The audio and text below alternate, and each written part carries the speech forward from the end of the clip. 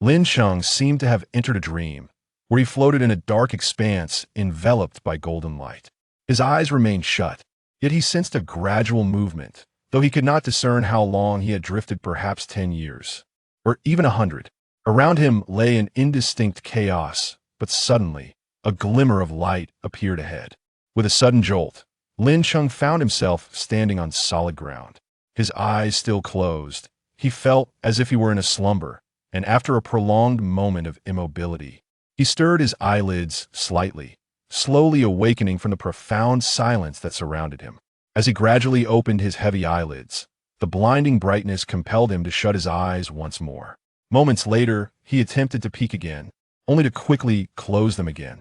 After an indeterminate number of attempts, when Lin Cheng finally opened his eyes, he was greeted by a blinding expanse of white light. As he tentatively moved his fingers, he was astonished to find them responding after a prolonged period of stillness. Have I truly left that realm of darkness? Lin Cheng pondered, disbelief washing over him. Yet, when he raised his gaze and beheld a magnificent altar towering in the distance, adorned with unfamiliar symbols and radiant stones, he recognized that he had indeed escaped the oppressive void. With a slight stiffness, Lin Cheng approached the imposing altar, which appeared to be 10 stories high. After surveying his surroundings, he noted that apart from the grand altar, this space held no other objects or living beings. He had no choice but to proceed toward the altar, observing the area as he walked. It seemed relatively small, with a diameter not exceeding 100 meters, beyond which lay a veil of white mist.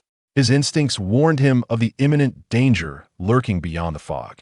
Upon reaching the base of the altar, Lin Cheng noticed a series of steps on the left leading to the summit.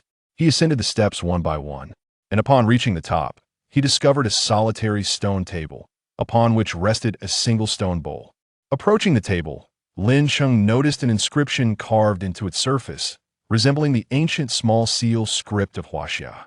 As a history enthusiast, he deciphered it with ease. Blood oath of mastery, creation of the primordial. Understanding that he had no alternative, Lin Cheng bit his finger, allowing his blood to drip into the stone bowl. The moment the blood touched the bowl, the entire altar trembled violently, akin to an earthquake, causing Lin Cheng to struggle to maintain his balance. Yet, the tremors subsided swiftly, and the bowl transformed into a dazzling golden light that surged into Lin Cheng's mind. As the golden light penetrated his consciousness, Lin Cheng found himself endowed with a new recollection of this place. After a period of absorption, he was left in a state of astonishment. It turned out that the 9-layered pagoda he had procured for a mere 100 coins was, in fact, the foremost among the 10 supreme treasures of the Luo Tian Great World. Revered as the 9 heavens primordial creation pagoda, he now stood within the interior of this tower, which had never before manifested in the mortal realm. The sages of the Luo Tian immortal cultivation realm had only known of its legend, while the treasures ranked 2nd to 10th were of no concern to the primordial creation pagoda. Lin Cheng remained unaware of the capabilities of the other 9 treasures, but he recognized that this pagoda truly deserved its title as the supreme artifact. The primordial creation pagoda possessed 3 extraordinary functions, each more astonishing than the last. The first was its infinite storage capacity, which expanded as its master's life essence elevated, allowing for the inclusion of living beings. The second function enabled entry into the primordial creation pagoda at any time and place. Imagine being attacked only to vanish suddenly. Such an event might lead the assailant to question their existence. However, Lin Cheng understood that aspiring to be a formidable figure meant refraining from such antics. The third function, which delighted Lin Cheng most, was the ability to replicate elixirs and artifacts. By acquiring a sample and placing it upon the altar's stone table, along with a small offering of spirit stones, one could perfectly duplicate items of identical potency and efficacy. Furthermore, the appearance and color of the replicated items could be altered at will, showcasing a thoughtful design. By possessing this unparalleled treasure, Lin Cheng effectively carried with him an army of alchemists and artisans. While alchemists and artisans typically faced uncertainties in their endeavors, the 9 heavens primordial creation pagoda guaranteed a 100% success rate. As long as a sample was obtained, one could replicate it infinitely at a minimal cost. Envision Lin Cheng traversing the immortal cultivation realm, while others toiled tirelessly for a low-tier elixir he would be casually treating. Celestial elixirs as mere snacks for his pets. While others engaged in treacherous schemes over a mid-tier artifact, he would be handing celestial artifacts to his children as toys. Having read a few cultivation novels, Lin Cheng understood that the essence of cultivation lay not in the pursuit of immortality, but in the acquisition of resources, connections, and wealth, the foremost being wealth, for it holds the power to transcend the mundane.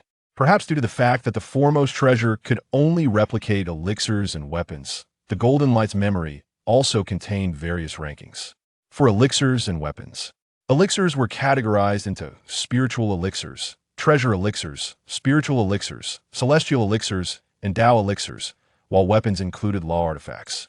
Treasure artifacts, spiritual artifacts, celestial artifacts, and Tao artifacts, the 10 supreme treasures, transcended even Tao artifacts. Each category of elixirs and weapons was further divided into 3 tiers: low, mid, and high. The disparity between tiers resulted in profound differences in effects and capabilities, not to mention the distinctions between ranks. However, with the Primordial creation Pagoda in his possession, Lin Cheng feared that maintaining a low profile would soon become an impossibility. Having absorbed the information imparted by the Blood Oath, Lin Cheng was aware of how to exit the Pagoda. Yet, he remained oblivious to the circumstances outside and where the Primordial creation Pagoda had transported him. Although he now possessed the foremost treasure of the immortal cultivation realm, destined to ascend to the pinnacle, he was still an ordinary person, vulnerable in his current state. Upon exiting, he resolved to prioritize discretion, seeking to gather information regarding spirit stones, artifacts, and elixirs. Lin Cheng silently contemplated. Standing at the forefront of the altar, he closed his eyes slightly and murmured, "Creation of the heavens, return to the primordial, reveal yourself to me."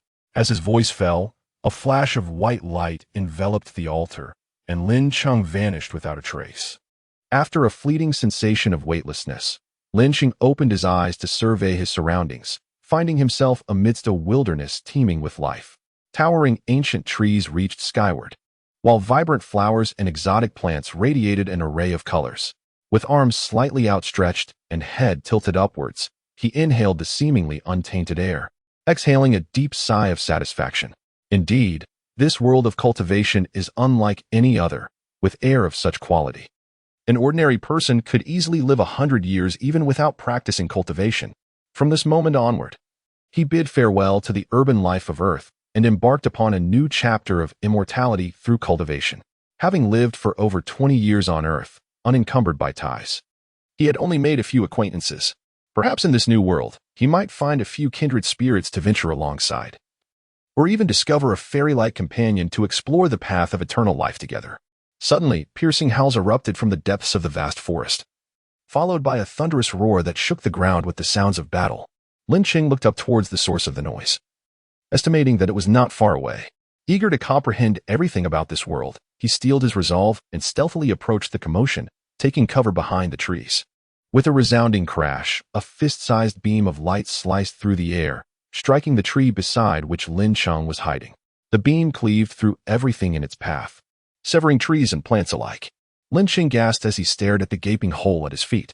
Ahead, a bloodied man was frantically fleeing, glancing back repeatedly as if something fierce were pursuing him. In an instant, a massive black cloud loomed behind him, drawing closer with alarming speed. In Lin Cheng's astonished gaze, the cloud descended, hovering 10 meters above the ground. The injured man, resigned to his fate, halted his escape, standing 20 paces away from Lin Cheng. As the black cloud approached, it transformed into a colossal black eagle with a wingspan of 30 feet. The majestic beast perched silently, its fierce and cunning eyes fixated on the man. Lin Cheng discerned that the eagle's combat prowess vastly surpassed that of the beleaguered man, who appeared to have long since given up any hope of survival. The man, now resigned to his fate, gazed at the black eagle with a melancholic expression. Who would have thought that I, Yin Ruxing, who was chased after geese for so long, would today be pecked by one? I had thought that after breaking through to the 7th layer of Qi cultivation, I could traverse the outskirts of this sunset forest with ease. But here I am, marked by this beast. Alas, I am up against a ninth-layer divine wind black eagle. Today, it seems I am doomed. How I wish I could protect Ru Meng from harm. But without my elder brother, I fear for her safety, he murmured softly. From his hiding place, Lin Cheng managed to catch snippets of Yin Ruxing's lamentations, realizing that he was in the Sunset Forest, and that the man was a seventh-layer cultivator while the Black Eagle was a ninth-layer beast, holding dominion over the skies. It was no wonder the man was at such a disadvantage. He had neither the favorable conditions nor the strength to fight back. Yet, it seemed Yin Ruxing was a caring older brother, and Lin Cheng felt a pang of regret for being unable to assist him. As the Black Eagle scrutinized Yin Ruxing, the latter, battered and bruised, stood motionless, having surrendered all hope of resistance. The Black Eagle, seemingly losing interest in tormenting him, spread its wings and shot towards the man like an arrow, its razor-sharp talons poised to strike. Just as the talons were about to make contact, Lin Cheng leaped from behind the tree, calling out to the Black Eagle. The creature instinctively turned its head towards Lin Cheng, and in that moment, its momentum and ferocity diminished, as if sensing a connection with him. Seizing the opportunity, Yin Ruxing raised his head, his previously despondent eyes now igniting with determination. With a resounding shout, a gleaming sword materialized in his empty hand, plunging into the Black Eagle's right eye with a swift thrust. Blood erupting from the back of its skull. The Black Eagle, as if turned to stone, hung suspended for a few seconds before crashing to the ground, sending dust flying. As the dust settled, Yin Ruxing collapsed, gasping for breath. Lin Cheng approached the fallen figure, crouching beside him, and softly inquired, "Are you all right, esteemed cultivator?" Having witnessed the Black Eagle's might, Lin Cheng realized that without the support of a powerful cultivator, his own survival in this perilous forest was uncertain. Any creature that emerged from the shadows could easily overpower him, raising doubts about whether he could endure even 10 minutes in such a treacherous place. Thus, he had risked his life to assist Yin Ruxing, and it appeared that his gamble had paid off. Perhaps Yin Ruxing, too, possessed a strong will to survive, which facilitated their seamless collaboration. After several labored breaths, Yin Ruxing turned his head slightly to regard Lin Cheng, saying, "Brother, your kindness is beyond words. You have saved my life. From this day forth, you are my benefactor, and should you ever find yourself in need, I, Yin Ruxing, will traverse any distance to assist you." Feeling slightly embarrassed by the gravity of Yin Ruxing's words, Lin Cheng scratched his head and replied, "Esteemed cultivator, I am but a mere mortal who inadvertently wandered into this sunset forest. There is no need for gratitude. If you could simply guide me to a marketplace where humans reside, I would be most grateful." Curious about Lin Cheng's unconventional attire and short hair, Yin Ruxing asked, "You possess no trace of spiritual power within you. How could you dare to confront a ninth-layer beast?" Lin Cheng smiled gently and explained, "When you ceased your flight, I was not far behind. Hearing your lamentations, I sensed your noble character, at least that of a caring elder brother, and acted on impulse to assist you." Yin Ruxing burst into laughter, but then winced as his wounds protested. "Your words have inspired me. I wish to call you brother. I have an idea. Would you be willing to entertain it? Speak. I see you are brave and of good character, perfectly embodying the ideals of my sect, the Carefree Pavilion. Allow me to take you to my sect. If you pass the outer sect qualification assessment and enter our ranks, we can cultivate together in this, the 299th realm of cultivation, and share in the path of immortality. Would that not be delightful?" "What? The 299th realm of cultivation? What do you mean?" "We are in the 299th minor realm under the jurisdiction of the Great World of Luo Tian. Surely you have not been rattled by that Black Eagle to such an extent." No. I have nowhere else to go, so I shall accompany you to your sect." "Ha." Yin Ruxing, covered in blood, stood up and draped an arm around Lin Cheng's shoulders. "Good. Once you join the Carefree Pavilion, we shall be brothers, sharing fortune and adversity alike." Lin Cheng, however, pushed Yin Ruxing's grimy hand away with a look of disdain. "Please keep your distance. You are filthy." "Ah, I seem to be a bit exhausted," Yin Ruxing said weakly. "Otherwise, do you think I would want to lean on your shoulder?" "You are not weak at all. I just noticed that most of your injuries are external. That Black Eagle was merely toying with you and did not strike hard. With your identity as a cultivator, such minor wounds shouldn't hinder your movement," Lin Cheng replied. "Hee. I didn't expect you, a mere mortal, to have such keen eyesight," Yin Ruxing chuckled foolishly. Then, with a flick of his fingers, a small, handle-less sword flew from a distant tree and swiftly pierced the already lifeless Black Eagle's head. With a commanding word from Yin Ruxing, The flying sword swiftly extracted a glowing orb from the eagle's brain. The orb was no larger than a fingertip, yet Yin Ruxing treated it with great importance, stowing it away in a pouch at his waist. With a couple of crisp sounds, he severed the eagle's 2 sharp claws, placing them into the same pouch before nodding in satisfaction, signaling Lin Cheng to prepare to leave. What was that white orb? Lin Cheng inquired. That is the demon core of a magical beast. Just like humans, magical beasts can cultivate. The higher the level, the more useful the core becomes. It can be used for alchemy or artifact crafting, and most importantly, it is valuable. In the cultivation world, the common currency is spirit stones, which come in various grades: primary, intermediate, advanced, and supreme. Just one core from a 9th-layer chi refining beast can sell for 90 primary spirit stones in the market. That's enough to sustain me for several years. This time, I've truly struck it rich. Is the pouch you just used a storage pouch? You know about storage pouches? That's right.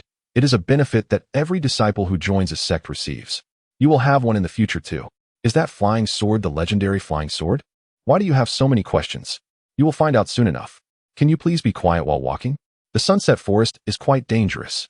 Oh, after saving your life, you find me annoying? You even said you wanted to repay me. That's a different matter entirely. All right. But why did you just cut off the Black Eagle's claws? I'll fight you for it. Upon exiting the sunset forest, they came upon an ancient road through the wilderness, leading towards a range of rolling mountains. In the distance, towering peaks rose abruptly, piercing through several layers of clouds. As if to touch the heavens, Yin Ruxing pointed toward the mountains that pierced the sea of clouds and said to Lin Cheng, "That is my sect, my home." In the vast realm of the Luo Tian Great World, there are 3,000 small worlds, but only the top 300 possess spiritual energy for cultivation. Thus, they can be termed the cultivation realm. The cultivation realm is predominantly ruled by sections. Beyond the 300th small world lies the realm of mortals, governed by the bloodshed of each generation's emperor. The 299th cultivation realm consists of 10 major sects and hundreds of smaller sect families. The 10 super sects look down upon millions of beings below. You are indeed fortunate to be born in this 299th cultivation realm. If you had been a moment slower in reincarnation, you might have ended up in the neighboring 300th mortal realm. Of course, I am lucky as well. Yin Ruxing said with a hint of relief. Brother, I don't want to know about the cultivation realm or the mortal realm. I just want to know, aren't you a cultivator? Are you really going to make me walk this far? Lin Cheng replied, having followed Yin Ruxing for a full 2 hours, feeling extremely fatigued as the peaks still appeared distant. Hiki, Yin Ruxing said, somewhat awkwardly, brother, my cultivation level is not profound enough to have learned sword control techniques. At most, I can perform some light body techniques. However, once I cultivate for another 20 years and break through to the foundation establishment stage, I'll be able to fly on a sword. At that time, I'll take you for a ride in the sky. Lin Cheng looked at Yin Ruxing, who was brimming with excitement, and said, 20 years. By then, I would have already reached the foundation establishment stage myself. Do I still need you to take me flying? As they walked for hours, Lin Cheng listened to Yin Ruxing boast about various things, gaining some understanding of the current cultivation realm. The 299th cultivation realm is currently controlled by the 7 major righteous sects: Nanhua Sect, Luo Shui Palace, Woyang Palace, Pure Sword Sect, Beast Master Valley, Heartless Palace, and the Xiaoyao Pavilion. Meanwhile, the demonic forces are mostly hidden away, though the 3 top-tier demonic sects, Immortalit Sect, Shadow Island, and Tian Tangzhai, occasionally stir up trouble. In the current era of cultivation, the disciples of the 7 major sects are experiencing a golden development period, with prodigious talents emerging like bamboo shoots after the rain. Take, for instance, the Xiaoyao Pavilion, which Lin Cheng intends to enter, boasting 7 young prodigies known as the 7 Sons of Xiaoyao. Most of them have broken through from the first layer of qi refining to the foundation establishment stage in less than 20 years. Thus, Lin Cheng's assertion that he could reach the foundation establishment stage in 20 years is well-founded, bolstered by the confidence that comes from possessing the world's foremost treasure. However, Yin Ruxing looked at Lin Cheng as if he were a fool and said, "Brother, are you feeling fatigued to the point of delirium? Do you know what it means to break through to the foundation establishment stage in 20 years?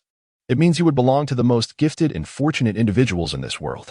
And here you are, thinking about the foundation establishment stage before even passing the sect's assessment. You truly dare to dream." Seeing Yin Ruxing's incredulous expression, Lin Cheng merely smiled faintly and chose not to respond. since he had traversed into this vast cultivation realm.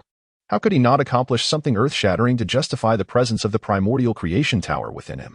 Under the moonlit sky, on a towering peak resembling a sharp sword, Yin Ruxing swiftly carried Lin Cheng up the stone steps. The staircase, with over 10,000 steps leading to the summit, left Lin Cheng exhausted by evening.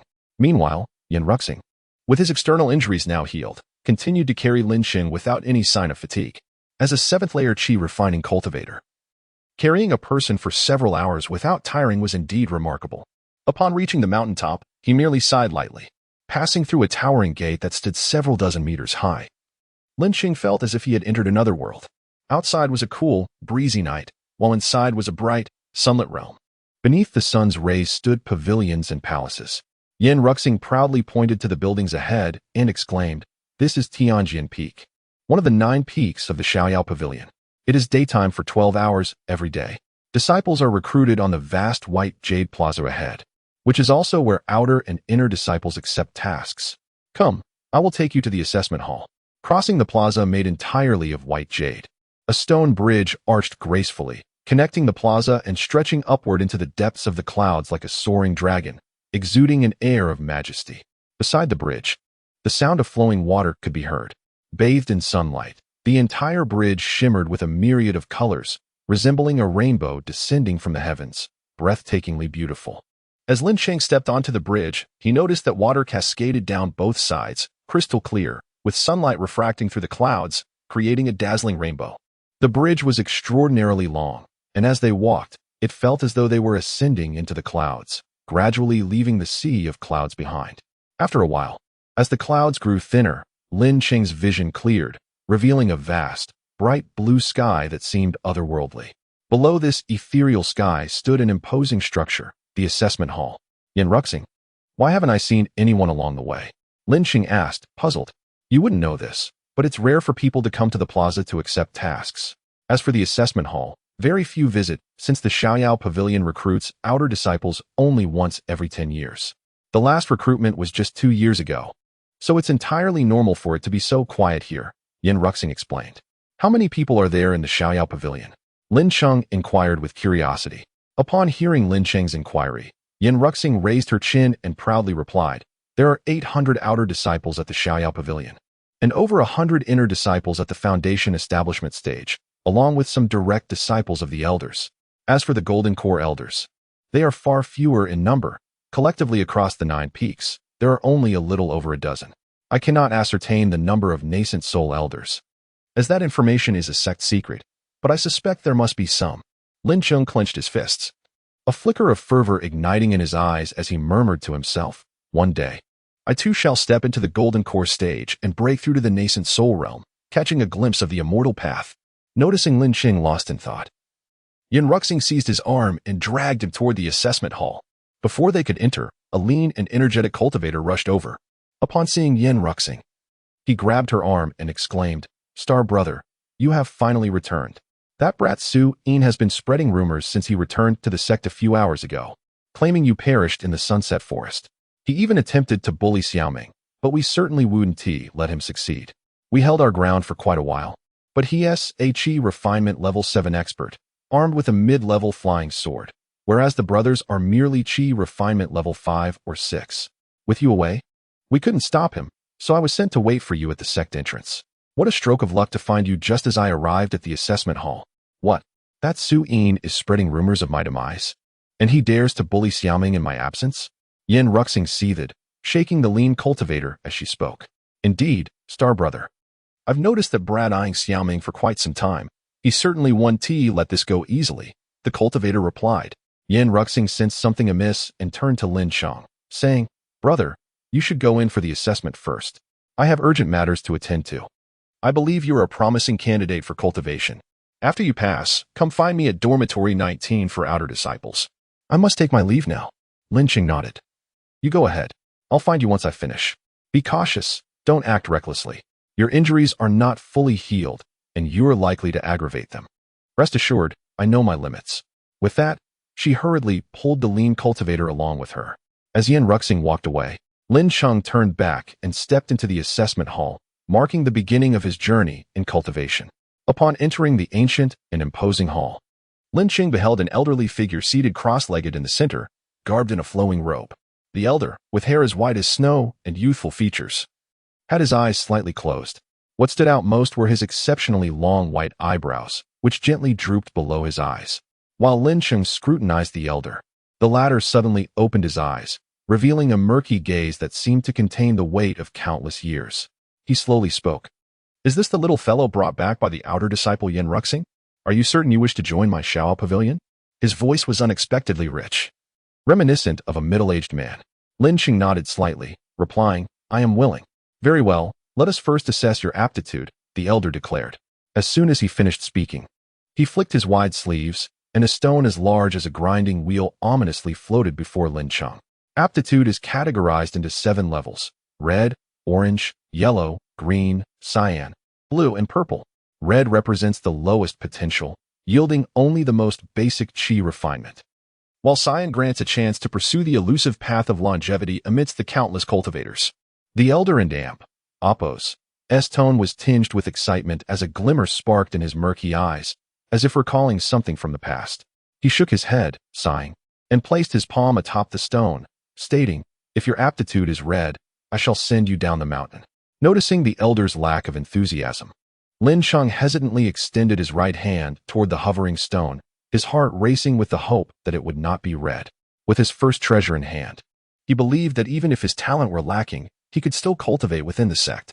As Lin Cheng's hand approached the aptitude stone, the elder, feeling despondent, turned his head and muttered to himself. He bore no expectations for Lin Cheng. Once a prodigy himself, he had witnessed over 300 years of cultivation, and had yet to hear of any sect receiving a disciple with aptitude above cyan in the entire 299th realm of cultivation. The renowned 7 prodigies of his own sect possessed only green aptitude, while the top 10 super sects only accepted disciples with orange aptitude and higher.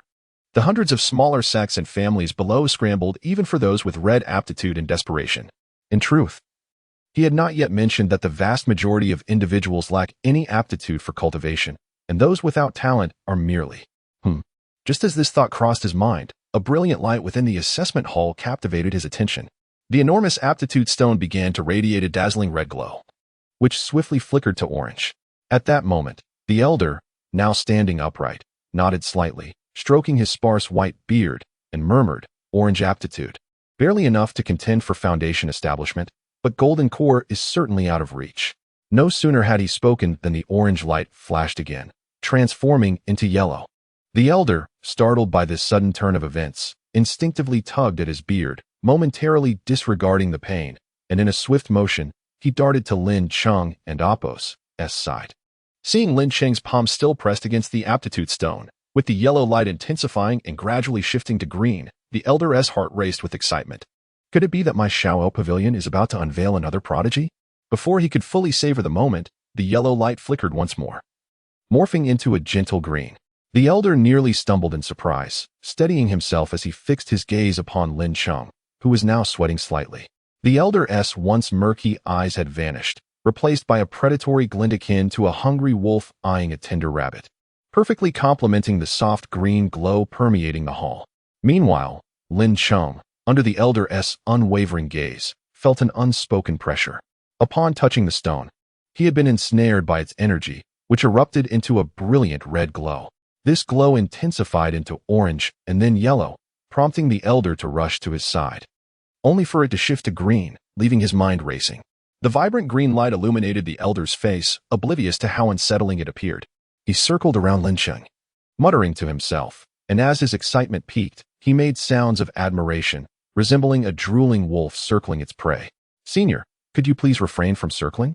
It makes me quite uneasy," Lin Cheng implored, still firmly pressing his palm against the stone. "Ah, dear child, do not call me senior.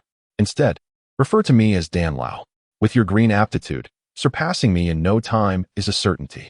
I would not dare take advantage of you." The elder, now self-designated as Dan Lao, feigned modesty. No sooner had he spoken than the green light in the hall exploded into a dazzling display, rapidly transitioning to cyan.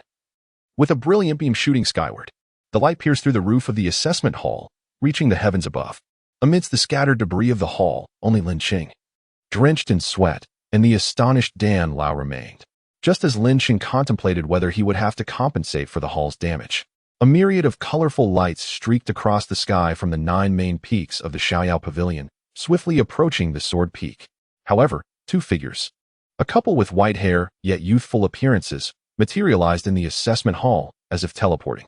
As the Golden Core elders and the sect leader, Qing Fengzhenren, arrived, they entered to find the 2 individuals standing with their hands clasped behind their backs. Bowing respectfully, we pay our respects to the 2 esteemed elders. Dan Lao, still in shock, quickly regained his composure and bowed in return. The male elder on the left waved his sleeve dismissively, saying, "There is no need for excessive formalities. Silence, and observe closely." The decree of the venerable elder resounded. A dozen esteemed Golden Core masters, who could cause the cultivation world to tremble with a mere stomp of their feet, stood at the entrance like obedient children, not daring to move. The female elder, having entered the hall, fixed her gaze upon Lin Cheng, her joy increasing with each passing moment. She turned to the man beside her, saying, "Wuyo, do you think I am dreaming? Our Xiaoyao Pavilion has actually produced a disciple with azure talent, truly a blessing for us." The man affectionately stroked the white hair of his partner, responding gently, "Indeed, we had hoped that 1 or 2 of those 7 children would inherit our legacy, ensuring the continued glory of Xiaoyao Pavilion. However, we both know that the prospects for a disciple with green talent to break through to the nascent soul stage are exceedingly slim. Moreover, the key spiritual herb, the disruption grass, necessary for refining the breaking infant pill, is becoming increasingly scarce, making breakthroughs even more challenging. Yet today, we have encountered such a prodigious talent. The azure light emanating from the talent stone assures us that Xiaoyao Pavilion and Appo's future is secure." As the 2 nascent soul elders expressed their excitement, the soaring azure light seemed to flicker as if stimulated by something.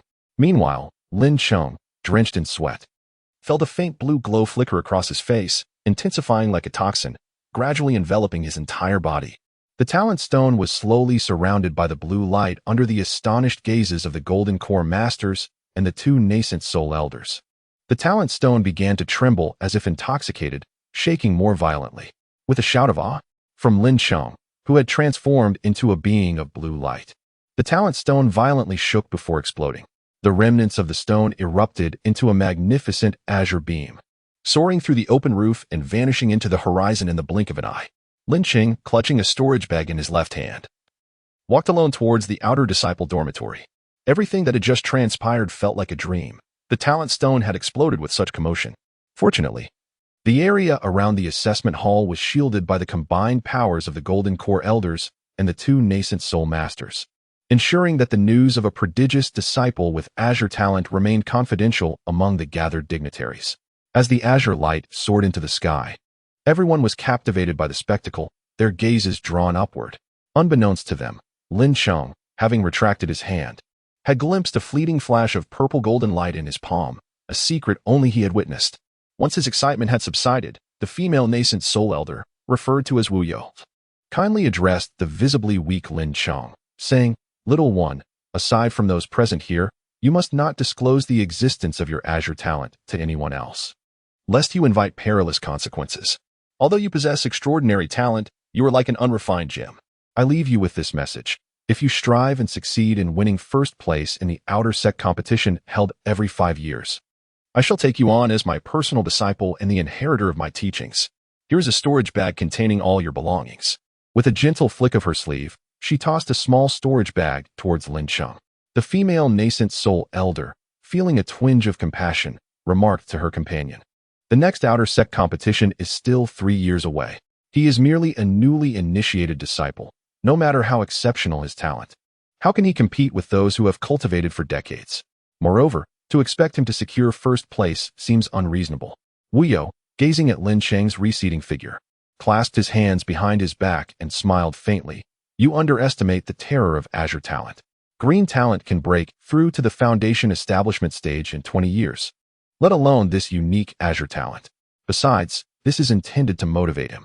You must understand that the crucial event is approaching, which will affect our sect's future for millennia. We need this young one to grow swiftly. With his talent, barring any unforeseen circumstances, victory in this upcoming competition will undoubtedly belong to Xiaoyao Pavilion." Wuyo waved his hand excitedly, his expression brimming with determination. Observing the rare vigor in his companion, Luo nodded in satisfaction without further comment. Arriving at the modest thatched cottage designated as dormitory number 201, Lin Cheng frowned and muttered, "How can a top-tier sect in the cultivation world provide its disciples with such accommodations? It's rather embarrassing." Unbeknownst to him, the thatched cottage for outer disciples was already considered quite decent. Once one advanced to the inner sect and reached the foundation establishment stage, they would have to seek out a stone cave to reside in. Fortunately, dormitory number 201 was currently unoccupied, as the next batch of new disciples would not ascend the mountain for several more years. Surveying the empty thatched cottage, Lin Cheng nodded in satisfaction. For someone of his stature, such an environment was perfectly suited to him, significantly reducing the risk of exposure. Lin Cheng sat cross-legged on the ground. As cultivators do not require beds or chairs, they use their cultivation practice in place of sleep. An hour of cultivation is equivalent to a night's rest, leaving one revitalized. Thus, most cultivators rarely lie down to sleep. Even if a bed is available, it serves merely to provide comfort during their practice. Lin Cheng pricked his finger, applying a drop of blood to the storage bag, and with eager anticipation, opened it. This was a technique imparted by the elder before leaving the assessment hall. Inside the palm-sized storage bag lay several items. As Lin Cheng removed them one by one, he noted that the seemingly small objects expanded in size once outside the bag, and he delightedly played with them. After some time, having familiarized himself with the storage bag's functions, Lin Cheng lost interest in frivolity and began to examine the items he had taken out. First, he discovered 2 or 3 dozen square stones of varying sizes, all shimmering with spiritual light. Clearly the universal currency of the cultivation world, spirit stones. Spirit stones accelerate a cultivator's progress, are essential for alchemy and artifact forging, and serve as consumables for array masters. Throughout the cultivation world, spirit stones are a necessity, making them the hard currency for millennia. Gazing at 2 spirit stones noticeably larger than the others, Lin Cheng fell into contemplation. Could these possibly be intermediate spirit stones? He recalled Yin Ruxing mentioning that newly initiated outer disciples at Xiaoyao Pavilion could only receive 2 basic spirit stones and a single cultivation aid pill, the Peiyuan Dan, per month. This treatment was already among the best across the hundreds of sects in the 299th cultivation world. Many small sects would consider it a generous offer to provide even a single basic spirit stone each month. Moreover, the monthly ration of 1 Peiyuan Dan. The Peiyuan Dan is the finest pill for those in the Qi refinement stage, capable of accelerating a cultivator and oppos as progress while also fortifying their foundation. Only a top-tier sect like Xiaoyao Pavilion could afford to distribute such excellent pills among its outer disciples. This pill could fetch several spirit stones in the black market. Recalling the Peiyuan Dan, Lin Cheng turned towards a white jade bottle resting nearby, its surface engraved with an ancient character for pay. Upon uncorking the bottle, Lin Cheng poured its contents into his hand. 1, 5, 10. He counted a total of 10 Peiyuan Dan. Surely, this was a special favor from the nascent Soul Elder, a privilege reserved for those of exceptional talent. Lin Cheng smiled, his eyes narrowing with delight at the thought. The remaining items were quite ordinary: a set of white ropes, a jade slip, a jade identity token, and a 3-inch-long, handleless flying sword. Lin Cheng swiftly stowed the flying sword and identity token into his storage bag and donned the robes. The robes fit him perfectly and were exceptionally comfortable, seemingly due to the quality of the fabric. Closing his eyes, he pressed the jade slip against his forehead, a technique taught to him by Dan Lao. By doing so, the information contained within the slip would be transmitted to his mind and inscribed instantly. Upon hearing this for the first time, Lin Cheng couldn't help but reminisce about his school days, wishing he had such a remarkable tool to alleviate the burdens of rote memorization. The jade slip contained a cultivation technique known as Piao record, detailing practices from the first stage of Qi refinement through the early stages of foundation establishment. For the subsequent levels, one would need to seek guidance from the sect leader or be chosen by an elder to become a direct disciple. Lin Cheng settled into a lotus position, palms raised to the heavens, silently reciting the Piao record incantation while synchronizing his breath with a pattern of 3 long and 2 short exhales. Before practicing, he was an ordinary mortal. After absorbing Qi, he felt as if he were ascending to immortality. Those new to cultivation typically began by drawing in spiritual energy, and after only a few minutes of proper breathing, Lin Cheng sensed himself entering a wondrous state, akin to ethereality or enlightenment. His soul seemed to transcend, gradually lifting away from his seated body. In this surreal state, his spirit opened its eyes, gazing around. The thatched walls surrounding him appeared utterly transparent, failing to obstruct his vision. Could this be the legendary spiritual awareness? He had heard Yin Ruxing mention that after reaching foundation establishment, cultivators could open a sea of consciousness in their minds, thereby developing spiritual awareness, which would allow them to effortlessly manipulate magical artifacts and perceive their surroundings with clarity far surpassing that of the naked eye. Yet, wasn't spiritual awareness supposed to manifest only after reaching foundation establishment? How could he have attained it merely minutes into his practice? Lin Cheng was baffled. Nevertheless, the scene within the 3-zhang radius of the thatched cottage was vividly imprinted in his mind. He could even see an ant laboriously transporting a leaf on a nearby blade of grass. No, it was clearer than what his eyes could perceive. Lost in thought, Lin Cheng suddenly felt a wave of dizziness wash over him. His floating soul became increasingly insubstantial, and then, as if a fledgling swan returning to its nest, it rushed back into his seated body. When his spirit and body reunited, Lin Cheng abruptly opened his eyes, only to be met with a disorienting blur, a throbbing headache, and a sensation of utter exhaustion, as if his entire being had been thoroughly ravaged. After resting for a while, he began to feel somewhat better, only to be assaulted by an overwhelming stench. The odor was so potent that his recovering body seemed to deteriorate once more. Hastily, he loosened his ropes, and due to his seated position, he noticed a thick, grayish-black liquid slowly flowing toward his thighs. Leaping to his feet, he saw that a foul puddle had formed where he had been sitting. Stifling the urge to vomit, Lin Cheng hurried outside. Glancing around, he spotted an ancient well 10 zhang to his left. He rushed to the well, seized a wooden bucket, and hurled it down. After cleansing himself with the well water, Lin Cheng also used it to wash away the stains in his cottage. Feeling refreshed, he admired the white robes, marveling at their extraordinary quality. They were impervious to dust and water. Otherwise, he would have had to wash them again. Returning inside, Lin Cheng resumed his lotus position to continue his cultivation. He reflected on the fact that having opened his sea of consciousness so swiftly was indeed fortunate. He chose not to disclose this to anyone, considering it his first hidden card. The treachery and power struggles within the realm of cultivation were no less severe than those in the mortal world, often even more intense and perilous. A moment of carelessness could lead to one's demise, making it essential to keep a few trump cards up one's sleeve. Clearing his chaotic thoughts, Lin Cheng closed his eyes, preparing to absorb the surrounding spiritual energy and transform it into his own. Suddenly, he noticed a pure white aura streaming into his dantian from all directions. In the center of his dantian, a minuscule pure white vortex began to spin slowly. Was this a spiritual energy vortex? Lin Cheng exclaimed in excitement, unable to contain his joy. It was no wonder he felt this way. He had heard Yin Ruxing boast that it took him a full month of cultivation to finally absorb spiritual energy and form a vortex in his dantian, achieving the first stage of qi refinement. Yet here he was, having transcended that within mere minutes. Lin Cheng felt a sense of confusion wash over him. Would sharing this with that boastful individual crush his fragile ego?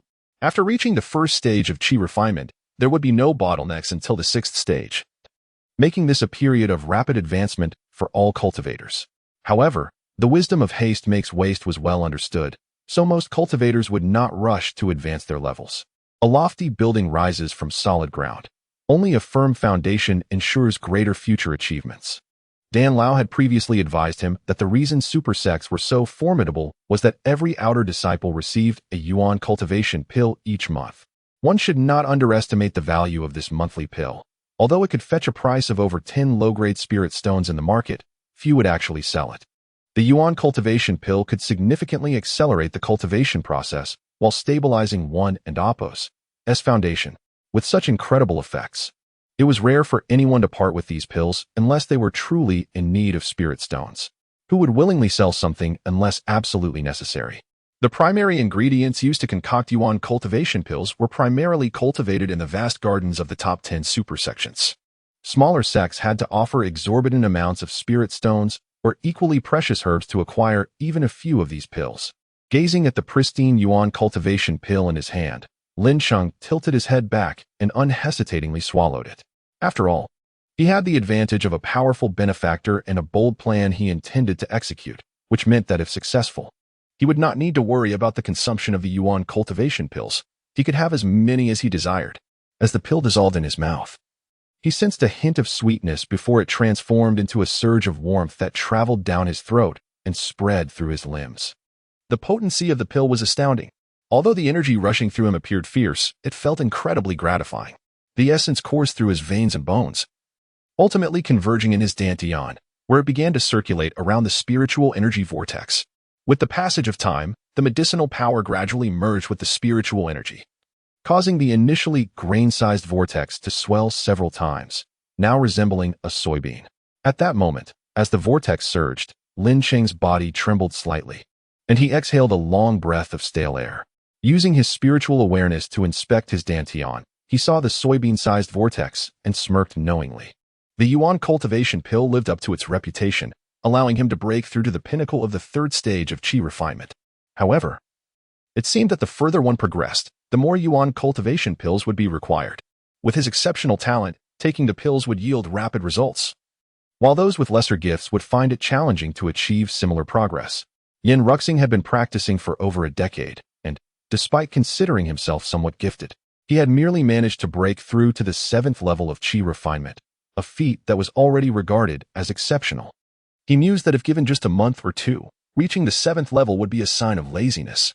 As he touched his unusually short hair, a hint of vanity crept in. He resolved to reach the 5th level of qi refinement by the next day and then seek out Yin Ruxing. Little did he know that if other cultivators heard such words, they would be infuriated. The path of cultivation is long, and how many true friends can one find? Sitting in meditation was incredibly satisfying. The longer he practiced, the more gratifying it became. After reaching the pinnacle of the 3rd level of qi refinement, he continued to sit cross-legged in meditation. However, he refrained from consuming any more nourishing pills. The reason was twofold. First, a rapid breakthrough could adversely affect a cultivator and Appo's foundation, even with the aid of elixirs. Second, he wished to refine a sword bestowed by a powerful nascent soul cultivator with internal magical energy. It was essential to refine a sword for self-defense. Otherwise, possessing magical energy without an effective means to wield it would prove futile. After practicing for a while, he could no longer resist the urge and retrieved the storage bag from his waist, extracting the sword and suspending it in midair. He sent a sliver of his spiritual consciousness into the sword, and in that instant, a fleeting sheen reminiscent of autumn water glimmered along the blade. Observing the sword, which now seemed to resonate with him, Lin Cheng couldn't help but smile slightly and murmur that a sword capable of a connection with a cultivator's mind could not merely be a basic magical tool. It must at least be a mid-level artifact. Since its blade resembled autumn water, he decided to name it the Autumn Water Sword. With excitement, he poured his internal magical energy into the Autumn Water Sword. As he formed a hand seal, the sword, animated by its master's command, vibrated intensely, producing several sword shadows. With a swift whoosh, it pierced through the bamboo door, darting out of the thatched cottage and under Lin Cheng's control. It began to zip around the cottage at an astonishing speed. In an instant, the area surrounding Dormitory 201 was filled with the resonant cries of the Autumn Water Sword as it traversed back and forth, possessing spiritual awareness typical of a foundational stage cultivator. Lin Cheng controlled the Autumn Water Sword with a speed and range of attack far surpassing that of an ordinary cultivator at the 3rd level of qi refinement, while a typical cultivator at that level could only command a sword within a range of 10 yards. Those at the 4th to 6th levels could extend that to 5 to 10 yards. Upon reaching the 7th level, one could engage an opponent from 20 to 30 yards away. Although his nascent spiritual awareness was still feeble, it was sufficient to enable Lin Cheng to achieve an attack range equivalent to that of a 7th level cultivator, and he managed to control it more adeptly than even those of that level. After flying the Autumn Water Sword outside for a while, Lin Cheng felt his internal magical energy plummet, realizing that he had expended the majority of it. Frowning, he muttered to himself that his magical energy was still too scant. Although pure, it was merely that of a 3rd level qi cultivator. He resolved to continue cultivating. Otherwise, if he encountered an enemy, he would soon find himself at a disadvantage. Sitting cross-legged, he began to practice the mysterious record, vowing not to open his eyes until he reached the 5th level of qi refinement. Since returning from the Sunset Great Forest, Yin Ruxing had been in a foul mood, primarily due to the diminutive cultivator's mention of Suyin. Suyin had entered the Immortal Pavilion in the same year as Yin Ruxing, but the comparison between them was stark. During the assessment at the Hall of Tests, Yin Ruxing had demonstrated a yellow talent, a commendable achievement that hinted at a future breakthrough to the Golden Core stage. With a bit of luck, he could even glimpse the nascent Soul stage. The many prodigies had met untimely demises along their paths. Conversely, Suyin had only displayed an orange talent during his assessment, which would likely confine him to the foundational stage. Although the longevity afforded by breaking through to that stage could last 300 to 500 years, it paled in comparison to the thousands of years promised by the Golden Core path, which explained why so many sought the path of cultivation. Those with profound skills could reverse rivers and shatter mountains with a mere wave of their hand, rivaling the moon and sharing longevity with the heavens.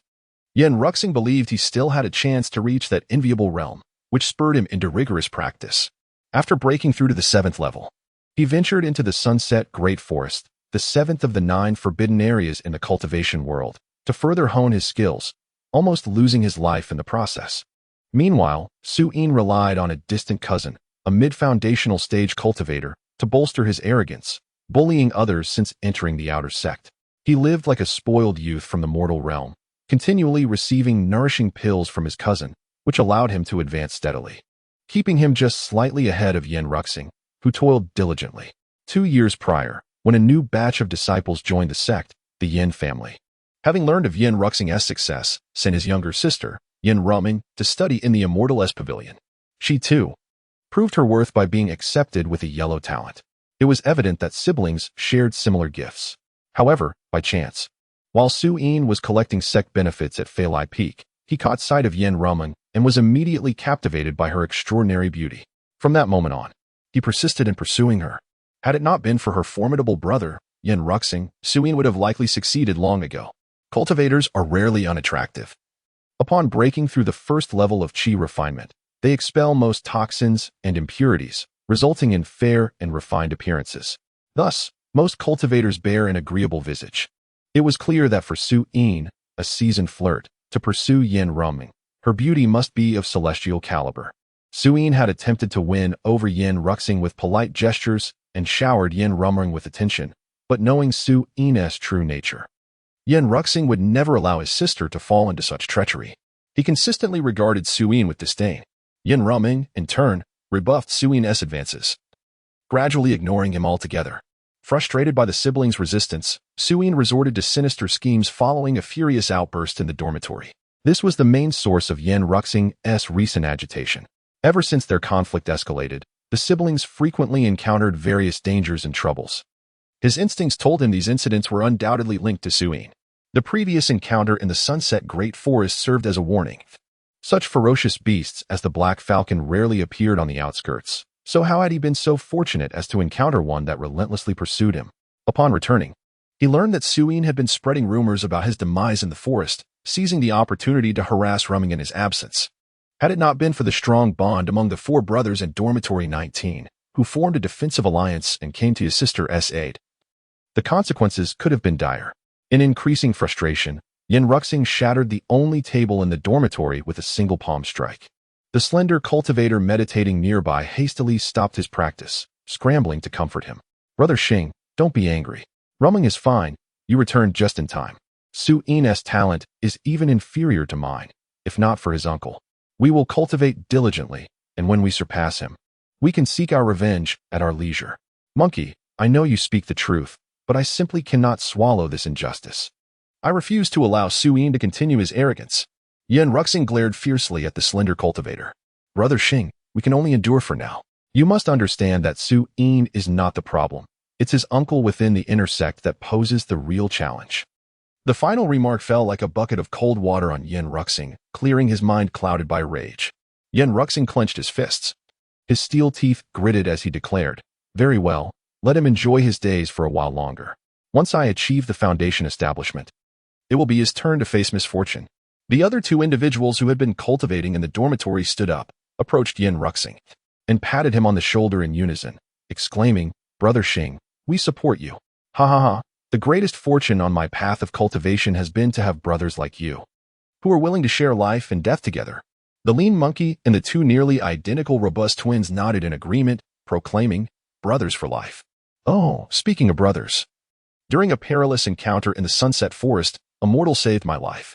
I recognized his boldness and pure heart, so I accepted him as my brother. He was all alone and had nowhere to go, so to repay him, I brought him to the Tianjin Peak for the assessment. It has been a while. I wonder if he has any talent for cultivation and whether he passed the assessment. Logically, if he had talent, he should have come to find me by now. Brother Xing's brother is our brother too, especially since he saved your life, one of the burly brothers remarked, scratching his head in a somewhat foolish manner. Ha ha ha, Tian Air. Have you broken through to the 6th level of Qi refinement? I saw it long ago. You are even more impressive than your brother Tian Yi. As soon as Yin Ruxing finished speaking, a peculiar voice, seemingly suppressing something, rang out from outside. Yin Ruxing, hand over your sister, and I shall spare your life. I stand before you. Tell me, how much do I resemble my former self? In the open space in front of dormitory number 19. Yin Ruxing was pursuing Lin Cheng while cursing vehemently. You little rascal. Ever since you joined the carefree sect, you've changed. How dare you make a joke about my sister? Just wait until I catch you. The lean monkey and the twin brothers nearby erupted in laughter as Lin Cheng ran. He used his spiritual power while glancing back at Yin Ruxing, teasing, I never knew you had a sister. You didn't mention her during our long journey. Are you afraid I might take an interest in her? Bah, Ruxin is my everything. No one is allowed to lay a hand on her. Although you seem decent. You're still not worthy of Ruxin. You should know she broke through to the 4th level of Qi refinement in just 2 years after entering the sect. Her talent surpasses even mine. Who knows, she might attain golden core status in the future.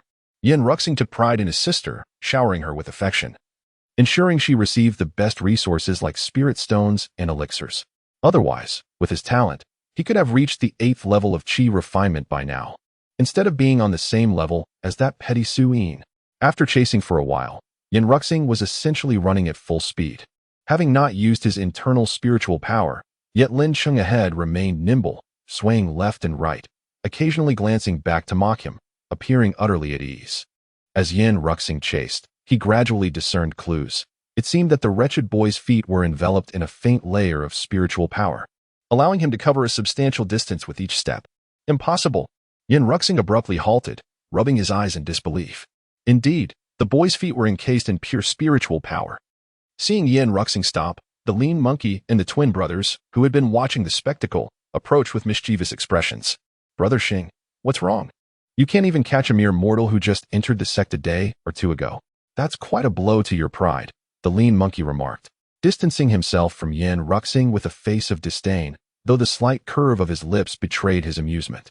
Yin Ruxing, unfazed by the lean monkey's teasing, stared in disbelief at Lin Cheng, who was now standing at the dormitory entrance, his posture slightly angled towards the bamboo door, robe flowing, hands clasped behind his back, gazing skyward at a 40-degree angle. If not for his short black hair, he might have seemed like a transcendent sage. You little rascal, tell me. You can't have broken through to the 1st level of Qi refinement just a day or two after entering the sect, can you? Yin Ruxing asked, reluctant to believe, yet still probing. The lean monkey, who had feigned disdain for Yin Ruxing, and Tian Yi and Tian Air, who had been grinning throughout, suddenly twitched their faces at this revelation, their laughter and mockery abruptly ceasing. As Lin Cheng met the skeptical gazes of those present, he smirked slightly, about to respond when a melodious laughter interrupted him. What are you brothers saying about breaking through to the 1st level of Qi refinement? Look at me today. ISN and amp, oppos, there's something different? Lin Cheng turned to see a young girl, around 16, skipping towards him, holding a tulip and wearing a white dress. She twirled as she approached, resembling a swirling wind chime, accompanied by a faint floral fragrance and a series of cheerful giggles. As the girl drew nearer, Lin Cheng's vision sharpened. Her clear pupils reflected nothing but her approaching figure, and time seemed to freeze at that moment. He stared at her for a long while. Hey, you little rascal, snap out of it. You don't actually intend to have designs on my sister, do you? Yin Ruxing exclaimed, noticing Lin Cheng's gaze fixed on his beloved sister since her arrival, and he shook Lin Cheng anxiously. Oh. Startled by Yin Ruxing's vigorous shaking, Lin Cheng blinked, touching his racing heart as he looked at the girl, who was also curiously observing him. As she approached, he could catch the alluring floral scent emanating from her. The girl and Appo's slender waist was adorned with a pink sash, and a small green fan was nestled at her right side. Her white shoes were pristine, seemingly untouched by dirt. Lin Cheng lifted his gaze to her face.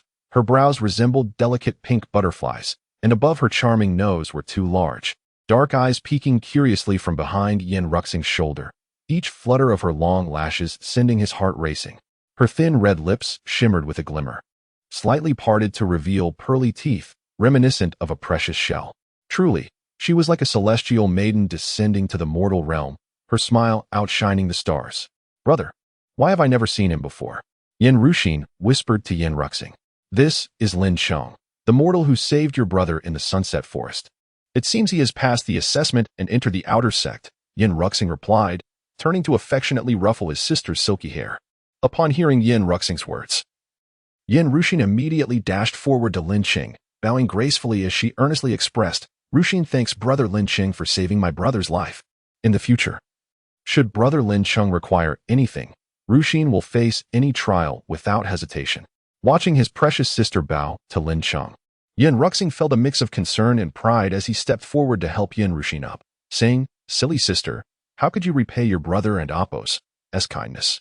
Moreover, this rascal is my brother. We don't speak of such things among brothers. Being so polite to him is pointless. This fellow is penniless and just joined the sect. I doubt he can offer you any gifts. Lin Cheng, amused by Yin Ruxing's dismissal, smiled slightly and addressed everyone, dear brothers and sister Ruxin. I do indeed have a gift for you. Aren't you all curious if I have broken through to Qi refinement? Let us discuss this indoors. We must be wary of eavesdroppers. All right, I want to see what tricks you have up your sleeve. Yin Ruxing nodded, inviting everyone inside. Upon entering dormitory number 19, several individuals sat cross-legged in a circle, their curious and bewildered gazes fixated on Lin Cheng. Unfazed, Lin Cheng smiled faintly and retrieved a jade vial containing the nurturing yuan dan from his storage pouch. He then signaled for everyone to extend their hands. As Lin Cheng poured out 5 fragrant yuan dan, the 5 surrounding individuals gasped in astonishment, seemingly forgetting to breathe, as if the air itself had solidified, creating an eerily quiet atmosphere. After a lengthy pause, Yin Ruxing was the first to regain composure, his voice tinged with excitement. How could you, having just entered for 2 days, possess such an abundance of yuan dan? His exclamation jolted the others back to reality, prompting a flurry of inquiries directed at Lin Cheng. Yin Rumong, in particular, gazed intently at Lin Cheng, as if she were searching for blossoms upon his face. While Lin Cheng could tolerate the barrage of questions, he found it increasingly difficult to endure Yin Ruming's unwavering stare. Wiping the sweat from his brow, he addressed the still chattering group. I excelled during my assessment, catching the attention of some influential figures in the sect. They provided me with special privileges. I came here today intending to share a few yuan dan with you, as we should enjoy our fortunes together. You're talking nonsense. I, with my yellow level talent, have never seen any sect elder grant me special treatment. Even the 7 prodigies within the inner sect Haven and Apos been known to receive such privileges in the outer sect. Yin Ruxing retorted, his expression one of disbelief. Tian and Shouho, seated nearby, nodded in agreement. Only Yin Ruming appeared stirred, her large, pearl-like eyes darting back and forth. Lin Cheng discerned their skepticism and, with a hint of disdain, replied, Those prodigies are mere talents of green level. I only shared this with you because I value our bond. Given a few years, I could easily surpass them. Lin Cheng, typically composed and mature, seldom revealed arrogance. Perhaps it was due to his recent transcendence into the realm of cultivation or the commendable character of those around him that he felt momentarily at ease.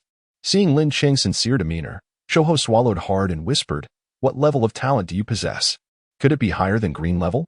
As soon as he spoke, the group's attention shifted back to Lin Cheng, who smiled gently in response to their envious gazes but chose not to answer. Let them think I possess blue-level talent. It is necessary to occasionally reveal my abilities. Otherwise, my rapid advancement would be hard to conceal, Lin Cheng mused internally. Suddenly, the atmosphere in dormitory No. 19 erupted with exclamations and astonished curses, startling the birds outside, which flapped their wings and fled the scene. It took a considerable time for the room to regain its tranquility. Noticing Yin Ruming's starry-eyed admiration directed at him, Lin Cheng felt a tinge of embarrassment. Please, keep this to ourselves. It's best that only we know to avoid unnecessary trouble. Tian, Shouho, and the others nodded solemnly, while Yin Ruxing continued to mutter in awe. I can't believe I've made a friend with blue-level talent. I'm going to hit it big. Once my brother reaches the foundation establishment stage, the first person I'll take down is Suyin. Damn it, I can't wait. Observing Yin Ruxing's inability to contain his excitement, Lin Cheng shook his head in resignation and informed the group, The sect has tasked me with securing first place in the outer sect competition 3 years from now. So I must focus on my cultivation. Time is of the essence. If you need me, you can find me in dormitory number 201. I'll be living there alone. As Lin Cheng stood to leave, Yen Rumong, who had been quiet until now, suddenly spoke. Lin Cheng, how many layers of qi cultivation have you reached? Without turning around, Lin Cheng lifted his robe and raised 5 fingers behind him, leaving the group in stunned silence as he gradually faded from view. Back in dormitory number 201, Lin Cheng resolved to utilize the precious artifact that had brought him here, the Hongming Creation Tower. He consumed 2 yuan dan himself and generously distributed 1 to each of Yen Ruxing and the others, leaving him with 3 remaining in the vial. His generosity was bolstered by the presence of the Hongming Creation Treasure. With closed eyes and focused intent, Lin Cheng softly intoned, "All creations of the heavens, return to Hongming. Enter." As his words echoed, he vanished from the humble abode and entered the vast space within the Hongming Creation Tower. Upon entering, Lin Cheng noticed the surrounding space had expanded significantly, with the previously distant white mist now retreating 100 feet, revealing a smooth and even ground. The altar at the center remained unchanged, still exuding an air of mystery and antiquity. Navigating the familiar steps toward the altar, Lin Cheng unfastened his storage pouch and retrieved a primary spirit stone along with a yuan dan, placing them upon the stone table. Although the market price for a yuan dan could reach several spirit stones, within the Hongming creation space, it merely required 1 primary spirit stone for perfect duplication. In essence, by duplicating a yuan dan, Lin Cheng could earn at least 10 spirit stones with no restrictions, truly a lucrative endeavor. Gazing at the 2 items on the table, an exhilarated Lin Cheng murmured, "Let me see if this treasure of the heavens is as formidable as the legends proclaim." "Spirit stone, I offer for my dan, manifest," Lin Cheng bellowed. Numerous runes and unknown stones surrounding the altar flickered momentarily before dimming, and the spirit stone on the table vanished as if it had never existed. In the blink of an eye, a new yuan dan, exuding a faint medicinal fragrance, materialized in its place, indeed, a primary yuan dan. Witnessing this miraculous occurrence, Lin Cheng laughed joyfully. Truly, it is the treasure of the heavens, living up to its reputation. With it, any precious dan or spirit dan I obtain can be replicated at minimal cost in spirit stones, without the need to worry about the success rate or material limitations in crafting. This treasure is simply astonishing, and I revel in it. Lin Cheng extracted 7 of the 20 primary spirit stones given by the sect elder to replicate 7 yuan dan, perfectly matching the remaining 3, totaling a full vial. He refrained from using all his spirit stones, as he possessed only 1 vial for storing the pills.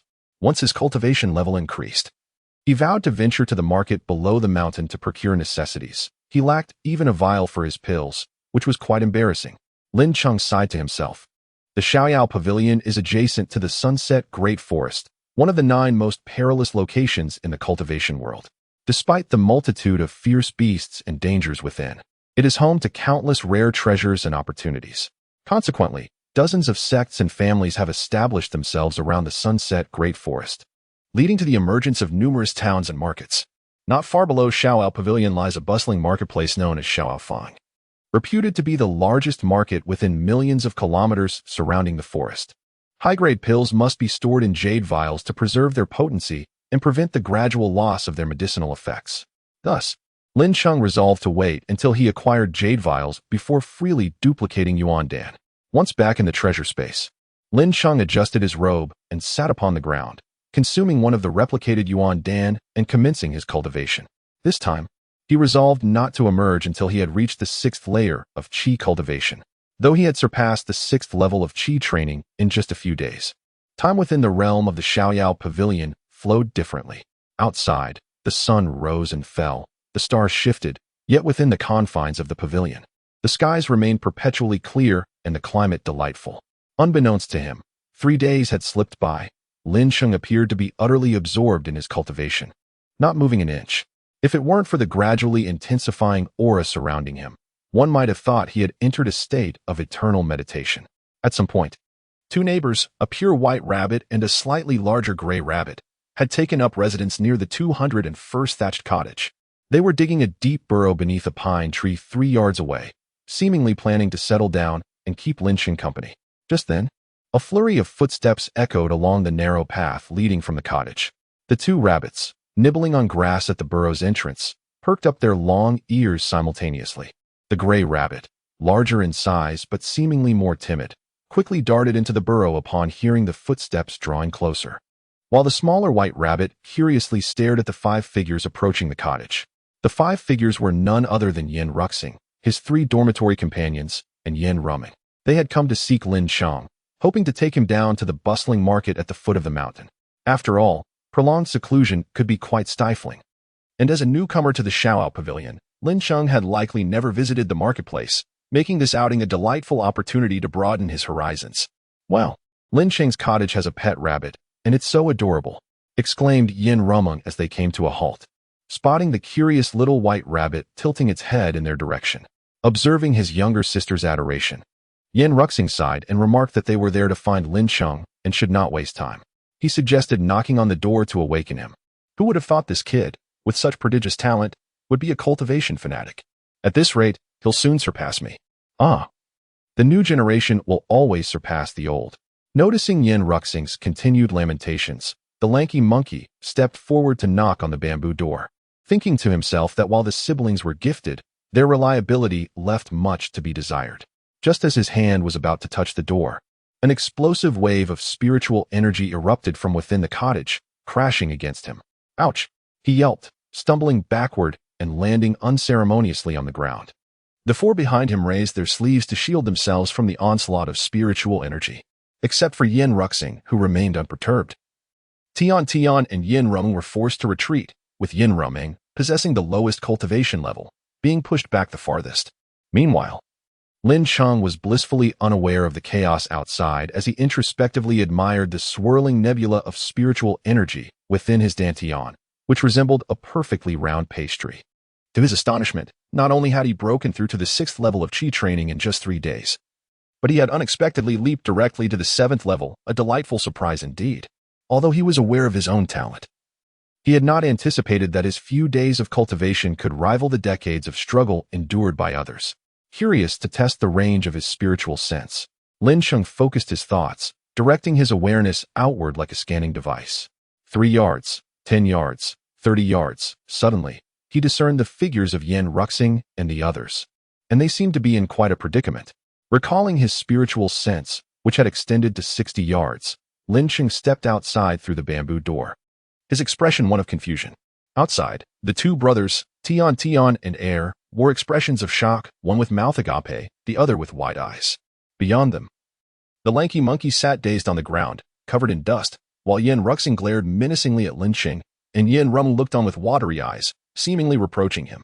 Lin Cheng, scratching the back of his head in bewilderment, asked why everyone was outside his door, appearing so disheveled.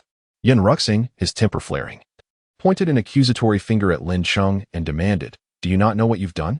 Did you do this on purpose? We were greeted by a wave of spiritual energy as soon as we arrived at your door. Look at the state the lanky monkey is in." And Rumming nearly fell over. "Are you trying to get yourself killed?" Seeing her brother fuming, Yin Rumming quickly tugged at his sleeve, whispering, "Lin Cheng didn't know we were coming. It must have been unintentional. Let's just ask him for clarification instead of getting so angry." "Humph, you're defending him now? Regardless of what he was doing inside, he's offended us. He must treat us to a meal at Zui Xianju when we go to the market. After all, he has connections with the sect's bigwigs. We might as well take advantage of it." Yin Ruxing's expression shifted from anger to delight at the mention of Zui Xianju, a sly grin spreading across his face. Yin Rumming, exasperated, looked up at the sky, her brother's antics both endearing and frustrating.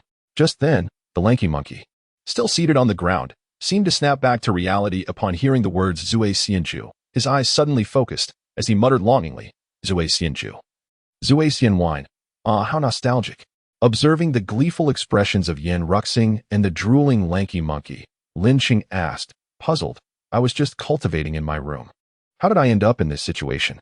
And what is this Zui Xian wine that has you all salivating?" Noticing the longing looks from Tian and Air, Lin Cheng grew increasingly curious. "Bah, how could you make such a ruckus while simply cultivating?"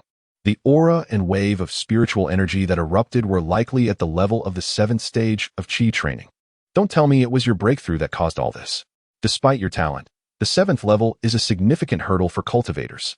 I struggled at the peak of the 6th level for 3 to 4 years before breaking through. That was considered fast. Those with lesser talents take a decade or more to achieve it. And just 3 days ago, you were only at the 5th level. To leap from the 6th to the 7th in 3 days is utterly preposterous. It was evident that Yin Ruxing found it hard to believe that Lin Cheng had caused such a commotion due to his breakthrough. And the lanky monkey and the two brothers nodded in agreement, their disbelief palpable. Lin Cheng shrugged nonchalantly. There was no need to explain himself, as they would eventually come to accept the truth through experience. Yin Rumeng, tucking a few rebellious strands of hair behind her ear, stepped forward and spoke to Lin Cheng. Brother Lin Cheng, as a newcomer to the Xiaoao Pavilion, you may not be aware of much. At the foot of the mountain lies a grand marketplace, bustling with shops catering to cultivators from various sections. You can find everything from medicinal pills to magical artifacts, as well as taverns and eateries. Many cultivators also set up stalls along the streets to sell their unwanted items, due to its proximity to the Sunset Forest and the Xiaoao Pavilion. The market is always teeming with cultivators. The most famous establishment in the marketplace is undoubtedly Zui Xianju, renowned for its signature drink, the century-old Zui Xian wine, which is said to knock even immortals off their feet. Moreover, this exquisite brew is sought after by countless cultivators not only for its flavor, but also for its ability to enhance cultivation and purify a practitioner's magical essence.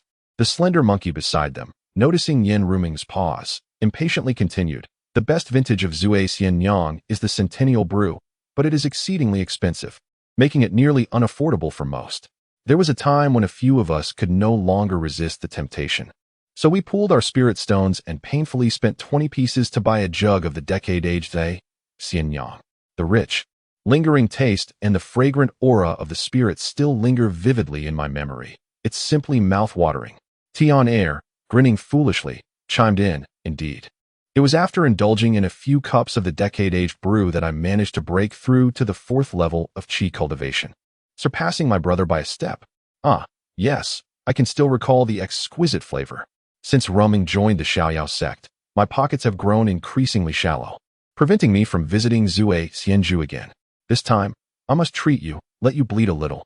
By the way, I've yet to taste the 20-year or 50-year aged Zui Xianyang. I wonder if the flavor intensifies with age. Along with the enhancements to one's cultivation, what a delightful prospect. Yin Ruxing mused longingly. Oh, so you hold the Zui Xianyang in such high regard? How fortuitous. For I too wish to visit the market at the foot of the mountain to procure some items.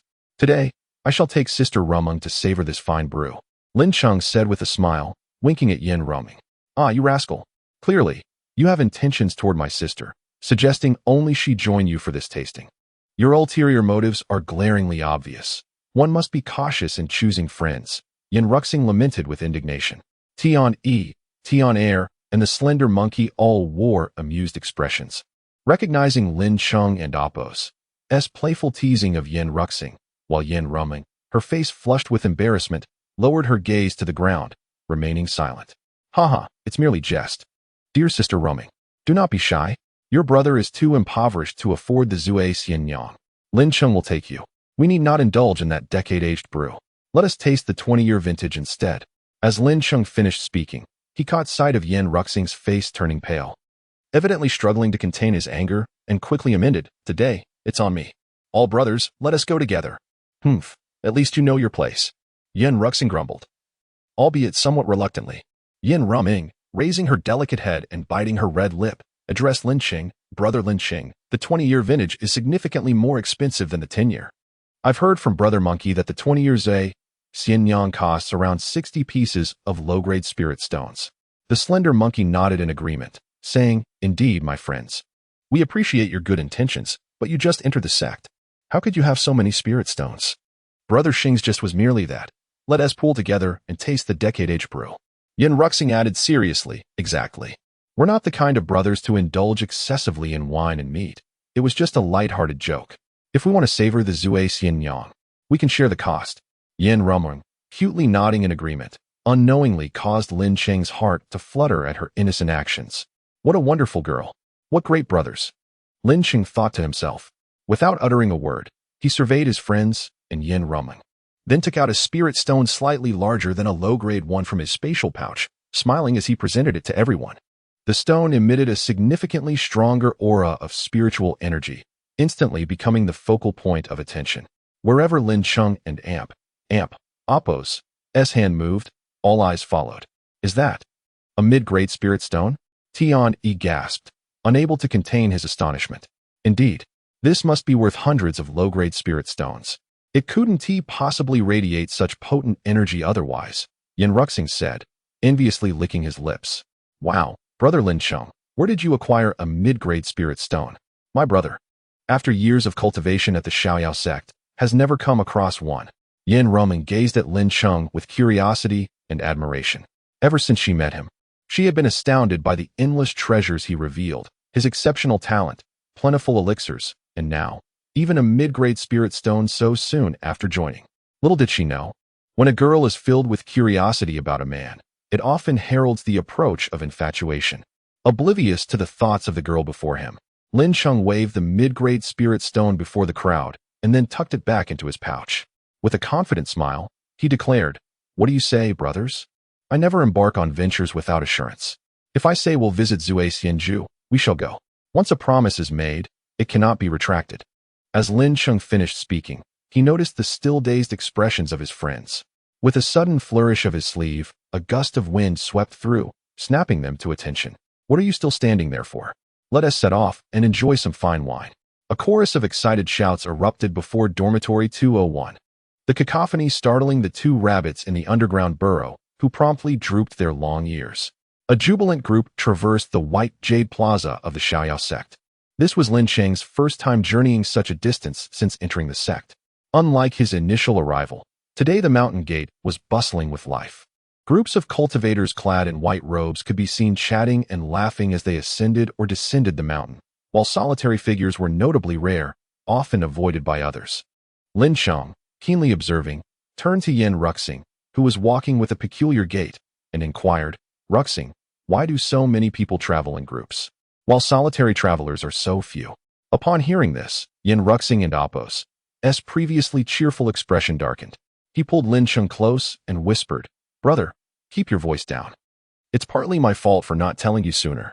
In this harsh world of cultivation, most people find safety in numbers. It's common to travel with a few friends. If one must venture into perilous places, they gather a large group for support.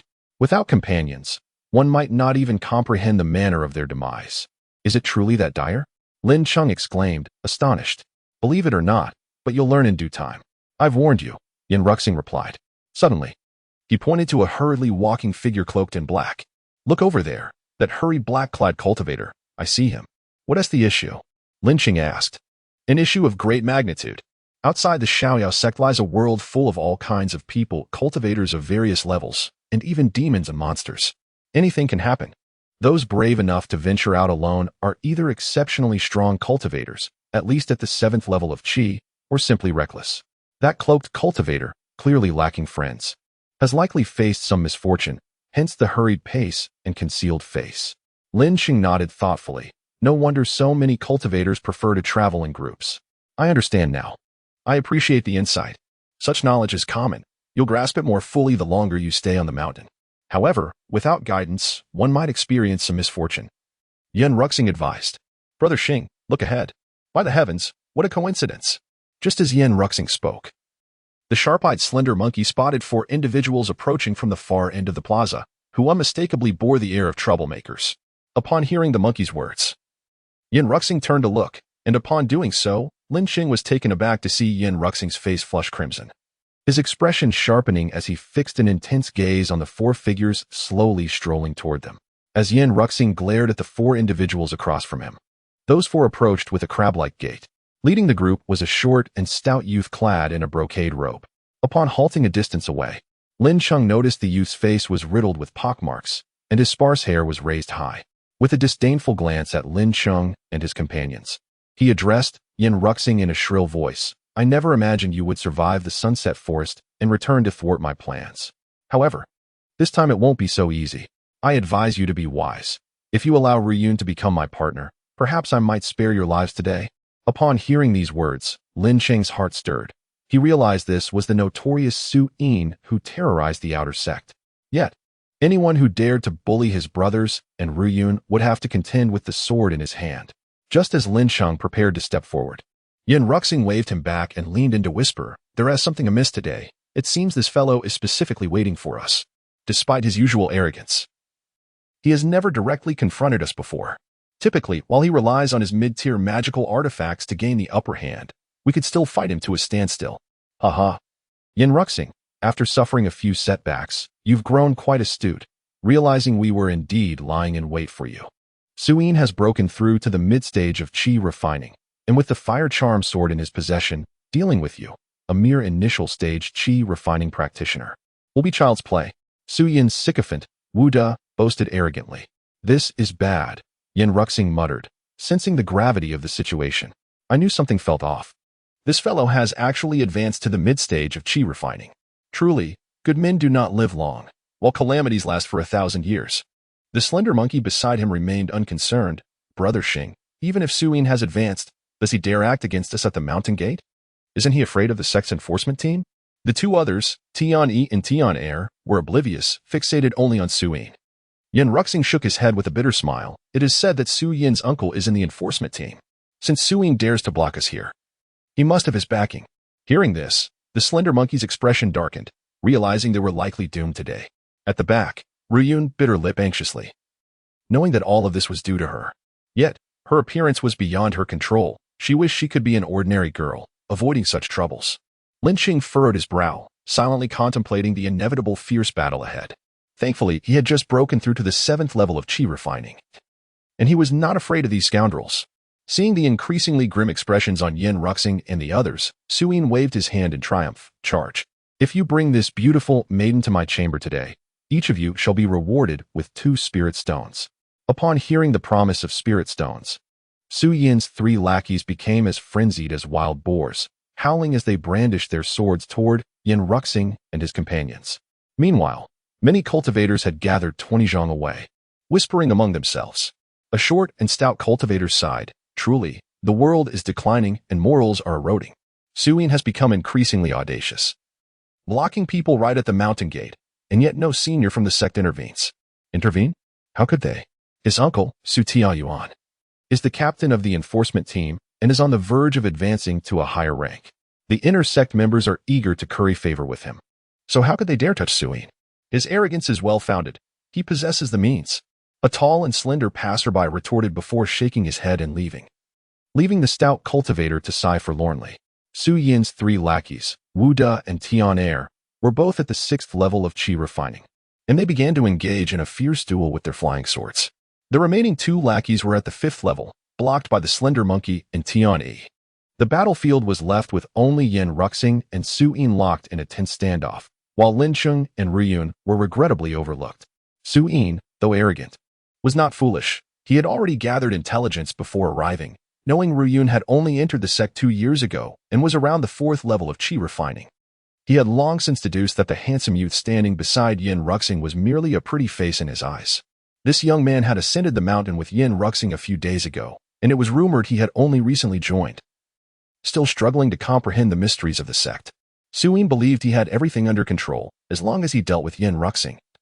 He could force Ruyun to follow him, leading to a night of revelry. The thought alone was intoxicating. As he gazed at Ruyun's graceful figure hidden behind Yin Ruxing, her fair face seemed to invite a bite. Suyin's eyes gleamed with desire, and he was nearly drooling at the prospect. Ruyun, feeling a chill run down her spine, timidly glanced ahead and was instantly frightened by Su Yin's maniacal gaze. Seeing his precious sister so terrified, Yin Ruxing could no longer contain himself. He instructed Lin Cheng to take care of Ruyun before unleashing a fierce roar and launching himself forward with his flying sword. On the expansive white jade plaza of the Xiaoao Pavilion, 6 cultivators clashed in a fierce duel. The sound of swords rang out, and the air crackled with the explosive force of their magical energies. Lin Cheng, witnessing this scene that seemed to belong only to novels, swallowed hard with excitement.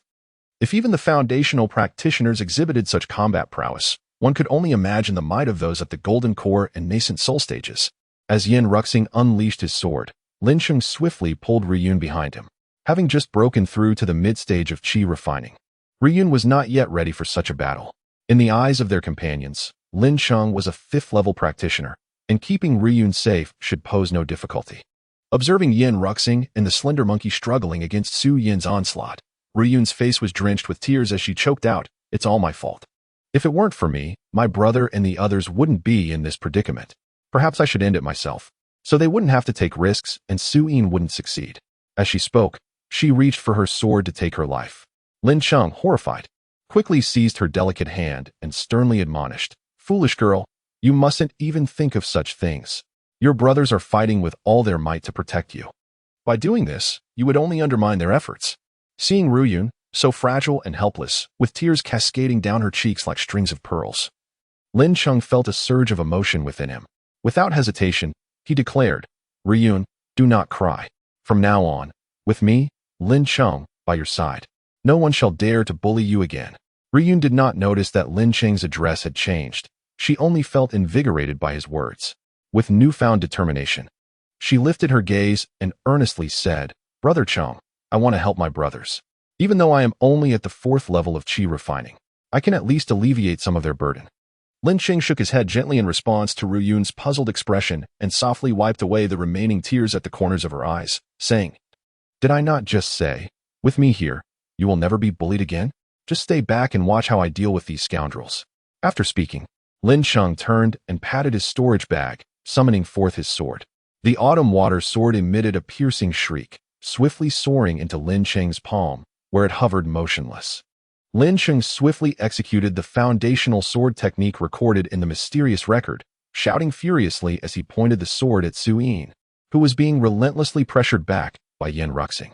A frigid beam of sword light howled through the air, piercing Su Yin's shoulder before he could evade it. All while Yin Ruming looked on in disbelief, her mouth covered in shock. Caught off guard, Su Yin felt a torrent of blood flow from his wound, compelling him to abandon his assault on Yin Ruxing and retreat instead, casting a glare filled with murderous intent at Lin Cheng, who was calling back his flying sword. Seeing Su Yin's retreat, Yin Ruxing, panting heavily, turned to Lin Cheng and joyfully patted him on the shoulder, exclaiming, "You little rascal actually managed to wound this scoundrel. Truly a good brother. Without your sword, I might have met my end today." Su Yin, wounded and retreating to a distance of 20 yards, snarled defiantly, "You think you're tough, huh? You're the first to dare stab me with a sword. Just wait. If I survive past next month, I want to be surnamed Su." Initially, Lin Cheng felt a twinge of reluctance about hurting Su Yin, but upon witnessing the latter's grotesque expression, his last shred of hesitation evaporated. "Ah, good. Since your words are foul and you seek my life, do not blame me for being ungracious," Lin Cheng said coldly, his eyes gleaming with a chilling light. Su Yin's malevolent face twitched as he sensed that Lin Cheng was not the weakling he had imagined. A gust of wind stirred, scattering leaves and obscuring the vision of those present. Lin Cheng gently brushed the leaves from his forehead, then summoned all his magical power to activate the flying sword. With a swift hand gesture, he directed it towards the 2 pairs of cultivators still locked in battle, shouting, "Go."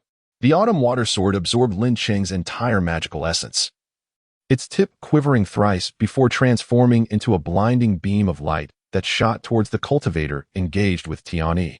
Wu sensed the dazzling sword light approaching from behind, but was powerless to evade it, watching helplessly as the sword pierced through his chest. A stunning spray of vibrant blood erupted on the white jade square as Wu clutched his chest, slowly kneeling to the ground. Blood gurgled from his mouth as he attempted to speak, but words failed him. "Humph, shameless scum, the world will see you perish. Today, I, Lin Cheng, shall cleanse the Shaoao Pavilion of these wretches and restore its honor," Lin Cheng proclaimed, retrieving the autumn water sword with a flourish. Amidst the astonished gazes of the surrounding cultivators, Lin Cheng unleashed a breathtaking sword strike. How swift it was! With a single thrust, he pierced the heart of a 6th-layer qi refining cultivator, extinguishing his life. How could he be so audacious? How could he be more arrogant than Su Yin?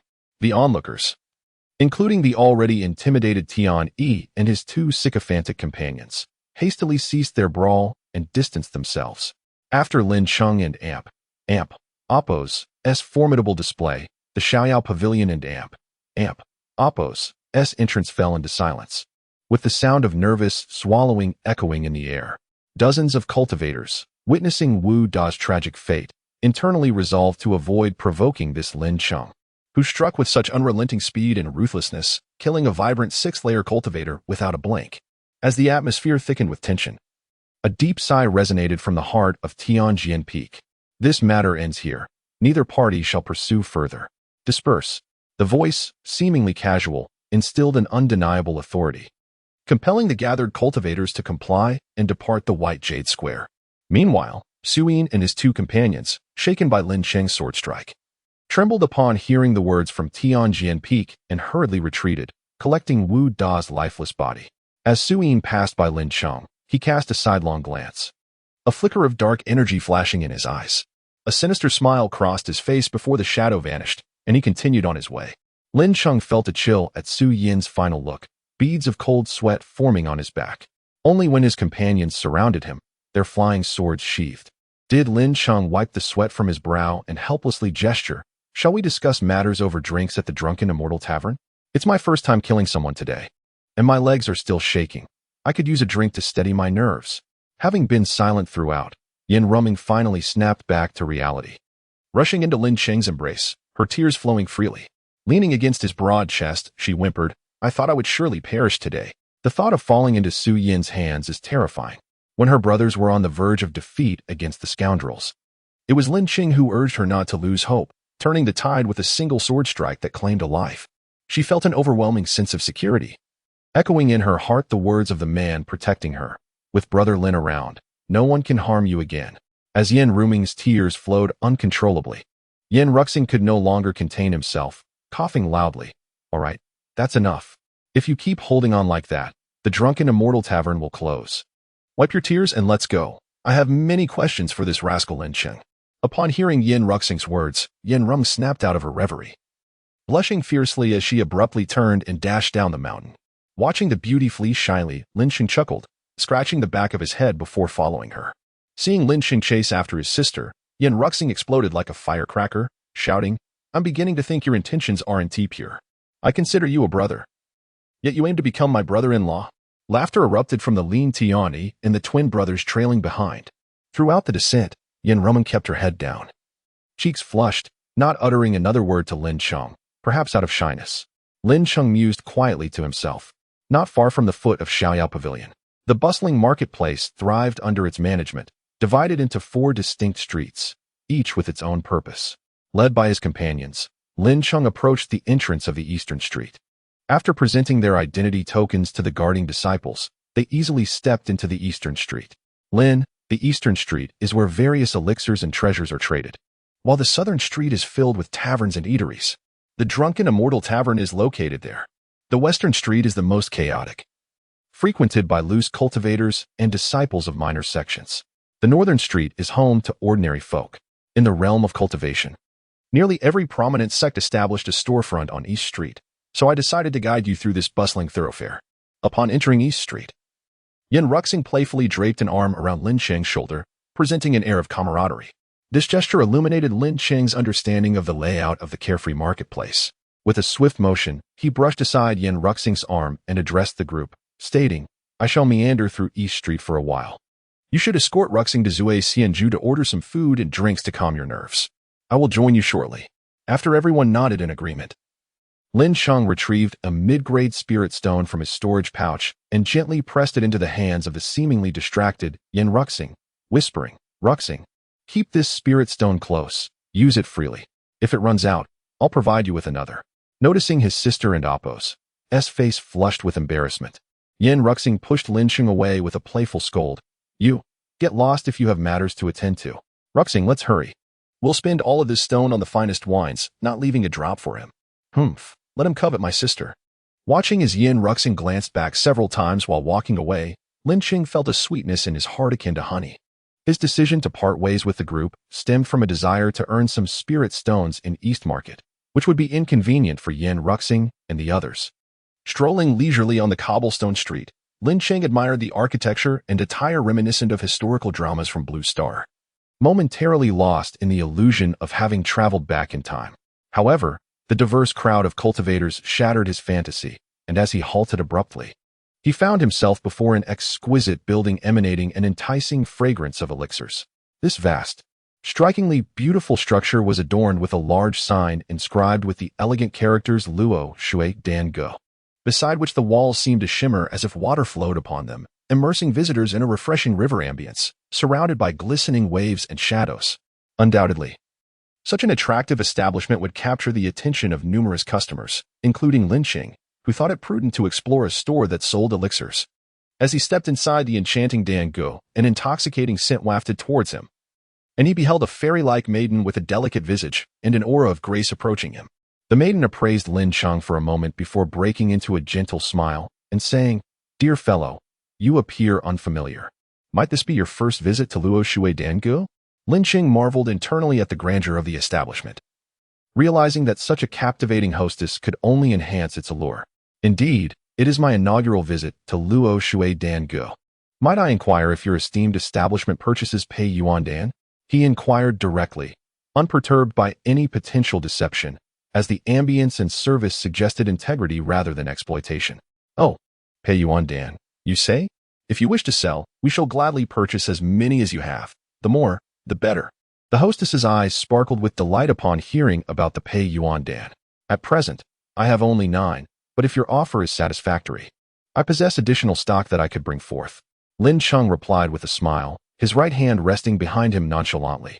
The hostess, Shui Yin'er, beamed joyfully at the prospect of acquiring pay yuan dan, a highly sought-after commodity in any sect, often scarce on the market despite its beginner's classification. Today, a fortuitous opportunity had arisen, and she recognized that securing these elixirs would earn her the admiration of her master and senior sisters. Feigning composure, she addressed Lin Cheng.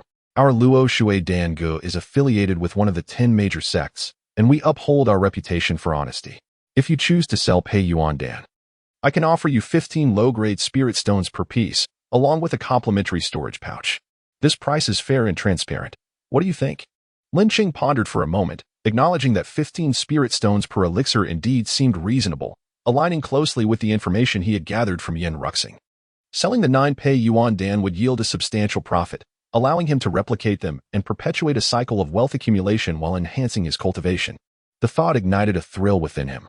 Suppressing the non-existent drool at the corners of his mouth, Lin Cheng, noticing the hostess's curious gaze, retrieved a jade vial containing the pay yuan dan from his waist pouch and declared, "It's a deal. However, may I request 100 jade vials for my own use?" "Certainly. I shall gladly provide 100 vials, and you may call me Shui Yin'er. In the future, simply seek me when you wish to sell elixirs. I will be here for the next few years honing my skills." After inspecting the vial and confirming the quality of the elixirs, Shui Yin'er joyfully counted out 135 spirit stones along with the vials, placing them into an empty storage pouch and handing it to Lin Cheng. Once Lin Cheng confirmed the contents of the pouch with a brief mental probe, he smiled at Shui Yin'er and remarked, "It is a pleasure to collaborate with you, fair maiden. I may return within an hour to deliver the remaining pay yuan dan. But for now, I must take my leave." "Very well. I shall await your esteemed return at Luo Dangu," Shui Yin'er replied courteously.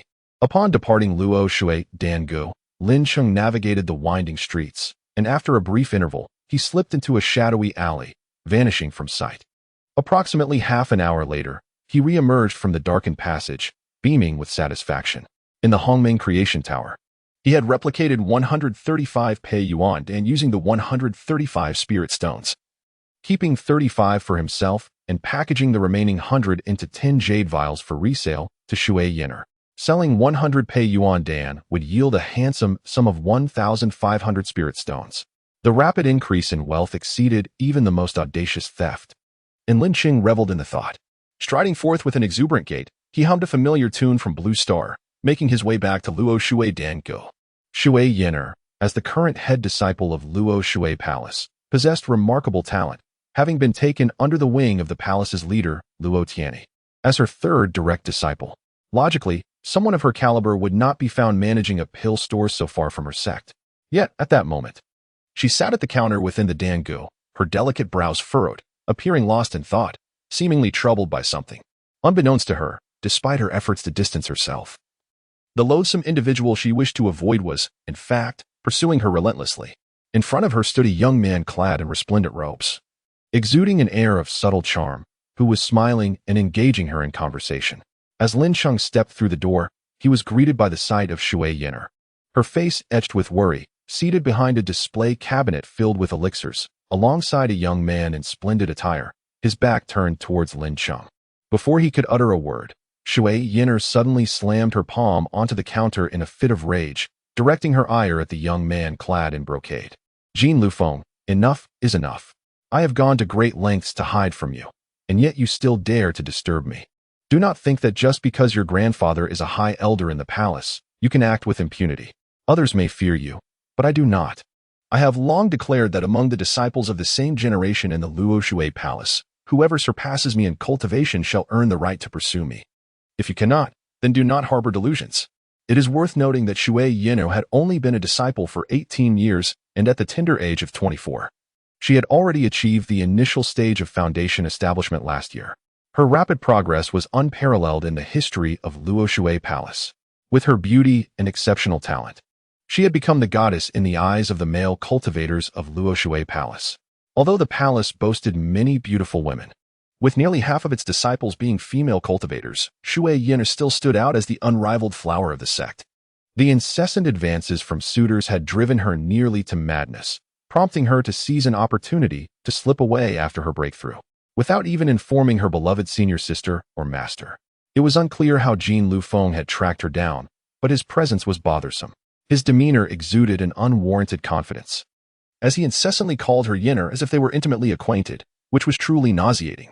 Shui Yinner had only shown him a modicum of respect due to his grandfather's influence in the palace.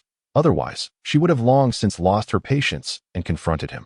After enduring Shui Yinner's outburst, the effeminate Jin Lufeng showed no signs of retreat. Instead, he flashed a seemingly carefree smile, unfurling his exquisite floating cloud fan. Sister Yinner, who in the palace is unaware of your unparalleled talent? We dare not presume to compare our cultivation speeds with yours, but talent does not determine everything, does it? My sincere intentions towards you are as evident as the heavens and the sun.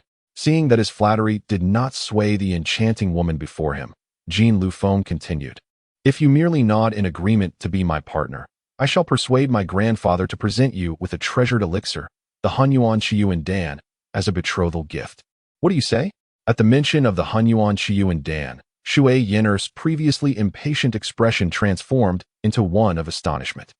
In an era where scattered cultivators could not afford even basic elixirs, and practitioners from small sects had never seen mid-tier elixirs, let alone the high-tier ones, the mere thought of a basic treasure elixir was akin to a royal jackpot. The rumors surrounding this elixir's miraculous ability to enhance a foundation establishment cultivator's realm without side effects were countless. Regardless of its type or effect, any elixir at the treasure level was invaluable. One could not even purchase it with spirit stones. To her surprise, Jin Lufeng was willing to part with such a treasure. Although her heart remained steadfast against being swayed by the elixir, she felt it would be unbecoming to unleash further harsh words. As Shui Yeno lapsed into silence, Jin Lufeng, confidently fanning himself, was interrupted by a sudden cough from Lin Cheng at the entrance. Greetings, fellow cultivators. I am Lin Cheng, he said, slightly cupping his fists in salute to Jin Lufeng. Without waiting for a response, he turned to Shui Yinner and continued, Fair maiden Shui, I have prepared the remaining Piyuan Dawn, 100 in total, neatly divided into 10 jade vials. Shall we conduct our transaction with a direct exchange of goods for spirit stones? Upon seeing Lin Cheng approach, Shui Yinner cast aside her previous frown, her face transforming with a radiant smile as she replied, Friend Lin, you are truly reliable. In less than an hour, you have returned to tend to the business of Luo Shui Dan Pavilion. I am immensely grateful. Please present the elixirs.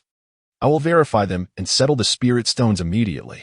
Observing that their interaction was purely transactional, Jin Lufeng withdrew his hostile gaze and gently waved his fan. Lin Cheng nodded and, with a thought, summoned 10 jade vials that floated gracefully before Shui Yinner.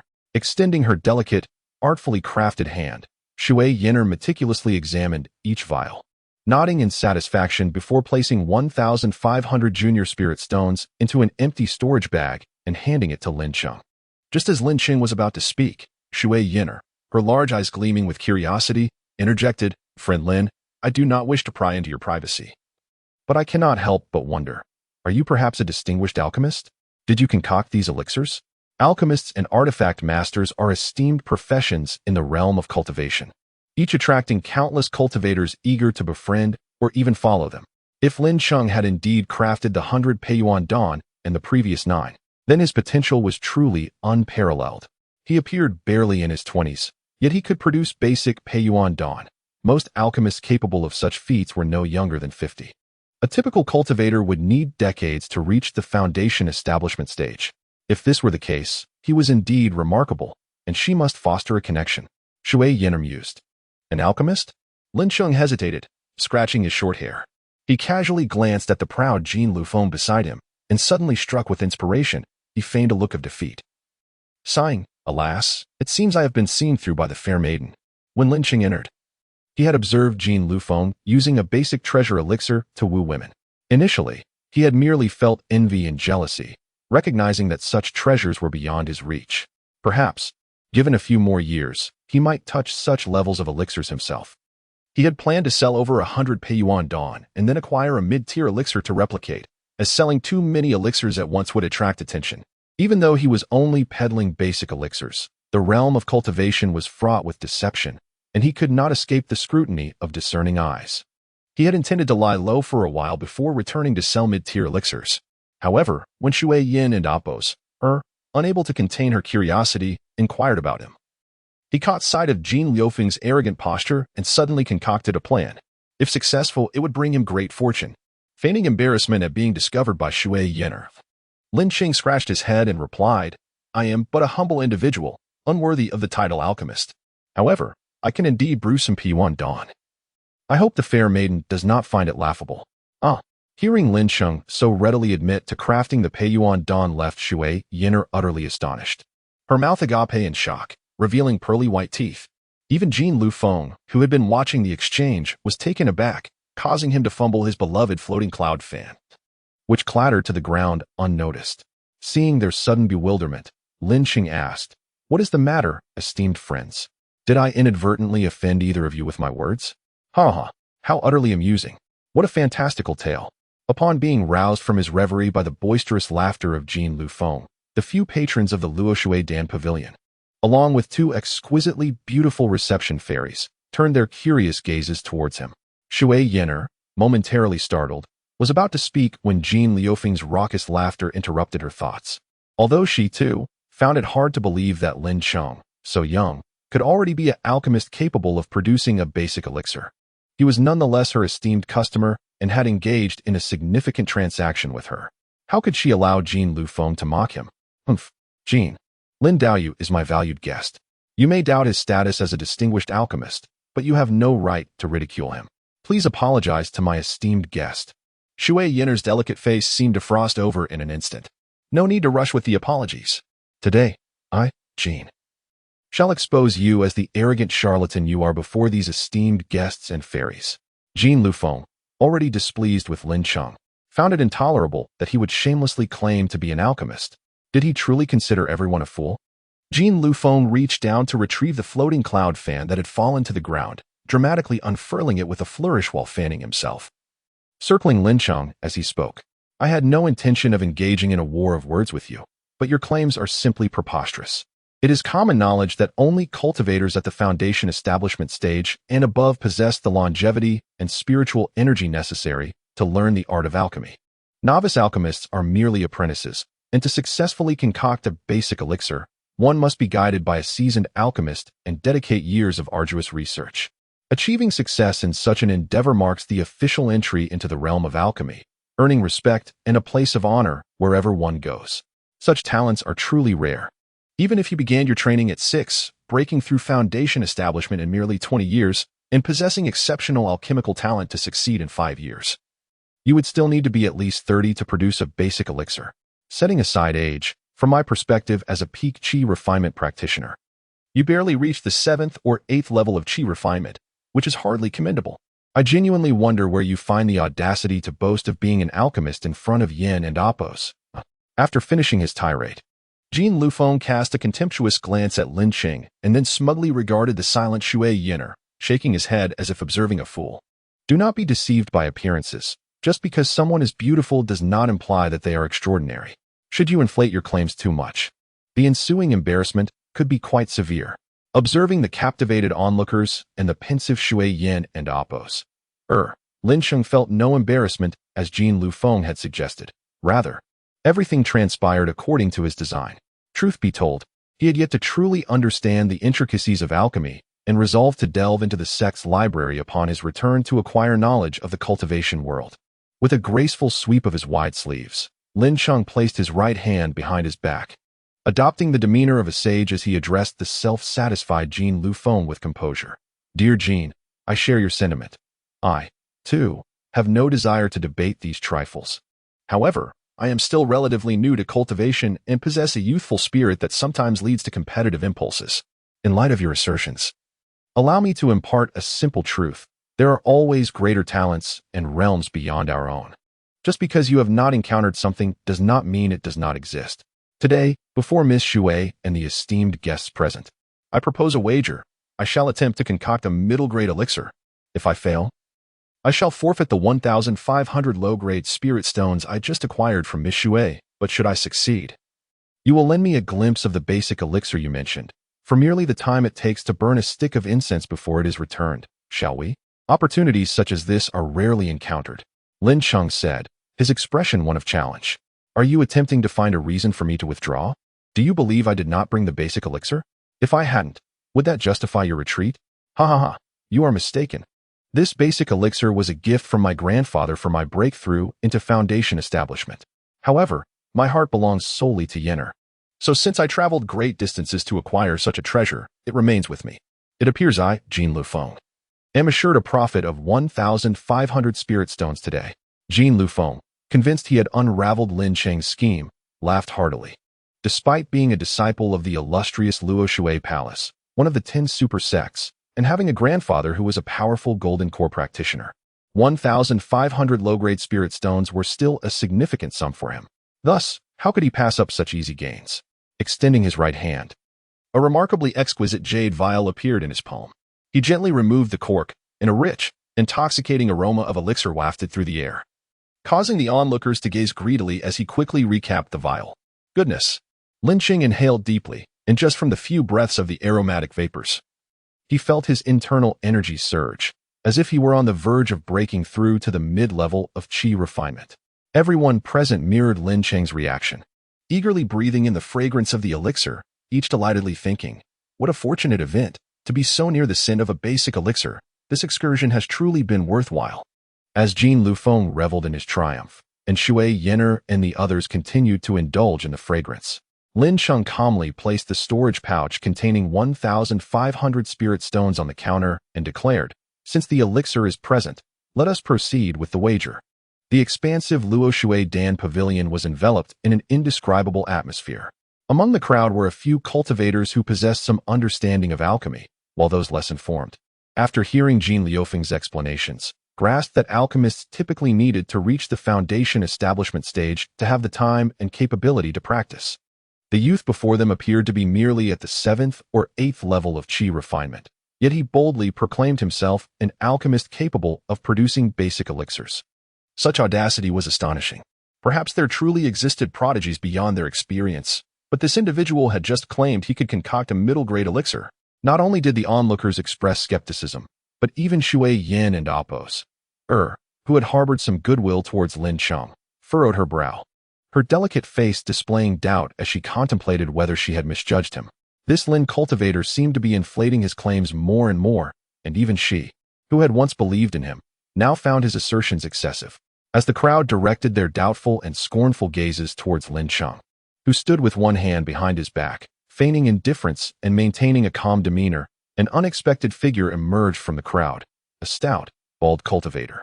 This rotund practitioner was unmistakably memorable, with his shiny bald head and large face, dressed in tattered robes that emitted a foul odor, prompting those nearby to cover their noses and distance themselves. The rotund bald man seemed utterly oblivious to the disdain reflected in the eyes of those around him. With a greasy grin, he approached Lin Cheng, his substantial belly leading the way, as if they were long-lost friends. He clapped Lin Cheng on the shoulder and, glancing around with a boisterous voice, proclaimed, "You mere mortals truly possess no vision. Your understanding is woefully limited. You fail to recognize the prowess of my friend here. However, fret not, Lin Dao Yu, for while they may be blind to greatness, I, the untroubled monk, hold unwavering faith in your abilities. Please, showcase your talents, and allow these frogs at the bottom of the well to broaden their horizons." Upon encountering this seemingly self-assured figure, dressed in ragged robes, yet calling himself the untroubled monk, Lin Cheng was taken aback. How could this individual possibly be aware of his capacity to concoct mid-tier elixirs? Did he possess some treasure that revealed Lin Cheng's hidden talents? A chill ran down Lin Cheng's spine as he observed the monk's chubby face alight with a peculiar gleam in his deep-set eyes. This man was certainly not ordinary. Since arriving in this world, even the formidable elders of the two sects had not evoked such an inscrutable impression upon him. Nevertheless, securing the initial elixir was paramount.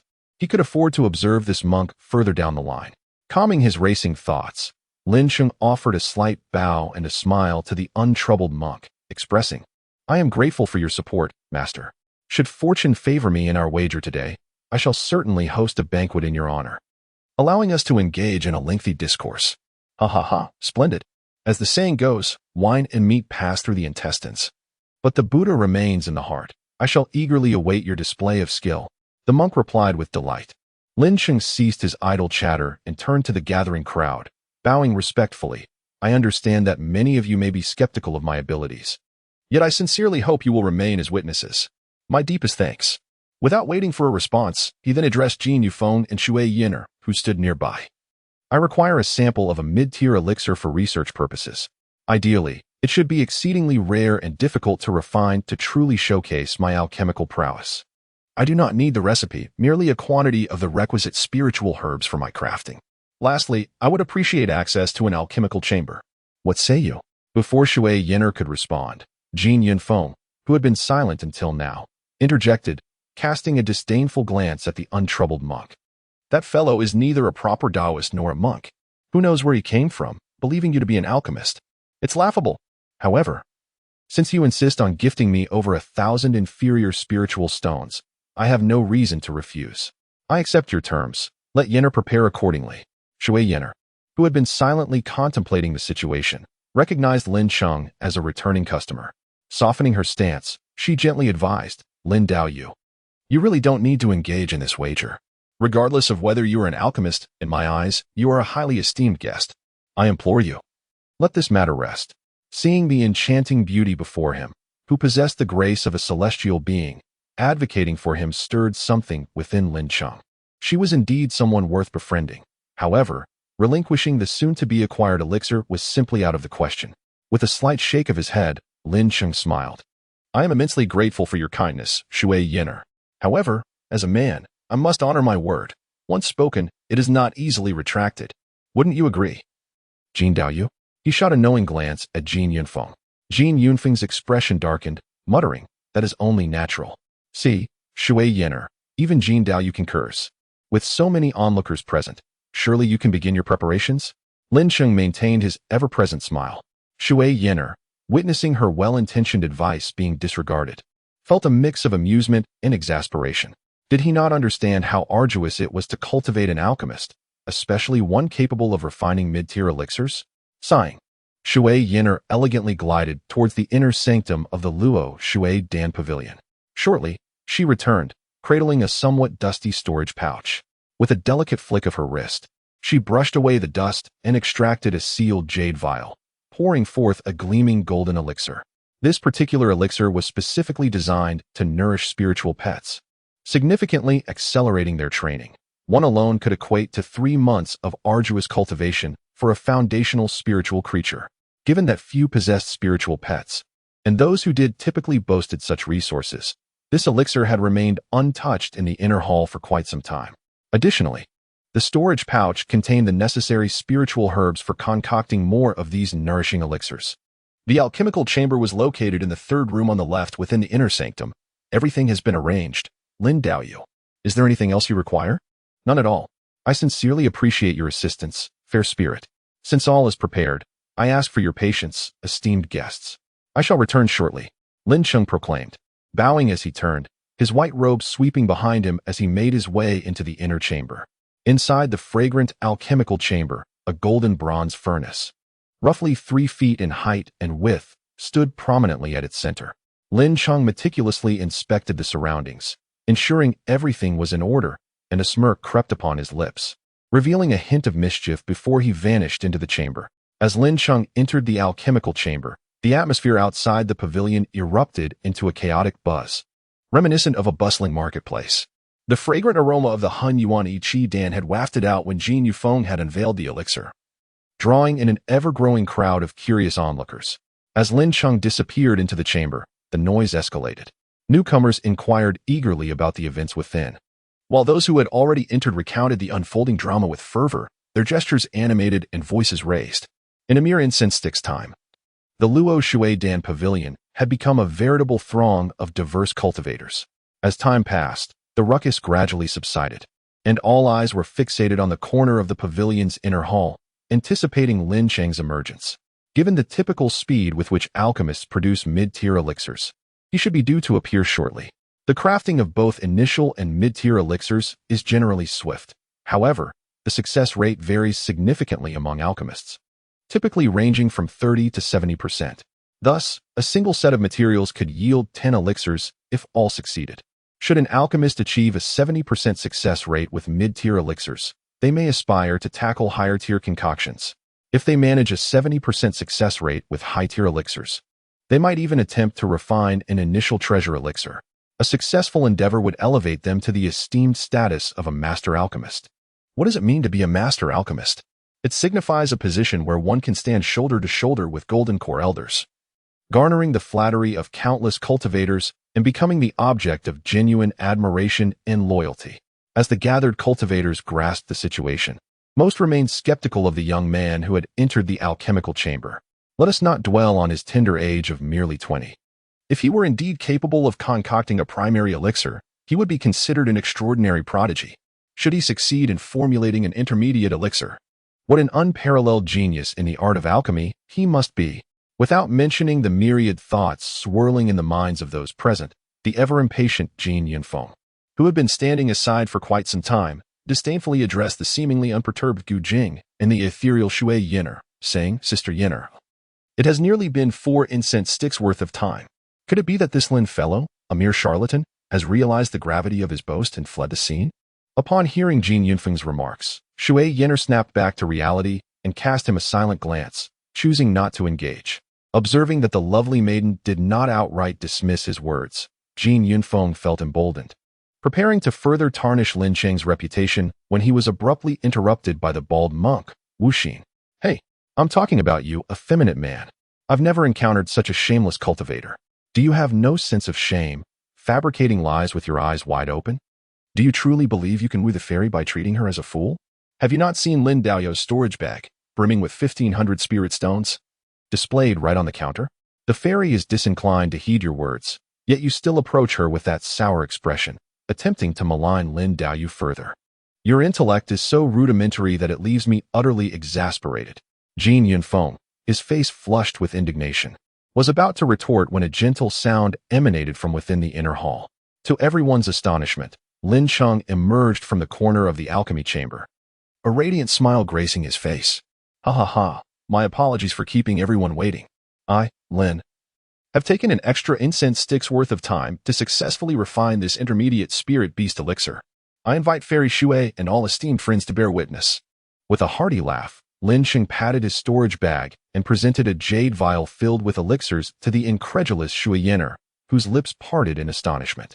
The moment Lin Cheng confidently extended the vial toward Shui Yinner, the onlookers fell into a stunned silence, their expressions a blend of disbelief and amazement. The first to break the stillness was Wu Xin, the monk who had previously placed unwavering faith in Lin Cheng. With a triumphant grin, he strode toward Lin Cheng and, with a resounding clap of his large hand on Lin Cheng's shoulder, declared, "I have long maintained that Lin Daoyou possesses astonishing abilities, yet you all remain skeptical. It seems today we shall indulge in a splendid feast. How delightful." After delivering his exuberant proclamation, he patted Lin Cheng's shoulder a couple more times, his round eyes sparkling with admiration. However, his vigorous claps caused Lin Cheng to grimace in pain, silently cursing the monk's roughness. As Wu Xin continued to make a spectacle of himself, Jin Yunfeng, who had been seething with irritation, suddenly seemed to have an epiphany and exclaimed, "Did he truly concoct the spirit beast elixir? Anyone can lie. Sister Yinner, quickly open the vial and ascertain the truth. I refuse to believe that a young man could be an intermediate alchemist." Oblivious to the fact that Lin Cheng, possessing the unparalleled treasure of the myriad worlds, was destined to expand his narrow worldview, Jin Yunfeng remained clueless. Shui Yinner, holding the vial, turned to Lin Cheng, as if seeking his approval. At that moment, she felt as though the vial contained not merely an intermediate elixir, but a miraculous creation that could astonish countless cultivators and alter the course of history in the realm of cultivation. If this youth truly had achieved such a feat at his tender age, she might very well witness history being made. A peculiar intuition stirred within her. Could success truly be within reach? Seeing Shui Yan'er's uncertain gaze, Lin Cheng, with a nonchalant shrug and rubbing his sore shoulder, suggested, "Open the vial for them to see." After all, seeing is believing. Within the Hongming Creation Tower, he had replicated 10 Spirit Beast elixirs using a leftover intermediate Spirit Stone, packaging 5 in a vial before emerging from the tower. Uncertain of how many elixirs could be crafted from a single batch of spirit herbs, he reckoned that 5 would suffice for the present situation. Observing Shui Yan'er nervously uncorking the vial, she delicately poured 6 elixirs into her fair palm, as if cradling a beloved treasure. In an instant, the rich fragrance of the elixirs enveloped the entire alchemy hall. The surrounding cultivators erupted in astonishment, their reactions akin to water brought to a boil, filled with gasps and exclamations of wonder. A miracle had occurred. 6 intermediate spirit beast elixirs. A mere youth of 20. An intermediate alchemist. What an unfathomable and astonishing event unfolding before their very eyes. While the crowd remained in awe, Lin Cheng bowed to Shui Yan and Appos, stating, "I must humbly present my apologies. Of the 6 elixirs, only 5 are of my making. The 6th is a sample graciously lent to me by the fairy. And may these 5 spirit beast elixirs serve as a token of my gratitude for her assistance." Before Shui Yan'er could respond, he turned to the now pale Jin Yunfeng and added with a smile, "Dear friend Jin, we bear no enmity. Today was merely a small wager, and I was fortunate to emerge victorious. Given your esteemed status, I trust you won't hold a grudge against one of my humble standing. Might I inquire about the Hunyuan Qi elixir?" Upon hearing Lin Cheng's slightly conciliatory words, Jin Yunfeng's demeanor softened as he scoffed lightly, "I am a man of my word. It was but a matter of borrowing the elixir for 10 minutes. Take it."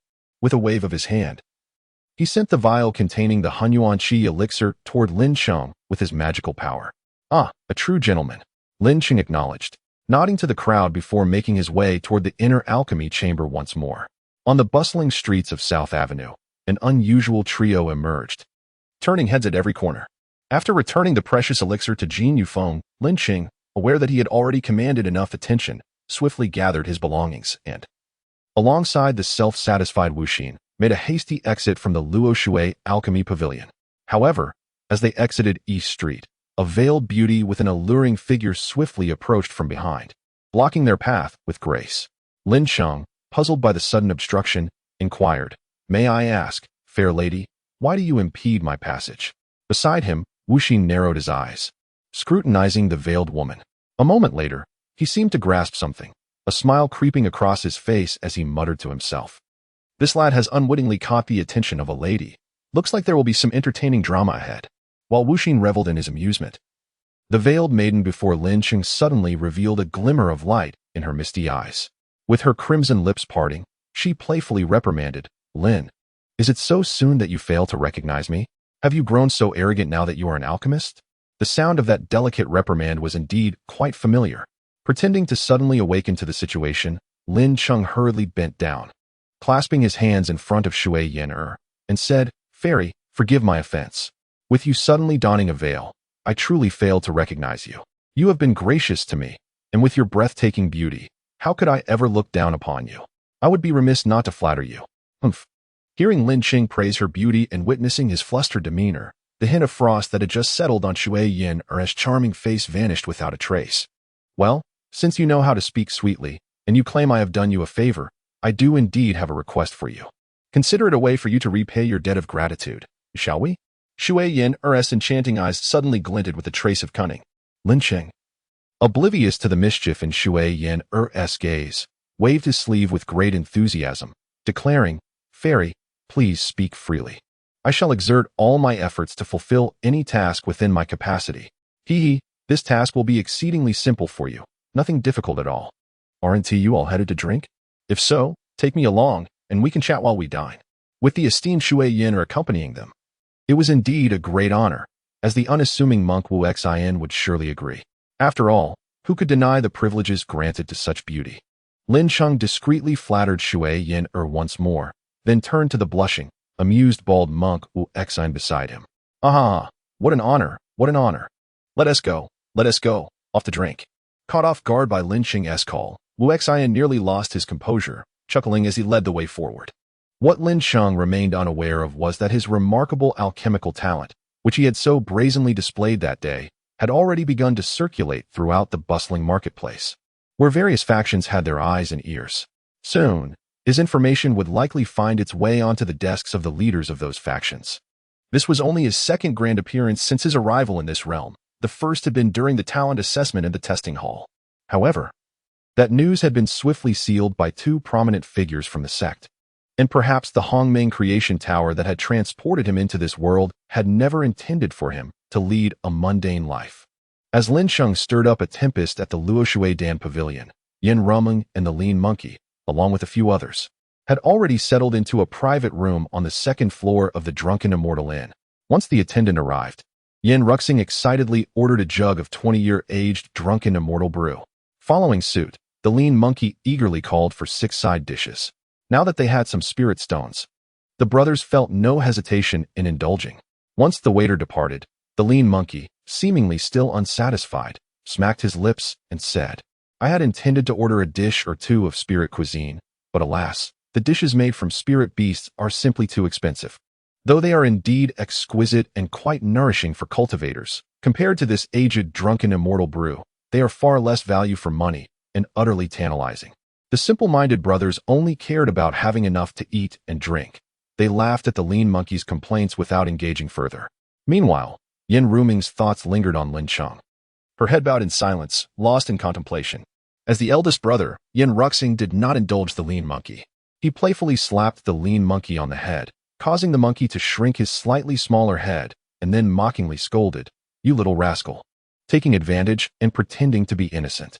"If it weren't for my extraordinary vision in finding such a gifted brother for you, you wouldn't even be able to taste this 20-year-aged drunken immortal brew." And dreaming of spirit cuisine? Break through to the foundation establishment stage before you even think about that. After receiving a light slap from Yin Ruxing, the lean monkey seemed to behave much better, repeatedly smiling at Yin Ruxing and saying, "Indeed, if it weren't for my elder brother's brilliance in recognizing talent, I wouldn't be enjoying my current fortune. Hee. When the drunken immortal brew arrives, I'll raise 3 cups to you as a penalty, hee." Seeing the lean monkey's foolish grin, Yin Ruxing playfully slapped him again. "Do you take me for a fool? You just want an excuse to drink more. Bah, your scheming mind is growing more devious by the day. Oh, Brother Sheng, don't hit me. I admit my fault." Their playful bickering finally roused Yin Rumering from her daydream. Just as she was about to speak, a melodious voice from outside the room called out, "The 20-year-aged drunken immortal brew is here. Please enjoy, esteemed guests, and the side dishes will follow shortly." The attendant placed a delicate wine jug on the table and hurriedly descended the stairs to attend to other duties. "All right, you two, enough of the antics. Now that the drunken immortal brew has arrived, let us taste it. But remember to leave some for Brother Lin Cheng. You mustn't drink it all." Yin Ruming chided the two, still bickering. Upon hearing his precious sister's words, Yin Ruxing paused his playful banter with the lean monkey, pretending to be a bit annoyed as he said, "You little girl, and you haven't even been with that lad yet, and already you're turning your elbows outward. Truly, a girl grows up too fast." Yin Rumling, caught off guard by Yin Ruxing's remark, felt her cheeks flush a deep crimson, akin to a budding flower. Nearly bursting with embarrassment, "Brother, you, don't speak nonsense." She pouted, stamping her foot in playful protest. Noticing Yin Ruming's exquisite face nearly buried beneath the table, Yin Ruxing quickly laughed to reassure her. "Haha, I won't say any more. Here, let me pour you some wine. You've reached the mid-stage of the 4th layer. After finishing this cup, you should be able to break through to the later stage." With that, he filled the cups of the lean monkey and the other brothers before finally pouring one for himself. Gazing into the cup filled with a liquid as clear as amber, Yin Ruxing eagerly drank it down in one gulp. He then gently closed his eyes, savoring the rich flavor as it slid over his tongue, smoothly down his throat, warming his belly, and slowly wafting through his senses, quietly seeping into his veins, igniting a fervor in his internal energy. "Ah, what a fine wine. Truly, the drunken immortal brew lives up to its reputation, even upon my second tasting. It feels even better than the last." Yin Ruxing relished the aftertaste. Beside him, The lean monkey rolled his eyes and muttered, "Last time it was the 10-year brew, and this time it's the 20-year brew. Can they possibly be compared?" Under the familiar guidance of the monk Wu Xian, Lin Cheng and his companions soon arrived at the drunken Immortalit on South Street. From nearly a mile away, Lin Cheng could already detect the faint, enticing aroma of the wine wafting through the air. Wu Xian, salivating, informed him, "This is the drunken immortal brew, known for its intoxicating fragrance that can waft for miles. Beloved and loathed by cultivators across the land." Standing before the entrance of the drunken immortal inn, Lin Cheng paused and turned to the scruffy Wu Xian, saying, "You filthy monk, you ought to wash up first. It doesn't matter if you skip a meal, but we are about to eat. And your odor is ruining my appetite." Such trivial matters are a breeze for us foundation establishment cultivators. With a snap of his fingers, the dirty monk summoned a water orb as large as a basketball, which rapidly expanded, enveloping him entirely. Moments later, a soft pop signaled the orb's dissolution, revealing the now clean and tidy heartless monk. The three had already introduced themselves along the way. There was no need to elaborate on Shui Yin and Apos, the pride of the Luo Shui Palace, with her unparalleled beauty and exceptional green talent, as if she were a perfect fairy crafted from the dreams of a creator. However, she currently sought Lin Cheng and Apos' assistance, planning to stay by his side for a while, contemplating how advantageous it would be to lure him to her sect. The heartless monk provided a comical contrast, repeatedly asserting his status as an authentic disciple of the Buddhist teachings. His talent was commendable, but the Buddhist path valued karma and fate over innate skill. He believed meeting Lin Cheng was his destined connection, and following him was the result of that karma. In his words, upon first seeing Lin Cheng at the Dan Pavilion, he recognized that he had found his purpose in this life. Even if Lin Cheng did not invite him for a drink, he would stubbornly remain by his side. Both had surpassed the foundational stage, currently hovering around its initial phase. Once a cultivator breaks through to this stage, they gain the ability to wield magical treasures for flight, such as the legendary sword flight. The breakthrough not only extends their lifespan by several centuries, but also allows them to practice simple spells. Cultivators possess more than just magical treasures for offense. Most foundational stage cultivators learn a couple of practical spells for defense. Spells are categorized into 4 levels: heaven, earth, profound, and yellow, further divided into upper, middle, and lower grades. Naturally, yellow-grade lower spells are the least potent, yet even these can be remarkably powerful, often unattainable for struggling rogue cultivators and small sect members. Admiring the heartless monk's spell, reminiscent of the water orb technique described in novels, Lin Cheng secretly vowed to learn several spells upon his own breakthrough to the foundational stage. In mere seconds, the heartless monk appeared as if he had just taken a bath, clean save for his tattered robe, which was manageable. Once the monk was tidy, Lin Cheng waved his sleeve and entered the drunken immortal residence. A little dirt was acceptable, but a foul odor was intolerable. Under the guidance of a server, Lin Cheng gently pushed open the private room's door. Before he could assess the situation inside, a loud clattering of footsteps erupted. He then found Yen Ruxing and the thin monkey, both visibly impatient, draping their arms around his shoulders to pull him into the room. Yen Ruxing exclaimed, "Have you fallen into a cesspool or been robbed? Why did you take so long? The dishes have been reheated twice." "Indeed, Lin Cheng, you've put us in quite a predicament. We couldn't start without you, so we had to sneak a few sips of the drunken immortal brew. And now the entire jug is gone. Our cultivation has improved considerably, but we're still..." Why are there 2 more people?" While the thin monkey carried Lin Cheng inside, he inadvertently glanced up and spotted the peculiar duo outside, the enchanting Shui Yin and Apos, veiled in white with only her captivating eyes visible, and the disheveled heartless monk. If the fairy before him was a blooming flower, the rotund monk was hardly any more appealing than wilted foliage. As the thin monkey was momentarily entranced by Shui Yinner, the others in the room also noticed the newcomers, casting puzzled looks at Lin Cheng, who had managed to free himself from Yen Ruxing and Apos' grasp. He lightly patted the thin monkey and Apos' shoulder to rouse him, then stepped to the doorway to invite Shui Yinner and the heartless monk inside, introducing them. "This is the fairy Shui Yinner and Master Wu Xian, both of whom I just met at the Dan Pavilion on East Street. Due to certain matters, I invited them to join us for a taste of the drunken immortal and Apos' brew." "Greetings, fellow cultivators," Shui Yin and Apos' said, parting her veil to reveal her red lips as she nodded politely to Yen Ruxing and the others. In contrast, The heartless monk displayed less decorum, sniffing the air as he bypassed Lin Cheng and Yin Ruxing, plopping down onto an empty chair at the table. "Lin, my friend," quickly asked the server to bring more fine wine and dishes. "I am absolutely famished." With a resigned shake of his head, Lin Cheng addressed the server waiting outside. "Bring 2 jars of the 20-year-aged drunken immortal brew. Also, add a few signature dishes. Here's 200 spirit stones. Use this as a standard." He tossed the server a pouch containing 200 low-grade spirit stones. "Understood. Please wait a moment, esteemed guests." The server scampered away, beaming with joy over the pouch. Lin Cheng, amidst the envious gazes of his companions, slowly made his way to sit beside Yin Ruxing. Offering her a gentle smile, he turned to the still-standing Shui Yin'er, saying, "Fairy, please take a seat. You still have a matter to discuss with me, so we can converse while we dine." "Lin, you truly are a genius in alchemy. Spending hundreds of spirit stones on a meal. Even I, a foundational stage cultivator, find myself envious," Shui Yin'er remarked playfully as she settled into the empty seat beside Lin Cheng. Upon hearing her words, the others, except for the heartless monk, wore expressions of bewilderment. "What is going on here?" From Shui Yin'er's words. It seems Lin Cheng has once again become an alchemical prodigy in just a short span.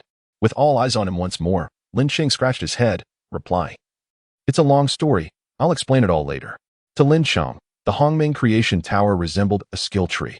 Successfully replicating a type of elixir felt akin to unlocking a talent.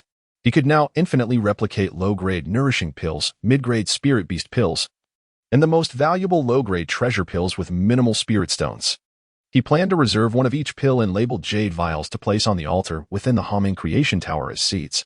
Each time he unlocked a new skill, he would leave a seed on the altar, simplifying future replication. Currently, his inventory was predominantly housed within the tower: 35 nourishing pills, 5 spirit beast pills, 1 treasure pill, and 1,000 spirit stones. He also carried a pouch containing a flying sword and 500 spirit stones as pocket money. So spending 200 spirit stones was of little concern. He could always replicate more pills to sell later.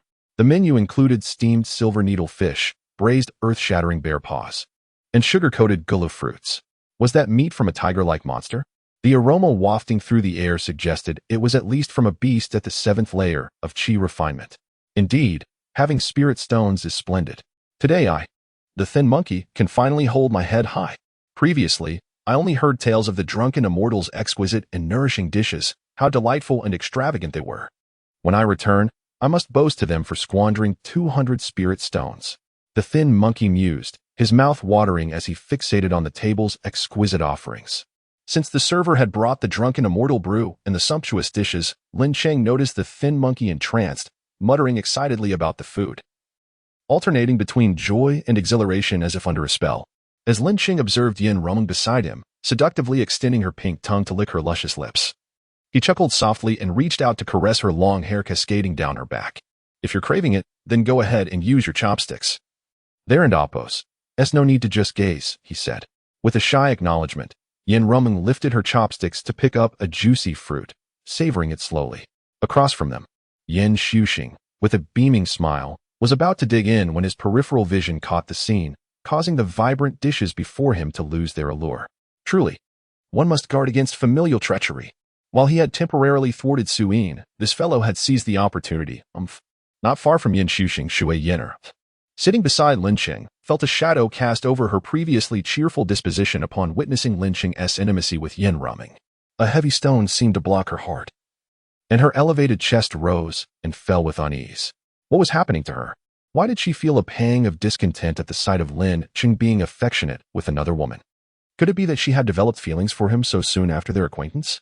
Despite the countless talented cultivators pursuing her in the Luo Shui Palace, none had ever stirred her heart. As Lin Cheng poured her a cup of wine, Shui Yin'er shook her head, forcing herself to dismiss the chaotic thoughts swirling in her mind. "Taoist Lin, I have a simple request. After I break through to the foundation establishment stage, my master gifted me a young fandom spirit cat, now nurtured to the 4th level of chi training. When I learned of your extraordinary talent in refining mid-level spirit beast pills, I was utterly in awe. Although I have reached the foundation establishment stage, the market price for a mid-level spirit beast pill is around 100 spirit stones, which I cannot afford. If you could assist me in refining some spirit beast pills at cost, I would be immensely grateful." Considering that 10 spirit beast pills would cost about 1,000 low-grade spirit stones, only cultivators at the late foundation establishment stage could afford such a luxury. Even someone as exceptional as Shui Yin'er, at the initial foundation establishment stage, found it exceedingly burdensome. Of course, if one wished to slowly cultivate a spirit pet, that would be another matter entirely. However, if one could enlist the help of an alchemist to refine spirit beast pills at cost, the price would only be a tenth. With 100 spirit stones, one could procure the medicinal herbs needed to refine spirit beast pills. Given Lin Cheng's 50% success rate, 100 spirit stones would yield 5 spirit beast pills, creating a 5-fold profit. Thus, it is no wonder that alchemists are rarely anything but affluent. While Shui Yin'er and Lin Cheng conversed in hushed tones, Yin Xuxing and the others, including the unflappable monk, were devouring the feast before them with abandon. Particularly, the monk, with a bare paw in one hand and a wine cup in the other, was indulging heartily. When he overheard Shui Yin'er praise Lin Cheng as a prodigy, he scoffed, as if to say, "Where were you all this time? It is I who recognize this talent." What a fickle woman! As Lin Cheng savored the translucent, amber-hued wine, he listened to Shui Yin'er's account. Once she finished speaking and drained her cup, he felt a sudden jolt as the rich liquid transformed into pure spiritual energy, surging into his dantian. The energy from the wine merged with the swirling spiritual energy within him, rapidly coalescing and propelling him effortlessly to the mid-7th level of qi training. Oh, no wonder you all hold this intoxication in such high regard. It is indeed exquisite, leaving a lingering flavor, and its enhancement to a cultivator's prowess is remarkable. One sip has spared me days of arduous training. What a fine wine. After expressing his admiration, Lin Cheng turned to the somewhat bashful Shui Yin'er and said, "Fair maiden, such a trivial matter is but a simple task for me. How many spirit beast pills do you desire?" Shui Yin'er, with her modest savings of 1,000 low-grade spirit stones, could manage to part with only 500 for the refining of 5 pills. "I can only afford that much," she said, biting her lip in determination. "Ah, I did not expect you to be so devoted to the phantom spirit cat gifted by your master. Willing to part with half your fortune for spirit beast pills? Very well, if you trust me, simply hand over the 500 spirit stones, and within 10 days, I shall deliver 25 spirit beast pills to you." "How does that sound?" Lin Cheng inquired earnestly. "That sounds splendid. I am incredibly grateful." Shui Yin'er nodded eagerly, as if fearing Lin Cheng might retract his offer. She swiftly handed him a storage bag filled with spirit stones, her excitement palpable. As Lin Cheng observed Shui Yin'er's seamless execution, he found himself lost in thought. Had he been outwitted by her?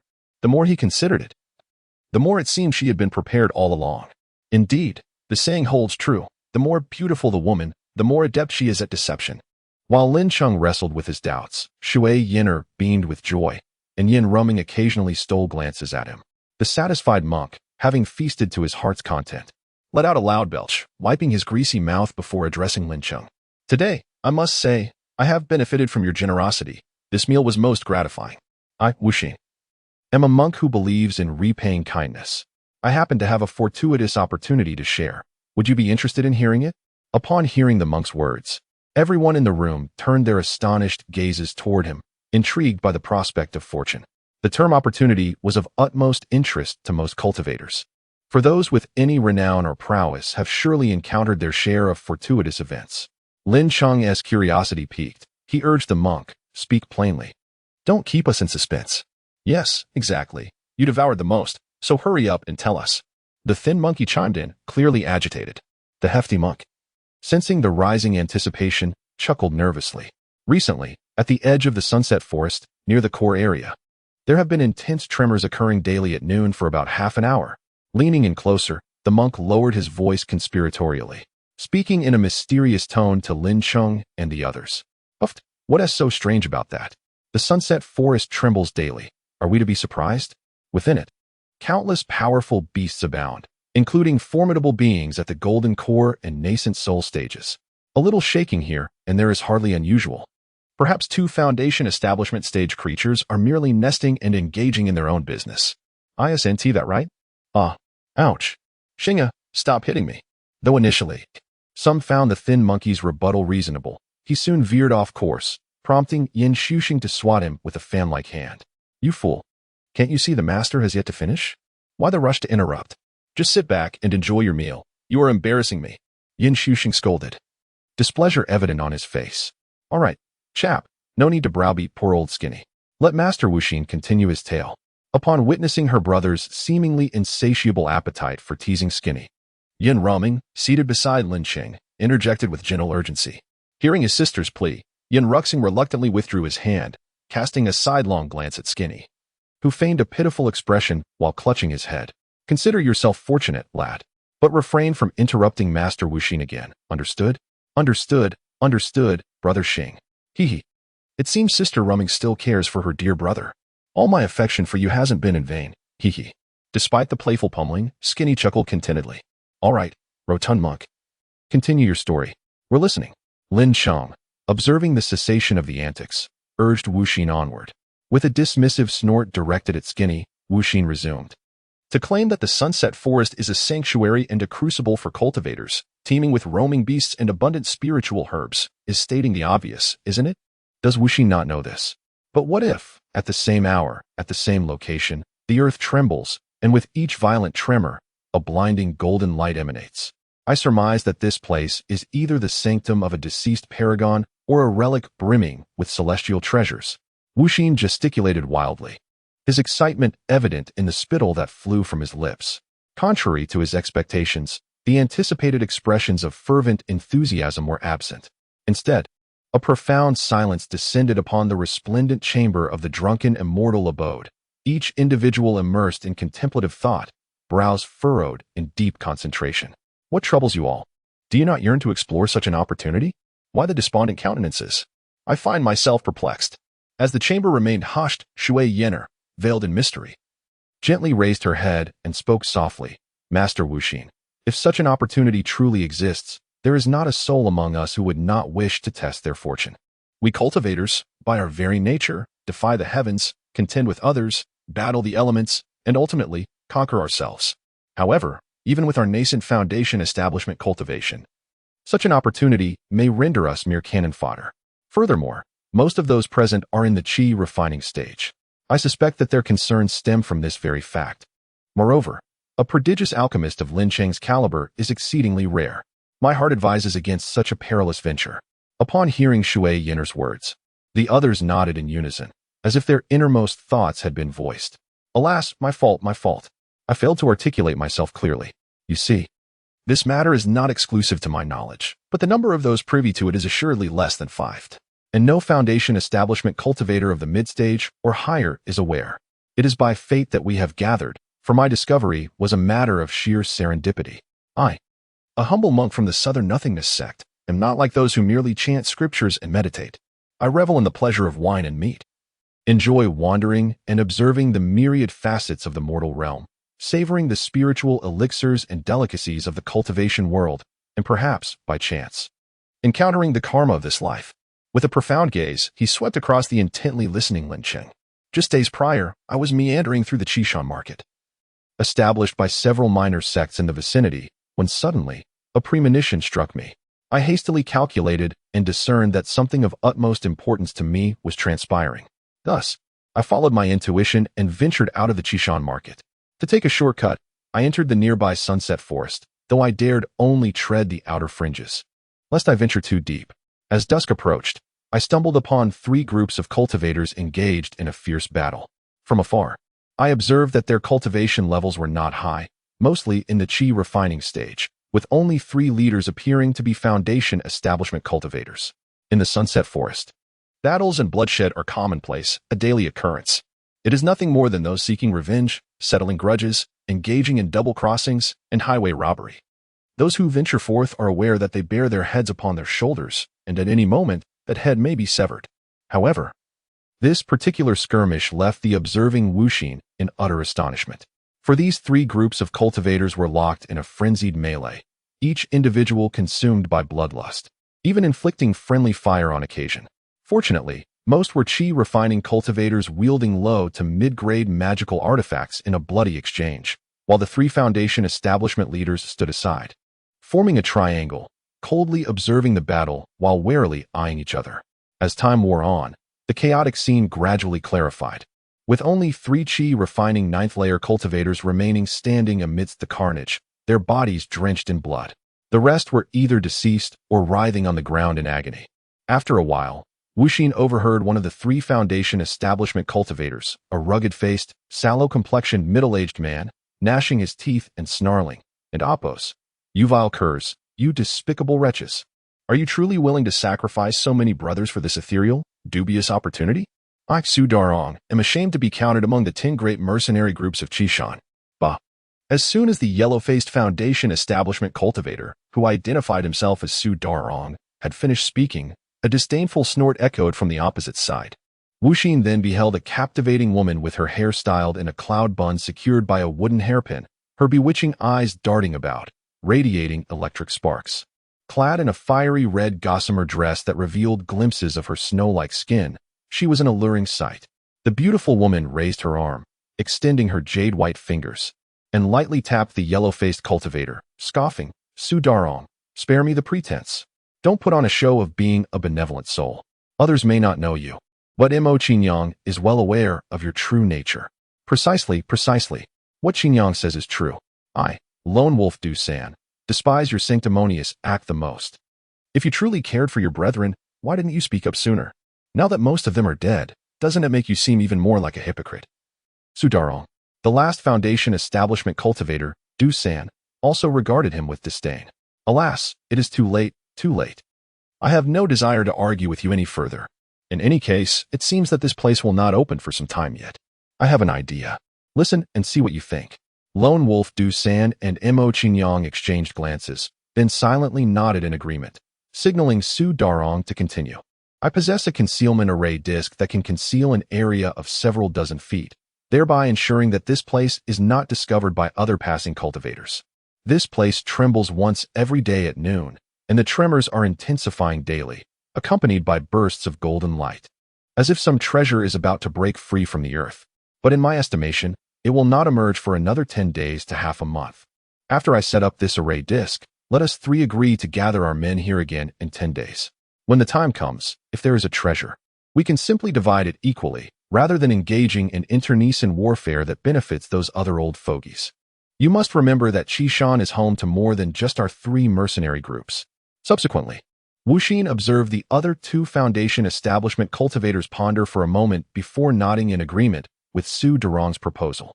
After Su Darong set up the concealment array disc, the 3 groups cleaned up the battlefield and hastily retreated, each harboring their own secret designs. This matter holds great promise indeed. After listening to Wuxin's account, Yin Ruxing could not contain his excitement. He slammed his hand on the table before him and stood up, exclaiming loudly. Immediately, he noticed that everyone around him was staring at him with strange expressions. Yin Ruxing, feeling goosebumps rising all over his body, stammered, "Everyone, what is it?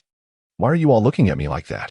The slender monkey seated beside him stood up and helplessly pressed him back onto the chair, exclaiming, "You truly are my brother. Are you intent on announcing this matter to the entire world?" It was utterly exasperating. Ignoring this lively character, Lin Cheng pondered for a moment before inquiring of Wu Xian, "What is this Qishan's top 10 mercenary group? I have not heard of it before." The Qishan top 10 mercenary group, Wu Xian explained, is a unique organization within the 299th realm of cultivation. These mercenary groups are scattered throughout the cultivation world.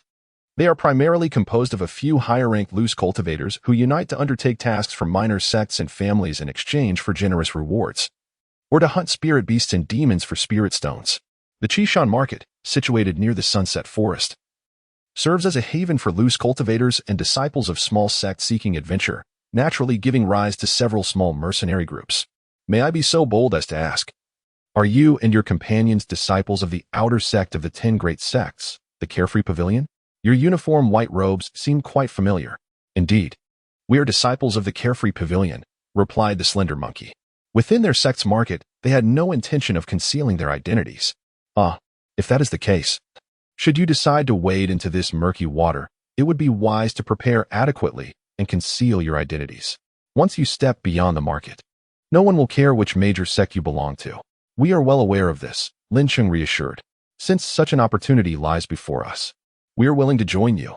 However, as we have a few days to prepare, I plan to find a place to help my brothers improve their cultivation levels. In case of any unforeseen circumstances, it would be beneficial to have a bit more strength. That would be prudent, especially since you are a talented alchemist. Enhancing your cultivation even slightly could significantly increase your chances of success. With Lin Cheng and the others settled, the stout monk turned his inquiring gaze towards the seated Shui Yin'er. Noticing Wu Xian's attention, Shui Yin'er suddenly chuckled softly. Such a fortuitous event surely piques my interest. I am eager to join you all in this endeavor. Splendid. With a celestial maiden assisting us, our chances of success have increased threefold, the stout monk exclaimed, clapping his hands in delight at Shui Yin'er's willingness to participate. Then let us find an inn on South Street to secure a few rooms for our stay as we await the 10-day period, Yin Ruxing suggested, rising to her feet. Agreed, the others responded. The group departed from the drunken Immortal Inn and found an establishment named exclusively for cultivators on South Street. As Lin Cheng entered, he stroked his chin, gazing at the sign with keen interest, muttering to himself, the proprietor of this inn seems rather intriguing. Could it be that he is also a traveler from another world? Lin Cheng, hurry up. I have a multitude of questions for you. Shaking off his whimsical thoughts, Lin Cheng casually replied, I end oppos. Am coming, I end oppos. Am coming. Why the rush? I can end oppos. T run away. Stepping into the intricately adorned inn, Yin Ruxing and the others had already gathered at the counter, animatedly discussing matters when Lin Cheng arrived. He immediately overheard the slender monkey, visibly irate, confronting an elderly man with sparse hair and graying temples behind the counter. Innkeeper, a premium room costs a spirit stone per day? That amounts to 10 for 10 days. How can it be so exorbitant? Why don't you just rob someone instead? This was their first experience staying in an inn within the market. Usually, they would arrive and leave on the same day. To their astonishment, the old man had quoted them a price of 1 spirit stone for a premium room. Though they were disciples of the 10 great sects, albeit from the outer sect, they still received a modest allowance of 2 spirit stones a month, with occasional tasks earning them additional rewards. Such earnings were already enviable to the poorer cultivators and families. Now, this old man was demanding their entire savings for a single room? The slender monkey felt an urge to vanquish the old man. However, Yin Ruxing, being the eldest, took on the role of the responsible older brother despite his usual carefree demeanor. He looked at the old man, confusion etched on his face. Innkeeper, why do your rooms cost a spirit stone per night? Is there something exceptional about them? Ah, wise cultivator, you have hit the nail on the head. The name of my inn, exclusively for cultivators, and the price of 1 spirit stone per night are both well justified, the innkeeper replied, shaking his head in satisfaction. You have come to the right place. When I first established this inn, I invested heavily to hire 2 formation masters who spent 3 days and nights setting up several formations. We have a spirit-gathering formation, a rock-solid formation capable of withstanding the full force of late foundation establishment cultivators, and soundproof formations in each premium room. Staying here, you need not worry about safety or noise. Additionally, there are benefits for enhancing cultivation. Truly, the value is unparalleled, honest to all. Upon hearing the innkeeper's explanation, the cultivators pondered whether the price of 1 spirit stone for a night was indeed excessive. The innkeeper, visibly pleased with himself, cast a sidelong glance at the now embarrassed slender monkey, resembling a mischievous old child. Before Yin Ruxing could respond, Lin Cheng stepped forward, a light smile gracing his lips as he addressed the old man. Innkeeper, as we are newcomers to this vibrant realm of cultivation and unaware of its intricacies, if your rooms are as splendid as you say, then please prepare 8 for us. We shall stay for 10 days. Here are 80 spirit stones for your consideration. With that, Lin Cheng removed his storage pouch and placed 80 spirit stones, each about the size of a baby's fist, on the counter. Good heavens! Where did you acquire such a bounty of spirit stones? Those in your sect could not possibly indulge you so much, considering you were still a novice. Yin Ruxing began, but Lin Cheng swiftly covered his mouth. The rest of the group looked on in stunned amazement as Lin Cheng casually laid down 80 spirit stones. It was as if he had access to a mine of spirit stones, nonchalantly throwing around dozens or hundreds without so much as a blink, as if he had no concept of money.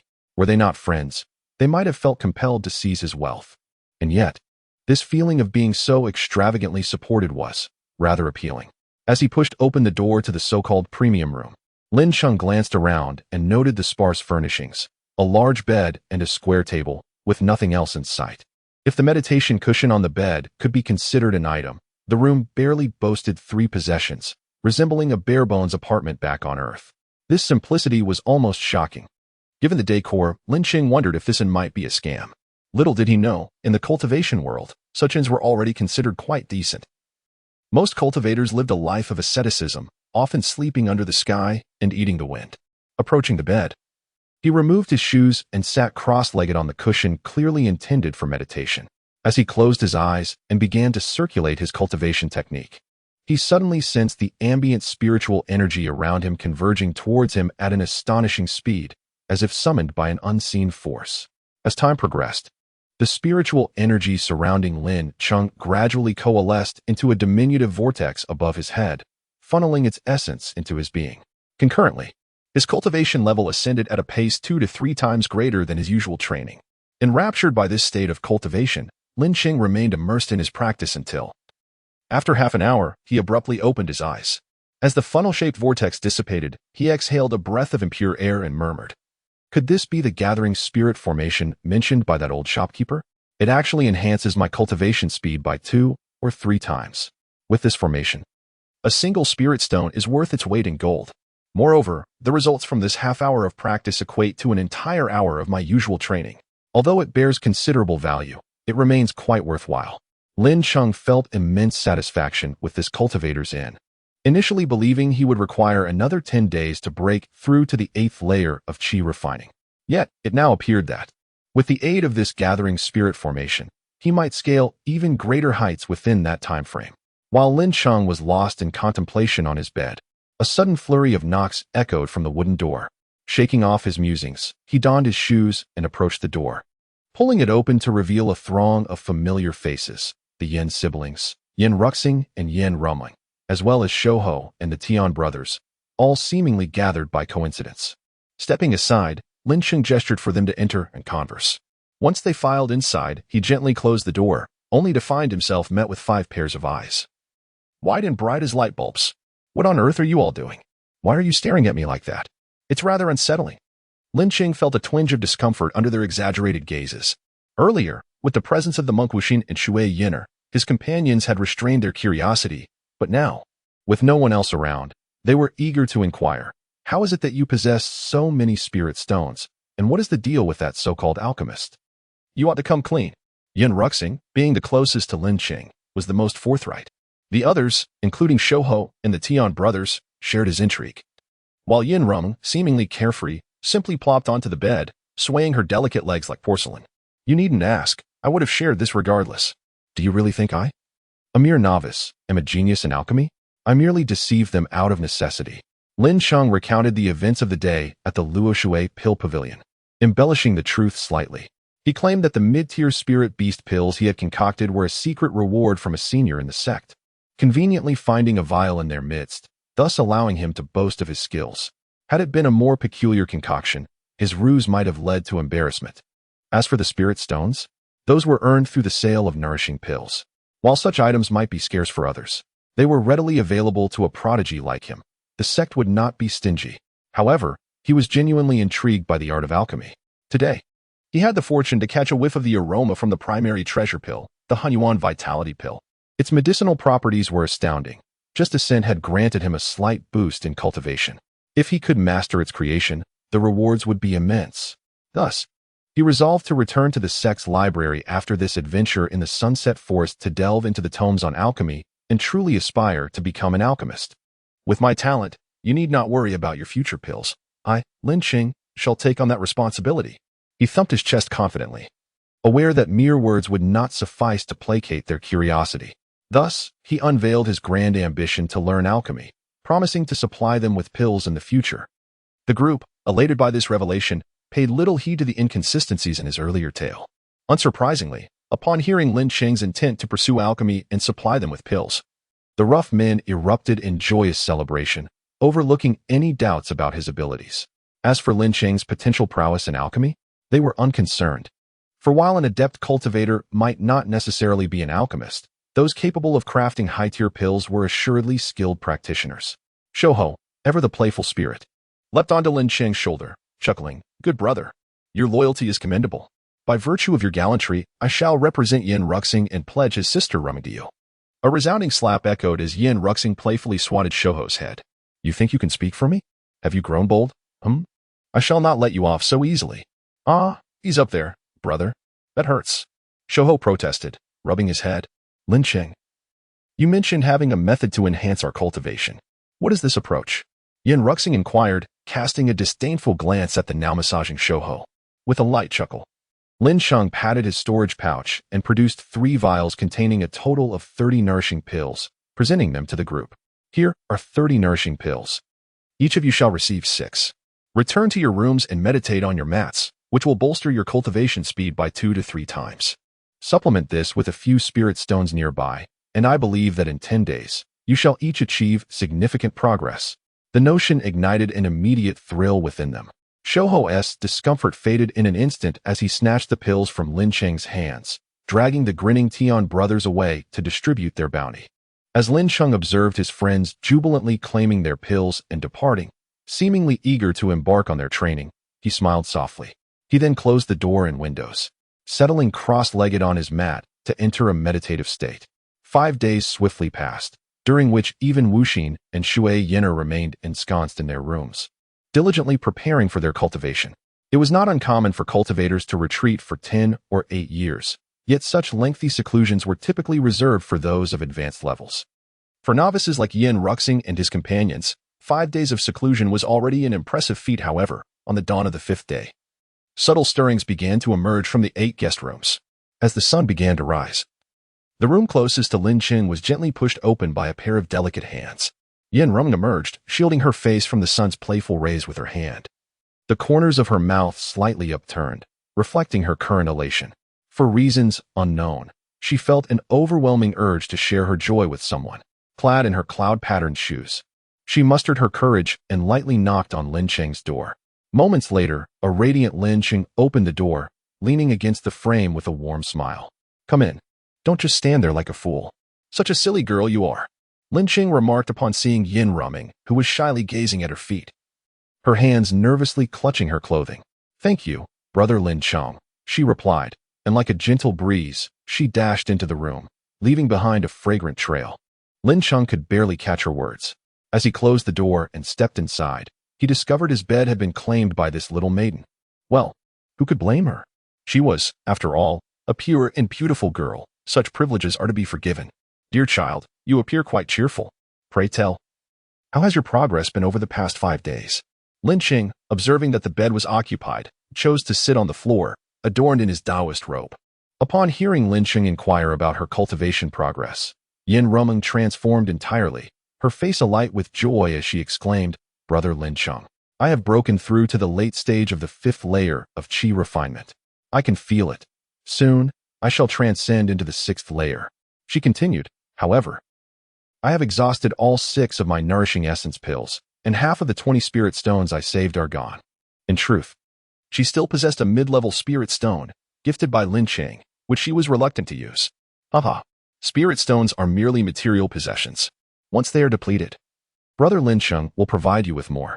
Do not fear waste. Your cultivation realm is of utmost importance.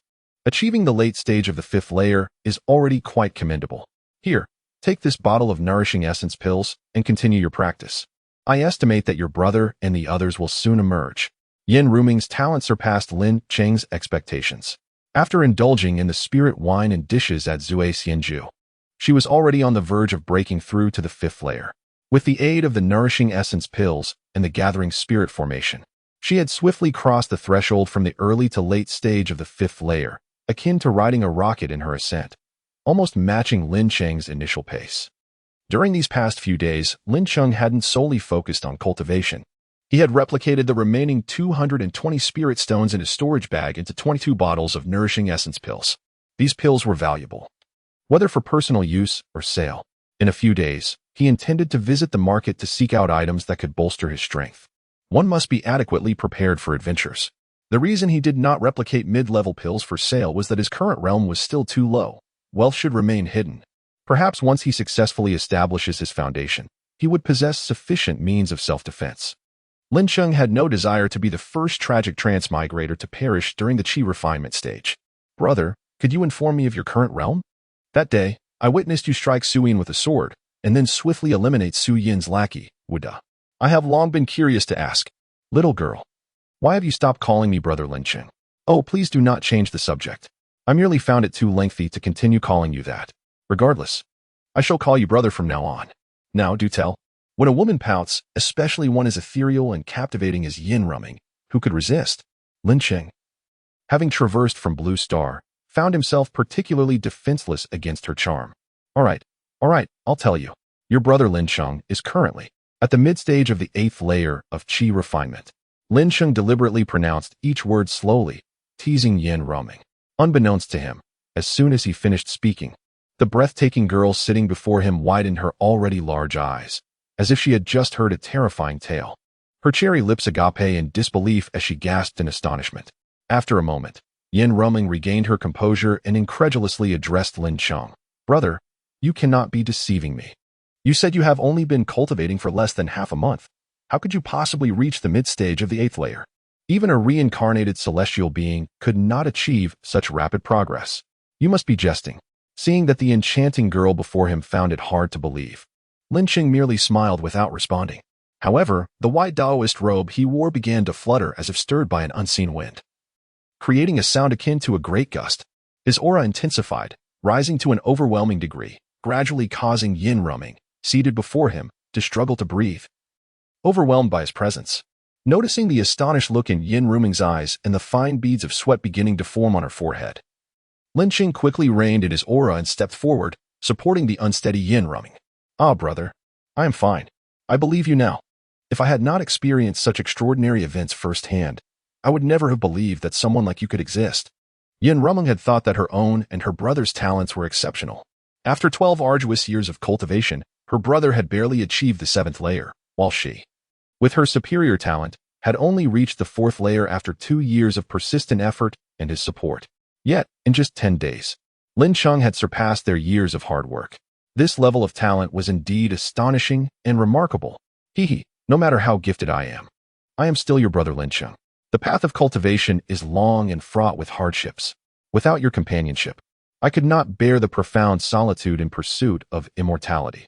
Thus, you must accompany me. With me here, you need not worry about resources. Once we all break through to the foundation establishment stage, we shall explore this wondrous world of cultivation together, savoring the finest delicacies and experiencing the splendors of life. It would not be in vain to have come to this world. Brother, I am truly grateful for choosing the path of cultivation, for it has led me to meet all of you. As Yin Rumming gazed at Lin Cheng, her eyes twinkling like stars, a sudden series of knocks echoed from outside the door. Perfect timing. I shall see which fool has come knocking, Lin Cheng muttered, casting a glance at Yin Rumming as he approached the door. The moment the knocking began, Yin Rumming, startled, lowered her head like a frightened rabbit, sitting rigidly on the edge of the bed. With a creak, as Lin Cheng opened the door, he was met with the ecstatic face of Yin Ruxing, arms wide open, leaping towards him like a bear. Whoa, have you lost your mind? With a loud thud, Yin Ruxing collided with Lin Cheng, causing him to stagger back, barely maintaining his balance with a touch of spiritual energy. Pushing Yin Ruxing off him, Lin Cheng stepped forward to close the door. Just as he did, he heard Yin Ruxing laughing boisterously in the room. Lin, my boy, you have reached the 8th layer of qi refinement. Ha ha ha, what do you think? A significant leap in just 5 days. Your brother is still your brother, impressive, right? Are you in awe? Ha ha, cough, cough. Rumming, what are you doing here? Sitting on this rascal's bed? What were you two up to? In his exuberance after breaking through to the 8th layer, Yin Ruxing had lost his awareness, his voice rising uncontrollably. However, upon catching sight of Yin Rumming, who was nervously clutching her clothing, looking a bit uneasy, his laughter faded, and he coughed awkwardly. Brother, I have just reached the peak of the 5th layer as well, and I was waiting for you here with brother Lin Cheng. You mustn't misunderstand. Yin Rumming stammered, her lips trembling as if she had been caught in a misstep, looking around anxiously. After scrutinizing the surroundings and noting that both of their clothing was intact and the bed was tidy, Yin Ruxing finally relaxed, though a hint of jealousy crept into his voice. You all emerged and didn't come looking for me first? You ran here instead? Brother, I must have wasted my efforts caring for you for so long. Observing the disgruntled expression on Yin Ruxing and Appo's face, Yin Rumming pouted softly, muttering, Did you not come to brother Lin Cheng's side first as well? You have no room to speak. All right, since you're here, let us wait. I suspect that Shouho and Tiani will arrive shortly. Once everyone is gathered, we shall venture out to buy supplies for our upcoming adventure. Just as she finished speaking, a series of knocks echoed again from outside. Ah, It seems we have summoned someone. Who is it? Who is this Chow Chow? Yin Ruxing inquired, looking perplexed. Cough, cough. No worries. That knocking must be Tian E and Tian Air. Go ahead and open the door. I'll sit for a moment. I nearly strained my back from your push. Lin Cheng sat cross-legged on the floor, rubbing his waist as he spoke. Yin Ruxing, while walking, cast a skeptical glance at Lin Cheng. How do you know it's Tian E and Tian Air and not the thin monkey? Huh? You call yourself the leader of our little group. Yet you don't even recognize their basic habits. If the thin monkey were to knock on the door, do you think it would be so gentle? That rascal has the same temperament as you, and would bang on the door with a resounding thud. In contrast, the brothers Tian E and Tian Air are mild-mannered. Even if they had a breakthrough, they wouldn't knock so loudly. With a hint of doubt, Yin Ruxing opened the door, and indeed, standing outside was Tian E. Wearing a goofy grin. Wow, you truly are something else. Lin Cheng thought to himself, amused that Yin Ruxing had quickly picked up his catchphrase.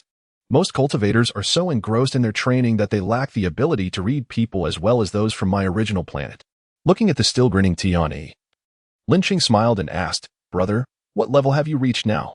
Tian E scratched his head and beamed. My talent isn't as good as yours.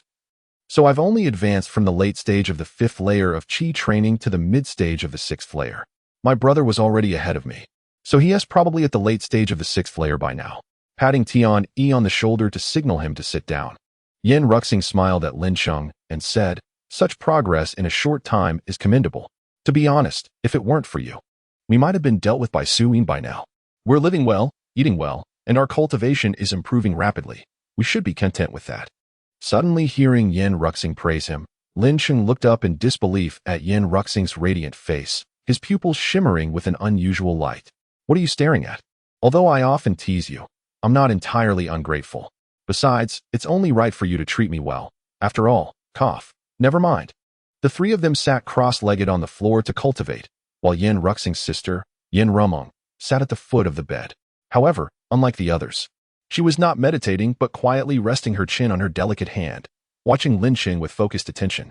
For some reason, as she gazed at Lin Cheng's distinctive short hair and recalled the interesting words that often escaped his lips, along with the gentleness he displayed during their conversations and his extraordinary talent for cultivation, she found him to be a captivating enigma, drawing her in, making her want to get closer and understand him better.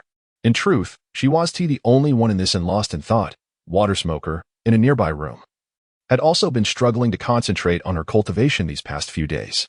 Images would occasionally flash in her mind, and on several occasions, she felt the urge to step outside and speak to that person.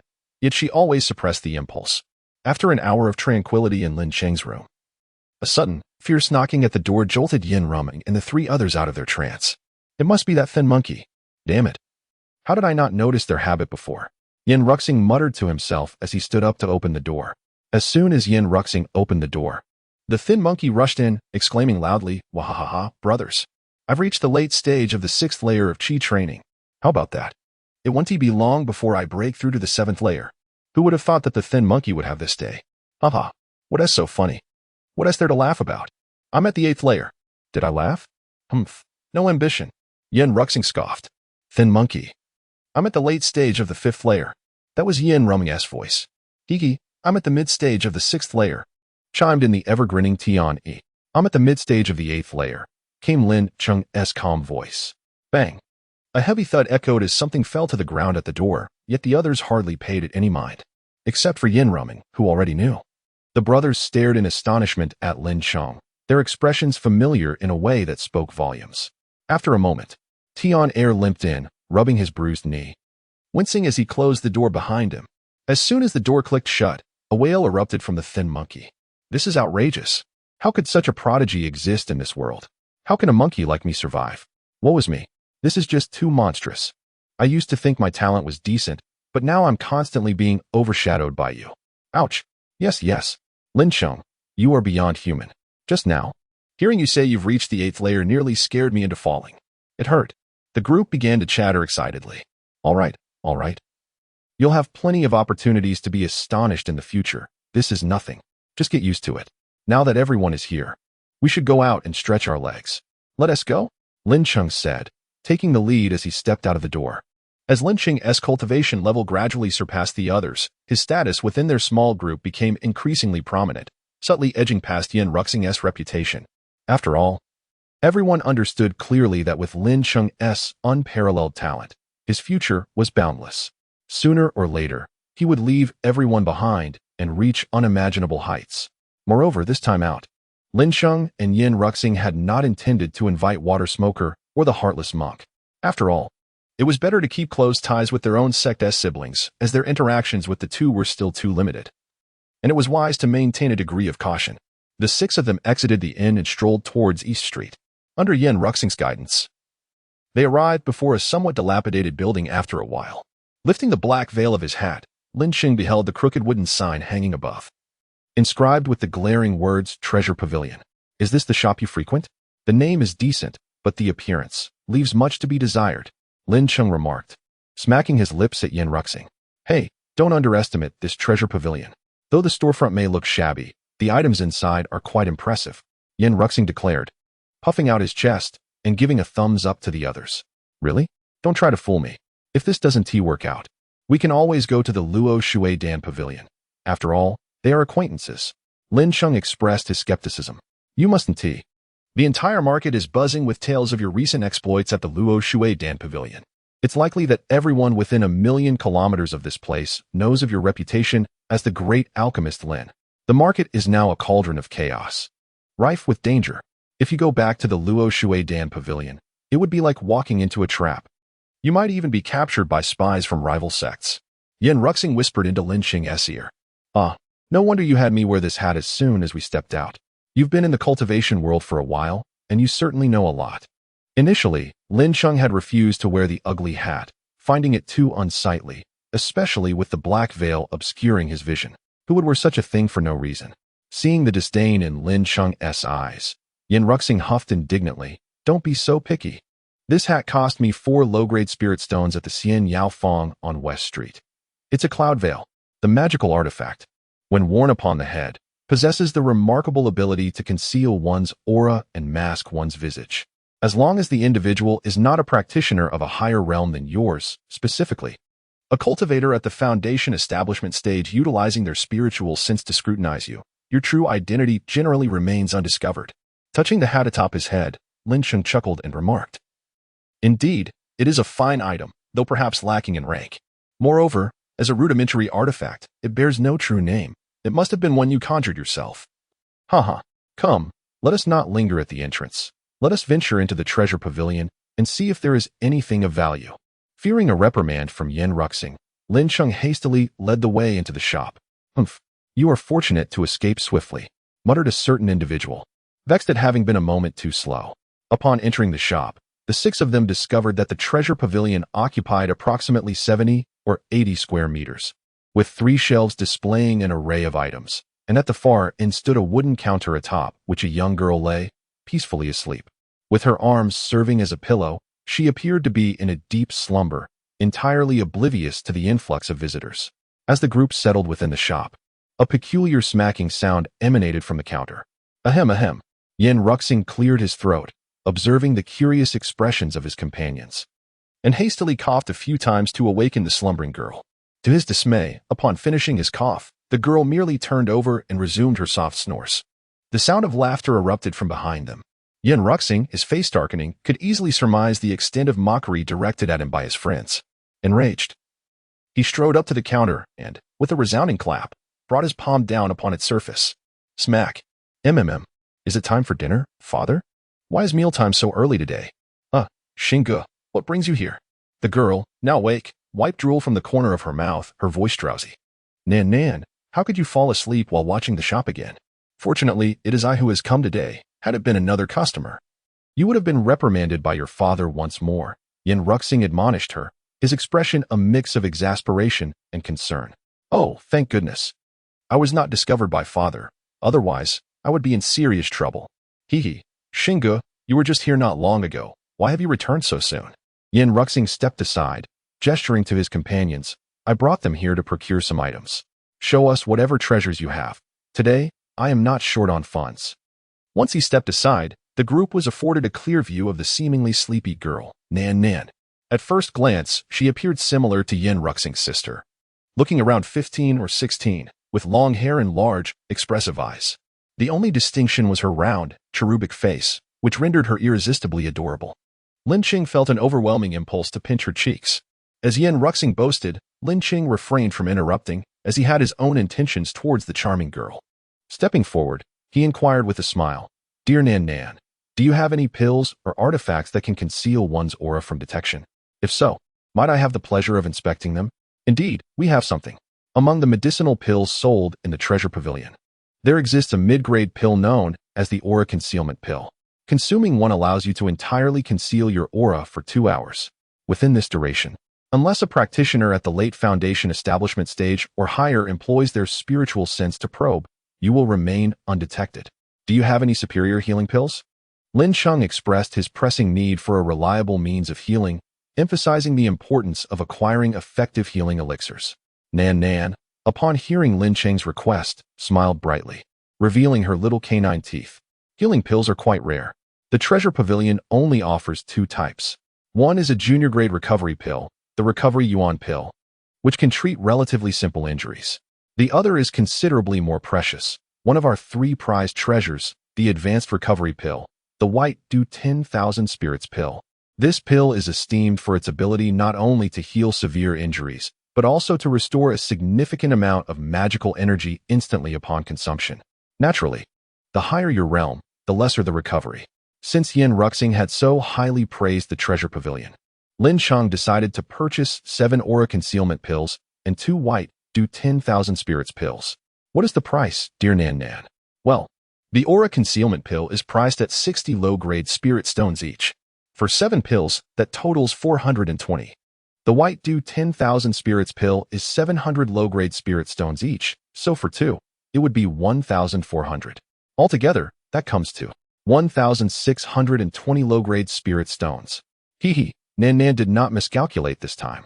Observing the cheerful girl counting on her fingers, Lin Cheng mused to himself, the items at the Treasure Pavilion are remarkably affordable, at least 2 or 3 times cheaper than those available in the market. Yet, he wondered why the shop appeared so desolate, its business so lackluster. Noticing Lin Cheng's momentary distraction as he surveyed the shop, Yin Ruxing placed a hand on his shoulder and shook his head, remaining silent. Given your intention to purchase the Aura Concealment and White Do 10,000 Spirits Pills, are you preparing for an adventure? Nan Nan exclaimed, her eyes sparkling with envy. Oh, how I wish I could travel freely. However, my father forbids me from stepping outside, and should I dare to cross the threshold, I would face severe punishment. Boo-hoo. All right, Nan Nan. Since you are aware of Xingu and Appos' impending adventure, do you have any other remarkable items to showcase? Yin Ruxing feigned impatience, urging her on. Oh, you truly are going on an adventure. Hee. As expected, I, Zhao and Nan, am exceptionally perceptive. You have come at a fortuitous time. Just the other day, my father acquired a defensive array disc. According to the seller, if this array disc is activated, it can form a circular protective shield capable of withstanding an all-out attack from a late Foundation establishment practitioner for an incense stick-s duration. However, when the seller brought it, it was already quite damaged, significantly reducing its effectiveness. After testing, my father found it could only withstand attacks from early Foundation establishment practitioners for an incense stick-s time. If you are interested, I can let it go for you at a discount. How does 600 low-grade spirit stones sound? Lin Cheng considered this carefully. Given its capabilities, the price was indeed reasonable. Providing a means of defense against early Foundation establishment practitioners, serving as a useful trump card. He pondered whether the replication function of the Primordial Creation Tower would apply to such an array disc. After some deliberation, he resolved to purchase it, intending to research it further upon returning to the inn. Very well, I shall take this array disc along with the other items. However, I do not possess enough spirit stones. Would it be acceptable to use some Recovery Yuan pills to settle the balance? Certainly. Recovery Yuan pills are highly sought after. Here is the deal. 1 Recovery Yuan pill is valued at 15 spirit stones. Take as many as you have. In the realm of cultivation, Recovery Yuan pills are a form of currency even more valuable than spirit stones. No merchant would refuse to accept them, as they are often used in place of spirit stones. The pricing is on par with the Luo Tian Pill Pavilion, making this arrangement quite convenient. Lin Cheng produced a storage pouch, smiling as he asked, "Is this sufficient to cover the cost of the 2 pills and the array disc? Here are 15 vials of recovery yuan pills." After receiving the storage pouch, Zhao Nan counted meticulously for a while before suddenly exclaiming, "Oh no, this is too much. 15 vials of recovery yuan pills is worth several dozen spirit stones extra. I cannot take such a substantial advantage." Then, her round face lit up with a mischievous grin as if a thought had struck her. "I also have a talisman sealed with the fire serpent technique. I'll include it for you. Consider it a trade for those extra spirit stones, hee. Lin Cheng shrugged nonchalantly and smiled. Zhao Nan stepped out from behind the counter. Swiftly locating all the items Lin Cheng had purchased from the 3 shelves outside, packing them into an empty storage bag, and cheerfully handed it to him, saying, "Thank you for your patronage, Brother Lin. Be sure to come back to the treasure pavilion next time you need to buy something. Of course, now that everything is ready, let's not just stand around, fellows. Let's go." The 6 of them moved as if Lin Cheng were their bodyguard, following him without a second thought as they exited the treasure pavilion. After this visit to the treasure pavilion, Lin Cheng's fortunes had noticeably shifted. The items within his waist-bound storage bags, meant for convenient trade, remained unchanged: a primordial vitality pill, 5 spirit beast pills, and 1,000 spirit stones. However, he now possessed 7 bottles of vitality pills, a damaged defensive array plate, and a talisman inscribed with the fire serpent technique. Lin Cheng was not particularly knowledgeable about talismans, and he thought he should ask his friends for more information about them when he had the chance. Since Zhao Nan and Lin Cheng had conducted their transaction at a distance from the others, they had not seen or overheard much. All they noticed was the beaming smiles on both their faces, indicating a successful deal. Only Yin Ruxing by the side might have gleaned some insight into Lin Cheng's purchases. Once outside the treasure pavilion, Lin Cheng quickly donned a conical hat and pulled Yin Ruxing closer to walk by his side. "I say, your glances at the girls are rather inappropriate. Though you feign innocence well, I can see right through you while those simpletons behind us remain oblivious. No wonder you insisted on dragging me here to buy things. There must be some mischief brewing within you. So what's going on? Don't ask me. I truly don't know. If you consider me a brother, just come to the treasure pavilion to buy things more often. I'd rather not discuss anything else now." Yin Ruxing sighed, his face contorted in frustration as he walked past Lin Cheng and hurried toward the inn. Lin Cheng chuckled inwardly, surprised to discover that beneath Yin Ruxing's carefree exterior lay a man with a story. Adjusting his hat, he began to feel an affinity for this peculiar world. Perhaps it was due to Lin Cheng's astonishing feats at the Luo Tian Pavilion a few days prior that had garnered immense interest from various factions. Suddenly, the bustling streets of Xiaoyaofeng were filled with suspicious-looking cultivators, peering curiously at him. Their behavior reminded Lin Cheng of the paparazzi back on Blue Star. Albeit lacking in finesse, most of them were clumsy in their attempts at concealment, staring openly at anyone who passed by, amused by the cautious expressions of his companions. Lin Cheng couldn't help but laugh at the thought of these amateurs trying to capture him, a seasoned time traveler who had watched numerous intricate detective dramas. If he were to be caught by these obvious spies, it would be an embarrassment for all time travelers. After a smooth passage through the east and west streets, the group finally relaxed a bit once they entered the inn. "Come to my room for a moment.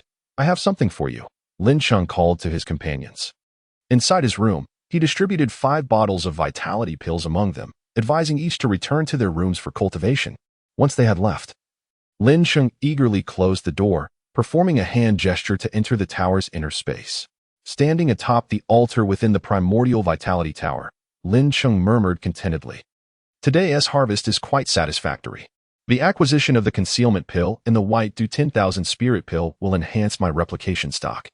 While the damaged defensive array plate can withstand attacks from foundational cultivators for a brief period, serving as a last resort. However, the most significant gain seems to be the talisman inscribed with the fire serpent technique, said to be comparable to a foundational cultivator's strike." Imagining himself effortlessly dispelling adversaries with a wave of his hand, conjuring forth a torrent of fire serpents to engulf his foes, he felt a thrill at the prospect of such combat prowess. What an exhilarating way to fight, he thought, gently placing the fire serpent talisman on the altar's stone table. Lin Cheng excitedly set down 20 low-grade spirit stones. Zhao Nan had traded the talisman for 50 spirit stones, so he believed that placing 20 would suffice to replicate it. Indeed, as the altar's countless runes and stones shimmered and then dimmed, he saw 10 spirit stones vanish, and the fire serpent talisman doubled in quantity. While the talisman was valued at 50 spirit stones by Zhao Nanan, its price would rise to at least 80 in other shops. Yet, for only 10 spirit stones, he could replicate it. Hiki. Once I replicate dozens or even hundreds of these talismans, I could easily dispatch several foundational cultivators at once. He placed one fire serpent talisman in a corner of the altar alongside the seeds of the primordial vitality pill and spirit beast pill, using 500 low-grade spirit stones. He successfully replicated 50 fire serpent talismans, which he stored in his waistbound bag as a crucial backup, second only to the damaged array plate. Just as Lin Cheng was reveling in his success, he suddenly smacked his forehead and exclaimed, "In my excitement over the talismans, I nearly forgot about the 2 pills."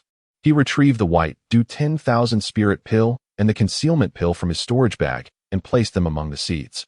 Now, the altar within the primordial vitality tower boasted an impressive array: a low-grade vitality pill, a mid-grade spirit beast pill, a mid-grade concealment pill, a high-grade white do 10,000 spirit pill, a low-grade primordial vitality pill, and the fire serpent talisman. The remaining 500 low-grade spirit stones, 20 vitality pills. For spirit beast pills, 6 concealment pills, and 1 white do 10,000 spirit pill remained in his waist storage bag. As Lin Cheng gazed at his increasingly substantial fortune, a sense of pride welled within him. Satisfied, he exited the tower's space, took a bottle of vitality pill from his storage bag, and settled cross-legged on the bed's mat, murmuring, "With 4 days left, given my talent, it seems a bit ambitious to break through to the 9th layer of chi refinement. Perhaps it would be wiser to consolidate my current realm. After all, a solid foundation never hurts." While Lin Cheng and his companions diligently practiced and prepared for the challenges ahead, the bustling market of Xiaoyao Pavilion was rife with tension. Cultivators hurried through the streets. Their expressions varied, each seemingly preoccupied with their thoughts, creating an atmosphere of unease.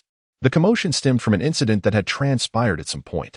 A group of cultivators from the Qishan market, enjoying drinks at the drunken Immortal Pavilion, suddenly erupted into chaos when a fierce-looking cultivator clad in a square scarf began berating a short, bespectacled man, spewing insults and exuding a brazen arrogance. The diminutive, plump cultivator was not one to permit the malevolent cultivator to insult him without retaliation. The two soon found themselves embroiled in a physical confrontation within the establishment known as Drunken Immortal Inn, their abilities seemingly comparable. Yet, it became increasingly evident to the onlookers that the small-eyed, stout cultivator was gradually succumbing to the ferocious onslaught of his opponent. Fortunately, neither of them was in a bloodthirsty frenzy. They merely employed their magical prowess, engaging in close combat without resorting to any lethal artifacts, thus attracting a throng of spectators eager to witness the spectacle. As the innkeeper, a mid-stage foundation establishment cultivator, was summoned by the attendant, the small-eyed cultivator recognized that he was no match for his adversary. Anxiety gripped him as he observed the innkeeper approaching, fully aware that both would face dire consequences. Did he not notice the imposing figure of the mid-stage foundation establishment innkeeper, whose somber demeanor exuded an overwhelming aura, fixated intently on the two fighters?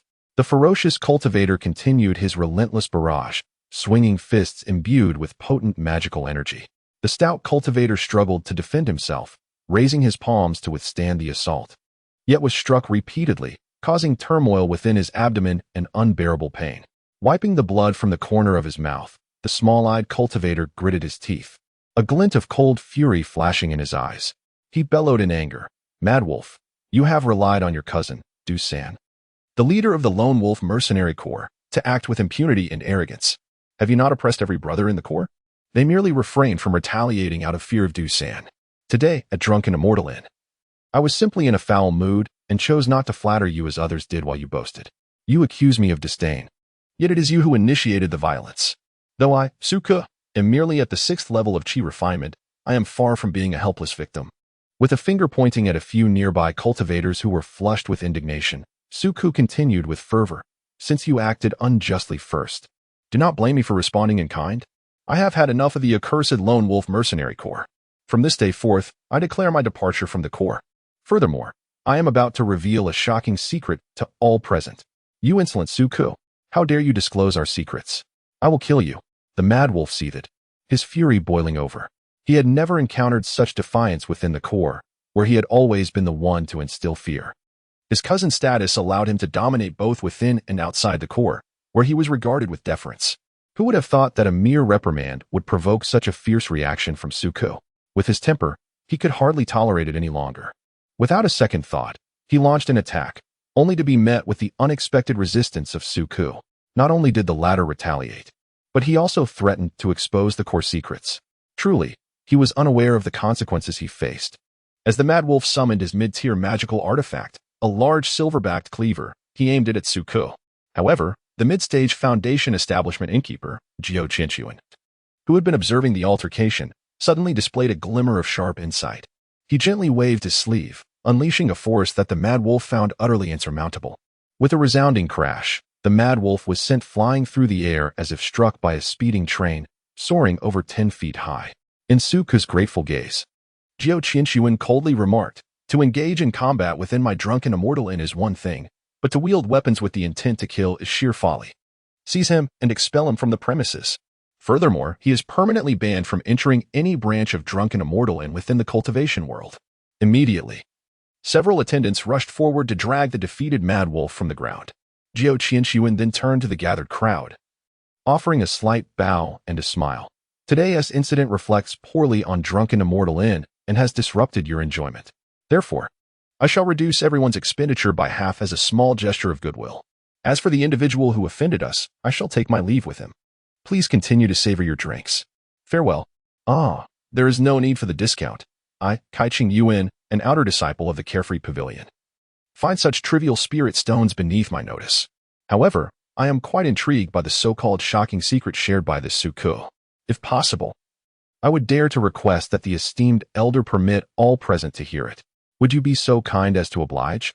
Just as Luo Tian was about to take his leave, a tall, handsome young man, holding a unique jade flute and adorned with an air of elegance, spoke up. "Is that really the outer disciple of the Carefree Pavilion, Kai-Ching Yuan?" One onlooker exclaimed in disbelief. "You heard correctly. He is the latest generation of genius cultivators from the Carefree Pavilion, said to have advanced to the late stage of chi refinement in just 12 years. Another confirmed, envious admiration evident on his face.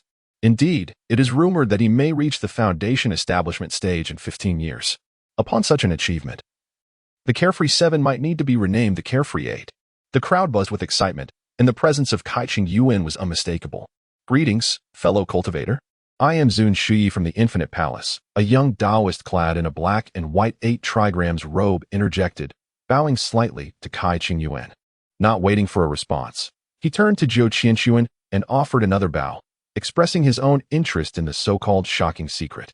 What a remarkable day. Rarely do such talents congregate, and the honorific title Zun is exclusive to the personal disciples of the Infinite Palace.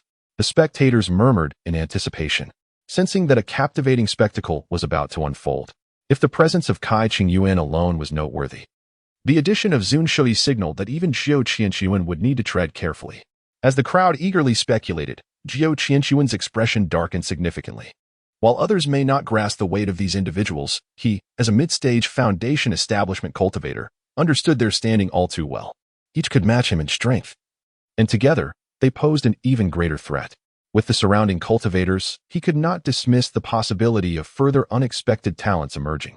Though Su Ku's secret might not hold monumental significance for a cultivator of his caliber, Luo Tian weighed the situation carefully and soon made a fateful decision that he would come to regret profoundly.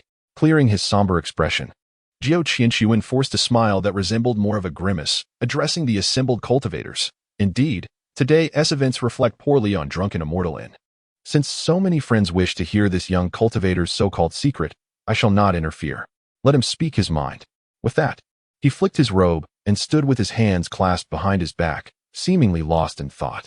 As the atmosphere thickened with silence, the gazes of the assembled crowd swiftly converged upon the timid Su Ku, who seemed to shrink back in trepidation. For the first time in his life, Su Ku found himself the center of attention among so many cultivators, their stares akin to those of admirers beholding an unparalleled beauty. He suddenly felt like a lamb awaiting slaughter. Trembling, Su Ku cast a nervous glance at the crowd and stammered, "The matter is like this. On that day, on the morning of the 10th day, Lin Cheng was abruptly awakened from his meditation by the urgent knock of Shui Yenner. For some reason, after days of absence, Lin Cheng could not shake the feeling that her gaze upon him had shifted, becoming strangely different from before. How has your cultivation progressed over these 10 days? Have you encountered any difficulties in your training?" My realm is slightly higher. Perhaps I could offer some assistance. Shui Yin'er inquired, her head bowed as she walked alongside Lin Cheng. He failed to notice the faint smile gracing her face as she looked down. Water Fairy, I can't shake the feeling that you seem different today, Lin Cheng remarked, though he could not pinpoint what exactly had changed. As for my cultivation, I barely reached the later stage of the 8th layer of qi refining. I plan to retreat into seclusion again after this matter to break through to the 9th layer. At your age, reaching the later stage of the 8th layer is quite remarkable. By the way, how long have you been in the Xianyo Pavilion? Shui Yin'er asked, lifting her gaze momentarily. Oh, it hasn't been long, just... A sudden noise interrupted their conversation as the door of a nearby guest room creaked open, revealing the monk Wuxin. It turned out that while they were engrossed in their discussion, they had unwittingly passed by his room, coincidentally encountering him as he emerged. The interruption shattered their intimate moment, and Shui Yin'er chose not to press Lin Cheng further. After their brief encounter, the trio fell silent and proceeded to knock on the doors of the remaining 5 companions. Once all 8 were gathered, they departed the inn together. As they stepped onto the bustling street outside, Lin Cheng scrutinized the diverse array of cultivators passing by and felt an unsettling tension in the air. As if something was amiss. Hey, dreamlike sister, how has your progress been over the past 5 days? Have you reached the 6th layer of qi refining? The lean monkey, having been struck by Lin Cheng's rapid advancement, had refrained from inquiring further about his progress but was keen on comparing their cultivation speeds. He relentlessly questioned the 2 brothers, much to their annoyance. Notably, both brothers were currently at the later stage of the 6th layer, yet Tian had finally caught up with his brother Tian Air. This was not due to Tian Yi's superior talent, but rather because Tian Air had stagnated at the later stage of the 6th layer. For many cultivators, crossing into the 7th layer is a significant hurdle, with numerous practitioners finding themselves unable to break through, often for their entire lives. This barrier is the first major challenge in a cultivator's journey to alter their destiny. Overcoming it opens the path to the 9th layer without further impediments. The 2 brothers were both ensnared at the later stage of the 6th layer. Oh, but the lean monkey had made a small advancement over the past 5 days, joining them in this precarious stage. They had become companions in struggle. I think I have reached the mid-stage of the 6th layer, Yin Rumo said absent-mindedly. That's excellent. The mid-stage of the 6th layer is commendable. But wait, what did you say? The mid-stage of the 6th layer? Did I hear you correctly? The lean monkey, initially dismissive, suddenly exclaimed with disbelief. How on earth did you achieve the mid-stage of the 6th layer so quickly? Are you trying to tease me? With a thud, the lean monkey was kicked away a considerable distance, calmly retracting her leg amidst the astonished gazes. Yin Ruxing held her head high and proudly declared, well, just look at who my brother is. Is it surprising that I possess a bit of talent? Her words held some merit. Sister, your speed of breakthrough is astonishing. Aside from that prodigy, I have never witnessed such rapid advancement. Those 7 who claim to be the 7 of freedom, even they did not progress this swiftly at your age. She added, casting a sidelong glance at Lin Cheng, who wore a furrowed brow. Waving a hand to redirect the conversation, Lin Cheng's expression grew serious as he commanded the attention of the group. Listen closely. I can now ascertain that something grave has transpired at the Xianyao Pavilion. The Sunset Great Forest, indeed, stands as one of the most perilous yet bountiful locales in the 299th realm of cultivation, without even mentioning the myriad of spiritual flowers and extraordinary herbs scattered throughout its vast expanse. It is also a favored ground for countless cultivators seeking to hone their skills against the myriad spirit beasts and demonic creatures that inhabit its depths. Each part of these creatures is a coveted treasure for practitioners. Lin Cheng recalled his first encounter in this world with Yin Ruxing, who, in her excitement, extracted the demon core from a powerful demonic beast, the Godwind Black Eagle, which she had slain. The distinction between spirit beasts and demonic beasts primarily lies in the former possessing a modicum of intelligence and a slightly gentler disposition, while the latter are often mindless killers. Many powerful cultivators capture spirit beasts to serve as mounts or companions, for in this vast realm of cultivation, the bonds that humans form with their beasts can sometimes prove to be more genuine than those among their own kind. Though there are tales of spirit beasts choosing their masters, such cases are exceedingly rare and typically involve creatures of noble lineage and extraordinary intellect. The Sunset Great Forest has loomed over the 299th realm for an unmeasurable expanse of time, its boundaries stretching endlessly, yet its precise area remains largely a mystery. Legends speak of a nascent soul expert who, confident in their profound cultivation, attempted to traverse the void to measure the forest expanse. However, after penetrating its depths, they vanished without a trace. This incident is said to have occurred several tens of thousands of years ago, and that expert has never been seen since. As a result, the cultivators of the 299th realm have largely come to a consensus that great terrors lie within the heart of the Sunset Great Forest, a realm that should not be tread lightly upon. Furthermore, flying above the forest is equally perilous. It is reported that cultivators utilizing flying artifacts in the forest and Appos skies are often met with fierce assaults from the local beasts. Thus, once inside the Sunset Great Forest, practitioners rely primarily on foot travel. Under the guidance of Wuxin, Lin Cheng and his companions made their way along a shortcut to the outskirts of the Sunset Great Forest. At this juncture, all 8 wore grim expressions, particularly Wuxin, who could barely contain his rage as he cursed the lone wolf mercenary group and its mad leader. At the entrance of the inn, Lin Cheng observed the hurried and diverse expressions of the passing cultivators along the bustling street, feeling an unsettling air. Although he had only traversed South Street a few times, he couldn't and Appos shake the sense that something was amiss today. When he shared his thoughts with the others, the remaining 7 carefully scrutinized the throng of cultivators and gradually noticed that nearly all of them appeared exuberant and joyous. 1 or 2 could be dismissed, but within a short span, they spotted over a dozen exhibiting similar expressions. From their countenance, it seemed as if the heavens had bestowed them with spiritual stones. Moreover, Lin Cheng noted that most of the passing cultivators were at the late stages of qi refinement, with very few at the early or mid stages casually wandering the streets. A stark contrast to his previous outings. His companions, having been in seclusion for days, were oblivious to the situation. It was a simple matter. They could just inquire a passerby to glean some insight. Thus, Yin Ruxing, leveraging the presence of 2 foundation building experts beside him, seized a qi refinement cultivator who happened to be passing by. "Brother, may I ask you something? Just speak honestly, how about it?" Yin Ruxing said, grasping a cheerful cultivator who bore a face full of freckles. The freckled cultivator had just received word from his cousin that there was still 1 spot available in their party, prompting him to join the quest for opportunities today. He was excitedly heading to the gathering point when he was unexpectedly halted by a stranger. As he turned, ready to express his indignation, he quickly sensed the formidable aura radiating from the man, realizing he was no match for such a powerful being. Adhering to his principle of avoiding unnecessary conflicts, Zhang Ermatzi swiftly replaced his frown with a smile and said, "Big brother, feel free to ask anything. I, Zhang Ermatzi, will surely speak candidly and thoroughly." "Ah, you seem quite agreeable. Let me ask you, has anything significant occurred in Xiaoyaofeng recently? Why are the streets filled with such joyous people? And why are there so many high-level cultivators? Is that so, big brother? With your profound cultivation, you are unaware of the recent happenings? Enough with the small talk. I just emerged from seclusion today. I know nothing. Speak quickly." Yes, I was wrong. Recently, something quite extraordinary has transpired in Xiaoyaofeng. My cultivation is low, and I only heard about it from my cousin. It is said that a few members of the Lone Wolf mercenary group, one of the top 10 mercenary groups from Qishan, got into a brawl at the drunken Immortal Tavern. I'm not clear on the details, but a cultivator named Su revealed a shocking secret during that incident. Many present heard it clearly. There is said to be an opportunity in the Sunset Forest, but the exact location remains unknown, even to him. He simply overheard it from the Lone Wolf's captain's cousin, Crazy Wolf, who accidentally let it slip while intoxicated. Apparently, Crazy Wolf was also present but was rendered senseless by the tavern keeper, unable to speak, just drooling. This news spread wildly throughout Xiaoyaofeng, and everyone has now learned that an opportunity is about to emerge in the Sunset Forest.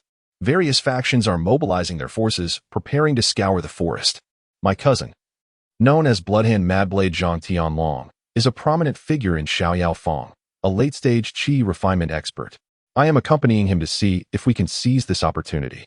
Wait, big brother, don't leave yet. I haven't finished speaking. After hearing a few words from the freckled cultivator, Yin Ruxing returned silently to his companions. The 8 of them, having overheard the exchange, were filled with frustration. They had diligently cultivated in seclusion for 10 days, preparing for this venture, only to discover that the news of the opportunity was already common knowledge among the masses. Various factions were already gearing up to act. Fortunately, Shui Yinner remained calm amidst the chaos. She furrowed her brows in contemplation before addressing the group with a light laugh. There is no need to panic or feel disheartened. we still have a considerable chance. The scattered cultivators and factions are undoubtedly unaware of the exact location of the opportunity. As for the seasoned veterans of the Qishan mercenary group, once they realize the secret has been leaked, they will likely retreat to some hidden corner, making it improbable for them to be caught. It is likely that only we know the location of this opportunity. As Shui Yin'er articulated her thoughts, her companions found her reasoning somewhat sound, and they collectively breathed a sigh of relief. Although the news had leaked, they still had a significant chance to be the first to act. Thus, they hurriedly made their way toward the sunset forest. Monk Wuxin led the seven into the dense foliage of the sunset forest, navigating swiftly through the verdant expanse like an experienced guide.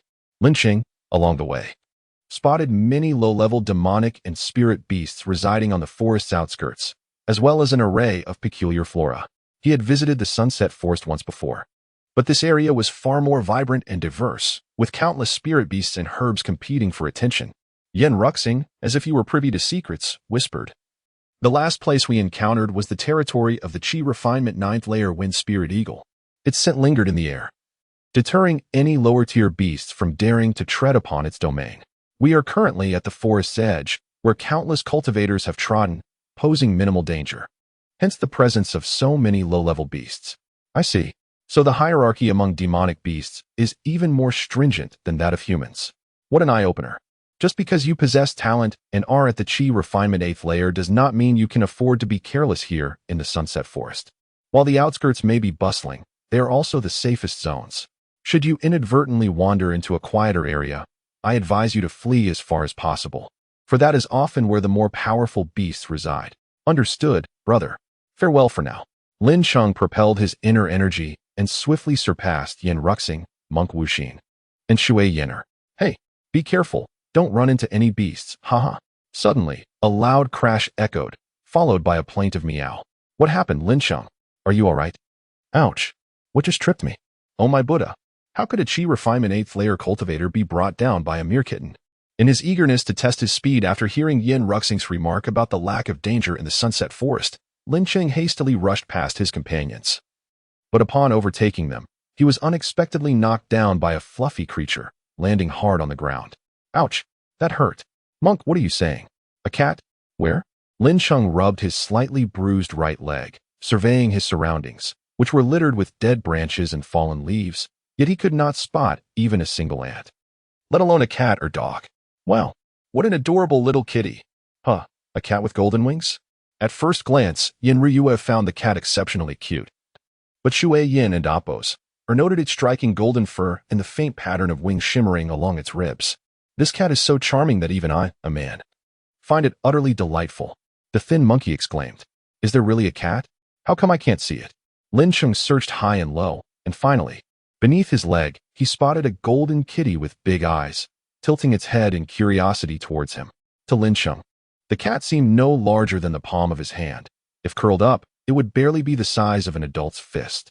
Although its fur was quite eye-catching and its whiskers a bit long, its forehead appeared slightly different from that of an ordinary cat.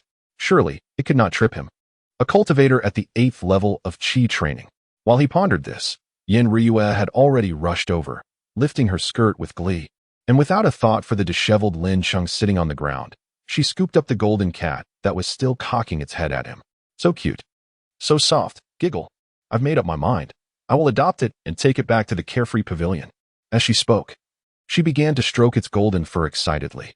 Initially, the palm-sized golden kitty did not resist being held by Yin Ryue, its gaze seemingly fixed on Lin Cheng on the ground. However, once it realized it was being cradled, it quickly kicked its little paws and darted out of Yin Ryue's increasingly formidable embrace. Oh no, little kitty, don't run away. Come here, dear sister. Amidst Yin Ryue's persistent calls and the astonished gazes of the others, the little cat, having escaped Yin Ryue's grasp, made a beeline for Lin Cheng's lap. Once nestled there, it squinted its eyes and lowered its head, extending its pink tongue to lick Lin Cheng's palm. Wow, I haven't seen such a sight in years of wandering. Lin Daoyu, could it be that this little cat is smitten with you at first sight? Ha ha, pa, your words are quite absurd, Monk. I believe this cat is merely hungry, seeking food from me. Lin Cheng observed as the little cat continued to lick his palm, glancing up at him after each lick, and upon finding him still, resumed its licking. I think Lin Daoyu is right. It must be hungry. Do you have any food that could entice it? It seems particularly dependent on you, Shui Yin'er speculated. I don't have anything that could attract this little cat. Wait, the spirit beast pill.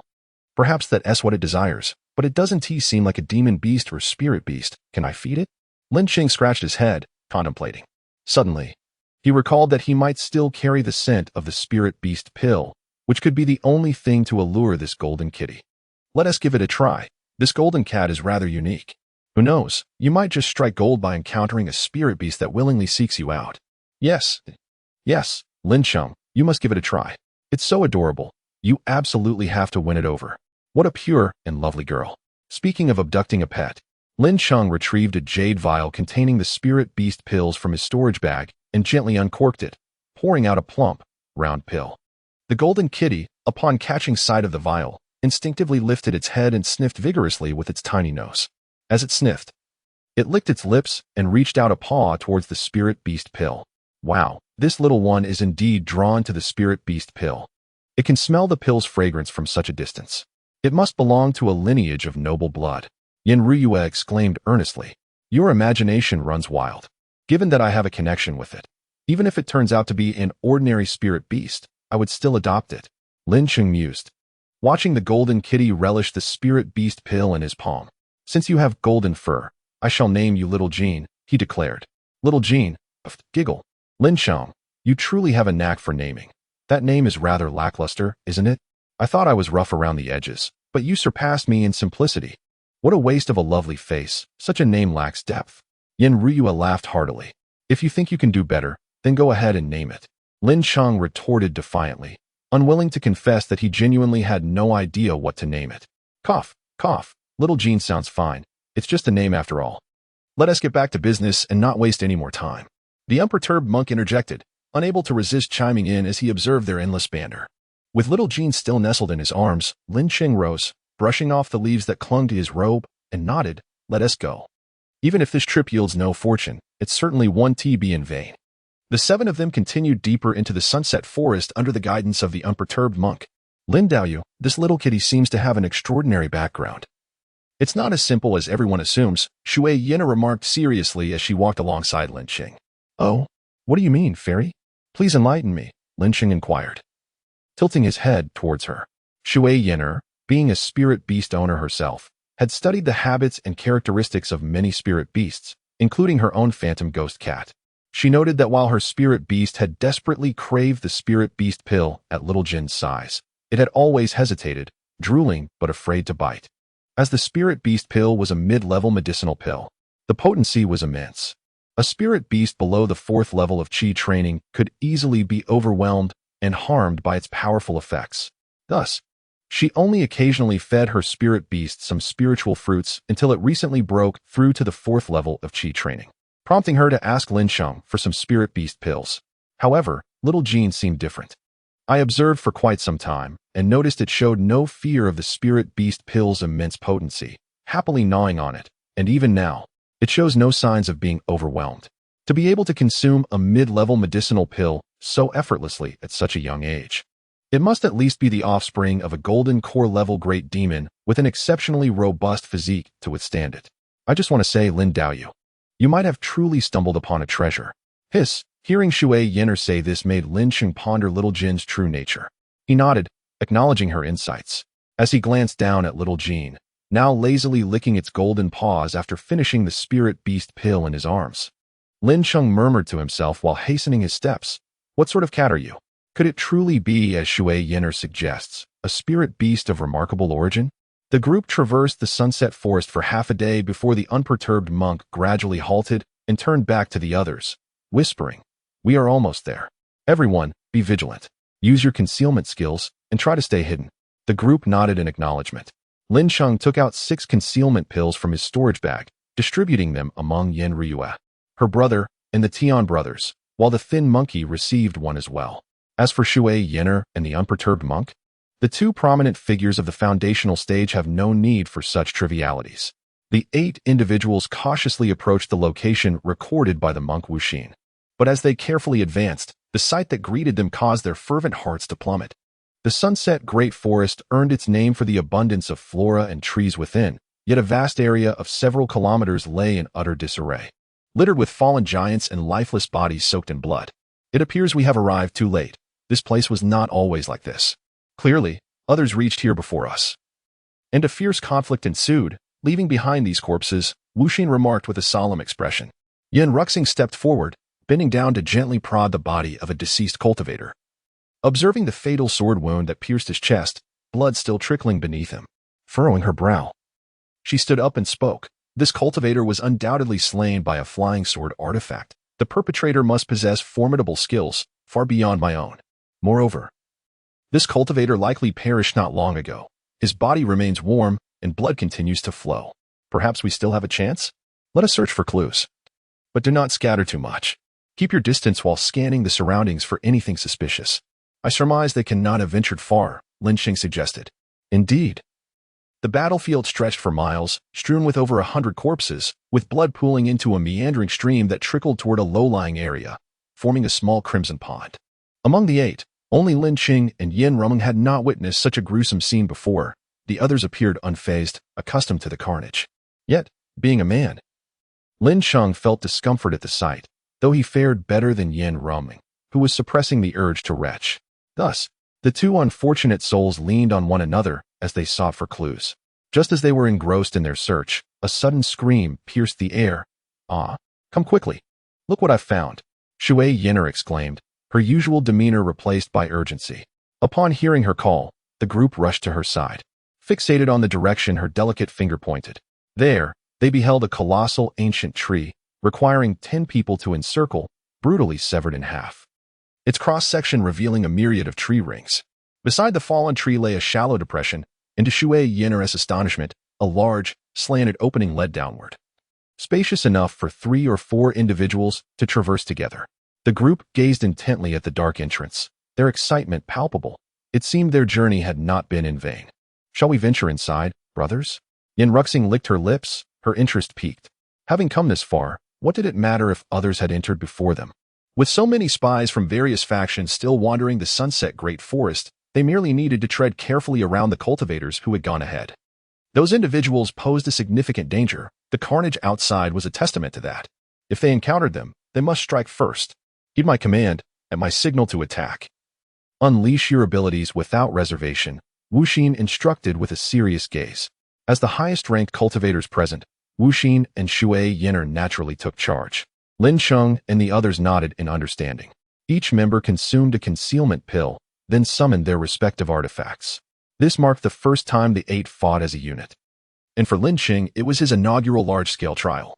However, the gravity of the situation weighed heavily on him, especially since he lacked the experience of Yin Rumeng, who had trained at the Shaoao Pavilion for 2 years, while he now faced a life-threatening ordeal. Chanting softly, Wuxin summoned a golden bowl, shimmering with brilliance. The moment the artifact emerged, his usual nonchalance vanished. Lin Cheng, nearing the 9th level of Qi refinement, felt a tinge of apprehension under Wuxin and Appo's suddenly intense gaze. However, Wuxin quickly shed his serious demeanor, grinning and declaring, "This is the advanced artifact, the golden bowl, bestowed upon me by my master upon my breakthrough to the foundational stage. It can both attack and defend.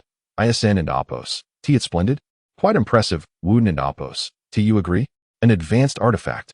Lin Cheng gasped in disbelief, realizing that Wuxin, who typically concealed his prowess, was indeed a wealthy monk. As of now, the rest of them were still equipped with basic artifacts, let alone advanced ones.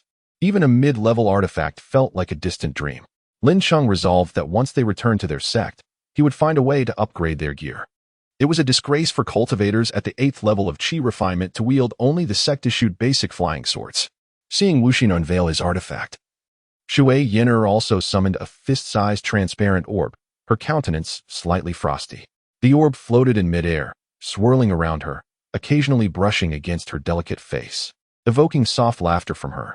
To Lin Cheng, it resembled an intimate exchange between lovers. As for the others, they were taken aback. My heavens, this artifact possesses sentience. Is it a spiritual artifact? Wuxin exclaimed, eyes wide in astonishment. The mention of a spiritual artifact rendered the group speechless. Even Lin Cheng understood the significance of such a weapon. It represented the pinnacle of weaponry in the cultivation world, coveted even by golden core cultivators. Weapons are categorized into artifacts, treasures, spiritual artifacts, and immortals. Typically, it is common for Qi refinement cultivators to use basic artifacts, while those wielding mid-level artifacts are exceedingly rare, akin to a paragon among 100 cultivators. Such individuals either possess exceptional talent or are rewarded by their sect or family for self-defense, or they come from affluent backgrounds. As for advanced artifacts, many cultivators at the foundational stage still utilize mid-level artifacts, as advanced ones are usually standard for those in the mid-foundational stage and beyond. Wuxin's possession of an advanced artifact at the early foundational stage marked him as a prodigy within his sect. Treasures surpass artifacts in rank, as they can be nurtured within one's dantian, growing in potency over time. Most novice treasures can be gradually nurtured into advanced treasures, a standard for foundational late-stage and golden core cultivators. Spiritual artifacts, on the other hand, possess a semblance of self-awareness. Such artifacts can autonomously engage in battle. Possessing one significantly enhances one's combat capabilities, essentially providing an additional ally in the fray. The mere sight of Shui Yin'er conjuring what appeared to be a spiritual artifact left the group utterly astounded. "Oh, little Shui, it's not a spiritual artifact. It's merely an advanced artifact, the only keepsake my mother left me," she said, suddenly quiet, covering her face as if reminded of something. Surrounded by a group of rugged men, it was difficult to offer comfort, but fortunately, Yin Rong was present. She readily took on the responsibility, grasping Shui Yin'er's hand and soothingly saying, "Breathe easy. It was a long time ago. I've almost forgotten it. I rarely invoke little Shui, as I fear recalling certain past events. Have you heard of growth-type magical artifacts?" A growth-type magical artifact is a unique treasure born from exceptional refining materials, exquisite forging skills, and a stroke of luck. It may initially possess a low rank, merely a primary magical item, yet after ritualistic refinement, it can be cultivated within one's body like a treasured artifact. Unlike ordinary treasures, these artifacts upgrade at a remarkable pace. While regular treasures find it difficult to ascend beyond the high-tier level, growth-type artifacts can effortlessly advance to the spiritual artifact level. One could say a growth-type magical artifact is a companion for a cultivator throughout their life, which typically endows it with tremendous power. Though little Shui is currently only a high-tier magical item, she can still hold her own against most primary magical artifacts. The group, including the early-stage foundation-building monk Wuxin, had yet to encounter a growth-type magical artifact, so they were oblivious to its significance. Shui Yin'er patiently explained, as they would likely face a fierce battle soon. Mutual understanding was essential. How enlightening. We've been rather ignorant, Lin Cheng remarked with a smile. Indeed, today has truly broadened our horizons. We, mere novices in the Qi refinement stage, have no face to show with our primary magical items. Hey, Lin Cheng, don't you possess a flying sword that looks rather impressive? We're all curious about the level of your artifact. Do show it to us. Yin Ruxing recalled witnessing Lin Cheng's sword pierce Su Yin and instantly slay Wu Da. At that time, his cultivation level wasn't particularly high. Yet he could effortlessly injure one and kill another. Surely, it had something to do with his magical artifact. Oh, I haven't even figured out the level of my artifact myself, but it should at least be a mid-tier item. However, my trump card today isn't that autumn water sword, Lin Cheng stated confidently. Oh, what sort of trump card has Lin Dao you prepared? Shui Yin'er inquired curiously. It wouldn't be that damaged array plate, would it? It can hold off an early-stage foundation-building cultivator's attack for a while, which isn't too shabby. The thin monkey speculated. No, rest assured, if danger arises, I will reveal my treasures, Lin Cheng declared, slapping his storage bag confidently. All right, brothers. Grab your weapons and prepare to enter the cave. Seeing Lin Cheng's confident and mysterious demeanor, Yin Ruxing called out and was the first to jump into the earthen pit. The others held their flying swords and cautiously wielded the torch that Wuxin had produced from who knows where, proceeding step by step in the dimly lit cave. Lin Cheng held the autumn water sword in his right palm while secretly clutching two fire serpent talismans in his left hand, hidden within the wide sleeves of his robe. Should anything amiss occur, he would summon the talismans immediately. The rest of the group remained vigilant, scanning their surroundings. He sensed that they were gradually descending deeper underground. The initially uneven, dark cave walls began to transform. After walking for some time, Wuxin, leading the way, noticed that the walls were becoming smooth and tidy, occasionally adorned with exquisite murals. The murals depicted various magical artifacts and scenes of cultivators in battle. Wuxin and the others held their torches aloft, walking and observing with great interest. Lin Cheng felt little unease upon entering the cave, but as they traversed further, a growing sense of dread began to creep in. Shadows danced on the walls illuminated by the firelight, and he felt as though he were in a tomb. The sensation was unsettling, truly unsettling. It seemed as if several eerie figures were moving forward in the surrounding darkness, and occasional soft whispers echoed, sounding both feminine and masculine, sending chills down the spine. At that moment, Wuxin, who was at the forefront, suddenly halted, engrossed in studying a mural on the cave wall. Seeing him stop, the others held their breath, pausing and gathering around the mural with their torches. The once noisy footsteps of 8 individuals fell silent, so quiet that Lin Cheng could hear Yin Ruming's gentle breathing beside him. Hiss. Taking a quick breath, Lin Cheng squeezed into the crowd and gently asked the engrossed Wuxin, "Fat monk, what have you discovered? You've been so focused for so long. I feel this place is rather strange and ominous, akin to a grave." "A grave? I haven't noticed that. It just feels a bit odd, though I can't pinpoint why. It's quite perplexing," the thin monkey replied, furrowing his brow. "Perhaps Lin Daoyu has hit the nail on the head. After observing this mural, I believe I've discerned our location," Wuxin stated, a slight smile gracing his lips as he explained to the group. "Look at this mural of the figure. If I'm not mistaken, this cultivator depicted here is likely the legendary thief, Yin Miao, known as the Master of Empty Hands, who vanished from the cultivation world centuries ago." "What did you say? Master of Empty Hands? Yin Miao? The golden core thief who instilled fear in the hearts of the 10 major sects and hundreds of minor sects and families?" Shui Yenu exclaimed, astonished. The others wore bewildered expressions, utterly confused. "Indeed, it's the golden core thief Yin Miao, who has stolen from countless sects and families. Look closely at the figure in the mural, clad in white attire, with flowing golden hair, his face obscured by mist, yet he clutches a jade shuttle in his hand. I once saw a similar image in an ancient text. That text detailed how there was only one person in the entire cultivation world who wielded a jade shuttle as a magical artifact, Yin Miao, the golden core thief. This jade shuttle is rumored to be a genuine spiritual artifact. Though it's a spiritual artifact, it lacks any offensive capabilities, yet it possesses escape speeds that rival those of a nascent soul expert." Wuxin exclaimed, his excitement palpable. "It might even surpass the escape speed of a nascent soul expert, as it is said that Yin Miao used this artifact to evade the joint pursuit of 2 nascent soul experts. After that incident, Yin Miao became renowned throughout the cultivation world. Another spiritual artifact? My heart can hardly take this excitement. I feel as though I might faint," the thin monkey exclaimed dramatically, clutching his chest. "It seems today as fortune has led us to the resting place of this legendary thief. Who knows what treasures Yin Miao left behind, coveted by the 10 major sects and hundreds of minor sects and families? Just the thought makes one drool." Yin Ruxing mused with a gleeful expression. "Yin Miao, Yin Ruxing. Perhaps you share a connection with him, given that you both bear the surname Yin. Are you not afraid of taking someone else's treasure?" Lin Cheng teased. "Come on, there are countless people with the surname Yin in the world. How could every one of them be related to me?" Yin Ruxing retorted, exasperated. In the pitch-black corridor, the destination was unknown. Only the occasional crackling sound of flickering torches could be heard. Lin Cheng and his 7 companions held their breath, gathered around the mural depicting the legendary golden core thief, Yin Miao. Initially, they exchanged light-hearted banter, but soon, the mesmerizing mural captivated all 8 of them. Their gazes fixated and entranced. The narrow, dark tunnel fell into an eerie silence. Lin Cheng's attention was drawn to the figure on the mural, particularly the jade shuttle spirit tool it held. Possessing the primordial creation tower, he was capable of replicating any elixir or magical artifact, including the other 9 treasures among the 10 great relics. However, the cost of such replication was unfathomable.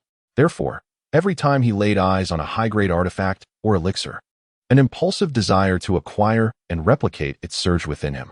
Moreover, the jade shuttle was a spirit tool, a treasure that even golden core realms might not possess.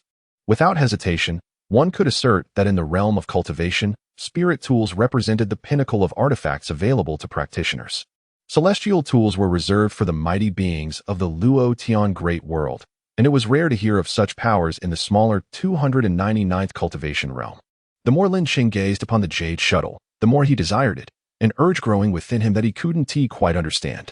Perhaps it was a remnant of his past life. He felt his adrenaline spike, his previously fair complexion gradually flushed with excitement. with an infatuated gaze. Lin Cheng tilted his head to scrutinize the jade shuttle, feeling as if time stretched infinitely as he became entranced by its beauty. In his increasingly blurred vision, the surroundings faded away, leaving only the pure white jade shuttle, as if everything else had vanished into thin air. He stood still, and the shuttle eerily floated 3 feet in front of him. After an extended standoff, the jade shuttle, to Lin Cheng's astonishment, gracefully bent its form, nodding its tip towards him. This bizarre gesture jolted Lin Cheng from his reverie, causing him to stumble back in fright. He instinctively retreated 3 steps, wishing to distance himself from the strangely sentient jade shuttle. Yet, to his dismay, it remained eerily suspended before him, as if he had never moved at all. What on earth was happening? Wasn't he with Yan Ruxing and the other 7? He had merely wished to examine the jade shuttle depicted in the mural more closely, and now he found himself utterly alone, with only this floating shuttle before him. Turning to survey his surroundings, he found himself engulfed in a blinding white void.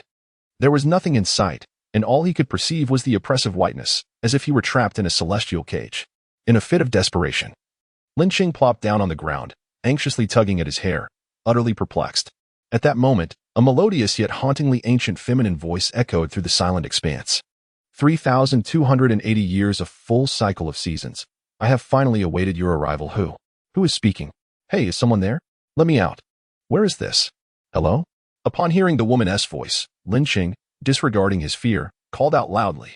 The white space merely reverberated with the echoes of his shouts, as though the woman's voice had been but a fleeting illusion. Springing to his feet, Lin Cheng chose a direction and charged forward, channeling his energy in a frantic sprint. Yet, after exhausting his power, he found himself despondently slumped on the ground, silent and defeated. No matter how fast or far he ran, the oppressive whiteness surrounded him, resembling an intricate labyrinth devoid of walls, yet impossibly entrapping. After a lengthy period of sitting in silence, just as Lin Cheng felt on the brink of madness from the monotonous white void, the ethereal voice returned. It has been so long, so very long since I last spoke. I have just awakened from slumber, a bit disoriented. Who are you? Where are you? Did you bring me here? The sudden reemergence of the voice made Lin Cheng spring up, excitement overtaking him as he fervently questioned, regardless of any potential malice. The most terrifying punishment was confinement within a space devoid of humanity or life. Such isolation could drive one mad over time. A common person might endure such a fate for 3 days at most. However, seasoned cultivators could fare better, having grown accustomed to solitude during their long meditations. Yet, Lin Cheng was merely an inexperienced novice, likely to perish within a month without sustenance. Fortunately, he did not have to wait long this time. Just as the echoes of the voice began to fade, it returned once more. Who am I? I am Miao, yes. The senior brother always called me Miao. The mysterious voice seemed to struggle with its memories, speaking with uncertainty and lack of clarity. Yet in the profound silence of the white void, even the faintest sounds reached Lin Cheng's ears with perfect clarity. He stood resolutely, addressing the emptiness. Why have you brought me here? What is this place? Please reveal it to me. This is the spirit space of Little White. Woo-woo. It is Little White's space. The mention of Little White and the spirit space sent Lin Cheng into a frenzy of emotion as the voice began to sob uncontrollably. Listening to the anguished cries resonating from all directions, Lin Cheng felt an overwhelming wave of sorrow wash over him, his own face reflecting the pain of the mysterious woman. The woman wept for what felt like an eternity, and Lin Cheng, profoundly affected by her emotions, found himself weeping alongside her. Eventually, as her sobs subsided and silence returned to the white space, Lin Cheng rubbed his tear-stained eyes, awakening from the emotional haze. What kind of enigma was this woman? How could she so thoroughly manipulate his emotions? Her sorrow seemed to seep into his very being, causing him to mirror her grief. It was truly a terrifying power. Lin Cheng, regaining his composure, pondered with a lingering sense of unease. A breathtaking beauty, clad in a form-fitting white outfit, with golden hair, green eyes, and delicate lips, materialized above the jade shuttle, hovering 3 feet ahead of Lin Cheng. This enchanting figure, with her pair of translucent jade-like feet suspended in midair, bore no resemblance to the ethereal female cultivators Lin Cheng had encountered in the realm of immortality, adorned in flowing garments and long skirts. Her sleek attire accentuated her vigor and spirit, reminiscent of the legendary heroine Hua Mulan from the Blue Star. As she floated above the shuttle, her strikingly beautiful, yet somewhat melancholic visage hinted at traces of past sorrow. Are you the one who spoke to me just now? How did you emerge from this jade shuttle? Are you even human? Lin Cheng queried, bewildered. It was no wonder he posed such questions. Despite her undeniable beauty and allure, her ethereal floating presence cast doubt on her humanity. Human? Huh. I ceased to exist over 3,000 years ago. My corporeal form has long since perished. Lin Cheng staggered back, incredulity written across his face. So, you're not human? You must be a ghost then. Am I dead? Are you here to drag me down to the underworld? A ghost? What is that? The underworld? I know only of demons, demons that deserve to perish. The intensity of her disdain for the demonic cultivators was palpable, even as she declared her own non-existence. Esteemed beauty, may I inquire how I came to be here? I was exploring the cave dwelling of a senior alongside my friends, and suddenly, here I am. Lin Cheng scratched his head, his hair growing longer by the moment. Esteemed beauty? It's my first time hearing someone call me that. It sounds quite delightful. The woman, suspended in the air, broke into a radiant smile, melting away the remnants of her previous sorrow. Her joyful expression enveloped Lin Cheng like the gentle caress of spring after a harsh frost. My name is Yin Miao, a cultivator from 3 millennia ago. I believe you must be within the passage of my cave dwelling now, little brother. What? You are the infamous golden core thief Yin Miao? Lin Cheng exclaimed, his eyes wide with disbelief, as if he had encountered a specter. This situation was undeniably awkward. They had come to raid a tomb, only to find the very spirit of the entombed before them. Was this a peculiar characteristic of the realm of immortality? Lin Cheng pondered. The golden core thief. I never anticipated that my exploits would still be spoken of in the 299th realm of cultivation after all these years. Though, I suspect my reputation is less than favorable. Do not worry, little brother. I have long turned to dust. What stands before you now is merely a remnant of my soul. I mean you no harm by drawing you into this celestial shuttle. Would you care to hear a tale from your elder sister? Lin Cheng, his face contorted in a mixture of discomfort and curiosity, nodded gently, indicating his willingness to listen. Internally, he was already lamenting the absurdity of being drawn into this situation by a legendary figure of the Golden Core stage. Very well, I shall be brief. For you have many matters awaiting your attention, Yin Miao stated with a hint of purpose. Over 3,000 years ago, a young girl, disinterested in the allure of makeup and instead drawn to martial prowess, was sent by her family to the Carefree Pavilion to learn the arts. There, she was accepted on the spot due to her exceptional green talent. You know the Carefree Pavilion, do you not? It is one of the 10 supreme sects within the realm of immortality. I wonder how the sect fares now. Alas, after so many years, it is likely unrecognizable. Upon hearing the name Carefree Pavilion, Lin Cheng's heart raced. The Golden Core thief claimed to be a cultivator of that very sect? How could that be? According to the tales from the monk Wuxin, Yin Miao resembled a rogue cultivator, having pilfered from nearly every sect and family across the land. Indeed, there have been whispers of her exploits even within the Carefree Pavilion. His doubts, however, quickly dissipated as Yin Miao continued, her smile illuminating her recollections. After joining the Carefree Pavilion, the girl, with her remarkable talent and innocent disposition, swiftly caught the attention of the only female elder among the Golden Core stage, the esteemed Hua Chen. Elder Hua took the girl under her wing, nurturing her as if she were her own daughter. In just 10 years, the girl had advanced from the Qi refining stage to the foundation establishment stage, a prodigious feat that astonished the several thousand cultivators of the Carefree Pavilion. The girl vividly recalled the moment she emerged from her seclusion after breaking through, witnessing the mixture of concern and pride in her master's eyes. Not long after her breakthrough, her master informed her that a senior brother, who had been away on a journey, had returned. At that moment, she learned that Elder Hua had only 2 disciples, herself and the senior brother Su Ziqing, who had ventured out after reaching the mid-foundation establishment stage. Her senior brother, upon their first meeting, gifted her a pink embroidered handkerchief, a treasure he had acquired during his travels. This handkerchief was of initial grade, a rarity worth countless spirit stones in the realm of immortality 3,000 years ago. Since that day, Su Ziqing remained by her side, accompanying her in her cultivation and guiding her through the bustling markets and towns surrounding the Carefree Pavilion. By then, Su Ziqing had reached the late foundation establishment stage, just a step away from matching Elder Hua. Elder Hua often remarked on Su Ziqing's immense potential and fortitude. Given several more decades of cultivation, he might even aspire to tread the coveted path of the Golden Core, sought after by countless cultivators. For 12 years, Su Ziqing was her steadfast companion, making her the happiest female cultivator in the entire carefree pavilion. The 22 years she spent in the sect were the most joyous of her life. Even in her secular family, she had never experienced such happiness, which she cherished deeply, relishing every moment spent with her master and senior brother. At that time, she had reached the mid-foundation establishment stage and was lauded as the greatest prodigy of the carefree pavilion.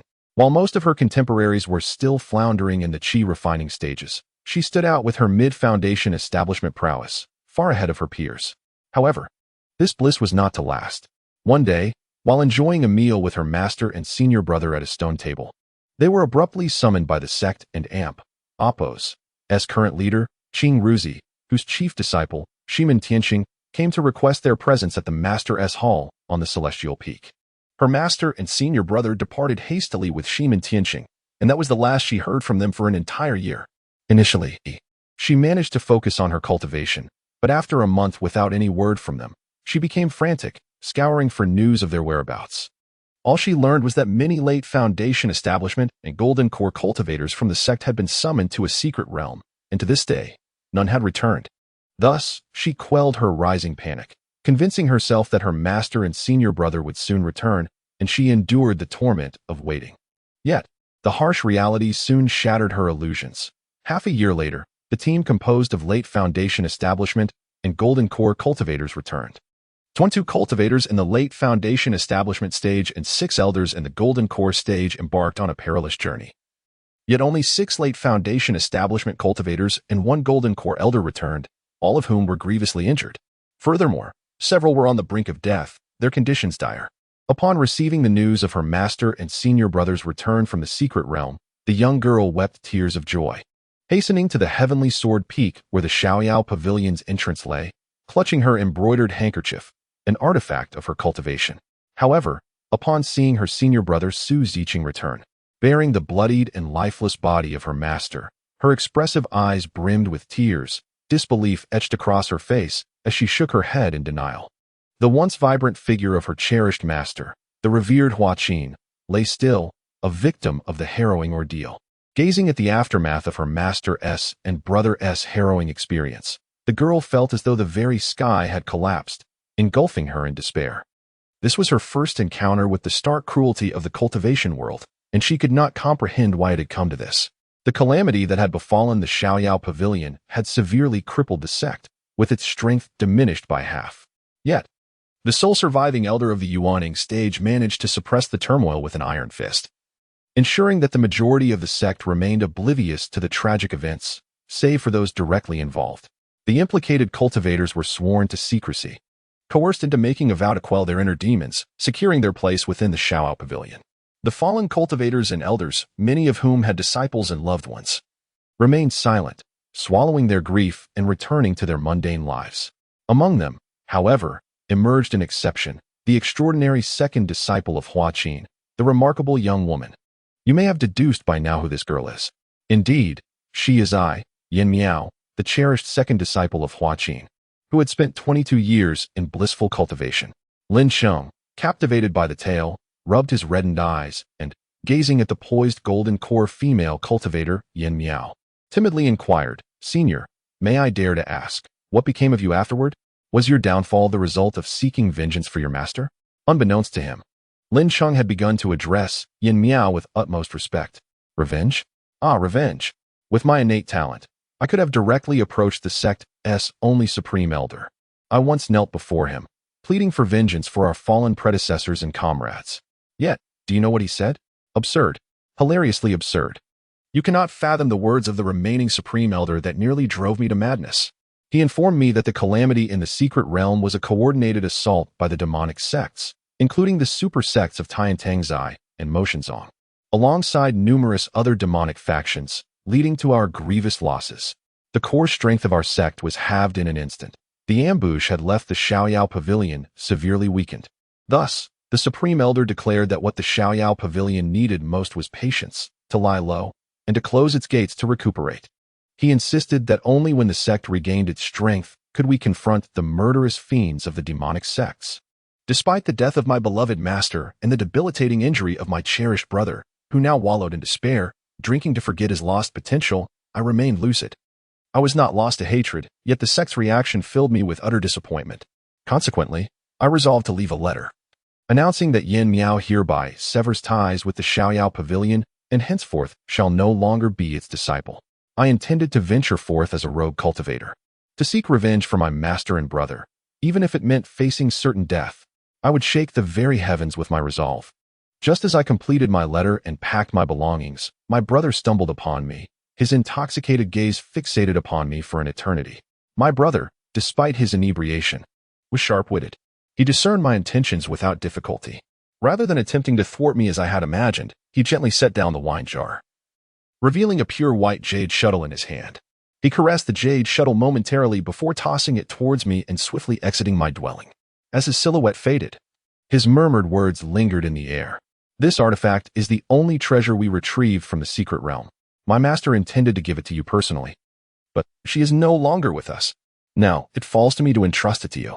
I have sacrificed an arm and suffered a critical blow to my Dantian from a golden core demonic cultivator. My foundation is damaged, and I may never break through to the golden core stage again. I cannot avenge our master, but can only live out the remainder of my days with this treasure. Your survival beyond the Xiaoyao Pavilion will be greatly enhanced. The Supreme Elder has likely informed you of the events in the secret realm. I do not blame him for his restraint. The enemy is cunning and formidable, and our sect has been gravely injured. If we do not lie low now, even more disciples will suffer.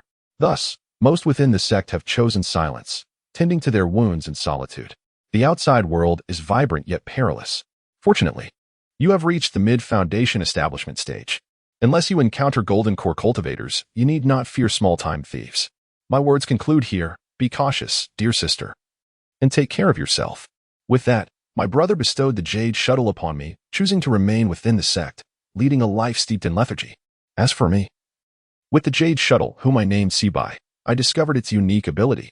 Each spiritual artifact possesses its own consciousness, and some are even capable of self-cultivation and transformation. Sibai, though lacking offensive capabilities, possessed unparalleled speed. From that point onward, tales of my exploits spread throughout the cultivation world. Armed with Xiaobai, I devised a strategy of sustaining oneself through warfare. Wherever I went, I pilfered from both righteous sects and nefarious factions alike, stealing from any and all. I even pilfered trinkets from the Xiaoyao Pavilion, posing as a rogue cultivator after my departure, as life as a rogue is fraught with hardship. Utilizing Xiaobai's speed, comparable to that of a yuan stage cultivator, I became virtually invincible in my thievery. My intention was to acquire resources for my own cultivation, so that upon reaching the golden core stage, I could exact vengeance upon the nefarious demonic sects. Yet, unexpectedly, I gained notoriety as a master thief. With the precious resources I acquired, I reached the pinnacle of late foundation establishment, merely a step away from breaking through to the golden core. However, this step would take me a full decade to achieve. Once, on a day a decade hence, I encountered an enigmatic elder whose profound cultivation was beyond measure. Upon our first meeting, the elder proclaimed that I was destined to cross paths with him, and he pointed out that I stood on the precipice of forming the golden core. He warned me that following this pivotal moment, I would face an unavoidable calamity of life and death, a trial from which there would be no escape and no refuge, a certain demise. Naturally, I dismissed his words. If I were to successfully break through to the golden core, I believed that with my companion by swift evasion, even a formidable nascent soul would struggle to ensnare me. Thus, I continued my reckless spree of theft, incurring the ire of both righteous and demonic sects, all of whom viewed me as a thorn in their side, wishing nothing more than to eliminate me swiftly. During one of my audacious heists, I unexpectedly achieved the golden core breakthrough. This only fueled my fervor for thievery further, as I sought to amass resources to avenge my master and senior brothers. However, regret soon washed over me when, emboldened by my newfound power, I pilfered from the Luo Tian sect, one of the principal adversaries of my master and brothers. It was then that I fell into an ambush laid by two formidable nascent soul cultivators, one of whom was an exceptionally powerful mid-nascent soul adept. At that moment, I realized the wisdom and helplessness behind the elder's decision to refrain from retaliating against the demonic sects, opting instead to seal their gates and recuperate. The three major demonic sects, while not as populous as the 7 righteous factions, survived and thrived for years due to their unwavering cooperation. They were not foolish had they failed to unite. They would have long been eradicated by the righteous warriors who incessantly proclaimed their mission to subdue demons.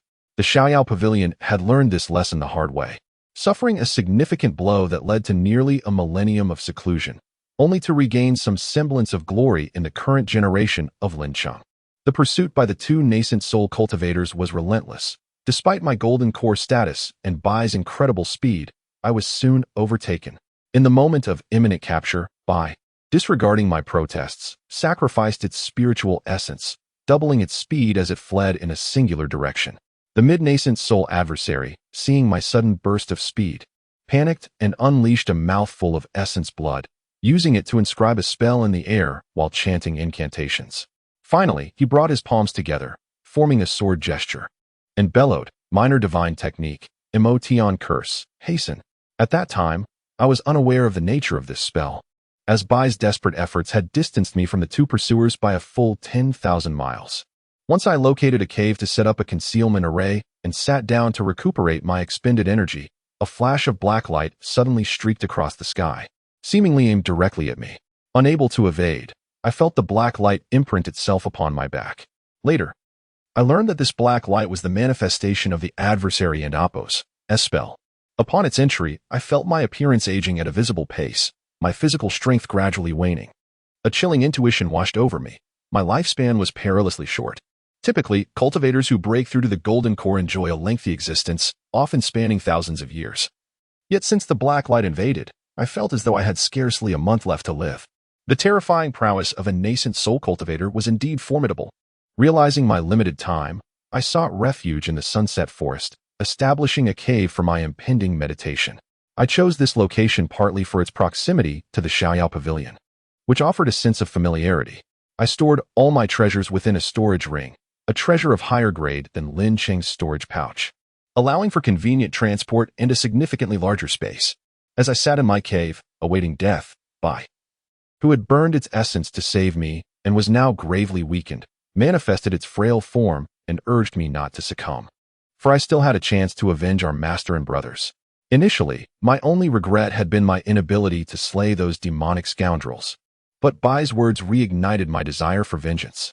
Bai, in a state of extreme weakness, explained that it had expended too much of its essence to save me and could no longer accompany me.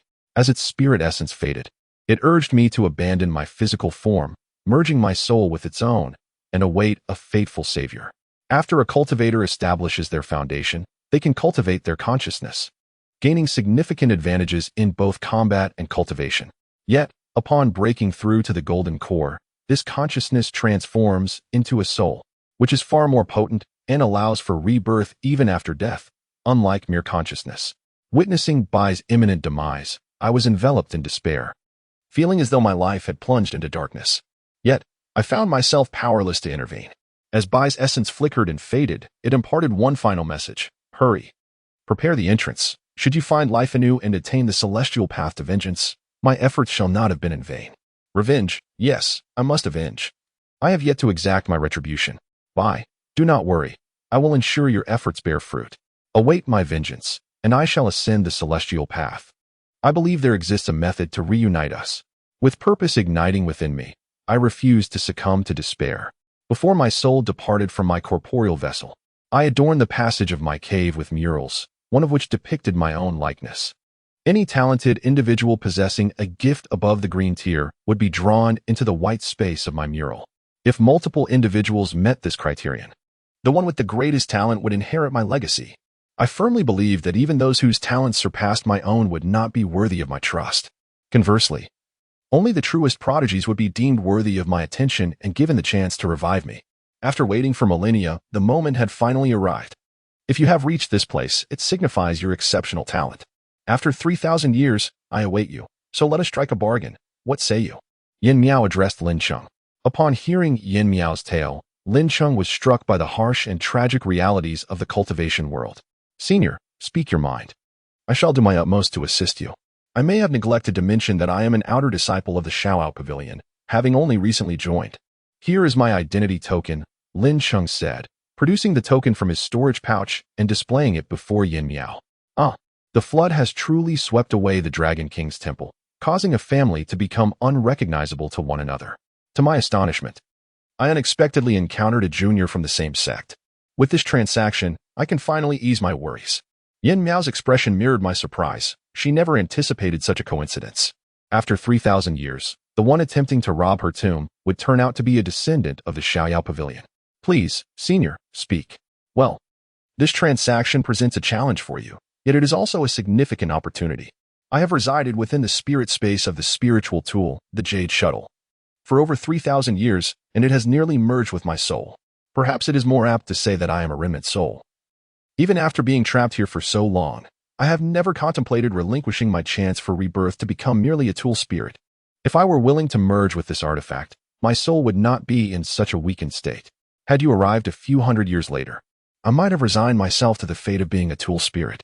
Yin Miao smiled gently at Lin Cheng, feeling an overwhelming sense of gratitude for finally reaching this moment. Fortunately, I have met you now. I still have a chance for rebirth. Dear younger brother, although I am not the spirit of this spiritual tool, having dwelt within it for so many years and being its rightful owner, I can still wield it to some extent. What do you think of this arrangement? I shall gift you this spiritual tool, while I temporarily act as a tool spirit, assisting you on your cultivation journey, enabling you to forge ahead with the winds at your back. Given your talent, it should not be too difficult for you to achieve the nascent soul stage in the future, especially since you have been drawn into this realm. How does that sound? Spiritual tools are treasures that are hard to come by. Senior, I fear this spiritual tool may not be so easily obtained. Such priceless treasures cannot be gained without merit. Lin Cheng was not easily deceived. He wanted to hear her conditions first. Do not be afraid. I offer this spiritual tool freely, but I have but one request, which is quite simple. Once you reach the nascent soul stage, please help me find some rare materials to assist in rebuilding my physical body. It is quite an easy task. Yin Miao said with an expression that conveyed you would benefit greatly from this deal. Is it truly that simple? Just find some rare materials for you to reconstruct your body once I reach the nascent soul stage? If I truly attain that level, it seems these tasks would not be overly difficult. Lin Cheng scratched his head, feeling that he wasn't at a loss. On the contrary, if he gained this spiritual tool with speed comparable to that of a nascent soul, he would have an additional trump card. If he couldn't end Oppos, he win. He could at least escape. He couldn't believe anyone could catch up with the Jade Shuttle. Meanwhile, Yin Miao was internally calculating, to her, an unused spiritual tool that could grant her a chance at life was an exceedingly worthwhile exchange. What are your thoughts? Deal. The two exclaimed simultaneously, sharing a knowing smile. Dear younger brother, my storage ring is filled with treasures, but since I am currently in the form of a soul and cannot leave this spirit space, I can only provide you with this spiritual tool for now. You are still merely at the chi refining stage and cannot open the storage ring inscribed with the nascent soul imprint. Once I send you out of this spirit space, I will hide the Jade Shuttle within your embrace and guide you to my concealed chamber to retrieve it. After securing the storage ring, you should find a secluded place to refine the Jade Shuttle. Otherwise, keeping it on you could attract the attention of more advanced cultivators. Remember, any spiritual tool is a treasure coveted by nascent soul practitioners, but only a few truly possess them. As the saying goes, possessing a gem brings trouble. It is best not to disclose such treasures, even to those closest to you. The sooner you refine it within your body, the less likely it will be discovered by other cultivators, provided you do not use it. I will heed your advice, and I look forward to your guidance in the future, Lin Cheng said, feigning innocence as he grinned. Little sly one, let us go. I will escort you out. Yin Miao teased, playfully tapping Lin Cheng's forehead before gracefully waving her hand. In the dim corridor, Lin Cheng slowly opened his eyes, but the blinding light forced him to shut them again. Hey, brat, are you okay? You were staring at the mural for ages, completely ignoring us, and then suddenly collapsed, scaring everyone. Yin Ruxing looked bewildered, recalling how Lin Cheng had seemed possessed, causing great concern among the group. Indeed, Lin Daoist, I thought you were in danger. I was terrified when you fell. Shui Yin and Oppos, her exhaled deeply, her heart still racing. I and Oppos, am fine. I just became engrossed in the painting. I Don and Oppos, do you know how I fainted? Let us continue moving forward without further delay. Lin Cheng picked up little Jean, who was playfully licking his pant leg, and addressed the group. Since Lin Daoist is well, we can proceed with confidence. Everyone, keep your spirits high and refrain from gazing at the wall murals. This tomb harbors some sinister traps. Lin Daoist may have fallen victim to one of the mechanisms set by the tomb's master. Fortunately, It is harmless, but we must remain vigilant. The monk Wuxin, having spent years in the cultivation world, casually analyzed the situation with remarkable accuracy. The seven nodded in agreement, their hearts still racing, and continued their advance, avoiding the murals.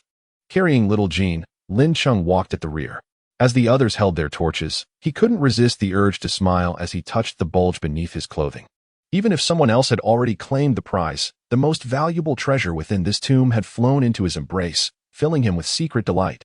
This was a spiritual tool, a genuine top-tier treasure in the cultivation world, a coveted item sought after by nascent soul masters. How fortunate for a chi-refining novice like him to have acquired one. Though it was merely an escape-type spiritual tool, it was still a spiritual tool. Those who traverse realms are indeed favored by fortune, he chuckled inwardly. Just as Lin Cheng reveled in his good fortune, a faint, almost imperceptible female voice whispered in his ear, "Stop daydreaming and follow my instructions. Quickly retrieve the storage ring. I sense that a few individuals are nearing my resting chamber. Oddly enough, I have not set many traps, yet they should not have reached it so easily. It seems they are habitual thieves." The Shadow Island is one of the three major demonic sects in the cultivation world, yet unlike other demonic sects that revel in slaughter, they specialize in gathering intelligence and probing information, embedding countless spies within various sections. They often accept high-paying assassination contracts, making this aspect of Shadow Island quite unique. At times, they even accept assassination assignments from righteous cultivators targeting other demonic sect disciples, albeit at an exorbitant price. It is precisely due to the unique nature of Shadow Island that, amidst the tumultuous rise and fall of the cultivation world over millions of years, even the other two major superdemon sects have experienced periods of decline and stagnation. In stark contrast, Shadow Island has consistently flourished, developing remarkably well, until several millennia ago, when the first righteous sect, the Boundless Palace, at the height of its power, ruthlessly exposed the numerous heinous acts of Shadow Island over the years, revealing to countless righteous sects and families the various ugly deeds committed by Shadow Island over the past 10 millennia. The revelation sent shockwaves throughout the realm. Indeed, Shadow Island appeared to welcome all, regardless of allegiance. As long as one possessed spirit stones, they could gather any intelligence and provide assistance to anyone. However, the Boundless Palace, after centuries of clandestine investigation, explicitly unveiled Shadow Island's myriad disguises. Firstly, every decade, the number of righteous cultivators perishing at the hands of Shadow Island far exceeded the combined total from the other two superdemon sects. Secondly, over the centuries, many small families and sects that had been exterminated invariably had Shadow Island's intelligence aiding them from the shadows. Just these two astonishing expos triggered a seismic upheaval throughout the cultivation world. Moreover, the Boundless Palace gathered 10 elders of Golden Core Stage and a nascent soul elder to launch a surprise assault on a highly significant hidden stronghold of Shadow Island, capturing 2 core elders of Golden Core Stage along with dozens of Foundation establishment and chi-refining disciples. This surprise attack was nothing short of magnificent. Concluding in less than an hour, Shadow Island and the other two superdemon sects had scarcely reacted before it was over. The impetus behind the Boundless Palace's vehement retaliation against Shadow Island was the misfortune that befell the beloved daughter of the former leader of the Boundless Palace, the current nascent soul elder, who fell victim to the advances of a Foundation establishment disciple from Shadow Island. To speak frankly, the actions of the sect's disciples were hardly surprising, considering Shadow Island's demonic reputation. After all, when the upper beam is not straight, the lower beam will surely be crooked. The offspring of cultivators are notoriously difficult to bear, especially as one ascends in cultivation level, making such matters increasingly challenging. Despite the former leader of the Boundless Palace having a partner, they had not conceived a child for several hundred years. It was only when the leader fortuitously broke through to late Golden Core Stage, brimming with joy, that he and his enchanting partner engaged in a fervent night of passion. A month later, his partner tearfully informed him of her pregnancy, which filled the leader with an elation akin to ascension. Consider the plight of a prominent figure in late Golden Core Stage, who, after laboring for centuries, finally begets a daughter. He would cherish her as if she were a fragile treasure. Yet, a mere rogue easily brought misfortune upon her. Was this not akin to an immortal contemplating suicide, dissatisfied with longevity? The leader of the Boundless Palace bore this grudge for several centuries, well aware that, despite his authority, he was not among the apex of power within the palace, with two formidable nascent soul elders above him. Thus, even if he sought vengeance for his beloved daughter by launching an all-out assault on Shadow Island, such a course of action would be unrealistic. Instead, he resolved to enhance his own power, aspiring to reach nascent soul stage, at which point he could act with impunity. During this interim, he meticulously gathered intelligence on the darker dealings of Shadow Island, aiming to inflict harm upon the sect that had wronged his daughter. As for the Foundation establishment cultivator responsible for his daughter's plight, perhaps he would be devoured by the beasts of the Sunset Forest. Little did he anticipate that as he amassed more information, his frown deepened. Countless reports indicated that Shadow Island was far from a righteous sect. To label it as such was a gross understatement. This sect had grown increasingly brazen and ostentatious in its activities. Upon breaking through to nascent soul stage, not only did the Boundless Palace acquire 3 nascent soul elders, securing its position among the top 10 super sects, but he also relinquished his leadership role to become a revered elder. His first act upon ascending to this status was to utilize the intelligence he had painstakingly gathered over the centuries to swiftly dismantle a vital stronghold of Shadow Island. He apprehended dozens of significant disciples, including 2 elders of Golden Core stage from Shadow Island. This resounding victory further bolstered his reputation. Subsequently, he extracted even more shocking revelations regarding Shadow Island's male factions from the captured Golden Core cultivators. To avenge his daughter, he intermittently exposed the heinous deeds of this wicked sect to the cultivation world. Indeed, he achieved his revenge, and from that moment forward, Shadow Island was classified as a demonic sect by the 299th decree of the cultivation realm. The once hidden power of Shadow Island now emerged, terrifying all with its formidable presence. This sect, which had long concealed itself through espionage and assassination, had evolved into a towering force. Revealing its strength with 3 nascent soul elders and 30 golden core elders at its helm, its standing surpassed that of the other super sects, Magic Heaven Sect and Heaven-S Peak. It seemed that the other 2 demonic super sects had long anticipated this, allowing Shadow Island to ascend above them, subtly establishing a rivalry with the then righteous first sect, the Boundless Palace. This series of earth-shattering events disrupted the very fabric of the cultivation world. From that point onward, the first demonic sect, Shadow Island, and the first righteous sect, the Boundless Palace, were locked in an unending covert war. The remaining 8 super sects harbored their own ulterior motives, while nearly 1,000 righteous and demonic sects and families engaged in relentless strife. Years passed, and by the time several millennia had elapsed, the perpetual warfare between the 2 foremost sects had taken a heavy toll, leading both to gradually descend from their exalted thrones. The Magic Heaven sect ascended to become the leading demonic sect, while the Emotionless Palace took the mantle of the foremost righteous sect. Thus, the cultivation world ushered in a new era of rapid development. It was during this time that the once prestigious Celestial Pavilion fell victim to a ruthless scheme orchestrated by the increasingly powerful Magic Heaven sect and Heaven-S Peak. Taking nearly a century to recover, Ing, a soul born for adventure, was endowed with above-average talent, originally possessing a yellow aptitude.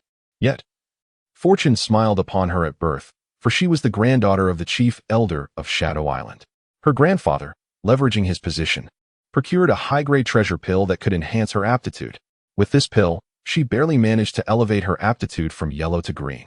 However, the aptitude gained through alchemical means paled in comparison to that of true geniuses.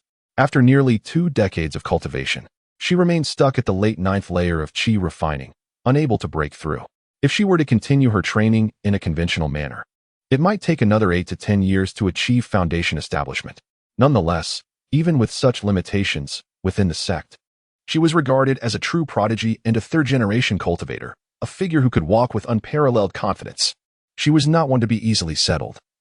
And seeing her slow progress in breaking through to the foundation establishment stage, she preferred to venture out for some thrilling experiences. Despite her grandfather's incessant warnings against leaving the sect, cautioning her about the numerous enemies lurking on Shadow Island, she remained indifferent, heedless of his advice, and continued to roam about at her whim. Consequently, the Grand Elder of Shadow Island assigned her 2 bodyguards at the early foundation establishment stage and 1 at the mid-stage, mandating that at least one of them accompany her at all times, and if she were to leave the sect, all 3 must follow closely. As for why they did not enlist the protection of a late foundation establishment cultivator, it was simply because such individuals were preoccupied with their own pursuits of breaking into the Golden Core stage, who had time to play bodyguard. This trio of Foundation establishment bodyguards was already an impressive arrangement. Ying Ruo considered herself a master-level adventurer. She had explored many cultivators' tombs. Yet she had never encountered such a destitute group of cultivators as she did today.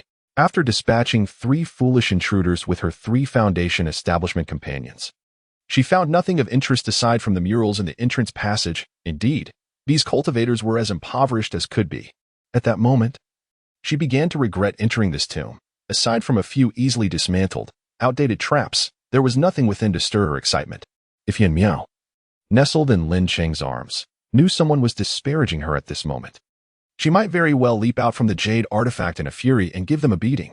Having meandered through the dark passage for quite some time, Ying Ruo was beginning to grow impatient. If they did not reach the inn soon, she would be inclined to leave. Just as she rounded another corner, her surroundings suddenly brightened. Narrowing her eyes, she surveyed the area and discovered she had emerged from the passage onto a vast platform, seemingly carved from the mountainside.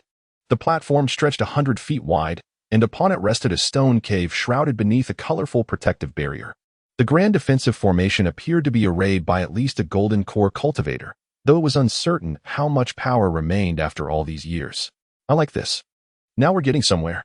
Upon seeing the cave where the cultivator had perished, Ying Ruo instantly shed her fatigue, her eyes sparkling with keen interest as she meticulously examined the stone cave ahead.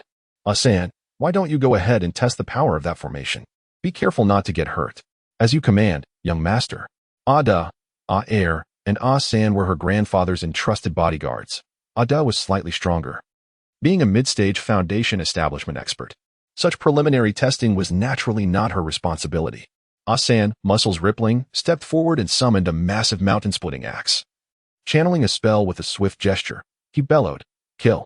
The axe soared through the air like a shooting star, crashing down upon the defensive formation on the platform. Meanwhile, Lin Cheng and his companions continued along the passage, encountering little danger aside from a few disarmed traps. Picking up a 2-part arrow, clearly severed by some potent poison, Yin Ruxing remarked, "Given the smooth cross-section of this broken arrow, it must have been recently cut. Clearly, someone ahead of us is capable. And they must be formidable to have disabled several traps so easily." "Indeed, fellow Taoist Yan's observations are astute," the monk added. "Those cultivators ahead are likely at least Foundation establishment experts, and we must be nearing them. I propose we increase our pace and maintain silence. With the concealment pills we've ingested, as long as we keep quiet, they should remain unaware of us. We can catch them off guard," the monk suggested, a mischievous glint in his eye. The others nodded in agreement, acknowledging the monk and Appos as strategy. "Who would have thought you, a monk, could be so cunning? I had underestimated you," Lin Cheng remarked, hurrying alongside the monk. "Ba, do not jest, fellow Taoist Lin. I have no choice. In this harsh world, only those with skill survive. The cultivation realm is ruthless. I was once quite innocent." Lin Cheng glanced at the monk's excited face, which was barely concealing his eagerness, and couldn't he help but smirk internally, thinking, "You're just a sly old fox, pretending to be innocent." With the small golden creature perched silently on his shoulder and fire snake talismans in hand, Lin Cheng led the way, followed closely by Shui Yin'er, with the others trailing behind. As they raced through the passage, a tremendous noise suddenly erupted ahead, shaking the darkness and causing dust to rain down upon the bewildered 8. In just a moment, the tremors subsided, returning the passage to normalcy. They must have found what they were seeking. Otherwise, there wouldn't have been such a commotion. "We are quite close now. Let us keep moving." Shui Yin and Appos are analyzed. "Agreed, let us go." The group pressed on for another incense stick and Appos' worth of time until the monk, upon rounding a corner, spotted a glimmer of light and promptly halted, signaling the others to retreat a few steps. Lin Cheng, standing a few feet behind, snatched the torch from the thin monkey's grasp and extinguished it, motioning for the others to do the same. They all silently commended Lin Cheng for his thoughtful actions. As the monk, being the most skilled among them, stealthily approached the source of the light, he peered out cautiously. After a few moments, he returned to the group, his shiny bald head gleaming as he waved for them to step back. "I have 2 pieces of news, one good and one bad. Which would you prefer to hear first?" Upon hearing the monk's words, Lin Cheng's heart raced with trepidation. Could it be that this monk had also traversed realms like him? Before he could voice his thoughts, the thin monkey interjected, "Let us hear the bad news first, so I can brace myself." Seeing the curious and expectant gazes of his companions, The monk weighed the golden bowl in his hands and declared, "The bad news is that there are indeed several Foundation establishment cultivators ahead, and judging by their attire, they do not appear to be righteous cultivators." Foundation establishment demon cultivators? The group gasped in unison. And the good news? Speak quickly, Lin Cheng urged, feeling anxious. Demon cultivators were not to be trifled with. Negotiating with righteous sects might allow for diplomacy, but against demon cultivators, a preemptive strike was often the only option. Lin Cheng sensed the jade artifact against his chest trembling at the mere mention of demon cultivators. Had he not swiftly pressed his palm tightly against his chest, it is likely that Yin Miao within the jade shuttle would have summoned her spiritual artifacts to confront the demonic cultivators ahead. Gently patting the jade shuttle on his chest, he signaled her not to let her anger cloud her judgment. After all, she was devoid of any offensive capabilities at the moment. The good news was that there were only 3 Foundation establishment stage demons and a Chi refinement stage female cultivator ahead, who were gathered around a shield emanating a spectrum of colors, seemingly engrossed in their own research. 3 Foundation establishment cultivators and 1 Chi refinement cultivator. This was a challenge we could manage. I could reasonably hold off too. And it was likely that Shui Xianzi could suppress one, leaving the weakest for the 6 of you. Lin Daoyu. It will then be up to your ace to swiftly eliminate that Chi refinement cultivator. Lin Cheng was momentarily startled by this, but then smiled and patted his chest, softly assuring, "A Chi refinement cultivator is simple. You need not worry. All shall be well." With that, I felt reassured. Everyone, prepare for action. Ing Ruo had initially intended to send a San to test whether the defensive formation, laid down for many years, had changed, but to her surprise, a San's full-force strike with his axe barely caused a ripple in the colorful shield, which appeared as sturdy as ever.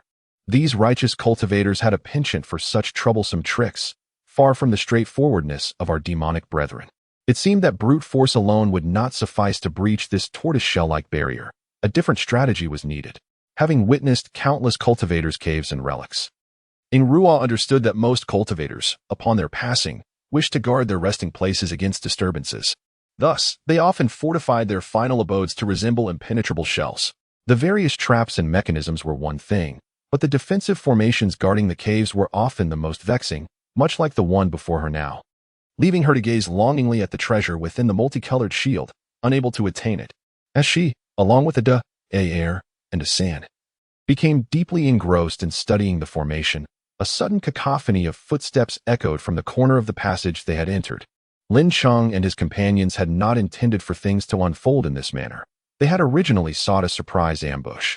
But who could have predicted that the plump monk, Wu Xin, had miscalculated? The distance from the passage to the formation spanned several dozen zhang. And with both he and Shui Yener being Foundation establishment cultivators, they had developed their divine sense, making the distance marginally within their attack range. However, they had forgotten that Lin Cheng and his companions were mere Chi refinement stage novices. Although they could manage a surprise attack from several zhang away, any further would be beyond their reach. While Lin Cheng longed to proclaim his ability to strike with his flying sword from 70 or 80 zhang away, he restrained himself. Some secrets were best kept, even among close allies. Thus, amid the astonished gazes of Ing Ruo and her 3 Foundation establishment bodyguards, Wu Xin, wielding his golden bowl, charged forth. Flanked by Shui Yener and Lin Cheng, their 7 figures advancing with fierce intent. To be frank, were it not for the Chi refinement stage novices trailing behind you, I might have believed you were here to cause me trouble. What is this? Are you perhaps the hypocritical righteous cultivator seeking to slay me? Initially, Ing Ruo felt a twinge of panic as 2 Foundation establishment cultivators approached her with a menacing demeanor. Yet, upon closer inspection, she realized that apart from those 2, the other 6 were but Chi refinement stage weaklings, nearly causing her to laugh. Were they truly offering their heads on a platter? Or were they simply overestimating their confidence, believing that sheer numbers rendered them formidable? Enough chatter, evildoers must be exterminated. Today, I, Wu Xin, shall act on behalf of justice. Wu Xin, an impetuous monk with a zeal for exterminating demons, charged onto the platform without heeding Ing Ruo's biting remarks. He recognized her at once as the leader of the 3 Foundation establishment demons. With a mighty shout, he swung his golden bowl towards Ing Ruo, aiming to capture the leader first. At that moment, Ada, standing to Ing Ruo's left, suddenly sparkled with determination and drew a mid-level flying sword from his storage bag, clashing it against the descending golden bowl with a resounding clang. Not good. This individual is formidable, far surpassing me, at the very least. He is a mid-level foundation establishment cultivator.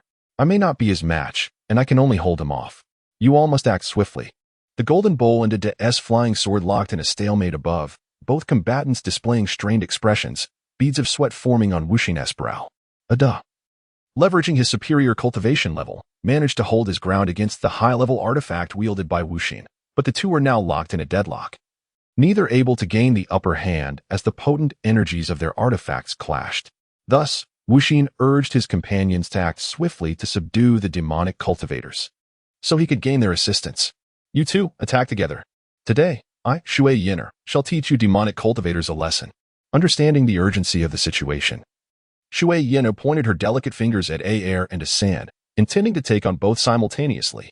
With her artifact, comparable to a low-level treasure, she believed she had the capability to withstand two foundation establishment cultivators of the same rank. She would not undertake any endeavor without assurance. With a flick of her flowing hair, she confidently commanded, "Little water, go." Moments later, the onlookers beheld Shui Yin'er, her graceful form pursuing Little Water, rapidly closing in on air and sand. She aimed to force them into a united front against her. Confident that her remaining 6 allies were sufficient to handle the demonic female cultivator, she even believed a swift resolution was not out of reach. Chaos soon erupted as Wuxin and Shui Yin'er clashed with their respective adversaries, the platform before Yen Miao's cave illuminated by flashes of blades and swords, the air vibrating with chaotic spiritual energy, just as Lin Cheng prepared to unleash his autumn water sword upon the opposing demons. The demonic female cultivator suddenly threw her head back and laughed uproariously. "Ha! Is this the depth of your righteous cultivators? Do you think numbers alone grant you strength? Ha ha! Fear not, for I stand at the pinnacle of chi refinement, just a step away from foundation establishment. You weaklings, even if dozens were to come, I would not bat an eye." Both Wuxin and Shui Yin'er felt a sudden chill in their hearts. As seasoned cultivators, they understood all too well the vast divide between those at the pinnacle of chi refinement and those below it. Furthermore, a cultivator at the apex of chi refinement, equipped with a high-level artifact, could theoretically contend with a foundation establishment cultivator without falling short. Of course, if the foundation establishment cultivator also possessed a high-level artifact, that would be an entirely different story. Such scenarios typically arose only in the early stages of cultivation. As one advanced, it became increasingly difficult to challenge those of higher tiers. Now, with the demonic female openly declaring her peak chi refinement status, both Wuxin and Shui Yin'er were filled with apprehension. Yet, caught in the midst of battle, they could only hope that Lin Cheng's so-called ace would prove effective. "Oh, is being at the peak of chi refinement truly remarkable, demonic lady? You do seem rather enchanting, but alas, though my cultivation may be lacking, I might just have to take decisive action today." Autumn water sword swift. Lin Cheng smirked, initiating the offensive. Influenced by Yin Miao, he had come to believe that demonic cultivators were fundamentally despicable, leaving no room for compromise today. The autumn water sword, imbued with the pure and refined magical energy of Lin Cheng's late-stage chi refinement at the 8th level, sliced through the air at an almost imperceptible speed, arriving instantaneously before Ingruo. Her eyes narrowed slightly. The mocking expression on her face transformed into one of seriousness. With a flick of her wrist, a delicate iron fan appeared in her hand, and she promptly swung it upwards. A piercing clash of metal rang out as the side of the fan struck the tip of the autumn water sword with remarkable precision. Lin Cheng then heard the sword emit a mournful cry as it was forcefully sent soaring into the air, summoning it back to him. He gazed at the now somewhat dulled blade, his heart aching with a shudder. This sword was his first magical artifact, personally bestowed upon him by a formidable elder in the sect. He understood well that the autumn water sword was likely a mid-level artifact, one that had aided him in defeating Su Yin and Wu De. Yet today, it was effortlessly knocked away, leaving him in disbelief. "Ha! You righteous cultivator do possess some skill. Your magical energy is quite pure. However, your speed and strength are somewhat lacking compared to mine. Are you truly at the 8th level of chi refinement? No wonder you dared to attack me. It seems you have quite the self-assurance." After sending the autumn water sword flying, Ingruo tucked the fan behind her back and continued to speak, discreetly shaking her slightly pained hand where no one could see. Before Lin Cheng could respond, Yin Ruxing and the others behind him, noticing his predicament, simultaneously summoned the standard flying swords distributed by the Xiaoyao Pavilion. launching them towards Ing Ruo with a fierce whistle. Ha! A mere 8th level Qi refinement cultivator, and 4 6th level cultivators dare to show off. Such arrogance. Ing Ruo smirked coldly. Originally, those who had taken the concealment pill would remain undetectable to Ing Ruo unless they exerted their magical energy. However, their sudden collective attack revealed their presence to her. You think you can defeat me with your feeble attempts? Come, let the witch enjoy your feeble sword. The lanky monkey shouted as he directed his flying sword towards Ing Ruo's head. Seeing 5 swords rushing toward her, Ing Ruo laughed derisively, tossing her iron fan forward. With a series of metallic clangs, all 5 swords were easily deflected by the fan. The onlookers gaped in shock at the scattered magical swords, unable to believe that their swift combined assault was so easily thwarted. A profound sense of helplessness washed over them, especially the lanky monkey, Yin Ruxing, and the Tian brothers, who felt utterly defeated. You 6th and 7th level Qi refinement waste still dare to think you can overcome me? This is truly laughable. Only this short-haired cultivator is barely worth noticing. Perhaps he could withstand a couple of my strikes. Huh? The short-haired cultivator was, of course, Lin Cheng. Observing Ing Ruo's arrogant demeanor, the lanky monkey and his companions hung their heads, clenching their fists, wishing they could bury themselves in the ground. The witch before them was far too powerful. Their combined attack had been effortlessly neutralized. How could they possibly contend? Battles among lower-level cultivators are typically swift. Lin Cheng caught a glimpse of the monk Wuxing struggling to fend off the increasingly fierce attacks from Ada, who was on the verge of collapse. Shui Yenner, meanwhile, was managing to hold her ground against a air and a san, but it would take time to defeat 2 Foundation establishment cultivators working together. Currently, the battle could only be seen as a draw, with the outcome hinging on their side as conflict. If Lin Cheng could defeat the witch before him, he could then assist Wuxing. Defeating Ada was impossible. He was self-aware enough to know that their involvement would only serve to distract him and alleviate some pressure from the hefty monk. Once Shui Yenner decisively dealt with a air and a san, they could turn their attention to Ada, and then victory would be theirs.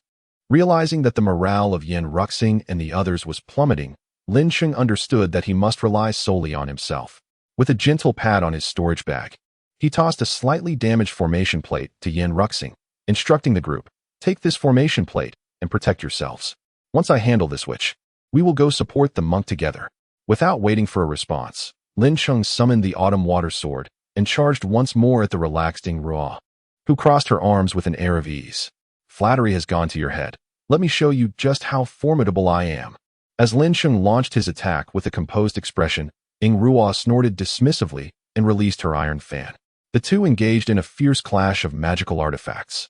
With the advantage of divine awareness, Lin Cheng was able to maneuver more nimbly than Ing Ruo, his late-stage 8th level Qi refinement energy being as pure as that of a 9th level cultivator. However, he was at a disadvantage due to his lower cultivation level and possibly inferior artifact. Lin Cheng had already noted the iron fan in Ing Ruo's possession. It was likely a high-level artifact capable of producing such a mournful cry when striking the autumn water sword. This time, he learned his lesson and avoided direct confrontation with the fan. Instead, he stepped erratically while subtly inching closer to Ing Ruo, wielding the autumn water sword to thrust at her fan in a series of feints, deliberately avoiding a head-on clash.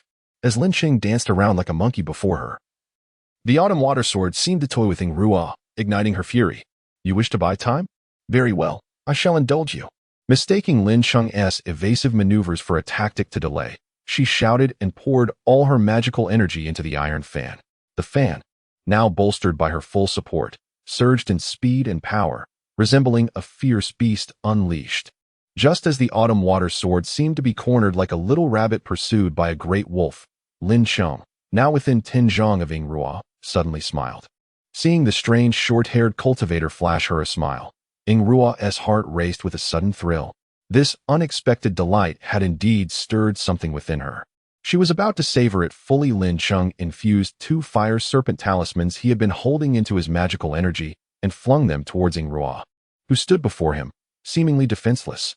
The talismans transformed into 2 massive serpents, each 3 zhang thick, engulfed in raging flames, roaring as they charged toward her. Talismans? 2 of them. Shadow Shield. The Shadow Shield was a unique defensive artifact from Shadow Island, essential for core disciples. Each shield was at least a mid-level artifact, and the one in Ing Ruo's possession was undoubtedly a high-level defensive shield, a special gift from her grandfather, not wishing to reveal her identity. Ying Ruo had no choice but to act. Lin Cheng had deliberately approached within 10 zhang to unleash his attack, knowing she would lack the ability to swiftly summon the Iron Fan to defend against his 2 Fire Serpent talismans, which were akin to a full-force strike from a Foundation Establishment cultivator. However, to his surprise, although she failed to retrieve her Iron Fan, she summoned another artifact to counter his talismans, and it appeared to be of considerable quality. The 2 fiery serpents collided with the shadow shield, sending lava-like debris flying. A thunderous boom echoed as both sides engaged in battle, felt a wave of scorching heat wash over them, the air temperature soaring rapidly. Once the 2 fiery serpents vanished, Ying Ruo cautiously poked her head out from behind the shield, revealing a face charred black from the explosive flames. She exhaled slowly, releasing a puff of dark smoke. At this moment, it felt as though 1,000 wild horses were galloping through her heart. Tilting her head to glance at her long, flowing hair that cascaded over one shoulder, she realized it had curled up due to the searing heat emanating from the fiery serpent technique. Fortunately, they were in the midst of battle, so she refrained from pulling out a mirror. Otherwise, a mere glance at her charcoal black face, reminiscent of a judge, might have shattered her composure. Lin Cheng was quite pleased with the talisman inscribed with the fire serpent technique. The combined force of the 2 talismans seemed to surpass the full strength of a practitioner at the initial stage of Foundation Establishment. Although it bore the name Fire Serpent Talisman, Lin Cheng felt it could easily be renamed Fire Python Talisman. However, utilizing it in combat proved excessively costly. With a mere wave of his hand, the 2 talismans had already turned to ash. While their initial release had been strikingly impressive, the reality was that they represented a one-time expenditure worth at least 160 low-grade spirit stones. Though the seconds ticked by slowly, it had been less than 10 seconds since Lin Cheng unleashed the talismans. Just as he lamented the loss of spirit stones, Ying Ruo, now resembling a soot-stained maiden, stowed her shield within her storage ring and glowered at Lin Cheng, her silver teeth clenched in anger. "You dare ruin my hair? Very well. Those 2 talismans must have been your trump cards, but alas, they have not harmed me in the slightest. I am quite furious now, and the consequences will be dire. Prepare to meet your doom, you short-haired freak." Ying Ruo summoned the black iron fan suspended in midair, baring her sharp little fangs in a fierce manner as she hurled the fan towards Lin Cheng. As the fan flew from her grip, it unfurled, and Lin Cheng keenly observed that both sides of the fan were adorned with various skulls and corpses. Just as the fan approached him, a particularly large skull image suddenly broke away from the fan and Oppo's surface, hurtling towards Lin Cheng at an alarming speed. "Humph, my Ghost Cry Xianyun fan is not to be trifled with. This fan seals the souls of 18 renowned righteous cultivators, each of whom I personally dispatched and expended considerable effort to cultivate to the 9th layer of Qi refinement. Once I break through to Foundation Establishment, I will be able to nurture these souls into Foundation stage spirits. The souls of practitioners beyond Foundation Establishment possess greatly enhanced spiritual power, enabling them to become junior ghost cultivators capable of practicing spells and wielding magical artifacts. Their attack power will multiply manifold. At that time, even if I encounter a late-stage Foundation practitioner, I shall easily retreat unscathed. Today, I shall make you the 19th soul bound within this precious fan. Ha ha ha. Only in this way can my resentment be alleviated." Struggling to fend off the onslaught of the Ghost Cry Xianyun fan and the ferocious attacks of a 9th layer Qi refinement ghost cultivator, Lin Cheng felt a surge of desperation. The 2 fire serpent talismans, equivalent to a strike from a Foundation Establishment practitioner, had been effortlessly countered by the sorceress. This was truly beyond his expectations. Logically, even if that shield were a high-grade magical artifact, it shouldn't withstand such an assault without sustaining any damage, right? Unbeknownst to Lin Cheng, Ying Ruo had indeed lied. After the 2 fire serpents rampaged, her meridians had suffered minor burns, causing her to experience excruciating pain with even the slightest exertion of her magical power, and even her high-grade shield bore a small crack. However, she would never divulge such information to Lin Cheng. Thus, despite her fury, Ying Ruo could only summon her currently controllable 9th layer ghost and the Xianyun fan to attack Lin Cheng. True, her fan indeed sealed the souls of 18 cultivators, but she could only control one at a time for combat purposes. 18? That would be a matter for the late Foundation stage. At present, she lacked that capability. Merely aiming to intimidate. Oblivious to these truths, Lin Cheng's situation mirrored that of the monk Wuxin. Ying Ruo's mere summoning of the Xianyuan fan was something he could barely withstand, but with the additional presence of a ninth-layer ghost cultivator lurking nearby, ready to strike at any moment, he found himself overwhelmed. This was a challenge beyond his capabilities, as he relied solely on the purity of his spiritual awareness and magical power to maintain the current stalemate. After swallowing a healing elixir, Ying Ruo felt her scorched meridians ease somewhat, and took delight in watching the short-haired practitioner awkwardly fend off the combined attacks of the Xianyuan fan and the ghost. Weren't you quite impressive just now? Didn't you appear quite formidable when you unleashed those talismans? Keep it up. TSK, TSK, TSK. Look at your pitiful state now. Oh, watch out. Don't you see my fan is about to smash down upon your head? Behind you. The ghost is coming. Ha ha. Oh, why the sudden blush? You look just like a little black coal. Ying Ruo cackled as she watched Lin Cheng, hunched over, narrowly evaded direct blow from the Xianyuan fan, only to find himself unable to dodge the ghost's swift attack. The ghost's razor-sharp claws struck with precision as Lin Cheng bent to avoid the fan's blow, seemingly premeditated in their approach, swiftly lunging at Lin Cheng's waist for a rather underhanded strike. The sound of tearing fabric echoed, and after successfully landing its blow, the ghost retreated several paces, embodying the essence of a martial arts novel's elusive assassin. Of course, this was merely Ying Ruo's perspective. Gazing down at the 5 claw marks that had torn through his waist and oozed a trickle of black blood, Lin Cheng suddenly felt lightheaded and weak. Did it feel as though his body had been drained of 7/10 of its strength? Dizziness clouded his vision as he struggled to remain upright. He. That is the potent poison I personally concocted, the 100 insect phantasm powder. Just a dab on my claws, just a dab. Yet it can fell even foundation stage practitioners. How does it taste? Seeing Lin Cheng slump to the ground, clutching his head in a daze, Ying Ruo approached with a sly grin. She had unwavering confidence in her poison. The 100 insect phantasm powder was a formidable substance that even foundation stage cultivators might struggle to withstand. So how could this peculiar short-haired chi refinement practitioner hope to evade its effects? Just as Ying Ruo, with a mischievous smile, drew closer, a small golden creature that had been perched on Lin Cheng's shoulder but had remained still since the battle began suddenly materialized, clutching a jade vial filled with elixirs, appearing seemingly from thin air. Meow meow. After casually tossing the vial into Lin Cheng's embrace, the little golden creature leaped onto his shoulder and softly murmured to the almost unconscious Lin Cheng. Strangely enough, after the little creature whispered in his ear, Lin Cheng seemed to have ingested a miraculous elixir. In the astonished gaze of Ying Ruo, his eyes suddenly cleared and his senses returned. This is impossible. Where did this little cat come from? How could a mere gentle whisper break my 100 insect phantasm? While others may have been oblivious, she herself clearly understood the potency of her 100 insect phantasm powder. Indeed, it was potent enough to necessitate a specific antidote for treatment.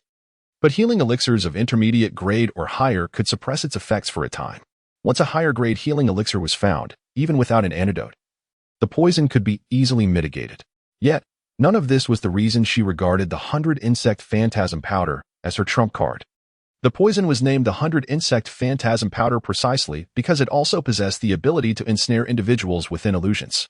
Fortunately for Lin Cheng, he had only just been poisoned. He had merely rolled his eyes and had not yet succumbed to the illusion. Awakened by the little golden creature on his shoulder, Lin Cheng, disregarding the confusion in his heart, grabbed the jade vial from his embrace and poured out a fragrant elixir. Upon a cursory glance, he exclaimed, "Ah, is this not the universal elixir?" Tilting his head to glance at the small golden figure perched on his shoulder, Lin Cheng felt an increasing sense of confusion. However, now was not the time to seek clarity. Resolute in his decision, he vowed to investigate the identity of the small golden figure once today's events were concluded. After swallowing the elixir, Lin Cheng immediately felt a lightness enveloping his body as the toxins receded. The pure and robust magical energy within his dantian began to circulate once more, and he even sensed a faint illusion of breaking through to the 9th level of chi training. It was indeed a high-grade elixir worth several hundred spirit stones, possessing not only detoxifying properties, but also the remarkable ability to enhance cultivation. Rising to his feet, Lin Cheng smacked his lips, seemingly savoring the lingering fragrance of the elixir. He turned to observing Ruo, who stood 5 zhang away, her expression dark and her brows furrowed deeply. A smile, revealing a row of neat teeth, crept across Lin Cheng's face. The short-haired young cultivator before him caused Ying Ruo, to question her own strength for the first time. From their earlier encounter, she had discerned that this young man was merely at the 8th level of Qi training. Yet, his magical energy was so exceedingly pure that it misled her into thinking he was of the same rank as a 9th-level cultivator. As a peak 9th-level prodigy, she had once fought evenly against early Foundation establishment cultivators. Yet, even after unleashing the high-grade magical artifact bestowed by her grandfather, she found herself unable to subdue him despite being a full realm above him. Feeling the dwindling magical energy in her dantian and glancing at the spirited young man before her, she was suddenly overcome by a sense of helplessness. Today, it seemed, would be her downfall. Lin Cheng, observing the dazed and contemplative expression of the sorceress, wondered if she had surrendered to fate. How could she still be lost in thought at such a critical moment? No matter. He resolved to resolve this swiftly. After all, it would be disastrous if a third party discovered them here. With a swift motion, he retrieved 5 fire serpent talismans from his storage pouch, exclaiming internally that she ought not to blame him. The fault lay in their divergent paths, for this was his first experience of taking a life. Yet, he had never anticipated it would be a woman. He infused the talismans with magical energy and, with a decisive wave, unleashed them upon Ruo, who had just regained her senses. In an instant, the 5 talismans transformed into colossal fire serpents, filling the chamber with their presence and forcing the Foundation establishment cultivators engaged in combat to retreat from the fray. As Lin Cheng's fiery serpents roared with intensity, the surrounding air shimmered and warped with heat, prompting Water Smoke and the monk Wuxin to exchange alarmed glances, both astonished by the sheer ferocity of the display. Were these creatures even human? This was the singular thought coursing through their minds. The 5 blazing serpents writhed within the confined space of the cave, brazenly charging towards Ruo, who stood motionless, drenched in sweat. With such limited space, evasion was impossible. To withstand the onslaught would be tantamount to enduring 5 full-force strikes from early Foundation establishment cultivators, leaving her utterly incinerated. Ruo, her face ashen, gazed helplessly at the approaching serpents, resigned to her fate. In the fleeting moment of life and death, she realized she had finally encountered someone intriguing, a man she could not comprehend and one who seemed beyond her reach. Ignoring the beads of sweat cascading down her face, she contemplated the fate that awaited her, her thoughts fixated on Lin Cheng's back, unwilling to witness the inevitable horror that was about to unfold. Just as the flaming serpents were about to engulf her, an abrupt gust of wind heralded the arrival of a robust figure wielding a massive black shield, who positioned himself before her at the critical moment. The impact of the fire serpents crashing against the shield created a thunderous sound, scattering flames and smoke in a chaotic tempest reminiscent of a meteor shower. Hearing the explosive clash behind him, Lin Cheng felt the temperature around him spike once more, accompanied by the ominous creaking of something on the verge of shattering. Wait, shattering? He spun around to witness the 5 fire serpents dissipating, leaving only small flickering flames scattered across the cave floor. To his astonishment, Ruo, who should have been reduced to ashes, stood wide-eyed in shock, gazing at Ada, who remained motionless in a defensive stance before her. As the smoke cleared, Lin Cheng saw Ada, charred black, clutching a battered iron shard, standing resolutely amidst a pile of blackened metal fragments at his feet. It was evident that Ada had become a charred relic, and Lin Cheng recognized him immediately. He noted the presence of Air and a San still standing in a daze nearby. This charred figure could only be Ada. The pile of twisted iron scraps must have been the magical artifacts Ada had used to defend against the fire serpents, though judging by his state, he had failed to withstand the onslaught. As for whether he had perished, it remained uncertain. However, even if he survived, his 8th level of cultivation would be rendered ineffective. There was no way anyone could withstand the full force of 5 early Foundation establishment cultivators. The scene fell into a profound silence until Ada, resembling a charred statue, suddenly trembled violently. All eyes turned to the collapsing figure of Ada, who fell to the ground with a dull thud. Upon hitting the earth, his blackened body shattered like porcelain, revealing tender flesh within. Ruo knelt beside Ada, placing her finger gently on his still warm throat. Moments later, she screamed in exhilaration, calling for Air and a San to come over. Ruo instructed Air to carry Ada, while she calmly turned to Lin Cheng and the others.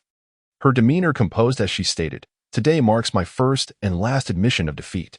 You, short-haired cultivator, are quite remarkable. It seems this opportunity is not meant for me, and I shall relinquish it to you without hesitation. I intend to withdraw now, should you have the audacity, feel free to attempt to stop me. In the long run, we shall meet again. With a pointed glance at Lin Cheng, she beckoned air and Sand to follow her. Strolling toward the corner of the passageway from which they had come, Lin Cheng, Wuxin, and Water Smoke exchanged glances but did not attempt to intervene. It was not a matter of lacking the ability to stop them. Rather, they were acutely aware of the 5 individuals still ensnared in a hallucinatory state nearby. At the moment Lin Cheng was on the verge of succumbing to the toxin, the 5 had already been incapacitated by Ying Ruo's machinations. This appeared to be a type of area-wide hallucinogenic poison, not induced by the ghostly claws of a specter. Indeed, it seemed that beautiful women possessed an extraordinary talent for deceit, spinning lies with effortless grace. Once Lin Cheng succumbed to the toxin, his 5 companions fell unconscious. Yet they remained sheltered within the defensive array Lin Cheng had provided. Otherwise, they would have rushed to assist him long ago. The reason why the unintentional monk and Shui Yin'er did not intercept the retreating figures of the defeated Ying Ruo and her companions was due to their consideration of the 5 teammates still lying on the ground.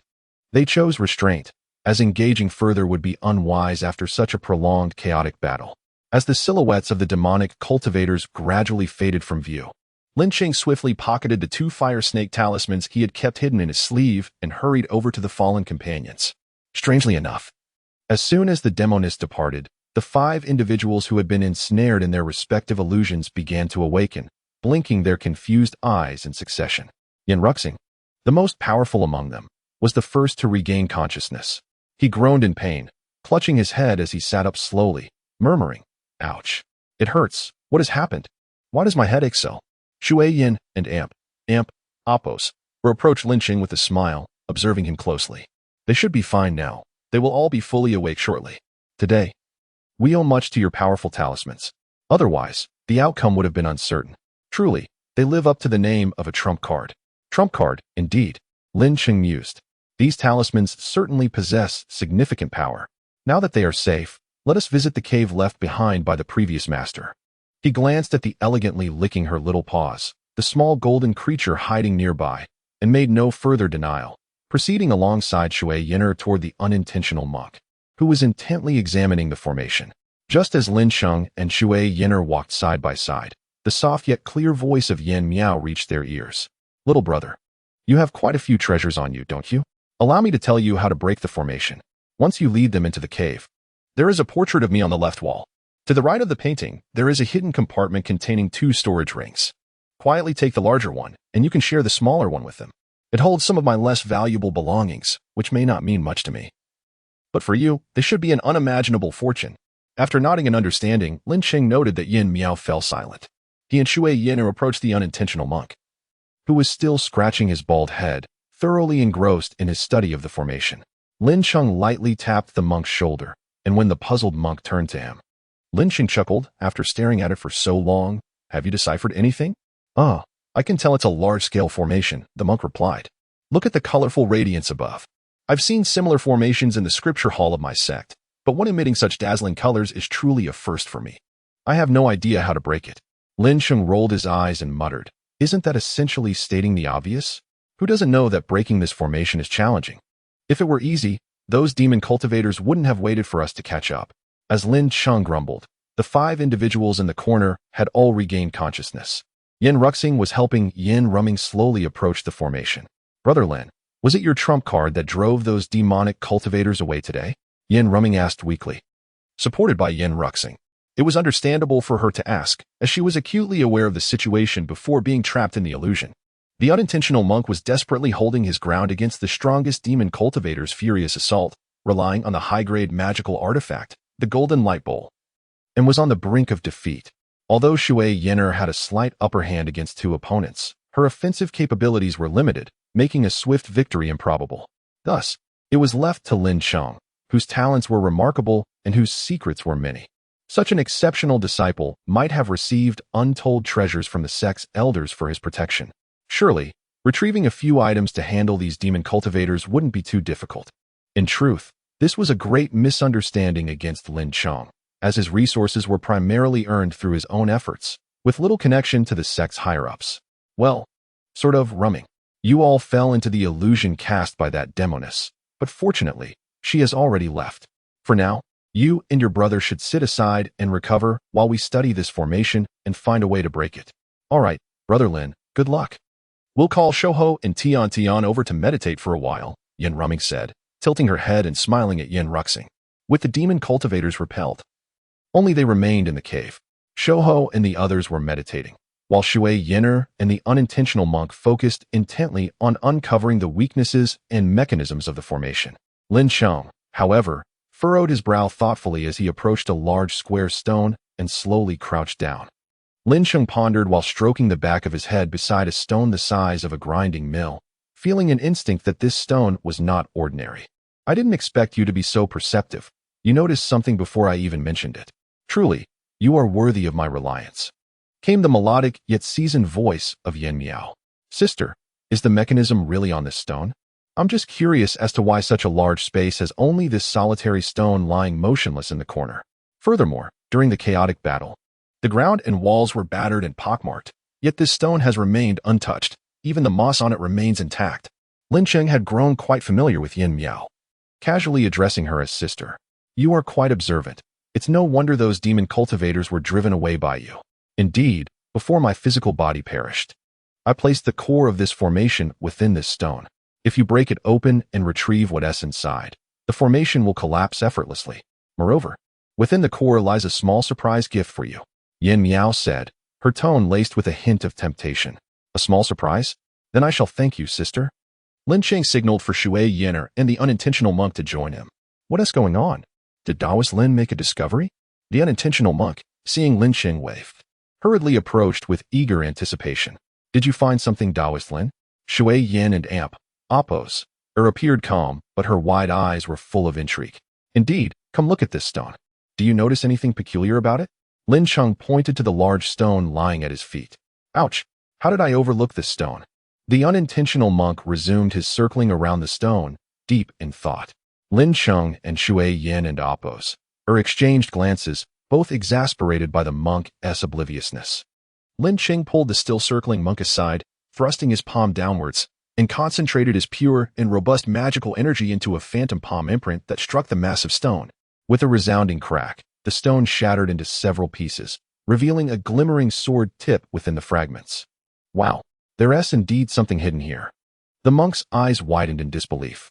Beside him, Shui Yinner gasped, covering her mouth in astonishment. Lin Cheng bent down, gently clearing the shattered stones to unveil a radiant 3-inch flying sword. This sword shimmered with an enchanting red glow, exuding a chilling aura, with only the tip appearing stark white, reminiscent of a blade that had tasted countless blood. Could this possibly be a treasure, a flying sword artifact? The unintentional monk exclaimed, his excitement rendering him speechless. Given the radiance of the sword and the formidable aura it emanates, it is undoubtedly a treasure. Shui Yinner concluded decisively. Is it a treasure? What a delightful surprise. Though the ominous aura surrounding it is rather exaggerated and somewhat terrifying, Lin Cheng murmured to himself. You know nothing. Let me tell you, back in the day, I wielded this red yuan sword and slew countless practitioners of the demonic path.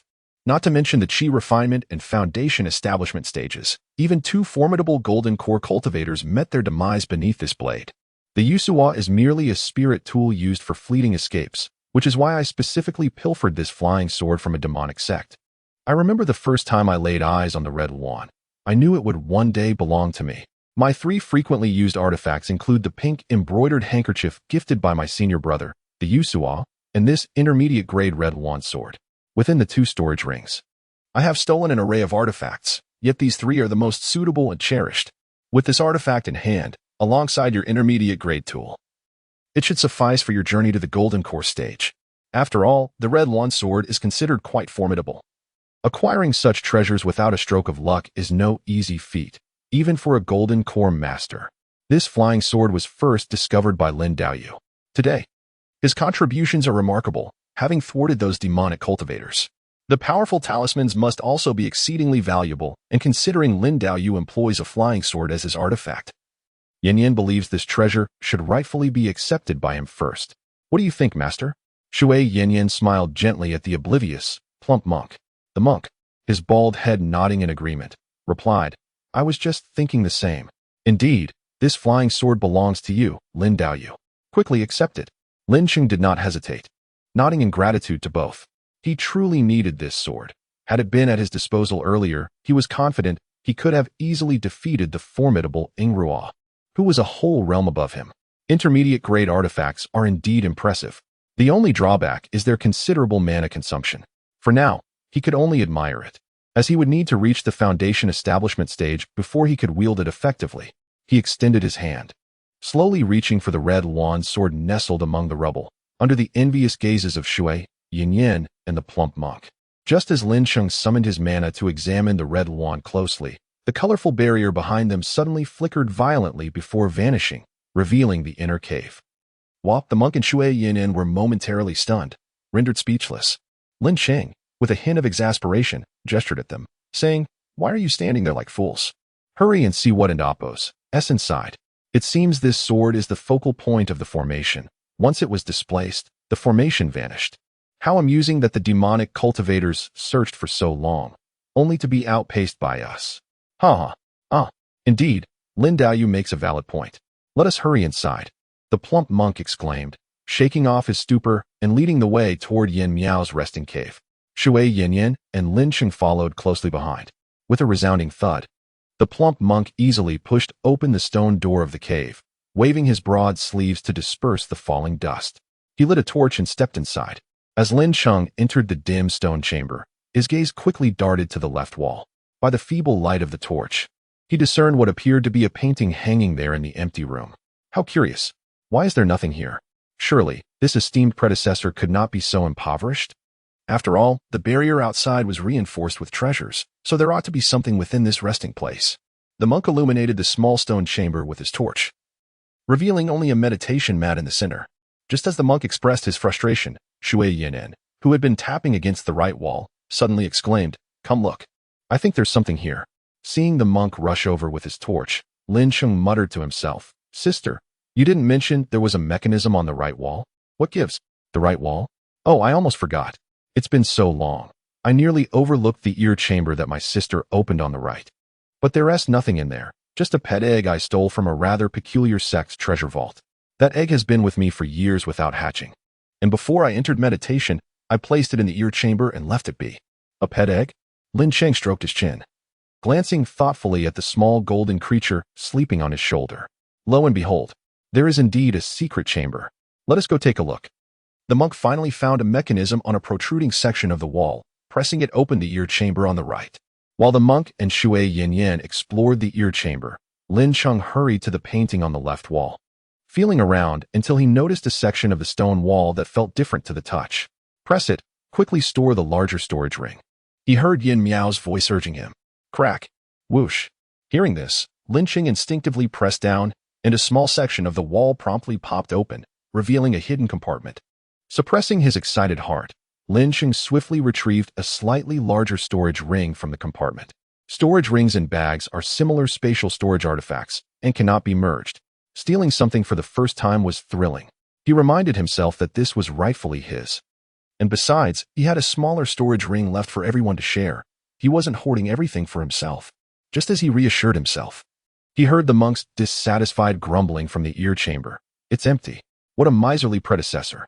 Even the usually composed Shui Yin pouted slightly in disappointment. "Nothing at all. Sister, didn't you say there was a pet egg?" Lin Cheng asked curiously, glancing at the little golden creature nestled in his arms. "I'm not sure. I thought I left it in the ear chamber. Could it be that after all these years, it turned to dust like me?" Cough, cough. Lin Cheng found himself at a loss for words and, after clearing his throat, pretended to discover something new, excitedly pointing at the hidden compartment. "You too, come quickly. I found something precious." His voice echoed throughout the empty stone chamber. The monk and Shui Yin hurriedly exited the ear chamber to Lin Cheng's side. Peering at the compartment he pointed to, where lay an ancient-looking ring inscribed with unknown runes. "Is this a storage ring? Lin Daoyu, how did you find this?" The monk stammered, struggling to contain his overwhelming joy. "Does it matter how I found it? Quickly, let us see what treasures lie within. Perhaps the esteemed predecessor left behind some relics." Shui Yin, ever the pragmatist, urged. "All right." Lin Cheng feigned excitement as he picked up the ring from the hidden compartment, cautiously probing his consciousness into it. Hiss, no way. As soon as Lin Cheng's consciousness entered the storage ring, he gasped sharply, his face contorting with surprise. He stood there, transfixed and speechless. What could possibly be inside that would astonish you to this extent? Truly lacking in composure. Come and let this monk have a look. The monk, Wu Xian, swiftly snatched the ring from Lin Cheng's grasp and similarly probed inside. Just moments later, a heavy thud echoed from within the stone chamber. The others, Yin Ruxing and the others who were meditating to recover from their injuries, were startled awake by the commotion. They exchanged glances and, in silent agreement, stood up to investigate the source of the noise. As Yin Ruxing reached the entrance of the stone chamber, he was startled to see the exuberant Wu Xian leap over him with a joyous expression. The plump monk's sudden appearance left Yin Ruxing paralyzed in shock. Soon after, they saw Shui Yen'er, her charming face barely concealing her excitement, and Lin Cheng, who appeared somewhat sullen, emerge from inside. Lin Cheng, what on earth happened in there? We heard quite a commotion, Yin Ruxing inquired, his complexion regaining some color. Before Lin Cheng could respond, the exuberant faux monk, still bouncing with excitement, instantly teleported in front of Yin Ruxing, grinning widely and chuckling incessantly. Unbeknownst to him, his comical demeanor only served to frighten Yin Ruxing, whose face paled slightly. Go amuse yourself elsewhere. Truly pathetic. This trivial discovery has you so elated? What a simpleton. Lin Cheng pushed aside the overenthusiastic faux monk, realizing that his antics were rather unbecoming. He then helped the still-dazed Yin Ruxing to his feet, revealing an ancient-looking storage ring he held in his outstretched hand. This is a storage ring I found inside. It must be the belongings left by a predecessor before their passing. The three of us just examined it, and there are indeed many items neatly arranged within, which are quite easy to tally. Among them, there are 10 high-grade magical tools, 35 mid-grade tools, and not a single low-grade one in sight. Perhaps the previous owner deemed them beneath notice. There are also numerous medicinal pills, though they have largely succumbed to the ravages of time, rendering them mostly ineffective. What remains are 2 mounds of spiritual stones, one towering 5 zhang high and 10 zhang wide. One mound is composed of low-grade stones, which I estimate to contain around 100,000 pieces. The other, a slightly smaller mound of mid-grade stones, is about 2 zhang high and 3 zhang wide, containing roughly 10,000. There are also a few scattered items of little value that I shall not elaborate on for now. You all should take a moment to gather yourselves. Refrain from becoming overly excited, especially after sustaining injuries. Be cautious not to faint again. Lin Cheng finished his exposition with a furrowed brow. Aside from the hyperactive faux monk, even Shui Yen'er, who had previously seen the treasures, was momentarily speechless, covering her delicate lips in surprise. Yin Ruxing, Yin Rumming, the slender monkey, and the 2 brothers Tian E and Tian Air stood frozen, as if spellbound, after hearing Lin Cheng's revelations. The silence lingered for what felt like an eternity before Lin Cheng, recognizing the need to break the stillness, smiled and said, "We have briefly discussed how to allocate this unexpected fortune. Please share any suggestions you may have. I did drive off the enemy, and I did uncover the storage ring. The faux monk provided assistance and information, so we shall split this wealth equally, with the 2 of us taking 50%, Shui Yen'er receiving 25%, and the remaining 25% to be shared amongst the 5 of you. How does that sound?" Upon hearing Lin Cheng's proposal, Yin Ruxing suddenly came to his senses, shaking his head vigorously. "We are well aware of our own contributions. We barely exerted any effort during this adventure and almost became a liability for you. The information and the location were provided by Master Wu Xian, and it was your 3 efforts that drove off the demon cultivators. We have no right to voice any opinions, let alone claim a share. Indeed, Brother Xing is correct. We cannot accept such a bounty without merit. Please, you keep it all. If you feel compelled to offer something, just 100 or 80 spiritual stones would suffice. That would be a considerable fortune for us." The slender monkey chimed in, grinning. Lin Cheng glanced at the silent Yin Rumming and the ever-cheerful Tian E and Tian Air. Taking a deep breath, as if making a firm decision, he declared, "Let us do this. I shall take 60% with the faux monk. Shui Yen'er will receive 25%. And you 5 will have the remaining 15%. We must act swiftly to vacate this place. This is settled. As brothers, do not refuse. Leave the items with me for the time being, and we shall distribute them safely after our departure. No further discussion is necessary. Gather your belongings, and let us hasten our exit." Observing the hesitant expressions on their faces, Lin Cheng resolutely closed the topic. Having traversed from a world rife with deception, he was no stranger to the intricacies of human nature. In this realm, where the path of cultivation often led to treachery, he prided himself on his acute understanding of interpersonal dynamics. Indeed, they were brothers, and camaraderie was essential. However, sharing both fortune and adversity was the fundamental principle of human interaction. Should one fail to grasp this, they would be no better than a hypocrite. Worse than a true villain. Even in the world of cultivation, where individuals often fought for their own gain, betrayals could arise even from one's own partner.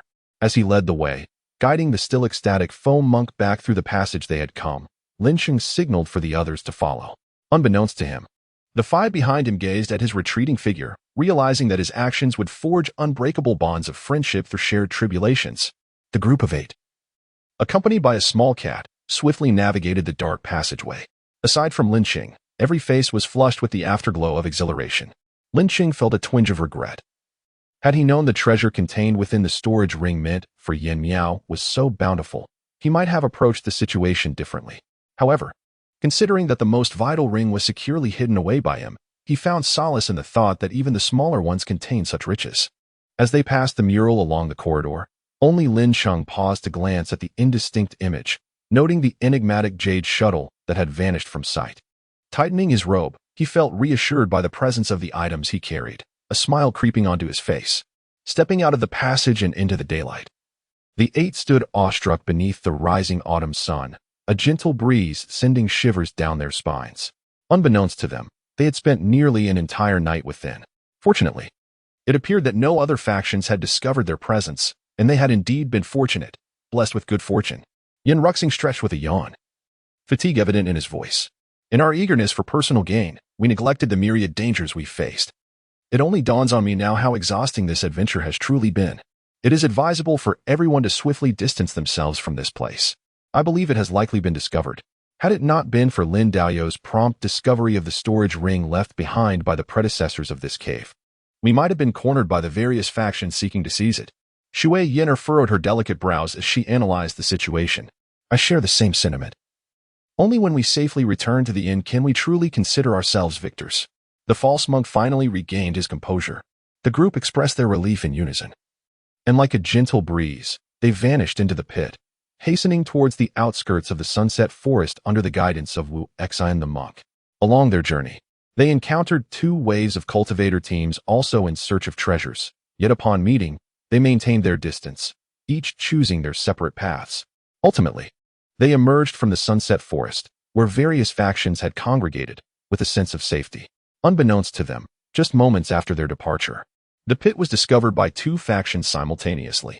In the ruthless realm of cultivation, it was only natural that these factions would not share the fortune, leading to a fierce conflict, and soon the sunset forest erupted into chaos. Under the blazing sun, the 8 individuals and 1 cat strolled along the southern street of the leisure square, where the scorching rays made passers-by constantly wipe the sweat from their brows amidst the cacophony of noise.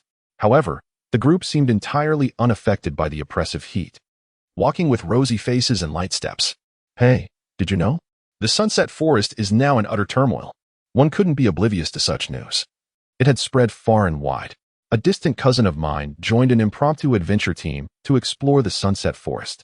10 individuals, led by the mid-foundation cultivator Zhao Ergo, entered yesterday, and this morning, some returned dead or injured. Rumors suggest that a cave of a golden core cultivator was discovered. Now, that place is said to be a battlefield, with corpses strewn everywhere and blood flowing like rivers. A golden core cultivator-esque cave? Such an opportunity will surely incite fierce competition. Who cares about identities in such matters? It is said that even the 10 major sects have dispatched foundation disciples to explore and hone their skills. Alas, such grand affairs have little to do with us, mere chi practitioners of the 3rd and 4th levels.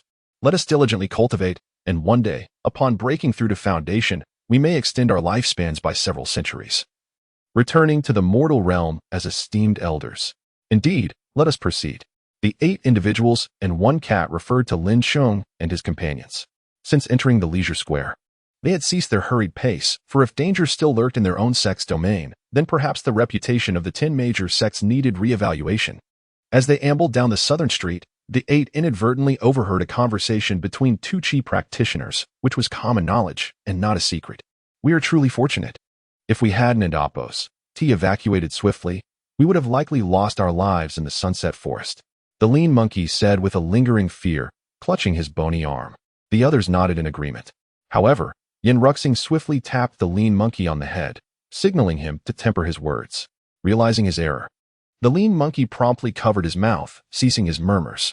Upon reaching the inn, as they stepped through the entrance, the group collectively exhaled in relief.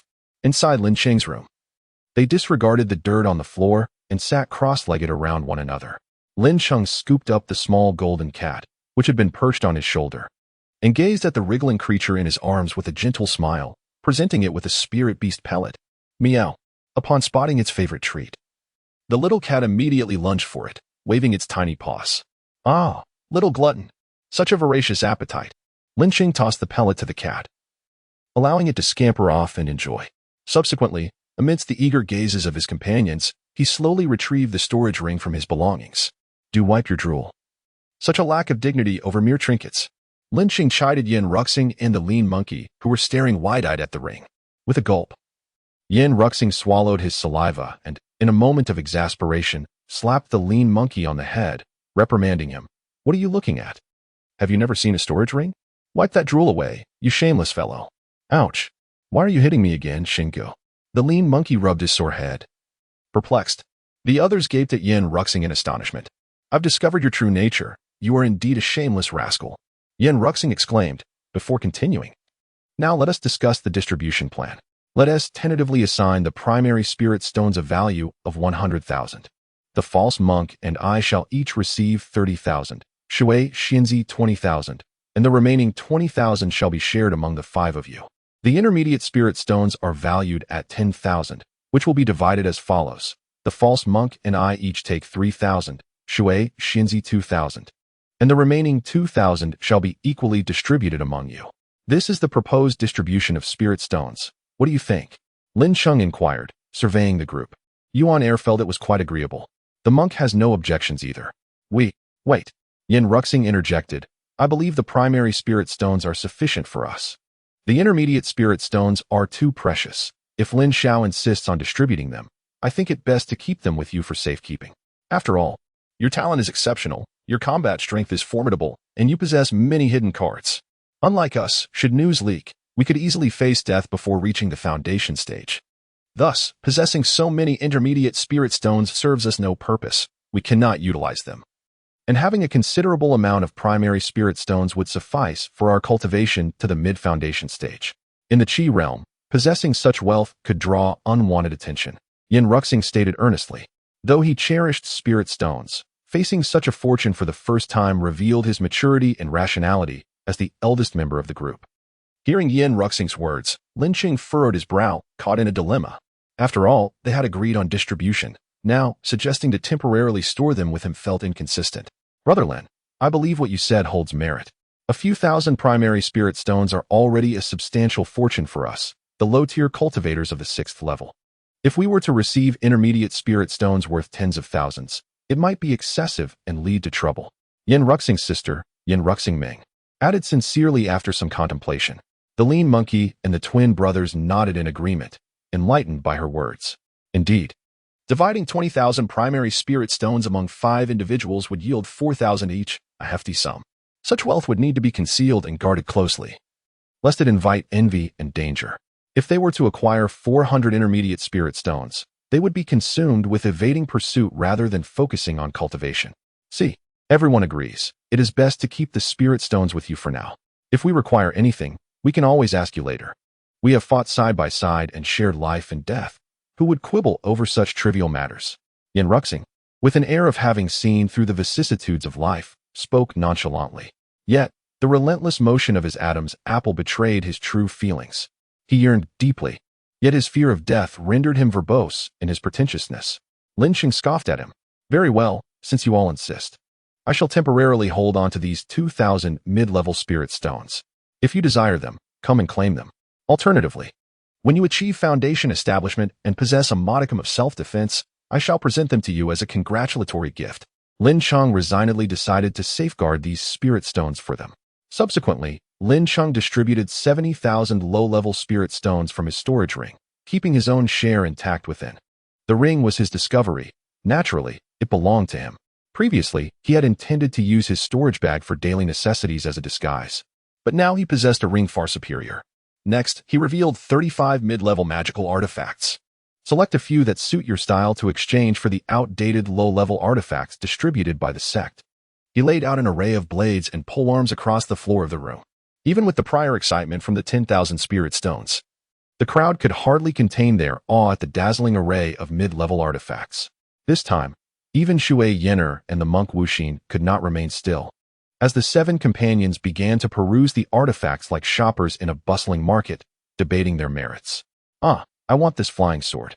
Its slender form perfectly suits my agile swordplay. One exclaimed, "Oh please, you're just captivated by its fine quality and beautiful blade."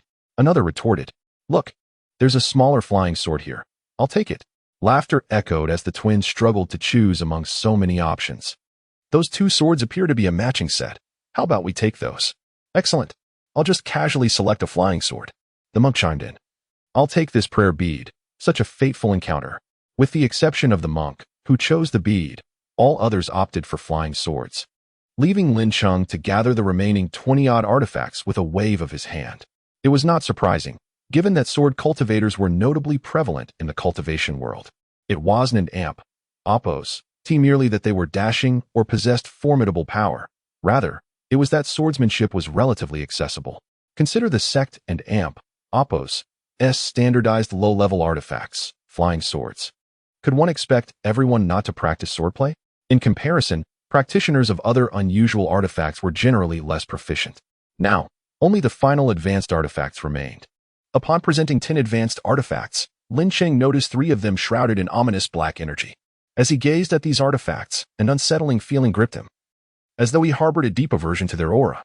You may not have encountered these before. They are artifacts used by demonic cultivators. In truth, the artifacts of demonic cultivators were not vastly different from those of righteous cultivators. They were interchangeable. For example, a demonic cultivator could wield a righteous artifact, albeit with diminished efficacy, as their magical energies were fundamentally distinct. Certain exceptional artifacts, like Lin Cheng's Hongming Creation Tower, belonged to a special category. As long as the treasure acknowledged the wielder, both righteous and demonic cultivators could use it without loss of power or effectiveness. This knowledge, imparted by the erudite monk Wuxin, culminated in Lin Cheng's own deductions. Observing the 3 artifacts exuding dark energy, he swiftly returned them to his storage ring, leaving the remaining 7 for the others to select. However, the group hesitated, turning their gazes towards Lin Cheng. "Don't look at me. You each take one of these artifacts for your training. I have no need for them. I already possess one." With that, Lin Cheng retrieved the Hongwan sword from his storage bag. "This is a mid-level treasured flying sword, which I have named Hongwan."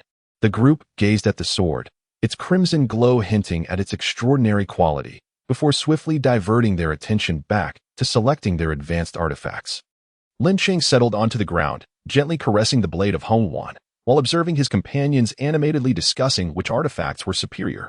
Watching Yin Ruxing tease the slender monkey, the monk drooling while rubbing his hands, the twins grinning foolishly, and Shui Yin and Oppos, and Yin Ruxing chattering away, Lin Cheng realized that the cultivation world was not solely filled with harshness. At the very least, he was surrounded by such delightful friends. After placing the Hongwan sword into the storage ring on his left hand, Lin Cheng smiled softly and murmured to himself. After a brief interval, everyone had secured an advanced artifact. Even if some were unsuitable, they could sell them later for a more fitting choice once their cultivation progressed. Have we sorted everything out? Now, let us discuss our individual plans moving forward. After this adventure, I intend to return to the Shangyun Pavilion to reflect on my recent achievements, prepare for the outer sect competition, and once that concludes, focus entirely on advancing my foundation establishment. After gaining some self-defense, I shall venture out into this vibrant world once more. Lin Cheng candidly expressed his intentions, recognizing the depth of camaraderie shared among them, having faced life and death together and even divided spoils. With this newfound opportunity, their futures appeared boundless. Although they belonged to different sects, they could still support each other and progress together. Don't look at us. We're naturally returning to Shangyun Pavilion with you. What about Shui Xianzi and Master Wuxin? Yin Ruxing remarked, eyeing Lin Cheng as though he were a fool. As for me, I no longer require spirit stones. I wish to stay near Shangyun Pavilion for a couple of years to advance my cultivation further, Wuxin said, weighing the stuffed storage bag in his hand with satisfaction. I too have no plans to return to the Luo Shui Palace. I intend to utilize these spirit stones to cultivate at the Luo Dan Pavilion for a few years. Besides, Lin Daoist, have you forgotten about my spirit beast pill? How could I forget the spirit beast pill for the esteemed lady? Once I return to the sect, I shall refine it. Please await my arrival at the Luo Dan Pavilion. Within a few days, I will personally deliver the elixir. Lin Cheng wiped the sweat from his brow, relieved to have avoided a near oversight. We are all friends who have faced life and death together. Henceforth, let us forego the formalities. Simply call me Yinner. Shui Yinner rolled her eyes playfully at Lin Cheng. The group exchanged glances, recognizing the wisdom in her words, and nodded in agreement. Since everyone is nearby the Xiaoyao Pavilion, there is no need for further discussion. Let us merely gather when time permits. Now, disperse and return to your quarters to enjoy your leisure. We shall meet again tomorrow morning upon checkout. With that, the reluctant 7 were ushered out of the room, leaving behind a tranquil atmosphere. If they had not been expelled, who knows how long they would have continued to cause a ruckus. I still have a multitude of matters to attend to. Lin Cheng mumbled to himself as he approached the bed and sat cross-legged. He decided to first count his possessions. Having acquired such a substantial fortune, how could he not take stock? He feared that without doing so, he might lose the motivation to cultivate. Emptying the contents of his storage bag onto the bed, he set aside the seeds, elixirs, and talismans from the secret treasure space, leaving him with merely 1,000 low-grade spirit stones, 2 bottles of cultivation elixirs, 2 spirit beast pills, the Qiushui sword, and 43 fire serpent talismans. The resting breath elixir and the 100 spirits elixir had already been consumed.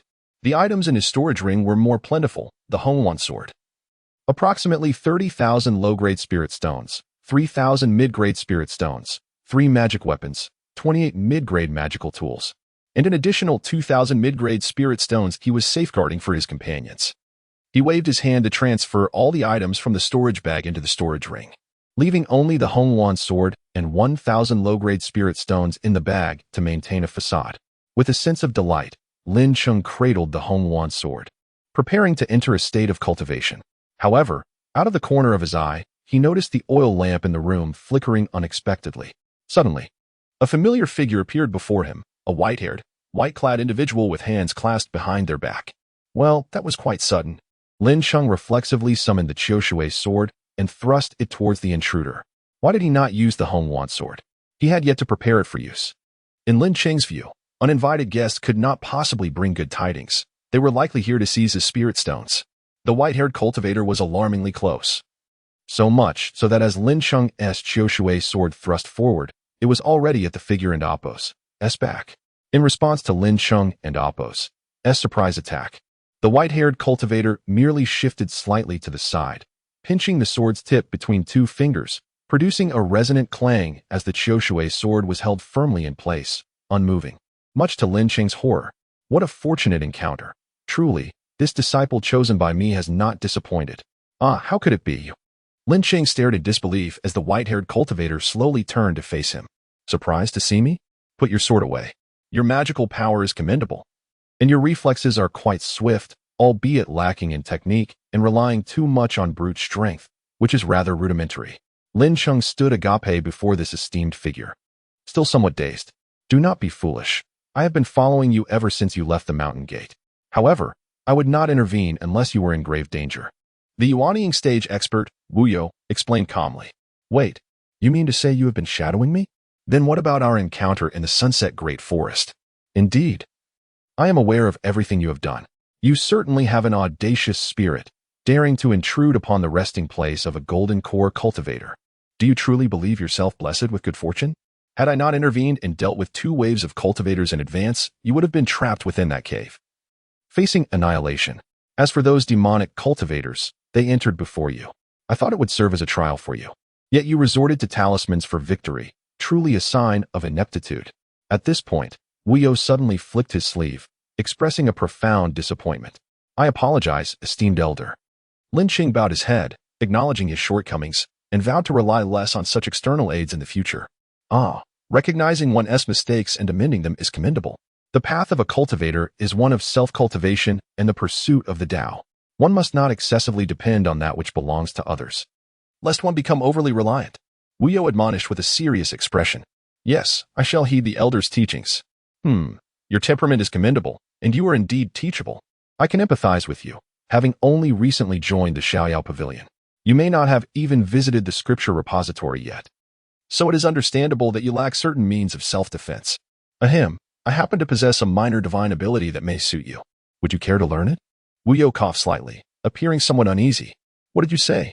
A minor divine ability? In the realm of cultivation, spells are categorized into 4 levels. From highest to lowest: heaven, earth, profound, and yellow. Above heaven tier spells are minor divine abilities.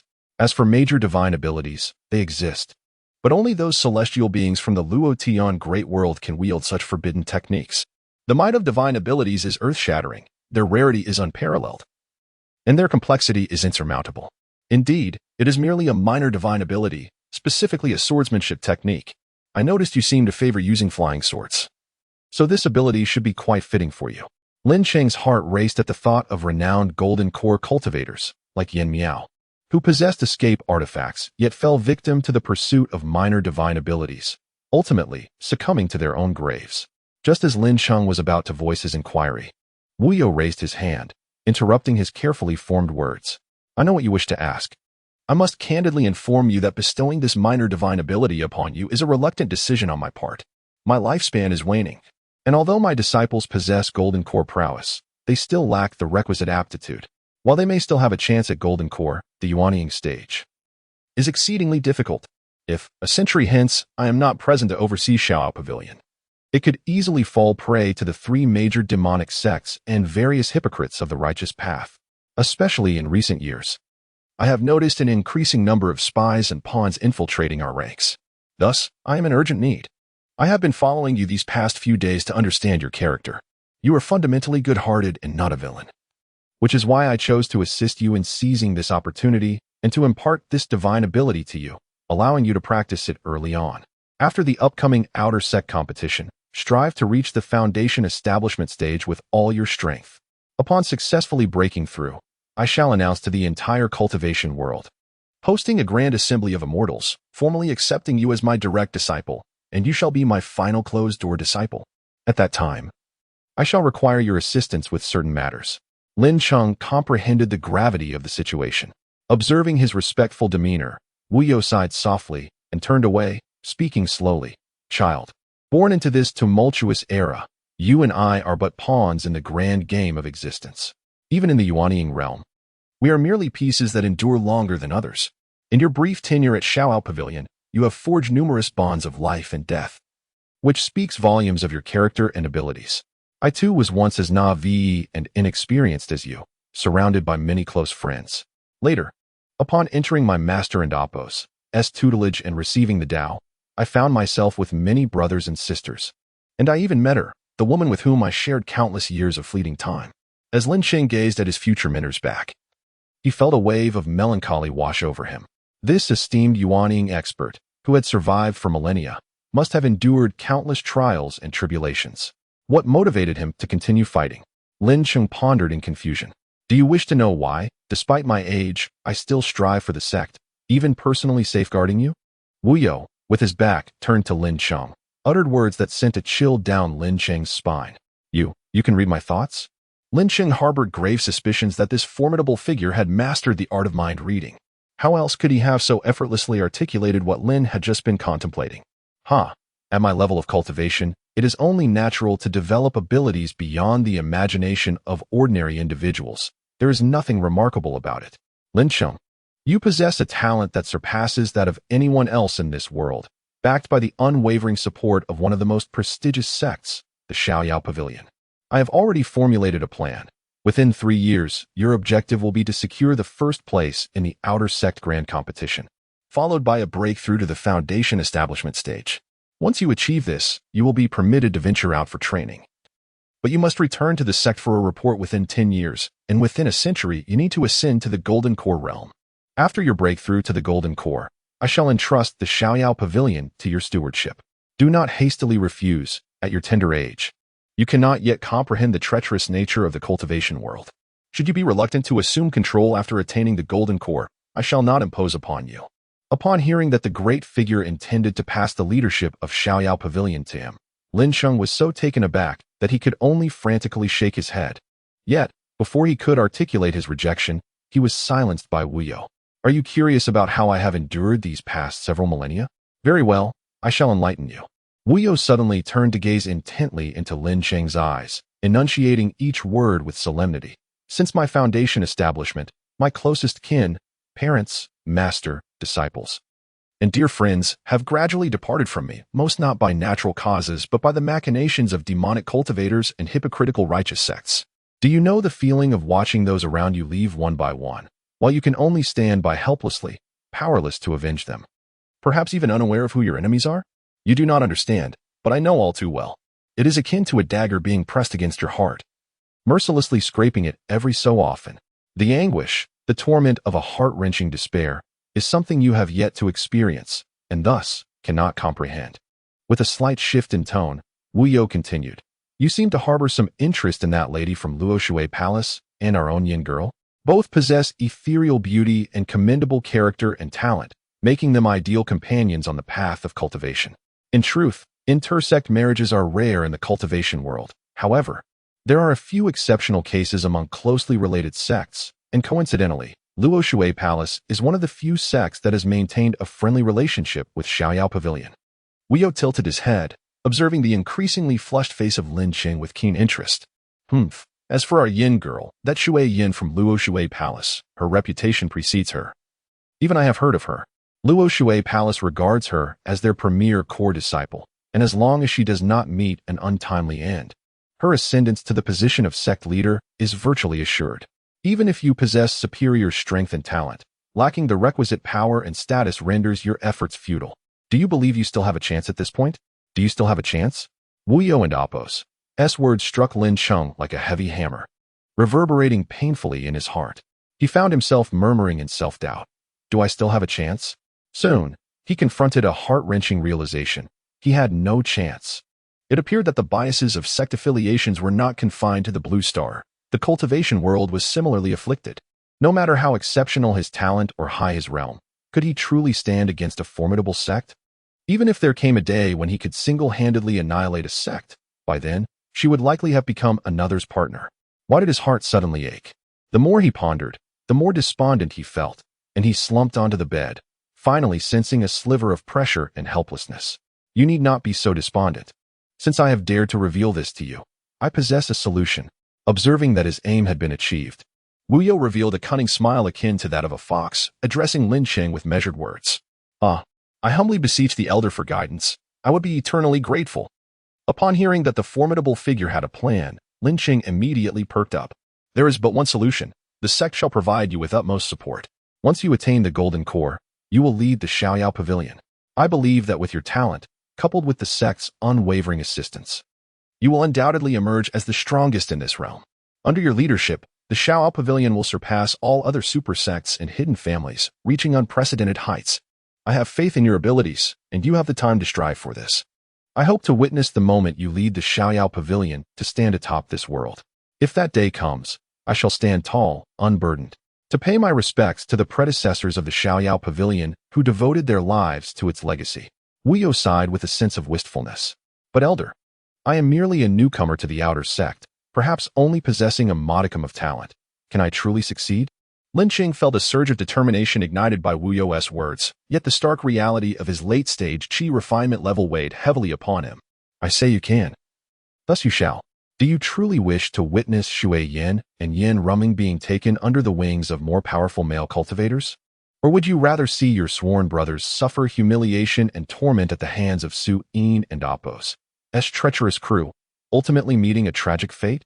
In the future, as you become my disciple, those who have treated you well will be slaughtered by the demonic sects, and after my passing, the sect will surely be devoured by those predatory super sects. Even you may meet a grim end. Cultivators must strive for success. Wealth, partners, techniques, territory, all must be fought for by yourself. You have already surpassed others by leaps and bounds. All you need to do is steadily break through to the golden core within a century, take command of the Xiaoyao Pavilion, and lead it towards greatness.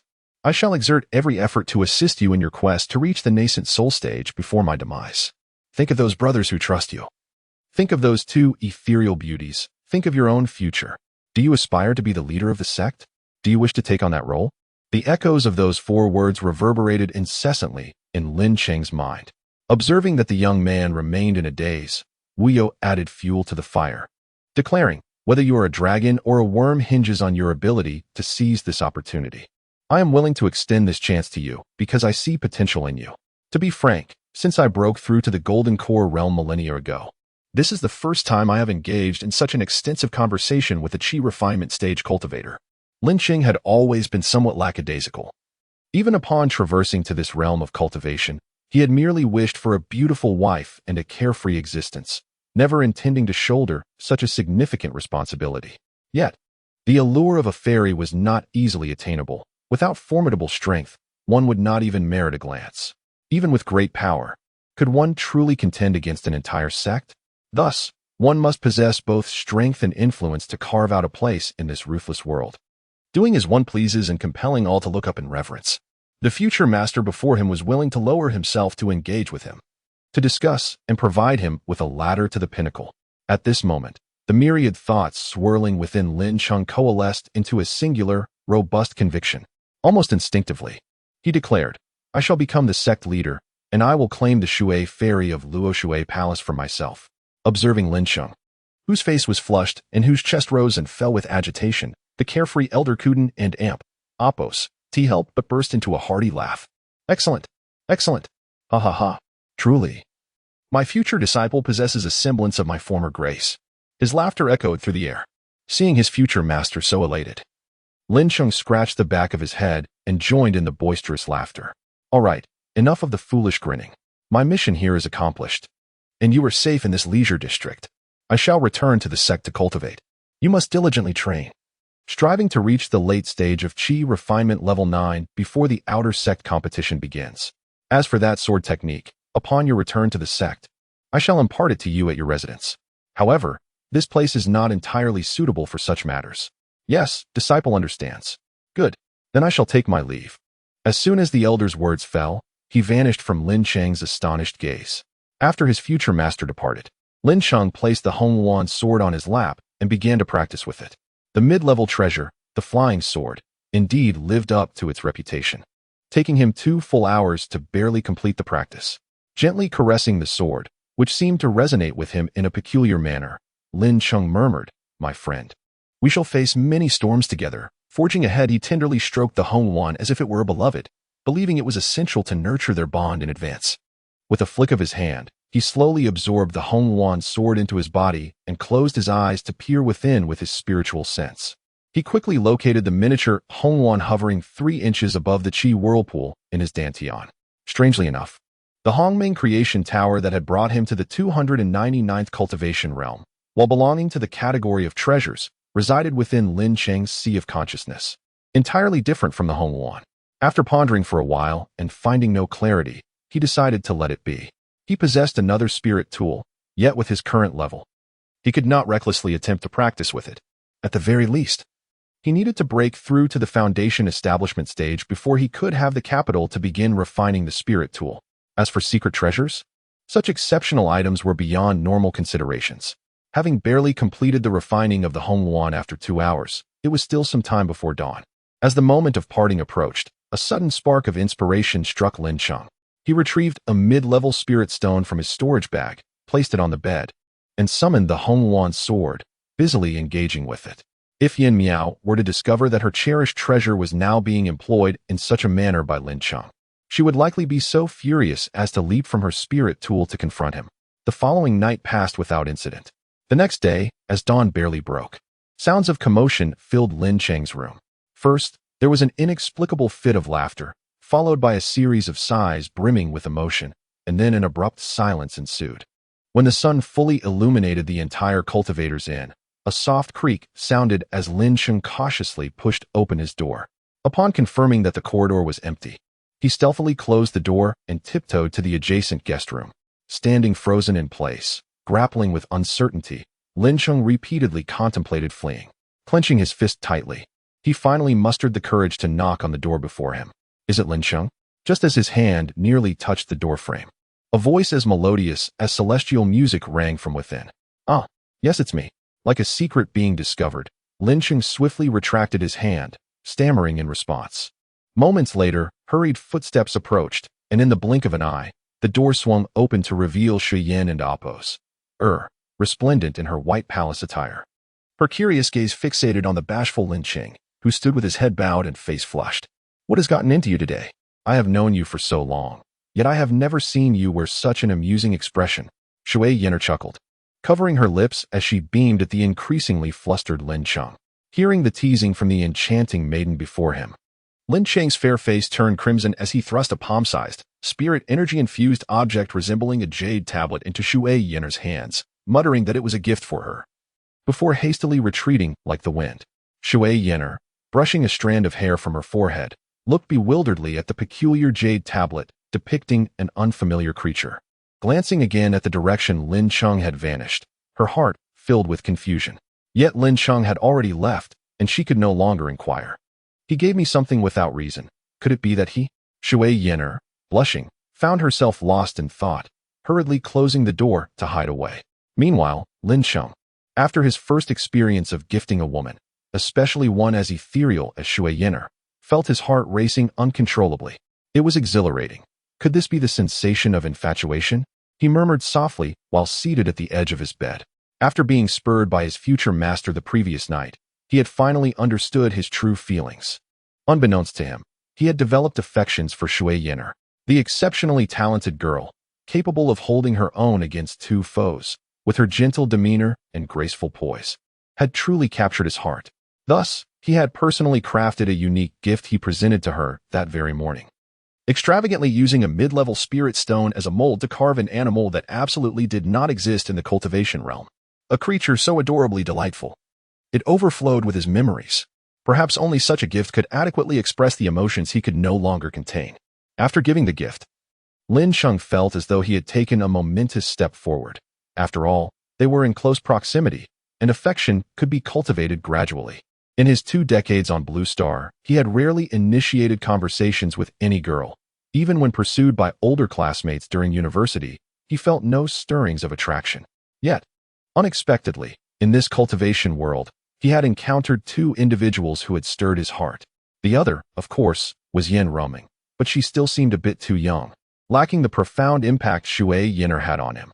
Just as Lin Cheng's thoughts meandered, a loud call from Yin Xiang broke through. "Lin Cheng, hurry out. It's time to return to the sect." Coming, no need to shout." Lin Cheng replied casually, tucking away his jumbled thoughts and striding to open the door.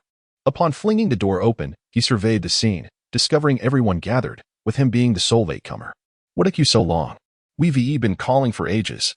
Had it not been for Yin saying you were fine, I would have kicked the door down."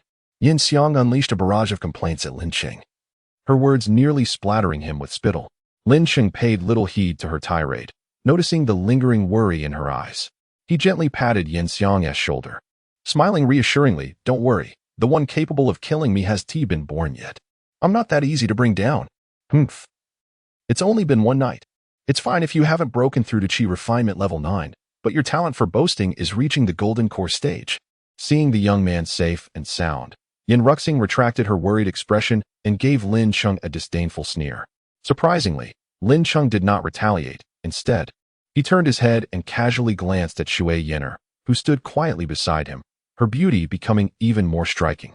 As if sensing Lin Cheng's gaze, Shui Yin playfully waved the item in her hand and smiled shyly at him. Observing what she held, Lin Cheng felt as if he had consumed 10 pounds of honey, his heart overflowing with sweetness.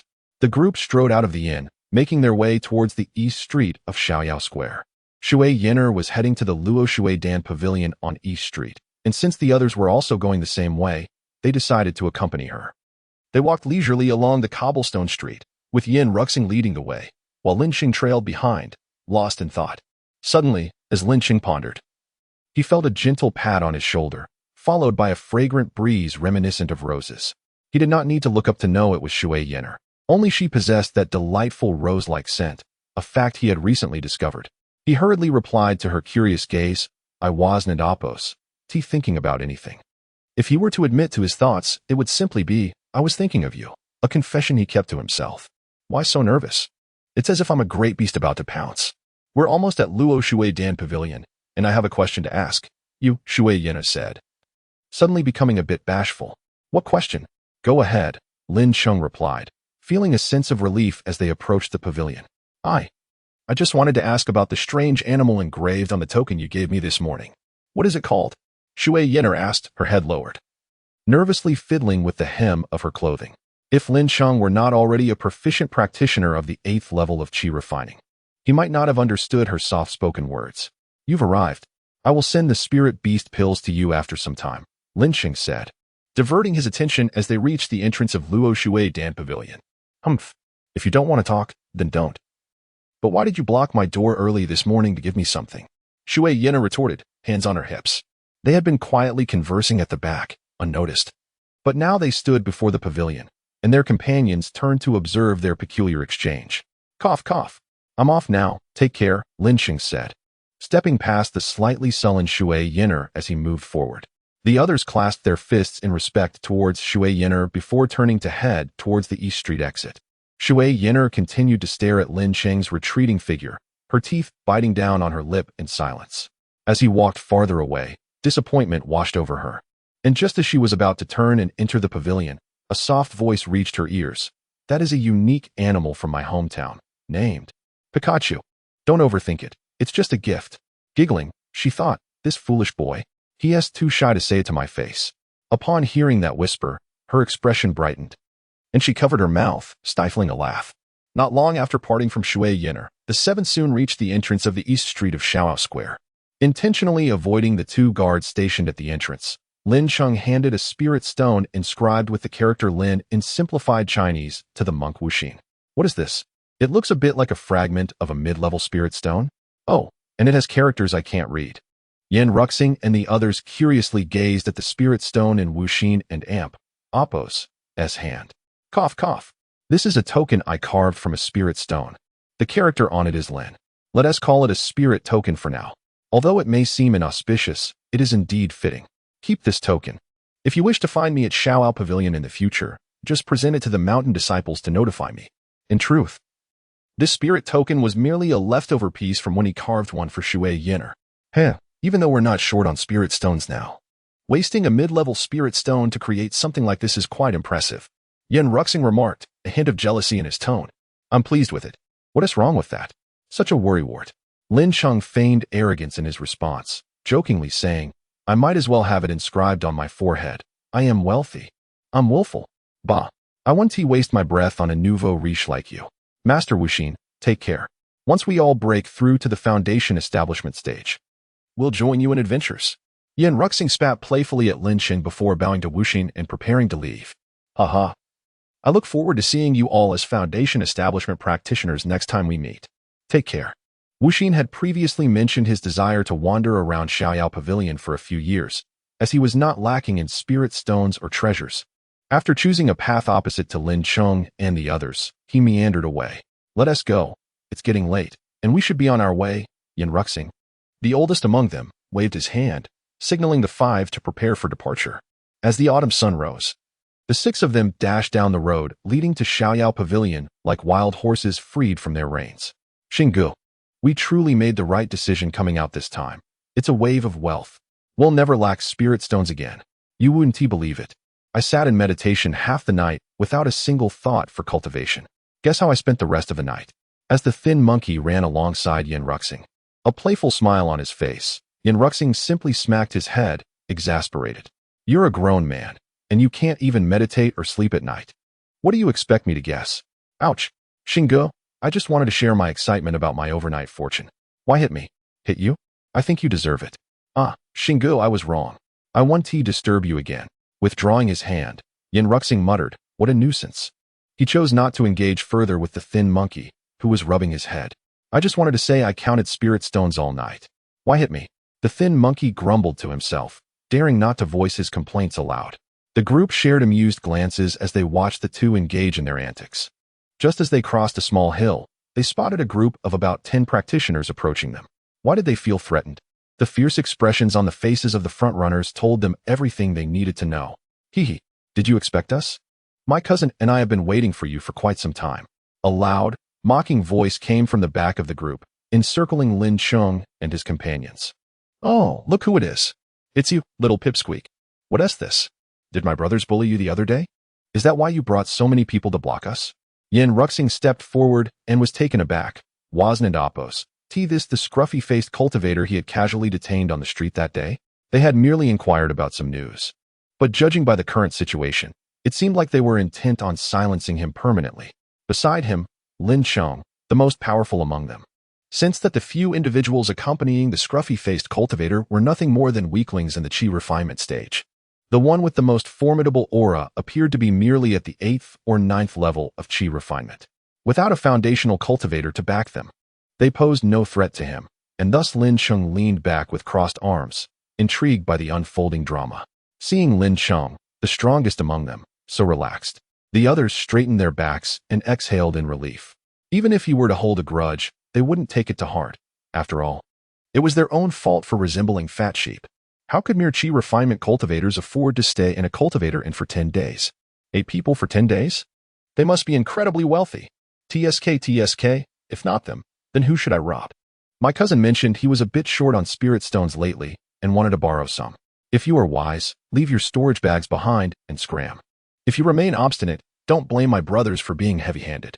The scruffy-faced cultivator was merely at the 5th level of chi refinement. Yet his haughty demeanor suggested he was no novice at this intimidation game. The 10 unscrupulous cultivators he brought with him, their faces betraying their ill intent, brandished their magical instruments after he finished speaking, clearly indicating they would kill to silence Lin Cheng and his companions if they refused to surrender their storage bags. What is this? Do they think numbers matter? Did they inquire about us before coming here? Do they know which sect we belong to? While my brother is still calm. Leave your storage bags and get lost. The lean monkey, observing Lin Cheng's composed demeanor, suddenly felt a surge of confidence. He pointed rudely at the scruffy-faced cultivator and began to jab at him aggressively. His arrogant and disdainful posture nearly stunned the scruffy-faced group into silence. TSK. Had it not been for my well-informed sources, I might have genuinely fallen for your ruse today. With a smug expression, the scruffy-faced cultivator declared, I've already gathered all the necessary information. You 6 are merely outer disciples of the carefree pavilion in the chi refinement stage. The 2 who appear to be the greatest threats, suspected foundational cultivators, have already separated from you. Now, in this desolate wilderness, it would be a piece of cake for us to take down the 6 of you. Enough of your prattling. I'll count to 3. If you don't hand over your storage bags, I'll turn you into minced meat. Just as the scruffy-faced cultivator reveled in his false bravado, a robust cultivator behind him, wielding a blood-red blade, grew impatient. He shoved the scruffy-faced man aside and, with eyes as wide as copper bells, bellowed at Lin Cheng and the others with a ferocious roar. This must be the scruffy-faced cultivator's cousin, the bloodhand Madblade, Zhang Tianlong. 1, 2, 3. As Zhang Tianlong reached 3, he noticed Lin Cheng and his companions standing unfazed, as if they were completely indifferent. His face flushed red with humiliation, feeling as though he had just been slapped repeatedly. Realizing the peculiar stares from everyone, Zhang Tianlong's complexion darkened. You dare disregard me? Fine. All of you attack. Kill them and take their storage bags. Yes, boss. With Zhang Tianlong's command, the other 9 immediately summoned their diverse magical instruments, launching a fierce assault towards Lin Cheng, who was closest to the front. These ruffians possessed some basic discernment, quickly identifying Lin Cheng as the most formidable among the 6. Thus, they coordinated their efforts to eliminate him first, believing that once he was dealt with, the remaining weaklings would pose no challenge. As they surged forward, Lin Cheng detected the fluctuations of their spiritual energy. 7 were at the 7th level of chi refinement, and 2 were at the early 8th level? Nothing to be concerned about. He extended a hand to halt the 5 who were eager to join the fray, focusing intently on the 9 magical instruments hurtling toward him. A mocking smile gracing his lips as he calmly stated, No need to panic. I alone can handle this rabble. Saying this, he summoned his freshly refined red yuan sword, still warm from the cauldron. With a gentle stroke of his fingers along the blood-red blade, Lin Cheng smirked and whispered, My friend, this is our first collaboration. Let us show them your true power. With that, Lin Cheng elegantly twirled the red yuan sword and, executing a sword technique, called out fiercely to the approaching 9 magical instruments, Kill. Whoosh. The red yuan sword, surging with Lin Cheng's full spiritual power, soared against the wind, surpassing the speed of sound. A series of metallic clangs echoed as the red yuan sword, like a hungry tiger pouncing on its prey, dashed through the 9 magical instruments with ease. The sound of clashing echoed as it sliced through 5 swords and blades as if they were mere tofu. The astonished expressions of the scruffy-faced cultivator and Zhang Tianlong were priceless as Lin Cheng's finger movements shifted once more, causing the red Luan sword to ascend dramatically. In a flash, it unleashed a vibrant, blood-red sword aura that cleaved through the remaining 4 magical instruments, a pair of 9-ringed sabers, a dimly glowing flying sword, and a heavy hammer as large as a person, splitting them in half. In a mere moment, Lin Cheng had effortlessly defeated the combined assault of 9 adversaries. 300 miles northwest of the carefree pavilion, amidst the vast, boundless land, a slight rise in the terrain stood silently with a dozen individuals. Scattered among them lay a collection of battered, severed magical instruments. A gentle autumn breeze swept through, yet the group stood frozen in place for what felt like an eternity. However, upon closer inspection, one could discern that 11 of them were sweating profusely, their faces pale, while a few trembled uncontrollably. The remaining 6, in stark contrast, stood tall and relaxed, exuding an air of ease. This motley crew comprised the scruffy-faced cultivator and Lin Cheng's party. After Lin Cheng's 2 strikes had shattered the magical instruments of their 9 attackers, the scene had solidified into this tableau. As the red Luan sword circled around him, displaying its might, Lin Cheng casually placed his hands behind his back, adopting an air of nonchalance. His swift victory over the 9 was not merely due to the prowess of the red Luan sword, but also because his own cultivation level far surpassed theirs. With spiritual energy akin to that of a 9th-level Qi refinement cultivator, Zhang Tianlong, under Lin Cheng's increasingly frosty gaze, frantically pondered his next move. Beads of sweat cascading down his forehead like rain. The 9 who had previously attacked were now left in tatters, their magical instruments severed in 2 by Lin Cheng's 2 strikes. He could hardly believe the extent of Lin Cheng's power. Surely, even a foundational cultivator would struggle to match such combat prowess. Was he a wolf in sheep's clothing? With the tide of battle having turned, he was drenched in sweat. Filled with regret, today's foray had truly been ill-fated. He had expected to merely rob a few weaklings, but instead had kicked a steel plate. Casting a glance at the scruffy-faced cultivator, trembling in fear beneath Lin Cheng's overwhelming presence, Zhang Tianlong's heart burned with a desire to eliminate him. Cursing him for being such a fool, he had insisted that the intelligence was foolproof, thinking it would be a simple task to dispatch a few sheep, only to find himself in a precarious situation. Now, the brothers find themselves in a predicament, unable to flee yet too intimidated to fight back. It appears that their attempt at robbery may soon turn into a harsh lesson instead. Lin, what do you propose to do with these fools? Upon witnessing the cowardice of Zhang Tianlong and his companions, Yin Ruxing sensed that a confrontation was unlikely today. The expressions of Ma Lian and the others revealed their trembling fear in the presence of Lin Cheng's formidable power. Any thought of fighting was utterly futile. After enjoying the moment, Lin Cheng realized these individuals were nothing more than bullies who preyed on the weak, and gradually, his interest in tormenting them diminished. Just as he was about to respond to Yin Ruxing, the corner of his eye caught sight of Ma Lian and the others, standing with their heads hung low like schoolchildren punished by a teacher. An idea suddenly struck him. With the puzzled gaze of his companions upon him, Lin Cheng descended the slope, donning a smile that hinted at inscrutable intentions as he approached the visibly frightened Zhang Tianlong. What do you intend to do? I must tell you, though I cannot best you in combat, I am not a mere pig to be slaughtered. Zhang Tianlong stammered in trepidation. The term pig refers to a well-known beast in the realm of cultivation, known for its formidable reproductive capabilities despite its lack of strength, making it a common meal for lower-tier cultivators. Fear not, I seek only to discuss a matter with you. Should you acquiesce, I shall spare your lives, otherwise, I may have to sever the heads of all 11 of you, Lin Cheng declared with a grin, standing confidently before Zhang Tianlong, unafraid of any potential ambush.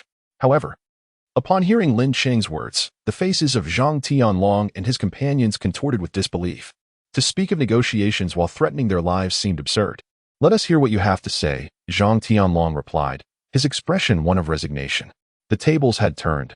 They were now at a disadvantage, and refusing was no longer an option if they wished to survive. Disregarding Zhang Tianlong's last shred of defiance, Lin Cheng patted his shoulder and leaned in closer, whispering, I have high hopes for you all. You appear to be rogue cultivators, lacking support and affection, yet having cultivated to such a level. Your potential must rival that of disciples from established sections. If I am not mistaken, your attempt to rob us today stems from a grudge against sect members. Does it not? Hearing Lin Cheng's words, Zhang Tianlong's forehead twitched as anger ignited within him, recalling grievances long buried, his teeth grinding audibly. Oh, so you truly are a man with a story, Lin Cheng mused, sensing that his assumptions were indeed correct. Stepping back a few paces, Lin Cheng addressed the 11 cultivators, including Ma Lian, announcing loudly, "Today, fortune smiles upon you. I am in a generous mood, and thus, I do not intend to take lives."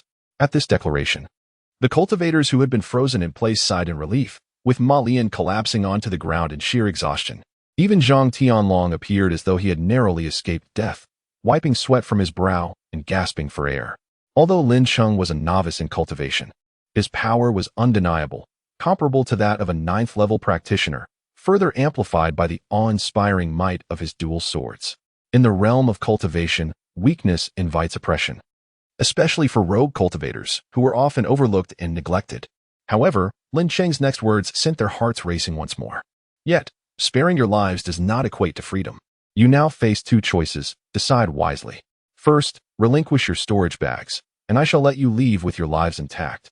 With a flurry of rustling and clattering, the group hastily discarded their storage bags, leaving Lin Cheng astonished at the sight of the disarray before him. He had just ascended to newfound wealth. Yet he was oblivious to the fact that many rogue cultivators owned bags that were more barren than their faces. Some merely served as containers for food and water, while others could not afford them at all. The fact that Zhang Tianlong and Apos' team possessed a single magical artifact each was already remarkable in the sea of countless rogue cultivators. It was no wonder that Ma Lian so readily trusted Zhang Tianlong, believing their attempt at robbery to be a trivial matter. They indeed had the qualifications. But it was unfortunate they encountered someone as formidable as Lin Cheng. Thus, stripped of all but their clothes and a single magical artifact, Zhang Tianlong and his companions displayed a mix of fear and urgency as they hastily complied with Lin Cheng and Apos' initial demand, tossing their storage bags to the ground without hesitation. The audacity of their actions left Lin Cheng and Yin ruxing in stunned silence. After a prolonged moment, Lin Cheng regained his composure and inquired with genuine curiosity, "Will you not consider my second condition? It may hold a delightful surprise."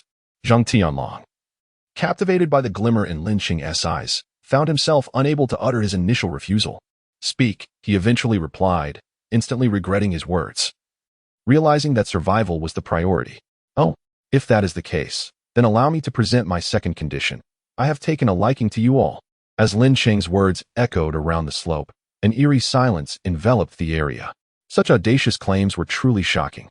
The stillness was shattered only by the murmurs of a thin monkey behind Lin Cheng, prompting him to shoot a glare that sent the creature scurrying behind Yin running in fright.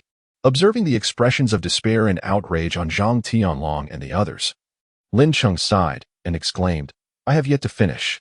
My intention is to recruit some aides for menial tasks. You all seem to possess some talent. And since you are without sect affiliations, I am offering you an opportunity to earn spirit stones. It is up to you whether you wish to seize it." Lin Cheng casually continued as he clasped his hands behind his back. Indeed, he was in no short supply of spirit stones, and it would be exceedingly easy to gather obedient and hard-working subordinates and bodyguards.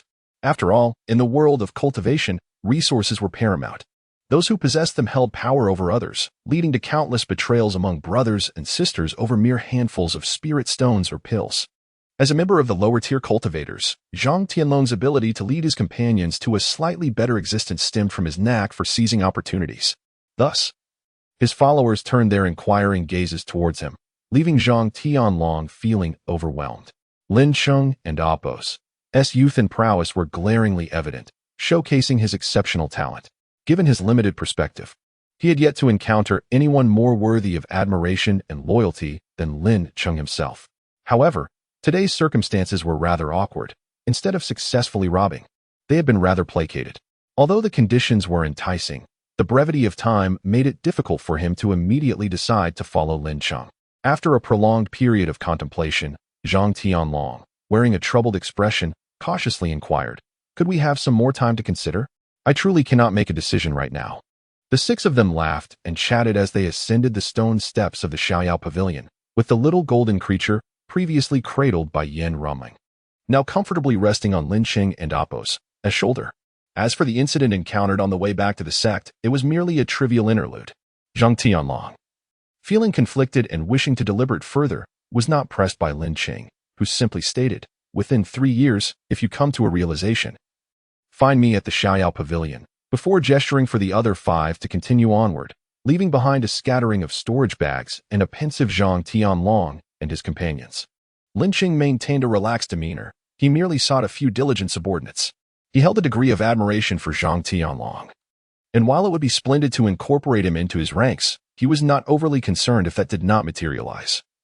For he possessed ample spirit stones and had no shortage of potential followers.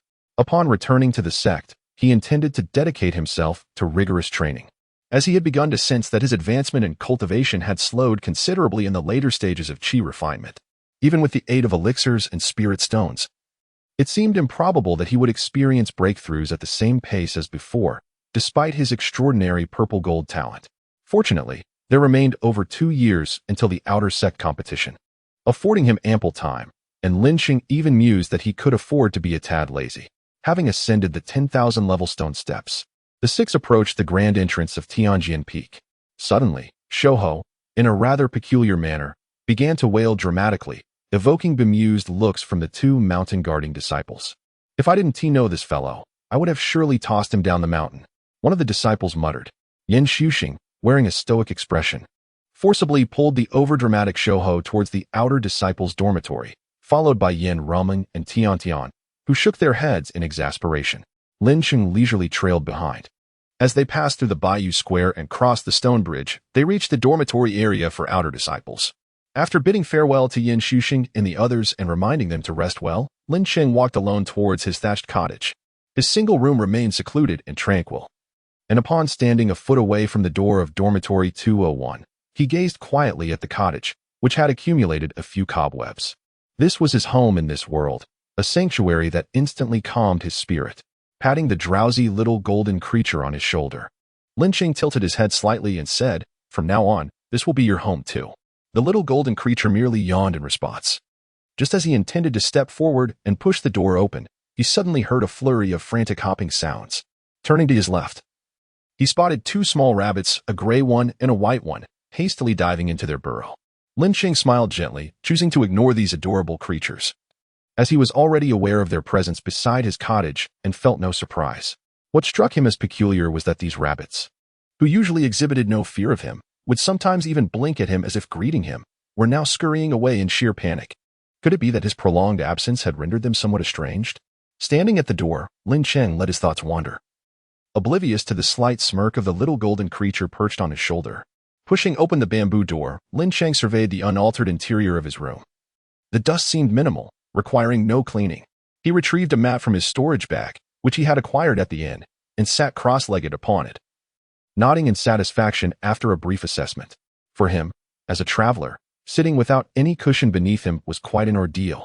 After gently placing the little golden creature by his side, Lin Cheng began to enter a state of meditation, activating his cultivation technique.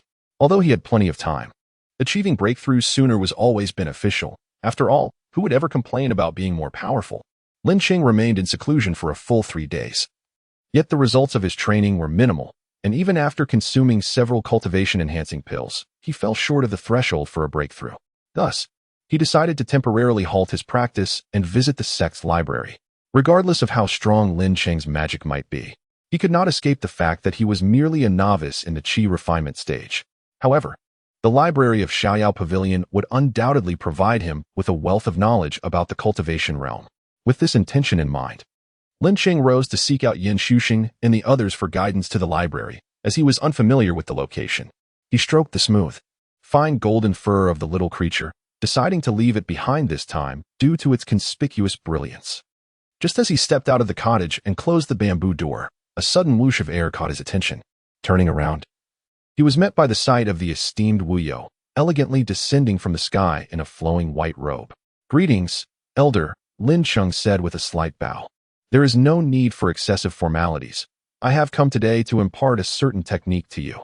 Please, step inside," Wu Yo replied with a warm smile, gesturing for him to enter. Lin Cheng, albeit reluctantly, reopened the bamboo door and stood aside for Wu Yo to enter first, nodding in apparent appreciation. Wuyo strolled into the thatched cottage with his hands clasped behind his back. Once the elder was inside, Lin Cheng gently closed the door behind him. I shall dispense with any unnecessary preamble and delve directly into the matter at hand. The technique I am about to teach you is known as a sword, comes from the West. This sword technique is among the top 3 treasures within the collection of the Shaoao Pavilion. However, it is notoriously difficult to master. The pavilion has possessed this technique for over 10,000 years, yet only one individual, a predecessor from a millennium ago, has managed to perfect it. Even I can only claim to have achieved a modest level of proficiency. Lin Cheng was unperturbed by the mention of difficulty. He was far more intrigued by the technique and Apos as potential. Elder, if this technique is so challenging to master, its power must be extraordinary, correct? He inquired eagerly. Wuyo glanced back at Lin Cheng, stating, the might of a technique fundamentally hinges upon your own understanding. The deeper your comprehension of the sword, the higher your realm. The greater the technique's power will be. Oh, I see. Elder, is there a realm associated with using a sword? Lin Cheng asked, appearing rather naive. Wuyo understood this, recognizing that he was indeed still a novice, one who knew little of the world. You pose a pertinent question. Among the myriad of magical artifacts in the cultivation world, only formidable weapons such as swords, sabers, staves, and spears possess a distinction of realms, and among these, the sword intent is the most unique and complete form. There are 7 realms of sword intent: sword technique, sword chi, sword aura, sword momentum, sword domain, sword heart, and the sword god. As Wuyo spoke of the sword god realm, a look of yearning illuminated his face. However, Lin Cheng, unable to contain his excitement, interrupted the elder's reverie. Inquiring with great enthusiasm, Elder, could you elucidate the 7 realms of swordsmanship for me?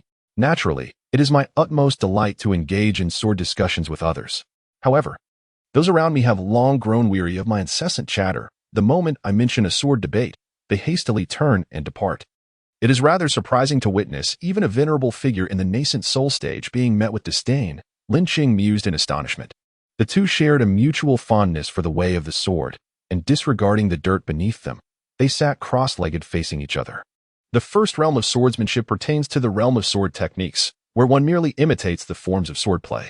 This initial stage is predominantly occupied by novice practitioners, thus abundantly populated. The second realm, the realm of sword energy, signifies an entry-level mastery, enabling practitioners to unleash formidable sword energy through their flying swords. Indeed, even flying swords of superior quality can emit sword energy without necessitating mastery of the second realm. Much like the blood-red sword energy Lin Cheng emitted using the intermediate grade Hongyuan sword, displaying an extraordinary might. The third realm, the realm of sword vigor, bears a striking resemblance to the realm of sword energy. However, sword vigor is markedly more ferocious and domineering, while sword energy may merely represent an energetic form of attack. The sword vigor realm embodies a physical manifestation, exponentially amplifying its power. The fourth realm, the realm of sword intent, is easily comprehensible. It is the ability to project a commanding presence with one's sword, significantly diminishing the enemy and oppo's strength while allowing oneself to unleash 120% of combat prowess. The fifth realm, the realm of sword domain, signifies the possession of a personal domain of sword energy. Within this domain, one could effortlessly contend against 10 adversaries of equal rank. The sixth realm, the realm of sword heart, denotes the harmonious unity of mind and sword, where the will of the heart directs the sword's path. The offensive capability at this stage transcends superficial abilities, representing a profound manifestation of spiritual strength. The seventh realm, the realm of the sword deity, is the pinnacle of swordsmanship, signifying a complete mastery approaching divine status. In this state, every strike becomes fearsome and even absent of divine powers. A mere casual blow rivals the might of those with such abilities. With an exuberant flow of words, Wuyu rambled on, prompting Lin Cheng to ponder and inquire. So, esteemed elder, which realm do you currently inhabit? I have just recently transcended to the realm of sword intent. Previously, I lingered in the realm of sword vigor. Finding it exceedingly challenging to advance, Wuyu confessed, a hint of embarrassment in his tone. No wonder he claimed to have achieved merely a minor success in sword intent after millennia. Despite this, he seemed rather pleased with himself. Should this divine technique be paired with advanced sword intent, its power would undoubtedly be cataclysmic. After your external sect competition, you must urgently strive to break through to the foundation establishment stage. for only then may you qualify to cultivate this sword technique. Wu concluded, abruptly extending a finger to poke Lin Cheng's forehead. Certain formidable yet esoteric techniques are typically preserved within jade slips. However, treasures of the sect, such as divine abilities, are often managed by the highest cultivators within the sect. When they wish to impart such a divine ability, the process resembles what is occurring now. Wu gently places a finger on Lin Cheng's forehead, softly advising him to relax and embrace the transmission of his legacy. A vast and potent aura seems to flow from Wu's azure-glowing fingertip into Lin Cheng's consciousness. Could this be akin to the enlightening moments depicted in novels? Yet, why does it feel as though something is amiss? With his eyes closed, Lin Cheng contemplates while receiving the divine ability. The sensation of pain. The transmission of this divine ability from the esteemed elder is entirely painless. In fact, when Wu's fingertip touches his forehead, it feels cool and rather pleasant. In his moments of idleness, Lin Cheng has read numerous fantasy novels, wherein protagonists often endure excruciating pain upon receiving such legacies, writhing in agony or crashing against walls. After all, forcibly implanting knowledge into someone's mind would naturally be uncomfortable. While Lin Cheng is lost in thought, Wu has already withdrawn his hand and seated himself cross-legged. Do not overthink. I merely sealed this divine ability and transmitted it into your consciousness. You shall naturally unlock it upon reaching the foundation establishment stage. So that is how it is. No wonder I felt nothing. It is only upon reaching the foundation establishment that I will be able to access it. Lin Cheng mutters in mild frustration. After a brief moment of recovery, Wu opens his eyes and declares, this divine ability is named A Sword Comes from the West. Once you master the basics, its lethality shall not be underestimated. To illustrate, using disciples of moderate aptitude from the Xiaoyao Pavilion as a benchmark, with the pure mana within you, you will be virtually invincible among your peers. Even if several were to surround you, you could easily annihilate them. Those of a higher tier would also find themselves evenly matched against you. Should you wield that intermediate-grade flying sword of yours, you would be capable of defeating practitioners at the 9th level of Qi refinement. Even those at the pinnacle of the 9th level, on the brink of foundation establishment, would not stand a chance against you. Perhaps only a foundation establishment practitioner could manage to suppress you slightly. For intermediate-grade artifacts can assist you in unleashing sword energy in advance. The might of the sword energy, combined with the sharpness of the artifact, would enable you to contend with foundation establishment practitioners. Of course, you would ultimately suffer a grim fate. However, if you can vaguely manifest this divine ability, merging mana, artifacts, sword energy, and divine ability into one, you could effortlessly defeat, perhaps even slay, practitioners in the early stage of foundation establishment. Even those in the mid-stage would be severely wounded under such a blow. This is the remarkable power of divine abilities. One must understand that as cultivation progresses, it becomes increasingly challenging to challenge higher tiers. Cultivating a divine ability offers an unimaginable enhancement to your combat prowess, especially considering your unique advantages. Merging all strengths could allow you to battle across 4 minor realms. Lin Cheng remains grounded despite Wu and Appo's lavish praise, aware that such flattery is merely intended to bolster his confidence.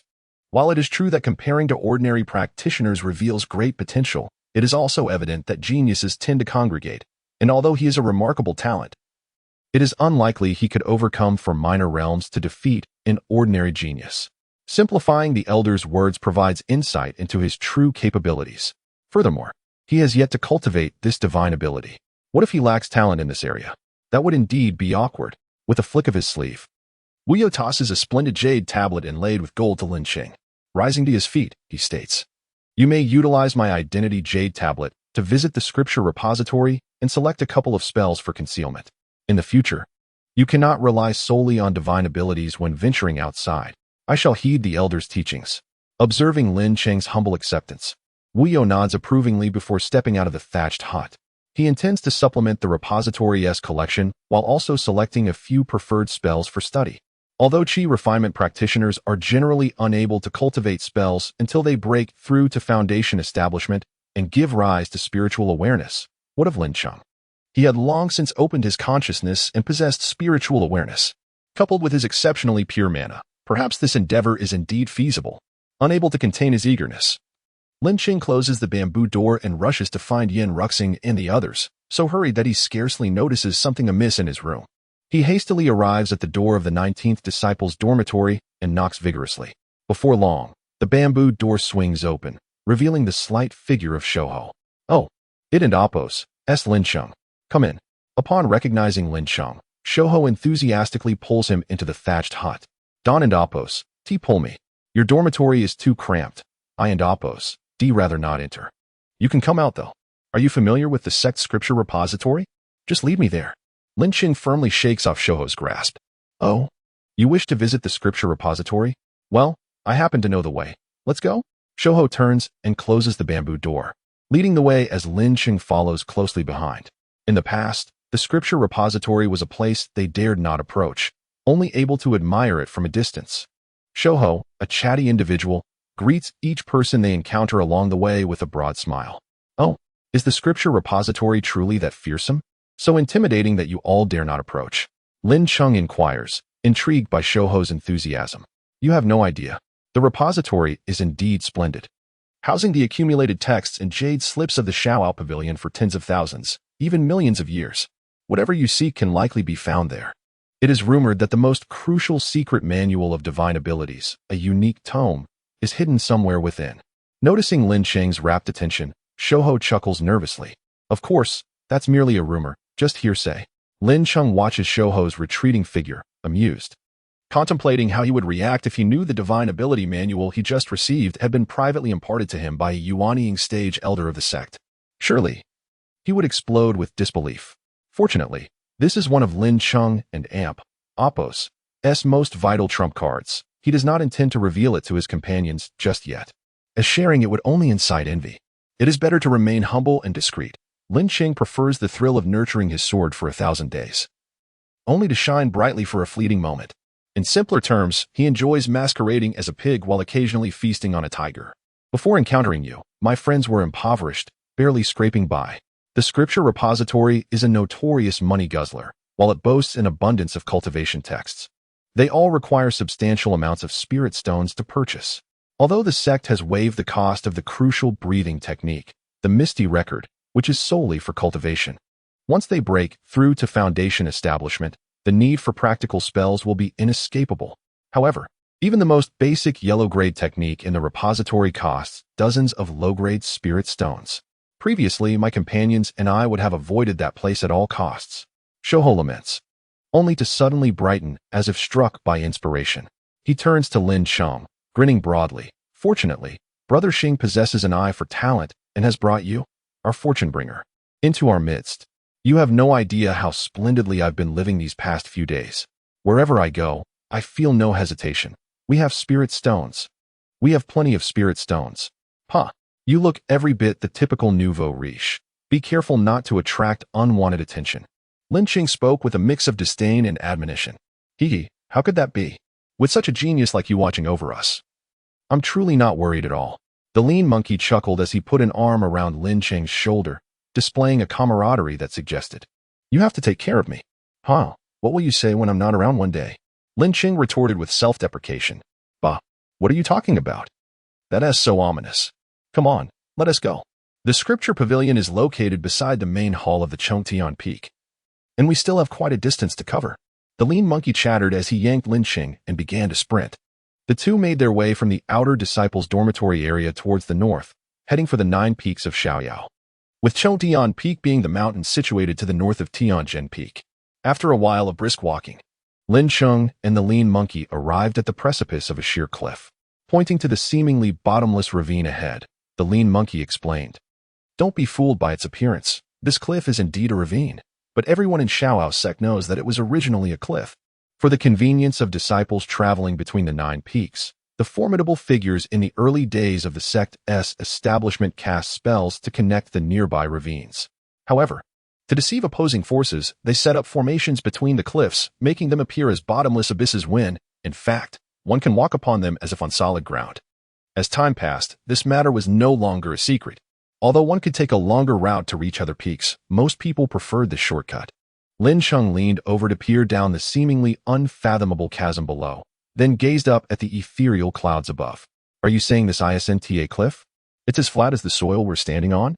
We can walk on it without fear of falling to our deaths? You must be joking. Even if there are formations, How many would dare to tread here? Lin Cheng scoffed, admitting to himself that he harbored a slight fear of heights. He would never partake in activities like bungee jumping, roller coasters, or walking on glass walkways in Zhangjiajie. He found comfort in staying home, indulging in television and novels instead of seeking out perilous adventures. However, he was quite interested in the ability to fly with a sword after reaching the foundation establishment stage, a skill that he deemed essential to master. After all, who didn't he dream of soaring through the skies on a sword, ridding the world of evil? Ignoring Lin Cheng's trepidation, the lean monkey smirked and infused his legs with spiritual energy. With a powerful push of his right foot against the ground, he left a half-inch deep footprint in the soft earth and, to Lin Cheng's horror, propelled himself into the seemingly infinite abyss. He aimed to demonstrate to this height-fearing fellow that he wasn't deceiving him. Spreading his arms wide like a great goose, he descended gracefully over the chasm. Beneath him lay the endless void while the sky above was adorned with clouds. Even the lean monkey, who appeared somewhat unkempt, seemed to exude an air of refinement akin to that of a cultivator, embodying a touch of ethereal elegance. With his hands behind his back, feigning a demeanor of a senior master, the lean monkey proclaimed, "Look, I told you I wasn't lying. Walking here feels akin to having the ability to fly after reaching foundation establishment. Are you sure you don't want to give it a try?" Watching the lean monkey standing confidently on the void beneath him, Lin Cheng felt a stir of temptation. Perhaps he should give it a try? He attempted to convince himself. Hesitantly, he stretched out his right foot, his long, slender leg trembling slightly as it inched towards the endless chasm. As his foot touched down, feeling as though he had stepped onto solid ground, he wiped the sweat from his brow and exhaled a sigh of relief. "Let us hurry up. No more dawdling. I need to take you to the scripture pavilion, and then I have to return to my cultivation. I've finally made progress. I must quickly elevate my cultivation level to the 7th layer of qi refinement before the outer sect competition. That way, I can redeem myself." Once he confirmed the safety of the path, Lin Cheng dared to step out with both feet suspended above the abyss. After a few tentative strides, discovering that it felt no different from solid ground, he followed the lean monkey, gliding swiftly through the mist like an immortal. After progressing for about the time it takes to burn an incense stick, a massive peak, strikingly similar to Tianjian Peak, gradually emerged from the hazy clouds. Pointing towards the pavilions and towers that were faintly visible at the summit, the lean monkey said with a serious tone, "That is the gathering place for the sect leader's lineage of Tian Peak. The scripture pavilion is not far from the main hall. Once we arrive, try to speak as little as possible, understood?" Taken aback by the sudden seriousness of the lean monkey, Lin Cheng felt somewhat unaccustomed. "Why should we speak less once we get there?" he asked, puzzled. This is the collective wisdom forged from the blood and tears of countless lowly cultivators. The scripture pavilion is frequented by the most talented disciples and influential figures of the sect. We, as mere weaklings, should refrain from speaking whenever possible and avoid causing trouble. You must understand, just tossing a stone within 100 yards of the scripture pavilion could hit several mid to late foundation establishment masters. Is it really that terrifying? Lin Cheng gulped, feeling a chill. Terrifying? If you offend those senior masters, you'll consider yourself fortunate. If you inadvertently provoke one of the sect's prodigies, take for instance the 7 prodigies of Xiaoyao, who have risen to prominence in recent decades. Just offending one of them means you might not even need them to lift a finger. Their lackeys could easily make you lose your way. Enduring a bit of hardship is nothing. Really, it's not the end of the world. After a while, you'll heal. But we have a friend in the neighboring dormitory who, a few years back, accidentally crossed paths with the lowest-ranked prodigy among the 7 prodigies of Xiaoyao. He was outright beaten by that prodigy's followers. After recovering from his injuries, he went down the mountain for a bit, and since then, he hasn't returned. Lin Cheng began to feel as though the lean monkey was recounting a ghost story. How could a good person just disappear like that? Was it the prodigy and Appo's lackey? Just as Lin Cheng stepped off the precipice and onto the lush grass, the lean monkey abruptly covered his mouth. After surveying the surroundings and confirming no one else was present, the lean monkey exhaled and whispered in Lin Cheng's ear, "Be careful. Stepping onto Tian Peak means you've entered the domain of those prodigies and masters. Have you forgotten what I told you? Speak as little as possible here. Let us go. I'll take you to the scripture pavilion." Under the lean monkey's guidance, they discreetly approached a 5-story pavilion. Indeed, ever since stepping onto Tian Peak, Lin Cheng had encountered dozens of foundation establishment cultivators in just a short span of time. He even crossed paths with a tall female cultivator adorned in a blue gauze veil and a blue pleated skirt, her presence exuding elegance, her cultivation level obscured. As she emerged from the main hall, she cast a fleeting glance at Lin Cheng before soaring into the sky on a beam of blue light. Lin Cheng couldn't shake the feeling that this female cultivator seemed familiar. The lean monkey remarked, "That's a golden core master. Only those at least at the golden core level can fly, without a magical artifact." However, he had no idea who that esteemed individual was. The gap between a chi refinement stage minor character and her world was simply too vast. By the time they reached the entrance of the scripture pavilion, Lin Cheng was still lost in thoughts of the blue-skirted golden core female cultivator. "Hey, snap out of it." The lean monkey turned to the dazed Lin Cheng and cautioned. "You wouldn't dare entertain any improper thoughts about that golden core master, would you? Please don't go seeking your own demise." Awakened by the slender monkey, Lin Cheng placed his palm firmly on the fellow's shoulder, spinning him around with force before pushing him away, saying, "Be on your way, no need for my company." The slender monkey was sent sprawling by Lin Cheng's shove, and as he watched Lin Cheng turn towards the grand entrance of the scripture pavilion, he couldn't help but grumble resentfully, "What kind of person is this? It and Appos, as simply tearing down the bridge after crossing it, killing the monkey after the grind. After bringing him all this way, not even a word of thanks, truly a thankless wretch." Ignoring the resentful gaze of the slender monkey, Lin Cheng proceeded towards the open bronze doors of the scripture pavilion. The scripture pavilion of the Carefree sect was divided into 5 levels. The slender monkey had informed him that the first 4 levels housed spell manuals and vital materials corresponding to the 4 grades of heaven, earth, mystery, and yellow, while the 5th level was said to contain the unique techniques of the Carefree sect. Lin Cheng pondered with anticipation about what effects the identity jade token given to him by the Grand Elder might have. Just as he stepped through the entrance of the pavilion, a throng of people rushed out.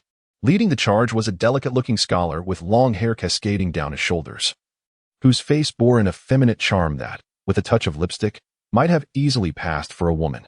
This individual strode ahead with vigor, flanked by 7 or 8 inner disciples who were eagerly flattering him with wide smiles. The inner disciples were those who had broken through to the foundation establishment stage. Some fortunate and talented ones would be accepted as direct disciples by Golden Core elders, securing abundant resources and a limitless future.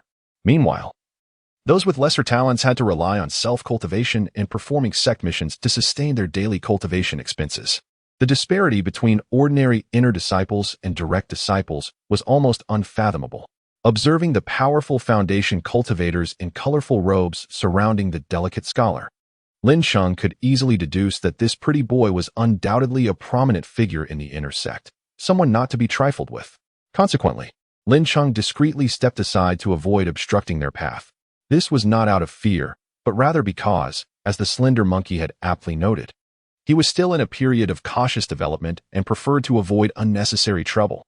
Yet, should someone provoke him, that would be an entirely different matter. Regrettably, while Lin Cheng wished to avoid conflict, the unfolding events were beyond his control. The scripture pavilion was vast, with an entrance wide enough for 3 people to walk side by side. Logically, not to mention 7 or 8 individuals, even 10 could easily pass through. Lin Cheng had moved as far to the edge as possible. Yet one of the bearded disciples among the entourage of the delicate man casually cast his gaze towards Lin Cheng, who stood at the side. Upon noticing Lin Cheng's white robe, the bearded man suddenly had a bright idea for gaining favor in front of his superior. If he succeeded, oh, what glory!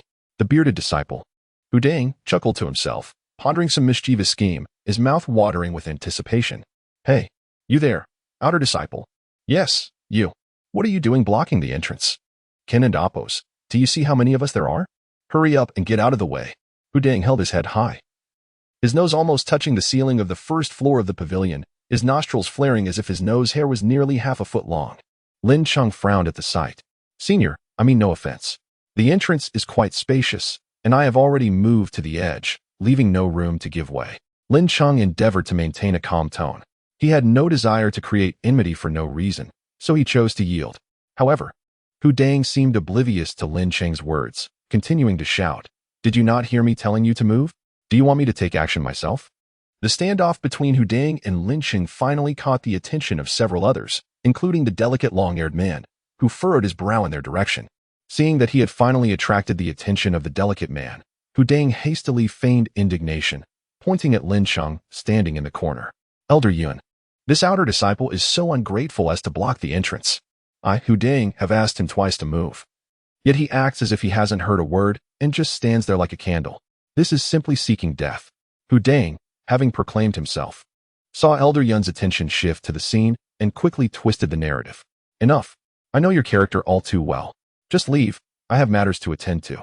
The delicate long-haired man, addressed as Elder Yun, glanced at the silent Lin Cheng and the boisterous Hu Deng, quickly grasping the situation. Humph. Consider yourself fortunate this time. Do not let me see you again. Upon hearing Elder Yun's words, Hu Deng begrudgingly abandoned the idea of attacking Lin Cheng and led the group towards the pavilion's entrance.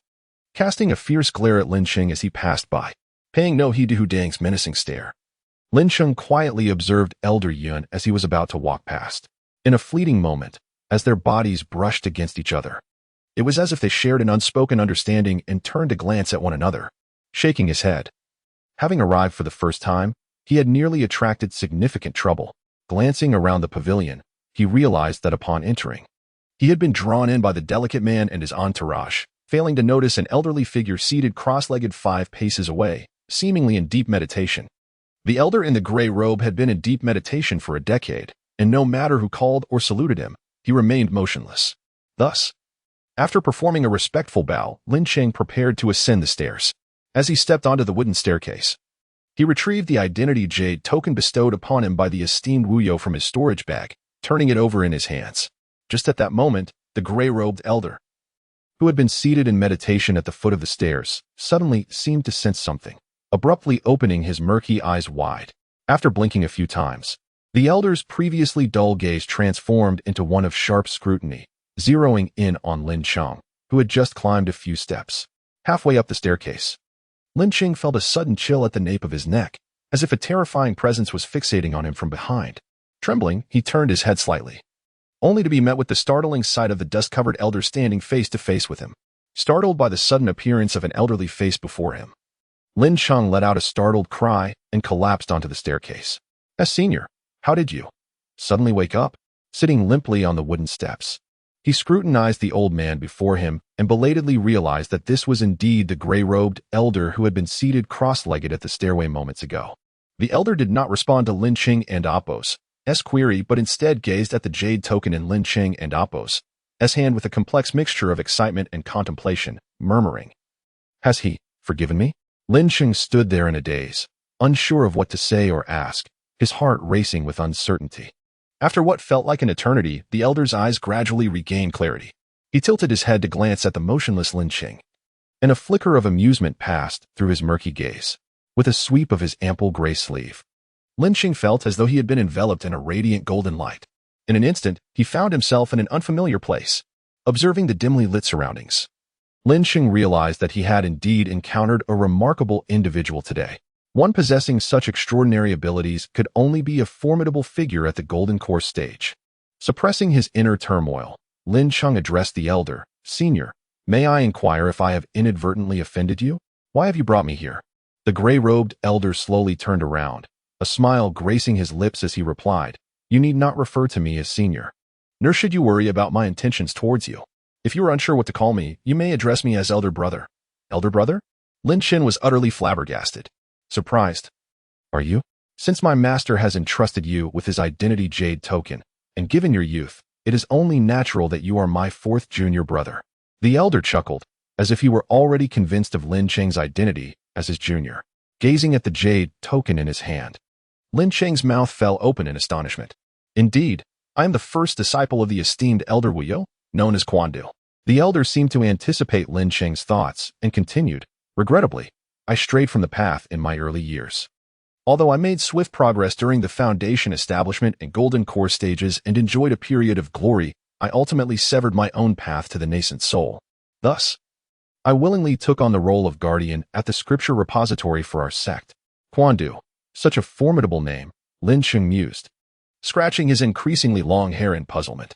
"But elder brother, how did you stray from the path?" Quandu did not answer immediately. Instead, he took a few steps forward, turning his back to Lin Cheng, and with a gentle push of his hands, appeared to open a long-sealed door in the dim environment.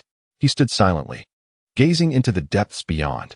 After a prolonged silence, Lin Cheng, unable to contain his curiosity, approached Quan Du and followed his gaze.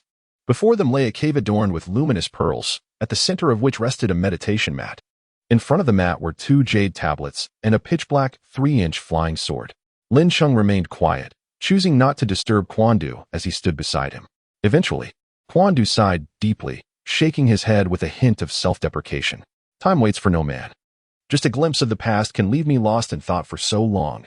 How embarrassing for you to witness. Lin Cheng shook his head earnestly. Elder brother, you have already attained the golden core stage. For a master like yourself to ponder for even a week is hardly surprising, is it not? Perhaps you are still quite youthful. Quan Du laughed heartily, clearly amused by Lin Cheng's earnestness. Ah, you have a way with words. I shall keep an eye on you. Here, allow me to present you with a gift. Quan Du, with a swift motion of his right hand, drew a jade tablet from the mat, which floated gracefully into his sleeve. After tenderly caressing it, he reluctantly placed it into Lin Cheng's hands. Since you bear the Master's jade token, I shall bestow upon you this jade tablet, which contains the secrets of the Fuyo Golden Light Escape. Pardon? What is this Fuyo Golden Light Escape? Lin Cheng was perplexed. Wasn't such a technique usually reserved for those at the Golden Core stage? Seeing Lin Cheng's confusion, Quan Du smiled knowingly. Indeed. Escape techniques are typically learned only after reaching the Golden Core stage, but what if it were a divine ability? A divine ability? Lin Cheng gasped in astonishment. The Fuyo Golden Light Escape was a divine ability? Was the Grand Elder truly imparting 2 divine abilities to him in a single day? This was extraordinary. Not to mention, possessing even an Earth-level technique was considered an immense fortune. In bustling towns and marketplaces, even a yellow-level technique could fetch several hundred spirit stones. A more potent Earth-level technique, even a mediocre one, could easily sell for thousands. This was knowledge imparted to him by the thin monkey during their journey. Who could have imagined? Who would dare to dream?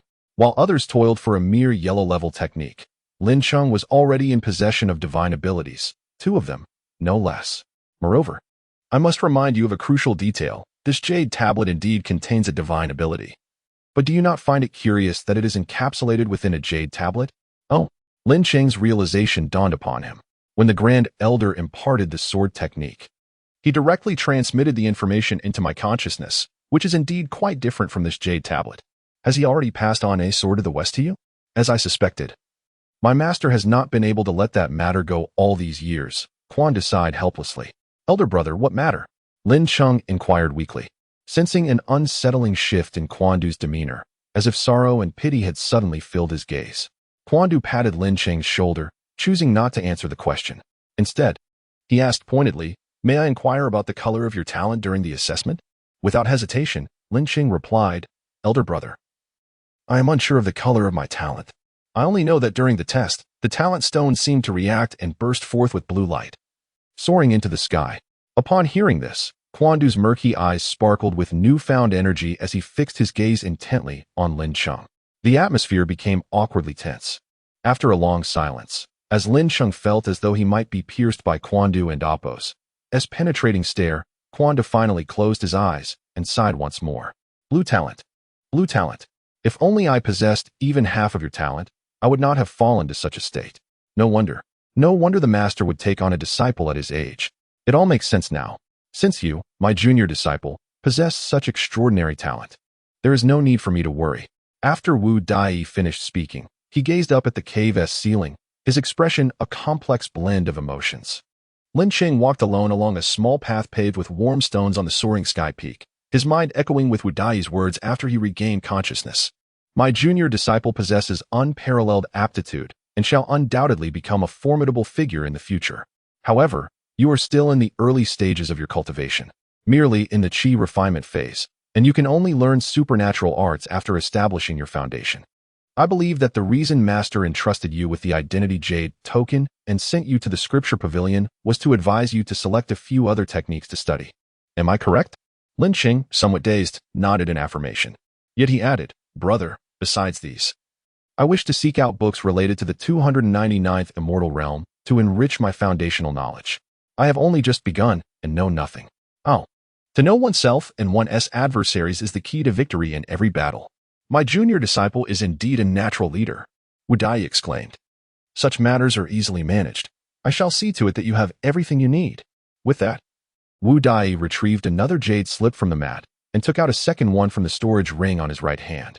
He then combined the two jade slips and handed them to Lin Cheng, grinning as he said, "One of these contains all the knowledge and information available about the 299th immortal realm. Such treasures are not easily acquired. Once you have established your foundation, you can delve into it and store the knowledge within your mind." Lin Cheng nodded gratefully and bowed. "This is precisely what I urgently require. You truly are a timely help, brother." Wu Dai placed a firm hand on Lin Cheng's shoulder, saying, "Between us brothers, there is no need for such formalities. If you wish to express your gratitude, the best way is to diligently cultivate and bring glory to the Xiaoyao sect." Lin Cheng nodded vigorously. "As for this other jade slip, it contains a sword technique I created, named the Invincible Sword Technique, though it consists of but a single move. It is a solid earth-level spell. With diligent practice, it could very well be elevated to a heaven-level sword art." Upon mentioning the sword, Wu Dai seemed to transform entirely. Lin Cheng felt as though the frail body had suddenly regained some of its former glory, radiating confidence and brilliance. Before studying the one sword westward, "You may practice this invincible sword technique." Wu Dai then added, "Oh, I must remind you, to practice this technique, you'll need a sword with a hilt. Practicing with a hiltless flying sword is rather challenging." Taking the two jade slips from Wu Dai, Lin Cheng nodded in understanding. "Very well. Stow your items and take your leave. If you encounter any difficulties in the future, feel free to seek me out at the scripture pavilion. I shall remain there for a while longer." Wu Dai patted Lin Cheng's shoulder, his expression one of paternal satisfaction. "I am immensely grateful for your assistance and guidance today, Brother Wu. I shall take my leave now," Lin Cheng said, clasping his hands in a respectful gesture. There was no need for excessive formalities, as Wu Dai preferred simplicity. Go on. Focus on your cultivation. By the way, be cautious of the few foundation establishment cultivators you might clash with at the scripture pavilion today. With your extraordinary talent and a bit more diligence, your future is boundless. Just be careful not to stray from the path," Wu Dai advised earnestly. Lin Cheng awakened from his reverie. "Farewell, Brother Wu." Good. After exiting Wu Dai's cave, Lin Cheng followed the path for a short while before catching sight of the 5-story scripture pavilion standing majestically in the distance. It seemed Wu Dai's cave was not far from the pavilion. No wonder he was able to whisk me away so swiftly. As he passed the scripture pavilion, it struck him that he hadn't spent much time there before being taken away by Wu Dai. He hadn't even picked up a single item. He had intended to select a couple of yellow and profound level spells to practice. Now, not only had he acquired a supernatural technique unexpectedly, but he had also gained a sword art comparable to heaven level. Ah, the fortune of a transmigrator is indeed remarkable. Lin Cheng hummed a cheerful tune as he leisurely made his way back to the outer dormitory area of the Sky Sword Peak. However, Wu Dai's final words jolted him back to reality. He recalled what the thin monkey had said when they went to the scripture pavilion. An outer sect disciple had vanished after provoking the last-ranked member of the Xiaoyao 7. Given his brother's status, he had taken the time to warn him about this matter. It seemed he had stirred up quite a bit of trouble today. Perhaps that long-haired, effeminate man was indeed one of the Xiaoyao 7. The more he pondered, the more uneasy he felt, and Lin Cheng, in a fit of determination, thrust his finger forward menacingly. "Dawn and Amp, Oppos, provoke me, or you might just end up calling me and Amp, Oppos, Father and Amp, Oppos." As he passed by the dormitories of his fellow disciples, Lin Cheng did not linger, but proceeded straight to his own quarters. He needed to seize the opportunity to practice an offensive technique. Wu Dai's invincible sword technique would serve him well. Just as he reached the front of his thatched cottage, the tiny golden creature, no larger than a palm, suddenly darted towards him from an unknown corner. Lin Cheng slapped his forehead and murmured, "No wonder I felt something was amiss. It turns out I was missing you, little one." He remembered that since Elder Wu Yu's arrival, this little golden creature had vanished. Initially, he hadn't thought much of it, assuming it had simply gone out to play. However, upon reflection, that may not have been the case. Lin Cheng stroked his stubbly chin, which had grown coarse from neglect, and fell into contemplation. In another dark cave, Su Yin stood trembling with his head lowered, stripped of the arrogance he had once displayed when encountering Lin Cheng and others. Not far in front of him sat a burly man in a black robe, his face marred by a scar resembling a centipede, making him appear particularly menacing. The black-robed man intermittently inhaled and exhaled spiritual energy, seemingly still engaged in his cultivation. Su Yin stood respectfully in silence. After an indeterminate time, the The black-robed man finally exhaled a deep breath, opening his piercing, radiant eyes. What is it? Are we short on spirit stones or elixirs? The black-robed man cast a sidelong glance at the obedient Su-Yin and asked in a deep voice. And no, uncle. We have enough spirit stones and elixirs. Su-Yin stammered, revealing that this man was indeed Su Tianyuan, the formidable ally of Su-Yin, who had reigned supreme in the outer sect and was on the verge of breaking through to the foundation establishment stage. Enough? If there's enough, why have you come to me? Speak. What trouble have you caused? Su Tianyuan frowned, his authority becoming increasingly palpable. Su-Yin, seemingly terrified of Su Tianyuan, immediately collapsed to the ground, weeping like a child. Uncle, I was bullied in the outer sect. I nearly never saw you again. Woe is me. Since the incident where Lin Cheng had injured him, Su-Yin had been consumed by resentment. As a brash young man, how could he possibly let others walk all over him? However, with his greatest support, Su Tianyuan, currently in seclusion, he had no choice but to suppress his hatred and await his uncle's emergence. Witnessing his ineffectual nephew in such a pitiful state, Su Tianyuan felt a pang of sympathy. Cultivators often have numerous mentors, but familial bonds are scarce. It is not only difficult for cultivators to reproduce, but it is also partly due to innate talent.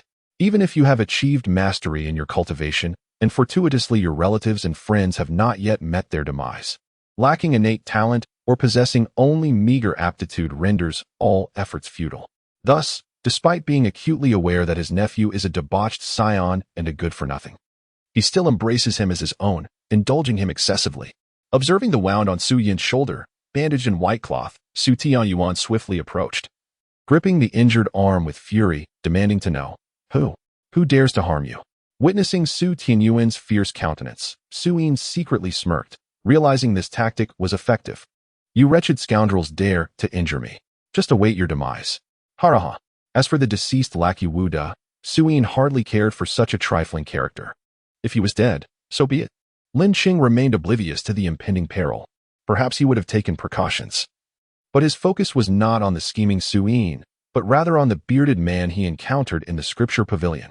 To be frank, Su-Yin had long ceased to be of any consequence in Lin Cheng's eyes. Sitting cross-legged in a thatched hut, Lin Cheng fed a spirit beast pill to little Jean, allowing it to play on its own while he retrieved the jade slip containing the invincible sword technique, pressing it to his forehead to ponder its contents in silence. Gasped. After probing the jade slip with his spiritual sense, Lin Cheng could not help but draw in a sharp breath. He discovered that the invincible senior brother was indeed a remarkable genius, for he found that the sword move he had devised was strikingly similar to a technique widely known on Blue Star, the sword drawing technique.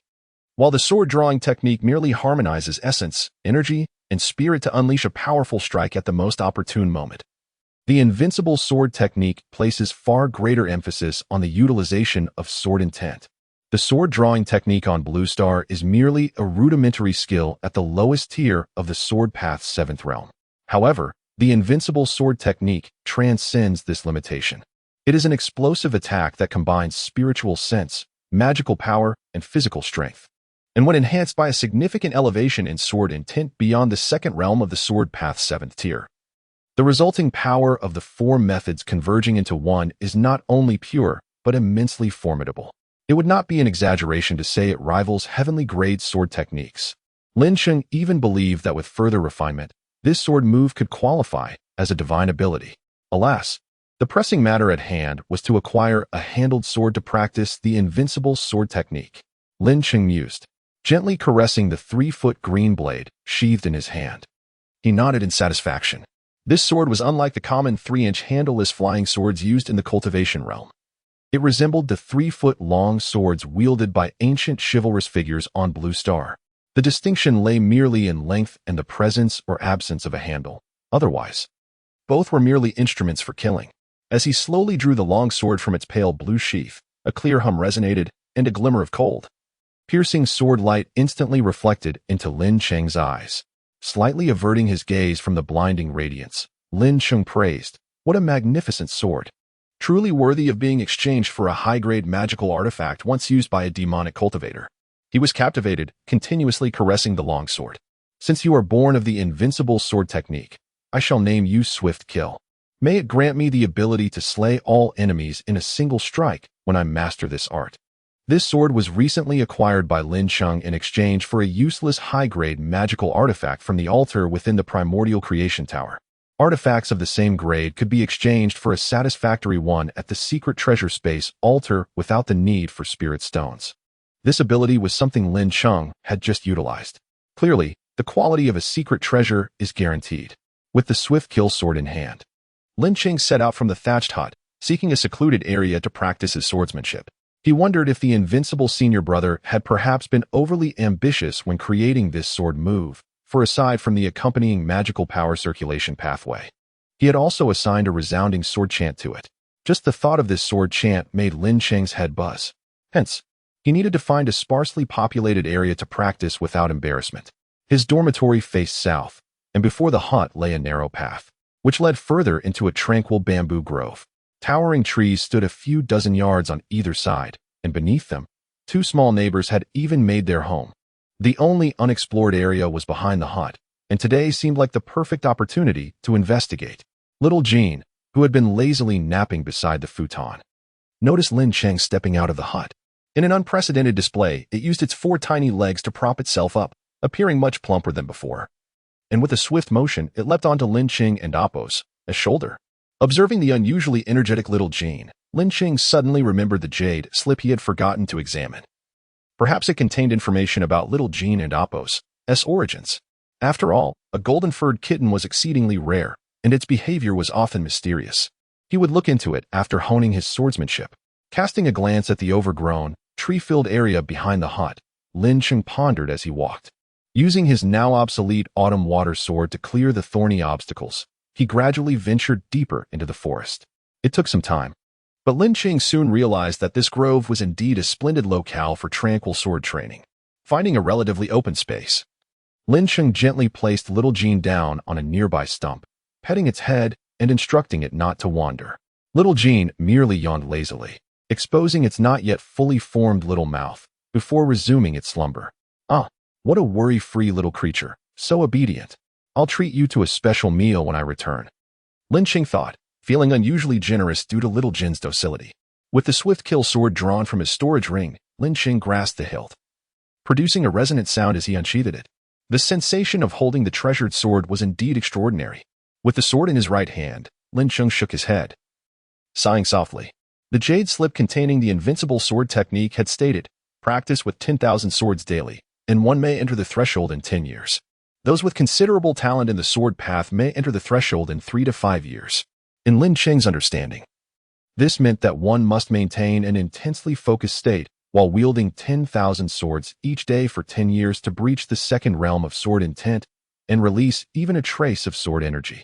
Of course, this required the accompanying sword chant and magical power circulation pathway. The latter was not an issue. Lin Cheng could introspect and replicate it. However, the sword chant posed a true challenge. Surveying his surroundings, Lin Cheng noted that apart from trees, there was naught but trees. There were no signs of people, not even a ghostly shadow. Well, the small cat snoring on the stump did not count. Confirming that he was alone, Lin Cheng gritted his teeth, closed his eyes, and channeled the surging magical power within him along a peculiar trajectory into the swift kill sword. Then, he formed the sword chant and murmured, I possess a sword, named Invincible. Upon finishing his incantation, a clear resonance echoed in all directions, and the swift kill sword in Lin Cheng's hand shone brilliantly. Subsequently, a faint golden sword energy wobbled as it separated from the blade and shot towards a massive tree 10 yards away. With a crack resembling fabric tearing, Lin Cheng stared blankly at the rectangular transparent hole in the tree, momentarily bewildered as he raised the swift kill sword to his eyes, inspecting it from every angle. It was undoubtedly the swift kill sword. How could this resemble the innate sword energy attack of a treasured artifact so closely? Wasn't it said that only those with exceptional talent would need to practice 10,000 sword strikes daily for 3 to 5 years before entering the realm? What was happening? Lin Cheng was utterly perplexed. Not only was he bewildered, but so too were the few individuals observing from above. A gentle breeze swept through the air, unveiling the figures of 4 individuals who had been concealed high above the grove where Lin Cheng stood.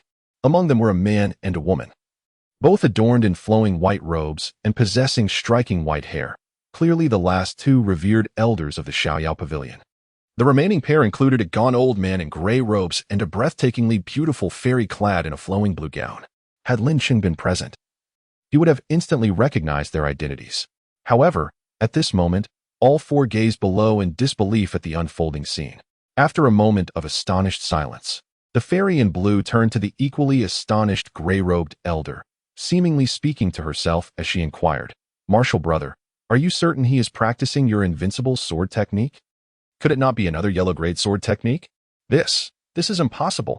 The gray-robed elder, upon hearing her words, rubbed his increasingly clouded eyes and scrutinized the scene once more.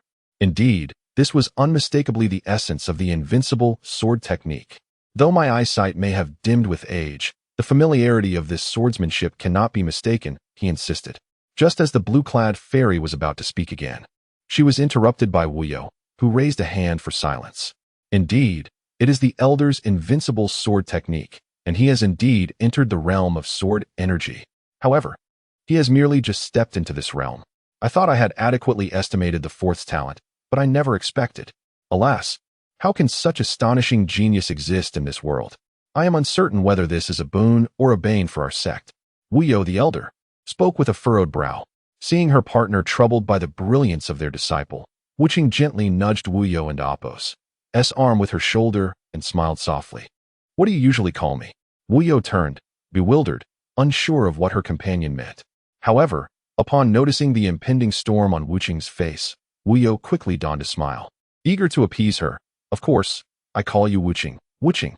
Observing the mischievous smile on Wu Qing's face, Wuyo realized her partner's intent. With a long sigh, she dispelled her worries, her expression transforming into a radiant smile. "Upon reflection, we should indeed celebrate the emergence of such a prodigious talent in our sect.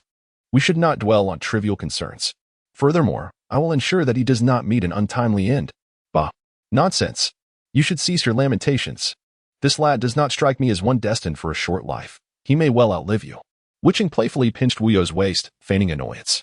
Wuyo, in turn, repeatedly apologized, her dignity as a nascent soul expert evaporating in an instant.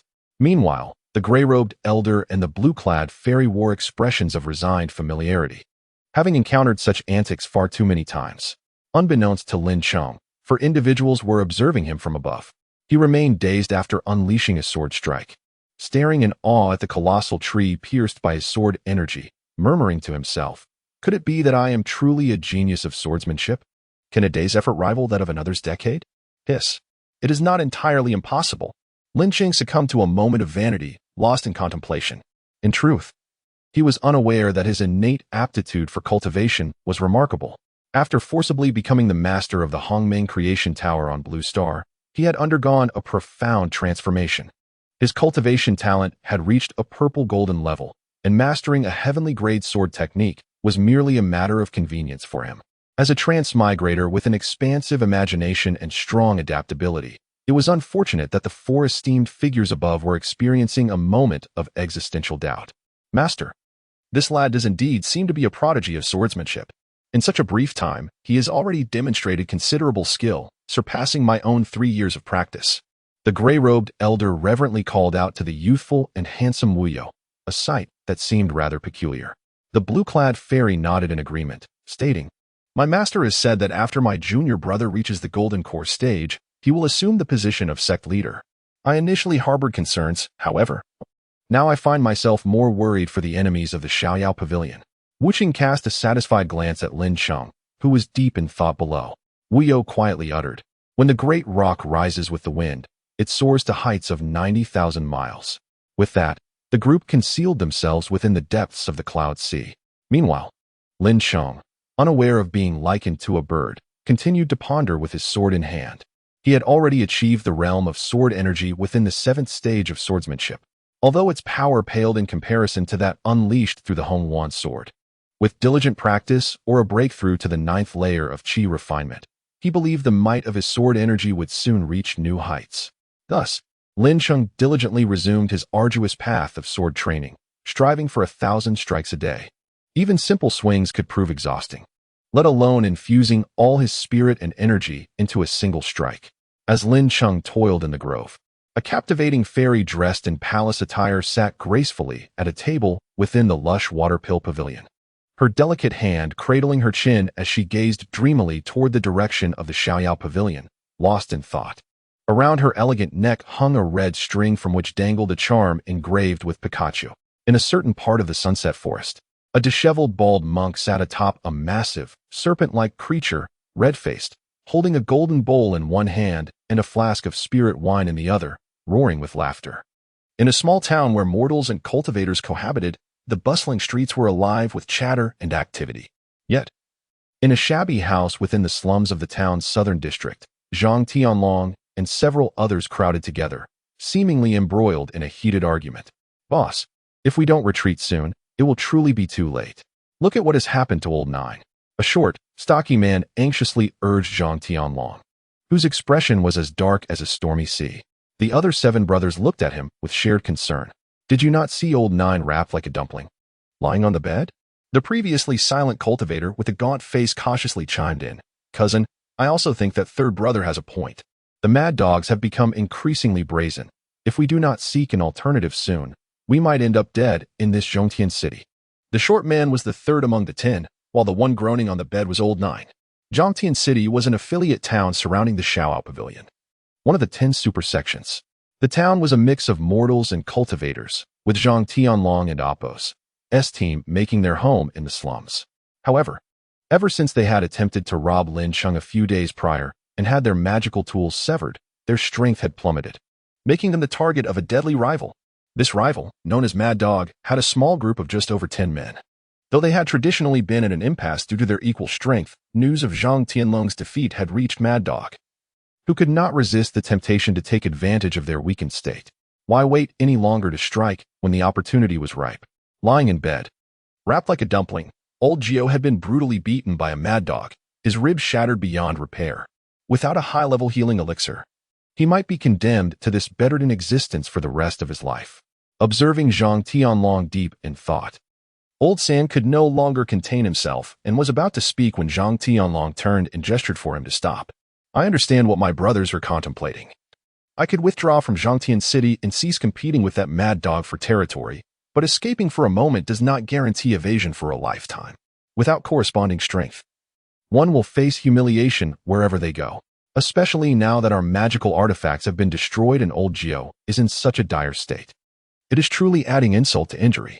Even if we wanted to leave, that Mad Dog might not even agree." Zhang Tianlong furrowed his brow and spoke solemnly. "Neither leaving nor staying is a viable option. What should we do?" Old Sin plopped down on the ground, his face a mask of despair. The others sighed and echoed his sentiments. Zhang Tianlong surveyed the demoralized group, hesitated for a moment, and then spoke somewhat haltingly. "There is still a glimmer of hope. I do have a potential path forward, though I'm uncertain of its feasibility." "What? Cousin, do you have a way to save everyone?" The man with the gaunt face eagerly inquired. Zhang Tianlong explained with a hint of resignation. "Do you remember that outer sect disciple of the Xinxiao Pavilion who severed so many of our magical artifacts with his dual swords?" As soon as he mentioned it, everyone recalled the formidable prowess of Lin Cheng and Appo's dual swords that day. Although they were easily defeated, he did not annihilate them, but instead sought to recruit them, offering them a chance to earn spirit stones. However, after returning that day, they had forgotten about the matter. Now that I think of it, brother, are you suggesting we seek refuge with that Xinxiao Pavilion disciple?" Old Sen exclaimed as he sprang to his feet. The gaunt-faced man and the others looked at Zhang Tianlong with curiosity. Zhang Tianlong sighed deeply, glancing at the woeful state of old Gio lying in bed, and with a newfound resolve declared, "Aside from this route, I truly cannot conceive of any other solution. The Mad Dog will not relent. He may already be preparing to deal with us. Lin Cheng, at least, appears to be a person of integrity. Although we provoked him, he did not make things difficult for us. For this reason, I admire him greatly. The reason I did not directly ally with him before was to preserve a shred of dignity, but now, with our lives hanging in the balance and old Gio in this condition, I can no longer cling to my pride."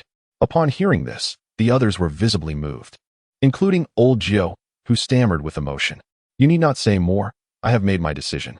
Zhang Kuan, since you just joined me, the Mad Dog's men do not know you, so you will be responsible for making a trip to the Xinxiao Pavilion to find Lin Cheng. Remember, you must be swift. Once you locate him, you must insist on bringing him here. We cannot afford to be separated." so we shall remain here and adapt as circumstances dictate. Zhang Tianlong firmly silenced any further protests, smiling at the group encircling him. Perhaps this time, we are the ones who have struck a fortunate alliance. Lin Cheng clearly appears to be a prodigious disciple favored by the sect. Who knows? We may yet thrive under his auspices. In that room, all 11 individuals, including Zhang Tianlong, were filled with a sense of uncertainty about the future. In truth, most wandering cultivators find themselves in similar predicaments. It was merely Zhang Tianlong's good fortune to have encountered Lin Cheng. A century later, when Zhang Tianlong, now a formidable figure, returned to the impoverished ruins of Zhongtian City with his brothers, their hearts were filled with unspoken nostalgia. Thus, the gaunt-faced cultivator, Zhang Kuan, embarked on the journey to the Xianxia Pavilion, carrying the hopes of Zhang Tianlong and the others, while they remained at their stronghold, prepared for the mad dog-esque possible assault. After diligently practicing the invincible sword technique for several days, Lin Cheng had nearly mastered this sword style.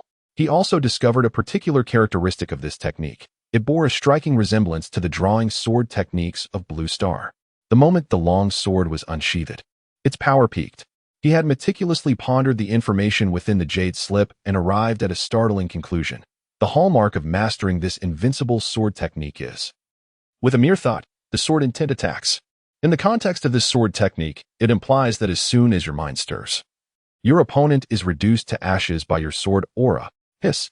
The thought sent a shiver of excitement through Lin Cheng. Indeed, the sword immortal is the most impressive of all.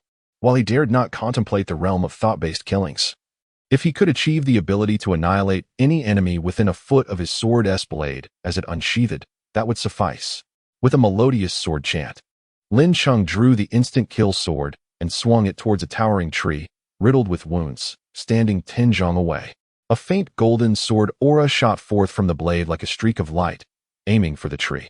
Lin Cheng, holding the instant kill sword in reverse, stood still, waiting for the familiar sound of tearing. Suddenly, however, 2 muffled thuds interrupted his anticipation. He turned to see the giant tree slowly leaning in his direction. That tree was at least 10 zhang tall, and if it fell, escape was not an option. In a flash, Lin Cheng dashed to the right, narrowly avoiding the tree's descent with a roll. Spitting out a few dry yellow leaves, he felt utterly vexed. He had almost been struck by that tree. It was utterly embarrassing. Glancing at the pitiful giant tree, now marred by sword holes, Lin Cheng sheepishly touched his nose and said nothing more. Sheathing the instant kill sword and preparing to return to his dormitory. Since receiving this sword technique from his senior brother, he had practiced diligently for 7 or 8 days, and he had begun to grasp the technique, gaining a preliminary capacity for attack. For him, it was merely a beginning, but for others, it was a different story.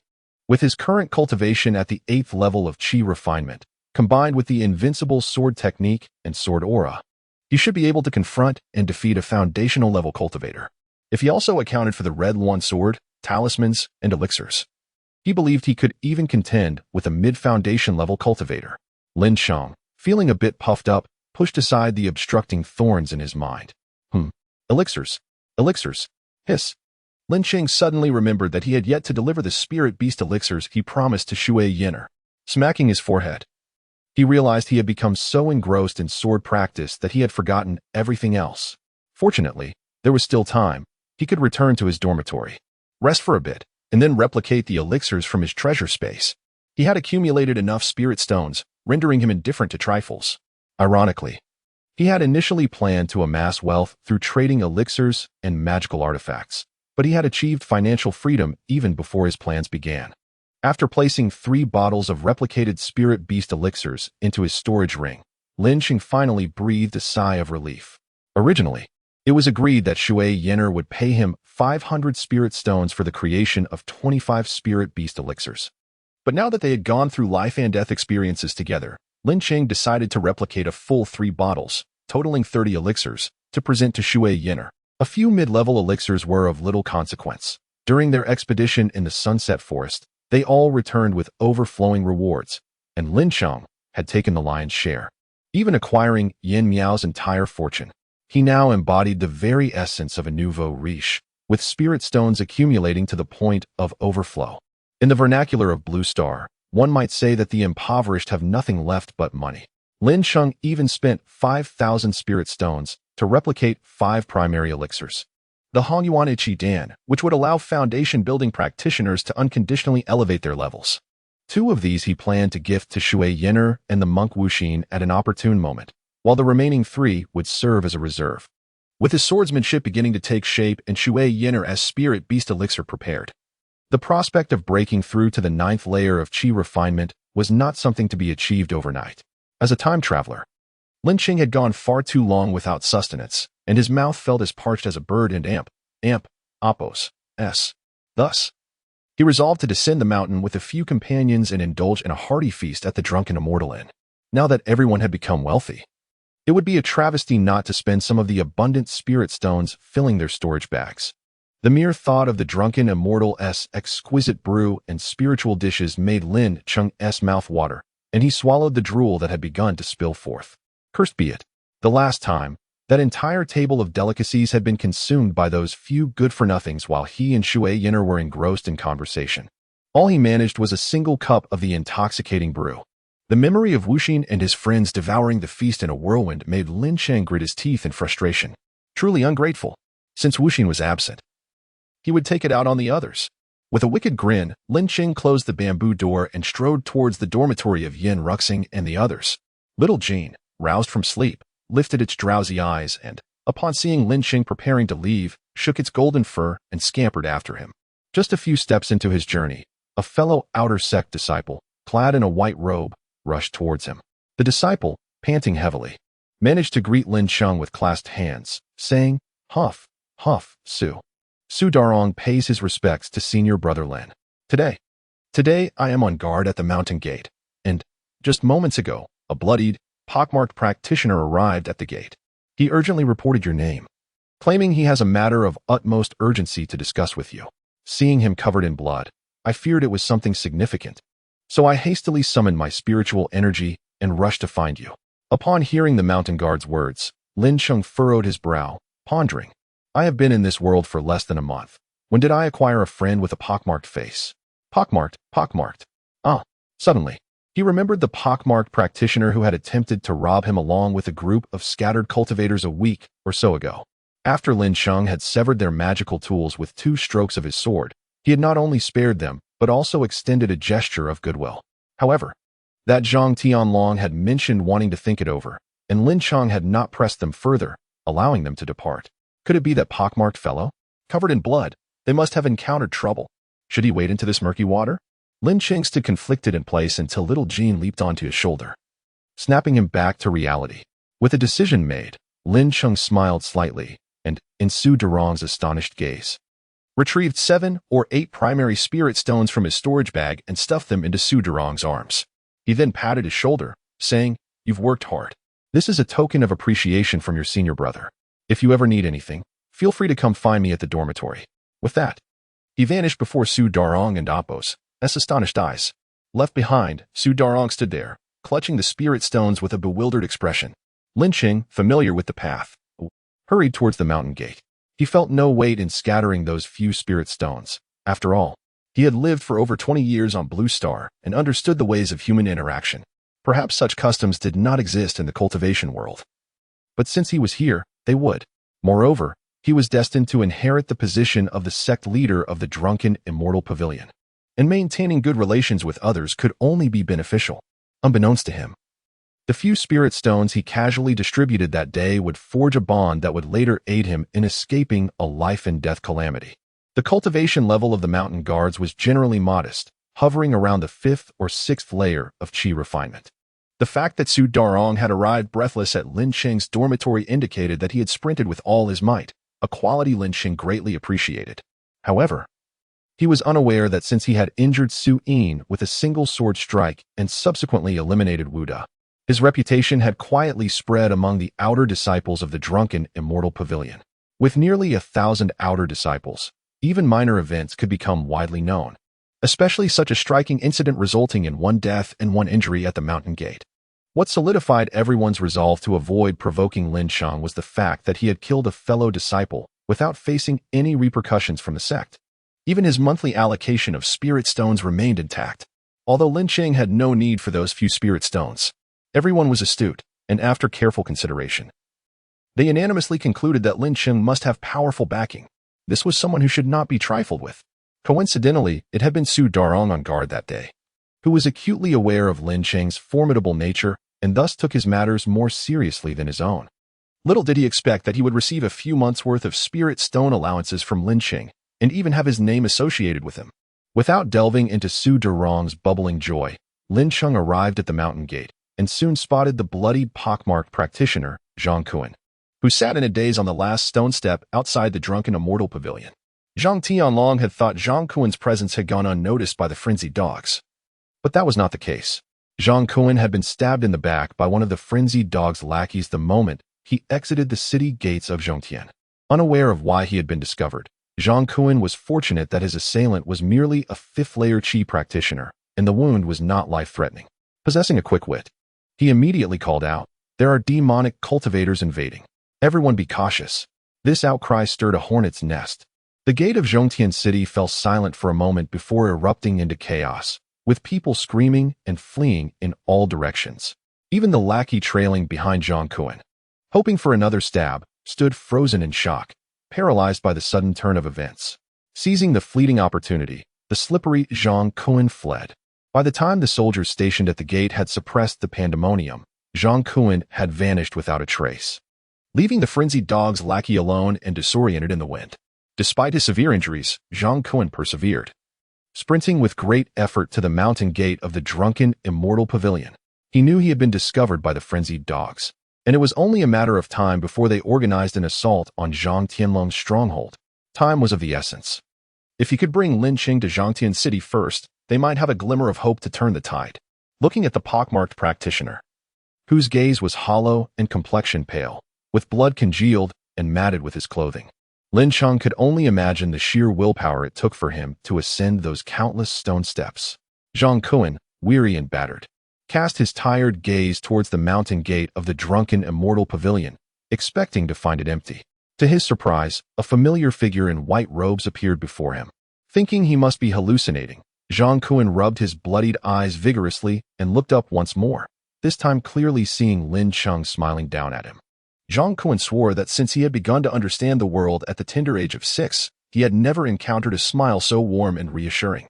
Upon witnessing Lin Cheng slowly approaching with a precious pill in hand, he understood that his fragile life might now belong to this man.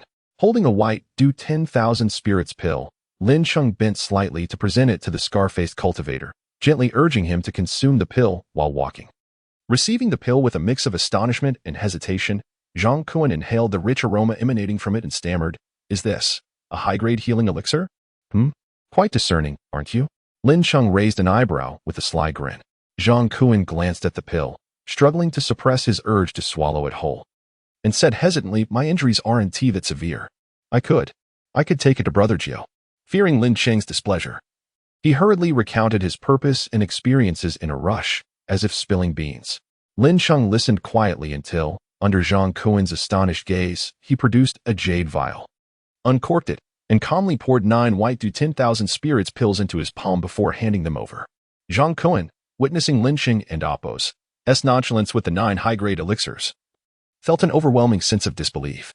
Lin Cheng, putting away the pills, remarked indifferently, "See? Following me, Lin Cheng, means enjoying the finest luxuries, marrying a celestial beauty. And ascending to the peak of life is merely a trivial matter." Zhang Kuan, initially stunned by Lin Cheng's words, eventually expressed his allegiance through action, swallowing the elixir. In an instant, his wounds began to scab over, and warmth coursed through him, making him feel exceptionally comfortable. Such was the potency of a high-grade elixir. Standing at the bustling gates of Zhongtian City, Lin Cheng gazed up at the ancient walls, reminiscent of those from Blue Star, his disappointment evident in his lowered gaze. Zhang Kuan led the way, oblivious to Lin Cheng's expression. After consuming the white, do 10,000 spirits pill, Zhang Kuan's injuries rapidly healed, and despite their swift pace, he felt an increasing surge of spiritual energy, hinting at a potential breakthrough. The improvement in his condition amplified Zhang Kuan's loyalty to Lin Cheng. He recognized that this man did not despise his low cultivation level, but had generously bestowed upon him a high-grade elixir, a rarity he had never even tasted. For a lowly cultivator who usually hesitated to spend spirit stones, a high-grade elixir was akin to a dream. As his thoughts wandered, Zhang Kuan turned back to Lin Cheng, and said, "Boss, just ahead lies Zhongtian City. It's a place where immortals and mortals coexist, despite the chaos. The security under the firm hand of the mid-foundation realm city lord Hua Chu is reasonably acceptable." Since departing from the Xiaoyao Pavilion, Zhang Kuan had adopted this new title, declaring that he would follow Lin Cheng for life, leaving his cousin in the dust. Lin Cheng found no objection to being called boss. He preferred it over titles like young master or lord, for he was a free spirit, unconcerned with societal norms, perhaps a common trait among those who had traversed worlds. "Hua Chu, why does that sound like a woman's name?" Lin Cheng inquired, quickening his pace alongside Zhang Kuan toward the city gates. "Shu, boss, this is Zhongtian City. We cannot openly discuss the city lord here, or we might attract trouble," Zhang Kuan urged, glancing back anxiously. "No worries, she is just a mid-foundation realm female cultivator. I hardly regard her as a threat." Lin Cheng replied boldly, confident in his current strength to face a mid-foundation cultivator without fear. "Boss, you don't understand. While it's true the city lord is a mid-foundation realm cultivator, that is just her personal strength. Rumor has it that her estate houses several mid to late foundation realm attendants and advisors." Zhang Kuan's face reflected his concern. Curiosity piqued. Lin Cheng mused over the peculiar situation. A mere mid-foundation female cultivator surrounded by numerous mid to late foundation cultivators. What could be the reason? Just as he was about to inquire further, Zhang Kuan hurried him through the city gates. "Boss, we can discuss this later. Right now, we must save my cousin and the others." Realizing he had veered off course, Lin Cheng acknowledged that rescuing his companion was indeed the priority. Following Zhang Kuan into Zhongtian City, he was struck by the stark contrast between the towering ancient walls and the vibrant life within. As they entered, the sight of pavilions and bustling streets revealed a city thriving with prosperity, even if it were merely superficial. It stirred a desire within him to acquire a residence and indulge in a life of luxury. However, the path Zhang Kuan chose soon unveiled the harsh reality.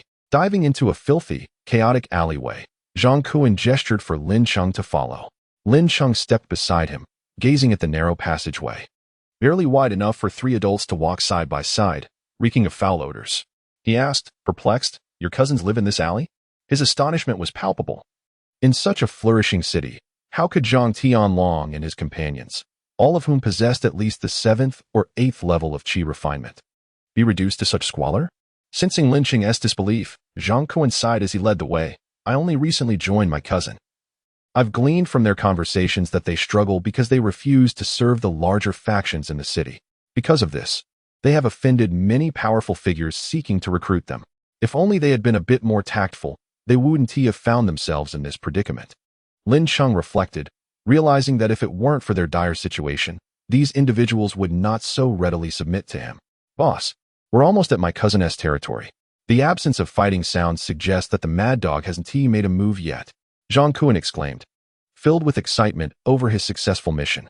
Unbeknownst to him, the mad dog's minion, having wounded him, presumed Zhang Kuan was fleeing out of fear, planning to report back. The mad dog, dismissing the escape of a mere 5th or 6th level cultivator, remained unperturbed. As long as Zhang Tianlong and his group remained holed up in the slums, the mad dog felt no urgency to seek reinforcements. He hoped they would self-destruct, and the saying goes, a cornered dog will jump over the wall. Though Zhang Tianlong's group had lost their magical tools, and attacking them head-on would undoubtedly lead to casualties. Perhaps waiting until the enemy's morale and numbers dwindled before launching a decisive attack would yield better results. Could it be that capturing Zhang Tianlong, the long-standing thorn in the side, would be an effortless endeavor? The mad dog, believing himself to be a cunning strategist, would never be foolish enough to engage in a losing venture. Thus, through a series of fortunate missteps, he inadvertently provided Zhang Kuan with an opportunity to bring the savior back just in time. Lin Cheng followed Zhang Kuan as they weaved through paths for what felt like an eternity, only to finally see Zhang Kuan gradually halting before a dilapidated old tile-roofed house. Standing behind Zhang Kuan, Lin Cheng observed as he gently pushed open the decrepit wooden door, which seemed of no use at all. Just as Zhang Kuan beckoned Lin Cheng to enter the courtyard, a stout man suddenly lunged out from behind the door, swinging a fist.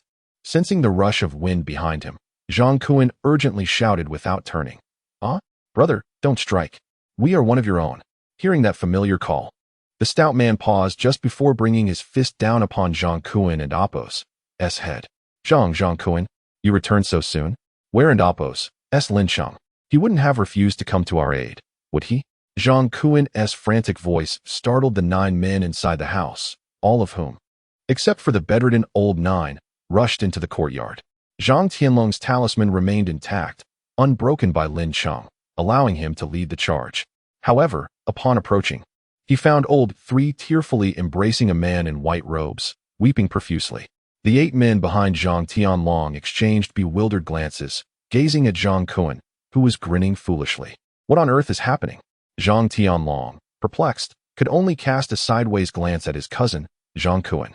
Noticing the sidelong look from Zhang Tianlong, Zhang Kuan's smile faltered. And just as he opened his mouth to speak, old 3 was abruptly pushed against the doorframe. Then, the group beheld a countenance they had longed for. It was likely that even if the most beautiful courtesan from Zhongtian City were brought before them, Zhang Tianlong and his companions would unhesitatingly dismiss her, opting instead to celebrate with the young man before them. Our savior. Zhang Tianlong pushed aside the obstructive Zhang Kuan, swiftly kneeling on one knee before Lin Cheng, saying earnestly, "Your willingness to repay kindness with kindness and travel thousands of miles with Zhang Kuan to assist us is met with my utmost gratitude. Henceforth, we 10 men shall serve under your banner, ready to face any peril without hesitation." The remaining 9 men followed suit, kneeling with fervor and proclaiming, "Ready to face any peril without hesitation." Their excitement stemmed from Lin Cheng's exceptional kindness. Not only had he spared their lives, but he had also expended considerable time and effort to come to their rescue. Such a powerful and compassionate leader was one they would willingly follow. Having been raised in the modern world, Lin Cheng had never witnessed such an ancient display of loyalty. After a moment of astonishment, he hurriedly helped each of the 10 men to their feet, repeatedly stating, "No need for such gestures." Observing the perspiration on the handsome man's brow, Zhang Tianlong and the others were further convinced of Lin Cheng's genuine character. After a flurry of activity, Lin Cheng smiled and said, "But there are not 10 of you. There are 11. One is merely slightly injured and should not be overlooked. Do you think Lin, cannot afford a high-grade healing elixir? High-grade elixir?" Upon hearing Lin Cheng's words, Zhang Tianlong and the others erupted in excitement. Their newly acknowledged master was willing to provide a high-grade healing elixir for their lowly ranks? Such generosity was simply astounding. Thinking of old 9, who lay in a state of near helplessness, Zhang Tianlong and the others felt a surge of hope. The 10 men instinctively knelt once more before Lin Cheng, this time on both knees. Leaving old 3 to guard the entrance against any sudden attacks, the remaining 9 encircled Lin Cheng, ushering him into the old tile-roofed house. Upon entering, Lin Cheng glanced around, noting its utter simplicity. The room was devoid of furnishings, and he could even see sunlight filtering through the roof's gaps. To describe their living conditions as bare bones would be an understatement. Lin Cheng felt that even his humble thatched hut was far superior to their dwelling, as his roof did not leak or let in the elements. With the hopeful gazes of the others upon him, Lin Cheng approached a makeshift wooden bed constructed from a plank. Old 9, his face barely visible, looked at Lin Cheng with soft eyes. Although he was confined to the room, he could hear everything happening outside. Like all the brothers, he was deeply appreciative of this young man who was about to grant him a second chance at life. With a flick of his wrist, Lin Cheng produced a jade vial, the same one he had shown Zhang Kuan earlier. Removing the cork, he poured out a fragrant pill, smiling at the visibly excited old 9, saying, "Rest assured, after consuming this by Luo Ling Dan, you will soon feel invigorated." Without hesitation, he placed the pill into old 9's mouth. Once he saw the elixir's essence swallowed, Lin Cheng stepped back, folding his hands behind him as he stood by the house and Appo's only window. The 9 men immediately gathered at old 9 and Appo's bedside, their eyes fixed on him with anticipation. "Stop staring. Even the finest elixir will take some time to heal such severe injuries. He won't recover immediately," Lin Cheng stated calmly from the window. However, it won't be long. After a brief moment, there should be some improvement, he added reassuringly, relieving the tension among them. The 9 pairs of eyes shone like incandescent bulbs, making old 9, who felt warm and drowsy from the pill, uncomfortable. He wished to turn away from their stares. But just as that thought crossed his mind, his body rolled over. Old 9, you can move?" Old 2, usually reticent, exclaimed in astonishment, his cheeks round. The remaining brothers were equally thrilled to see old 9 and Appo's stiff form beginning to stir. "I can move." "Really?" Old 9 stammered, his words barely coherent. Indeed, it is a high-grade healing elixir. Truly remarkable. Zhang Tianlong, overcome with emotion, bowed deeply to Lin Cheng, who stood at the window, lost in thought. Thank you, master. Startled by the title, Lin Cheng quickly waved his hand, saying, I do not favor that title. Please refrain from using it. I will have many tasks for you in the future. You may simply call me boss. Lin Cheng, feeling a sudden whimsy, added, Boss? The others exchanged puzzled glances, yet there was an inexplicable grandeur to the title. Yes, please call Old Three in. I have a few matters to discuss. Upon hearing Lin Cheng's request, Zhang Kuan vanished into the room like a gust of wind. He was eager, for he now saw that they had found a formidable ally, ensuring that their days of hardship were behind them. In the blink of an eye, Old Three, looking bewildered, was dragged into the room by Zhang Kuan. Seeing that everyone had gathered, Lin Cheng nodded and offered a slight smile. Upon witnessing the charming smile of the man before him, Zhang Kuan felt a sudden stir in his heart, a wave of familiarity washing over him.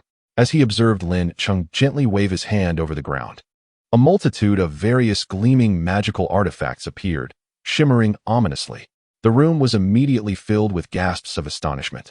After a brief moment of silence, Zhang Kuan was the first to react, moving closer to Lin Cheng and inquiring, Boss, could it be that you are the illegitimate child of a grand sex elder?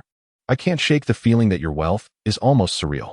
Initially, Lin Cheng assumed Zhang Kuan was merely flattering him, only to realize he was being confronted instead. Anger surged within him, and he rolled his eyes, preparing to deliver a hefty slap to Zhang Kuan's head, just as Zhang Kuan recoiled, anticipating the impending strike. The overly eager Lao Sin exclaimed excitedly, could it be that all these are intermediate artifacts? Awakened from their stupor, the crowd examined the numerous artifacts emanating potent energy, and exclamations of awe filled the air. Well, boss, this pile of treasures must consist of at least 20 items. Could they all be intermediate artifacts? Although Zhang Tianlong had been the leader of a loose cultivation team for several years, he had never encountered such extravagance from Lin Cheng. This display had left them utterly astounded. Perhaps they had never been so continuously stimulated in their lives until this day. There are 28 intermediate artifacts here. Each of you should select one for your cultivation. This serves as compensation for the artifacts I previously severed from you. Lin Cheng paid no mind to their unrestrained excitement. Not only did these impoverished cultivators react in disbelief, but even the disciples of esteemed sects like Wuxin and Shui Yin were equally astonished at the sight of so many intermediate artifacts. Really, can we each choose one? The talkative Lao Sin asked incredulously. The other 8, including Zhang Tianlong, were expressions akin to being struck by an unexpected windfall. It was important to note that Zhang Tianlong, despite being a late-stage qi refinement practitioner, had only managed to wield a basic artifact. Intermediate artifacts were a distant dream for loose cultivators, with many foundation establishment practitioners barely able to use them. And now, dozens of intermediate artifacts lay before them for the taking. How exhilarating was this feeling? Hurry and choose, then promptly refine them. I suspect that Mad Dog will be arriving soon. Lin Cheng felt an inexplicable premonition that the Mad Dog was about to strike. Just watch. Brothers, let's go. We're about to strike it rich. Zhang Tianlong roared, leading the charge into the pile of artifacts. Wow, this big sword looks fantastic. It's mine. Don't snatch. I spotted that spear first. You scoundrel, Lao Wu. Sixth brother, I yield to you. But you see, fifth brother had his eye on this spear first. Choose something else. Everyone, stop squabbling. Hurry and choose. The Mad Dog is almost here, and you're still dawdling. Zhang Tianlong shouted, clutching a blood-red long knife. Yet Lin Cheng noticed a hint of excitement trembling in his voice. Rest assured, boss, with this Pear Blossom Mountain axe in hand, I will ensure that Mad Dog and his crew leave with nothing. Lao Shi, the youngest among them, declared, hefting an exaggerated axe. You and Appos, so impressive. But why was it that the last time we encountered the boss, you were swiftly defeated? Zhang Tianlong scoffed derisively. This remark silenced Lao Shi, who, after a long pause, finally muttered in defense, but who was the boss? Even if we band together, we are no match for him. Lin Cheng remained silent, simply smiling as he observed their antics. Once everyone had chosen their artifacts, he waved his hand to return the remaining 18 artifacts to his storage ring. Casually glancing at Lao Jiao, who lay on the bed with envy, now able to turn over freely, Lin Cheng reassured him, do not worry. Once you recover, you shall not be lacking in artifacts. Upon hearing this, Lao Jiao expressed his gratitude with a soft whimper. Once everything was settled, The group placed their chosen artifacts on their laps and entered a state of refinement. Once they successfully refined these artifacts, their strengths would undergo a monumental transformation. Perhaps they would resolve the matter without Lin Cheng needing to intervene. The intermediate artifacts were relatively easy to refine. Zhang Tianlong, being the most skilled, was soon beaming with joy, standing upright with the long knife in hand. As he eagerly prepared to speak, Lin Cheng quickly placed a finger to his lips, signaling for silence. Understanding the universal gesture, Zhang Tianlong immediately fell silent, seizing the opportunity while the others were still refining. Zhang Tianlong stealthily approached Lin Cheng to introduce his companions. Boss, aside from Zhang Kuan, who chose a flying sword, none of our 10 have selected one. They are simply not suited for us. Oh, please elaborate, Lin Cheng replied, his ears perked in attentive interest. Most of us loose cultivators prefer heavy weaponry. We find it challenging to wield light weapons like flying swords. Among our 10 brothers, you can simply refer to them as Lao Air, Lao San, and so forth. Who cares about names in our line of work? Many may have forgotten them anyway. Noticing Lin Cheng nodding, Zhang Tianlong continued, Lao San, Lao Qi, and I all favor swords, while Lao Air, Lao Wu, and Lao Lu prefer spears.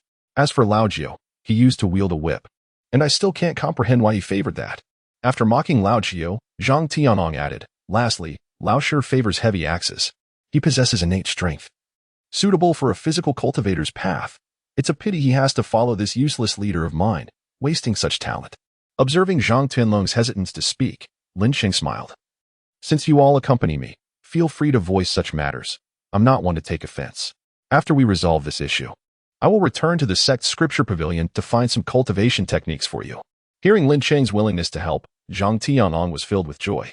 Though he hesitated briefly before glancing at Lin Cheng, Yuan and Appos, to get into trouble for taking techniques from the scripture pavilion, will you? Lin Cheng merely smiled lightly, offering no response. After all, he was meant to lead the Xiaoyao pavilion to new heights. How could taking a single technique from the sect pose any risk? Approximately half an hour later, even the least skilled among them, Zhang Kuan, had completed the refinement of his flying sword. As Lin Cheng observed the 10 individuals standing in a neat row, their spirits visibly rejuvenated, he nodded with satisfaction and approached them to deliver a speech. You 11 are my initial foundation. I am a reasonable person. You may act casually around me. However, once a task arises, I expect you to treat it with the utmost seriousness. Pausing, Lin Cheng surveyed the 10 who stood attentively, then continued, as loose cultivators, your experiences are ample. What you lack are sufficient spirit stones and elixirs for cultivation, and I will assist you in acquiring them.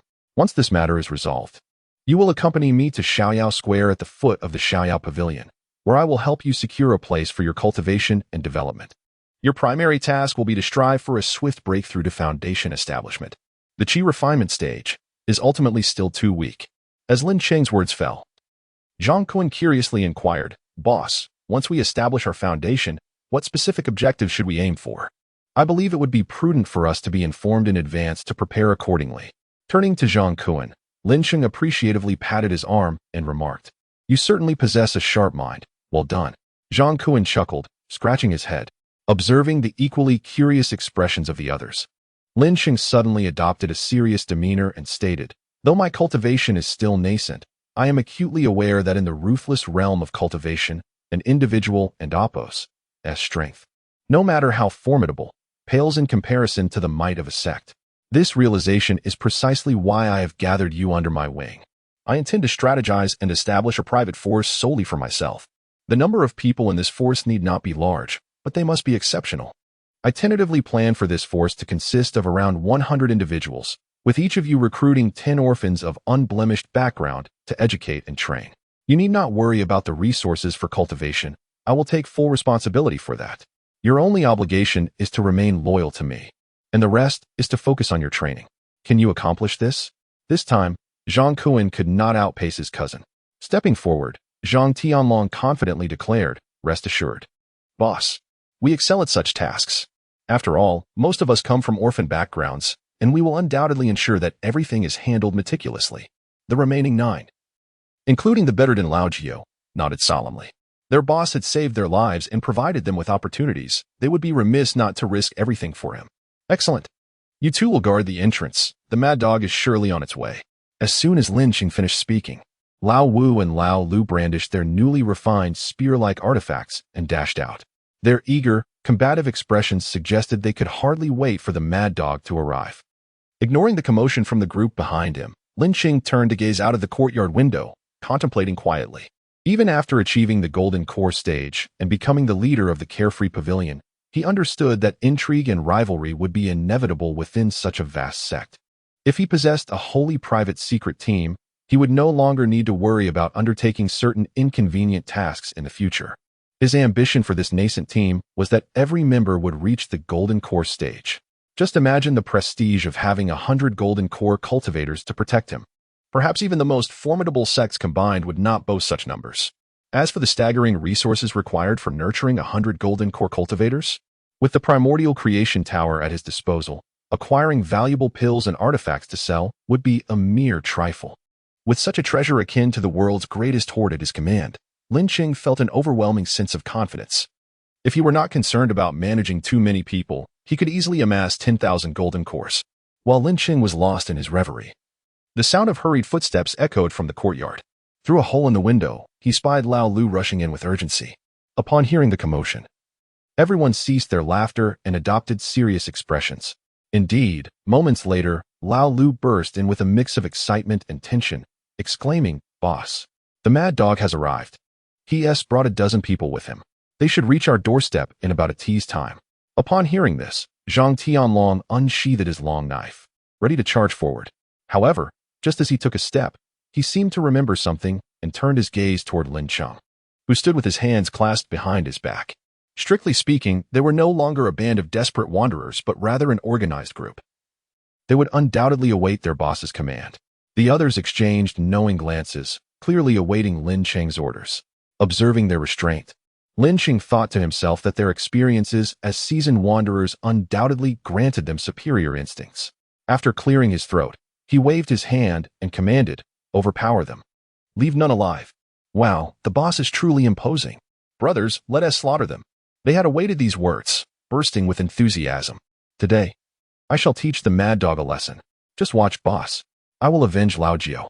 As Lin Cheng's words echoed, the crowd erupted in cheers, rushing out as if they were embarking on a heist rather than a battle.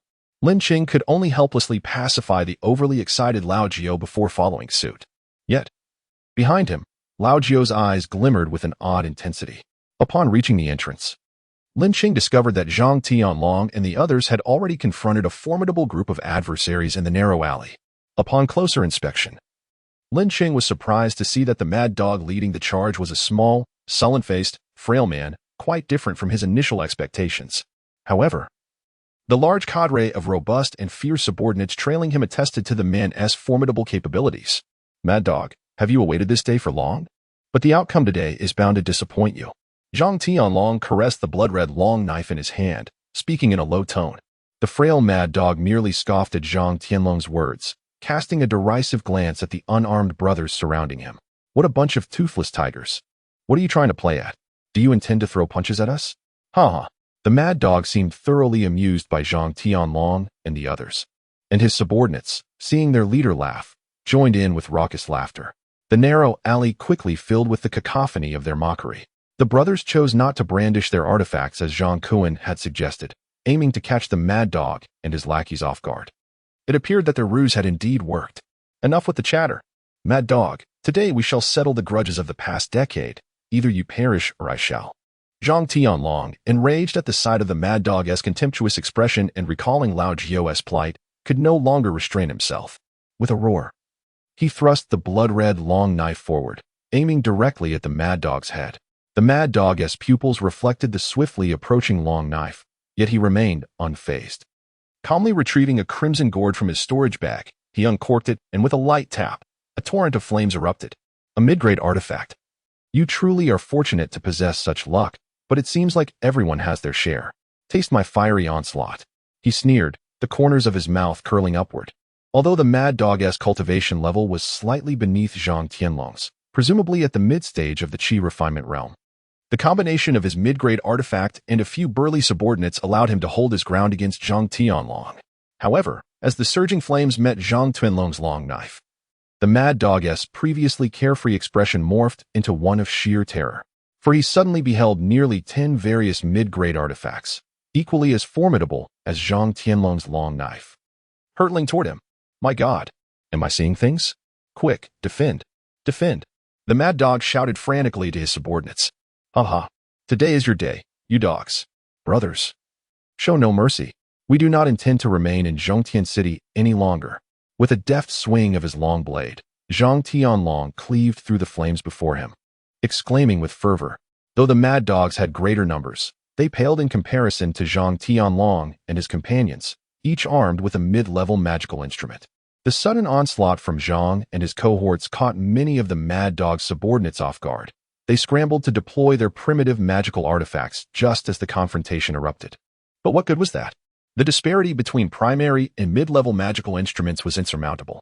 In mere moments, the mad dogs found themselves grievously wounded. Led by the formidable duo of air and sand. Ha ha ha, how exhilarating. I never expected my brother San to exhibit such prowess today, Sen exclaimed, reveling in the aftermath of a fierce assault that saw him fell two of the mad dog's Qi Refinement 7th-layer subordinates. The thrill coursed through him, and the rest of the group shared in the excitement as they sheathed their prized artifacts. However, upon witnessing the triumphant Zhang Tianlong and his comrades, and contrasting that with his own beleaguered subordinates, 3 dead and 7 injured, Mad Dog's face darkened, and he seethed. Zhang Tianlong, are you trying to set a trap for me? His thoughts echoed with the conviction that today's events were nothing short of a conspiracy meticulously fashioned against him. Zhang Tianlong remained silent, merely stepping aside, allowing Lin Cheng, who stood with arms crossed at the back, to step forward. As Lin approached Zhang Kuan, he patted his shoulder appreciatively, igniting a tremor of excitement in the latter. This fellow possesses promise and wit. He is worthy of cultivation, Lin mused as he walked towards the center of the alley, prompting Zhang Tianlong and the others to bow their heads in deference behind him. Mad Dog, suddenly enlightened, erupted into maniacal laughter. I knew I could never lose to a worthless Zhang Tianlong. Yet I never anticipated my downfall would come at the hands of a stranger like you. 10 mid-level magical instruments. What a grand display. Lin Cheng frowned at Mad Dog but remained silent, his thoughts drifting to the bloodied Zhang Kuan and the bedridden Lao Jiao, fueling his contempt for Mad Dog. Lin Cheng was already aware that Zhang Tianlong and his companions had resorted to robbery out of desperation, primarily targeting disciples of prominent sections. After all, how could one extract spirit stones without an air of intimidation? They typically allowed their victims to leave unscathed after collecting their belongings, which contributed to their reputation as outcasts residing in the slums. In stark contrast, Mad Dog and his crew thrived on preying upon the downtrodden, groveling before powerful factions while mercilessly oppressing weaker cultivators. Countless low-tier practitioners had perished due to their tyranny, which was the fundamental reason Lin chose to assist Zhang Tianlong and his friends. Feeling a wave of disinterest wash over him, Lin Cheng turned to depart, intending to leave Zhang Tianlong and the others to resolve their own affairs. However, just as he turned, Mad Dog's sinister laughter echoed from behind. You've fallen for my ruse. Now perish. Fiery impact. Seizing the moment, Mad Dog unleashed a surprise attack with a fire gourd aimed at Lin Cheng's back. Mad Dog envisioned that if he could severely injure Lin Cheng in one swift strike, he might escape amidst the ensuing chaos. Yet, he remained blissfully unaware of the true terror embodied by the man before him. As he lunged, Zhang Tianlong and Zhang Kuan shouted in alarm, but Lin Cheng merely smiled. Drawing his sword, instant kill, from his storage ring, and without glancing back, he swung it behind him.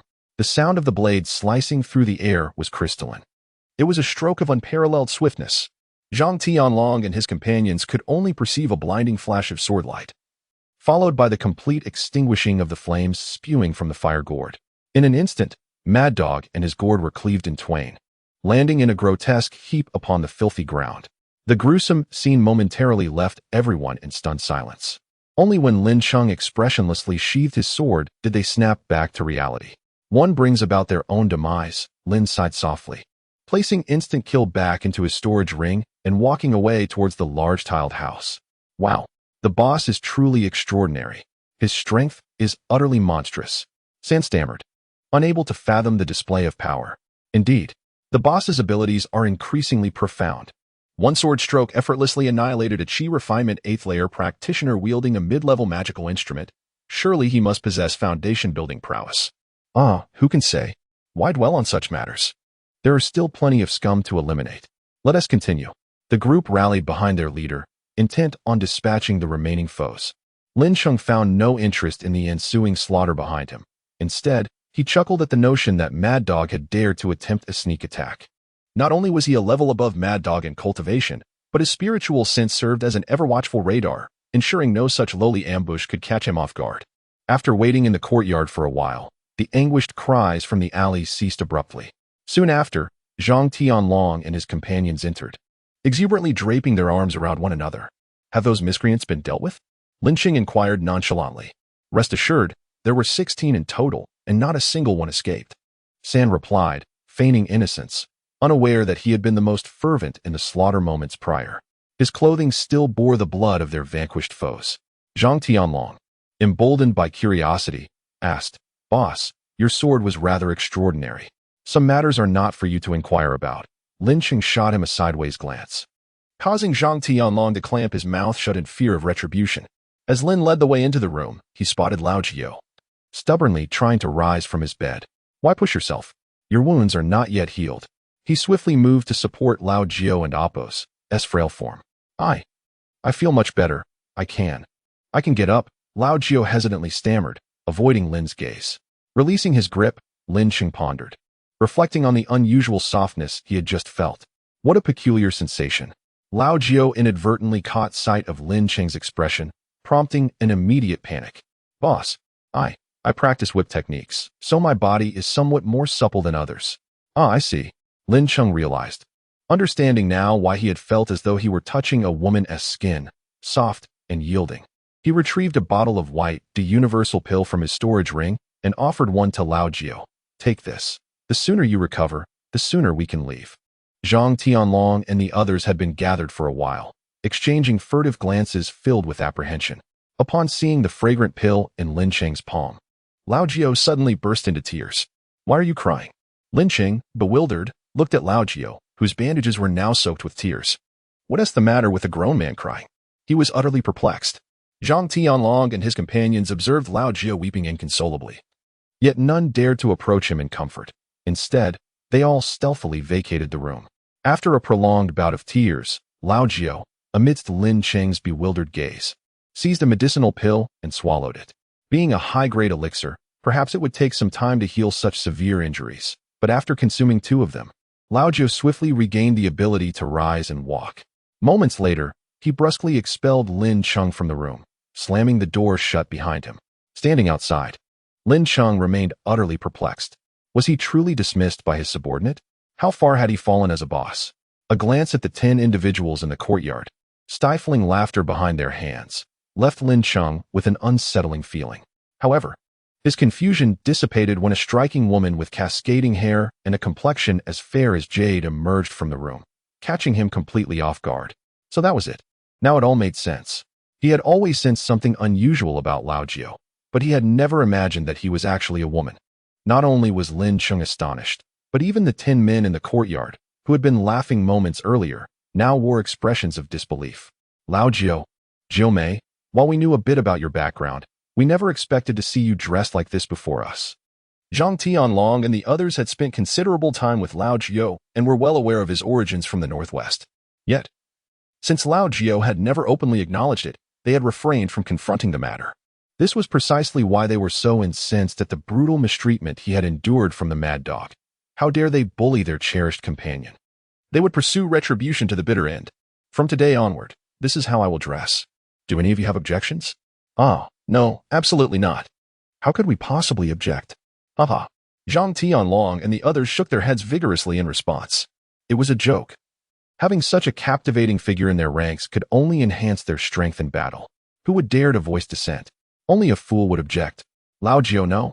Jiao Mei flipped her long hair, the tips brushing against Lin Cheng's face, and he was enveloped by a sudden waft of jasmine fragrance, prompting an involuntary sneeze.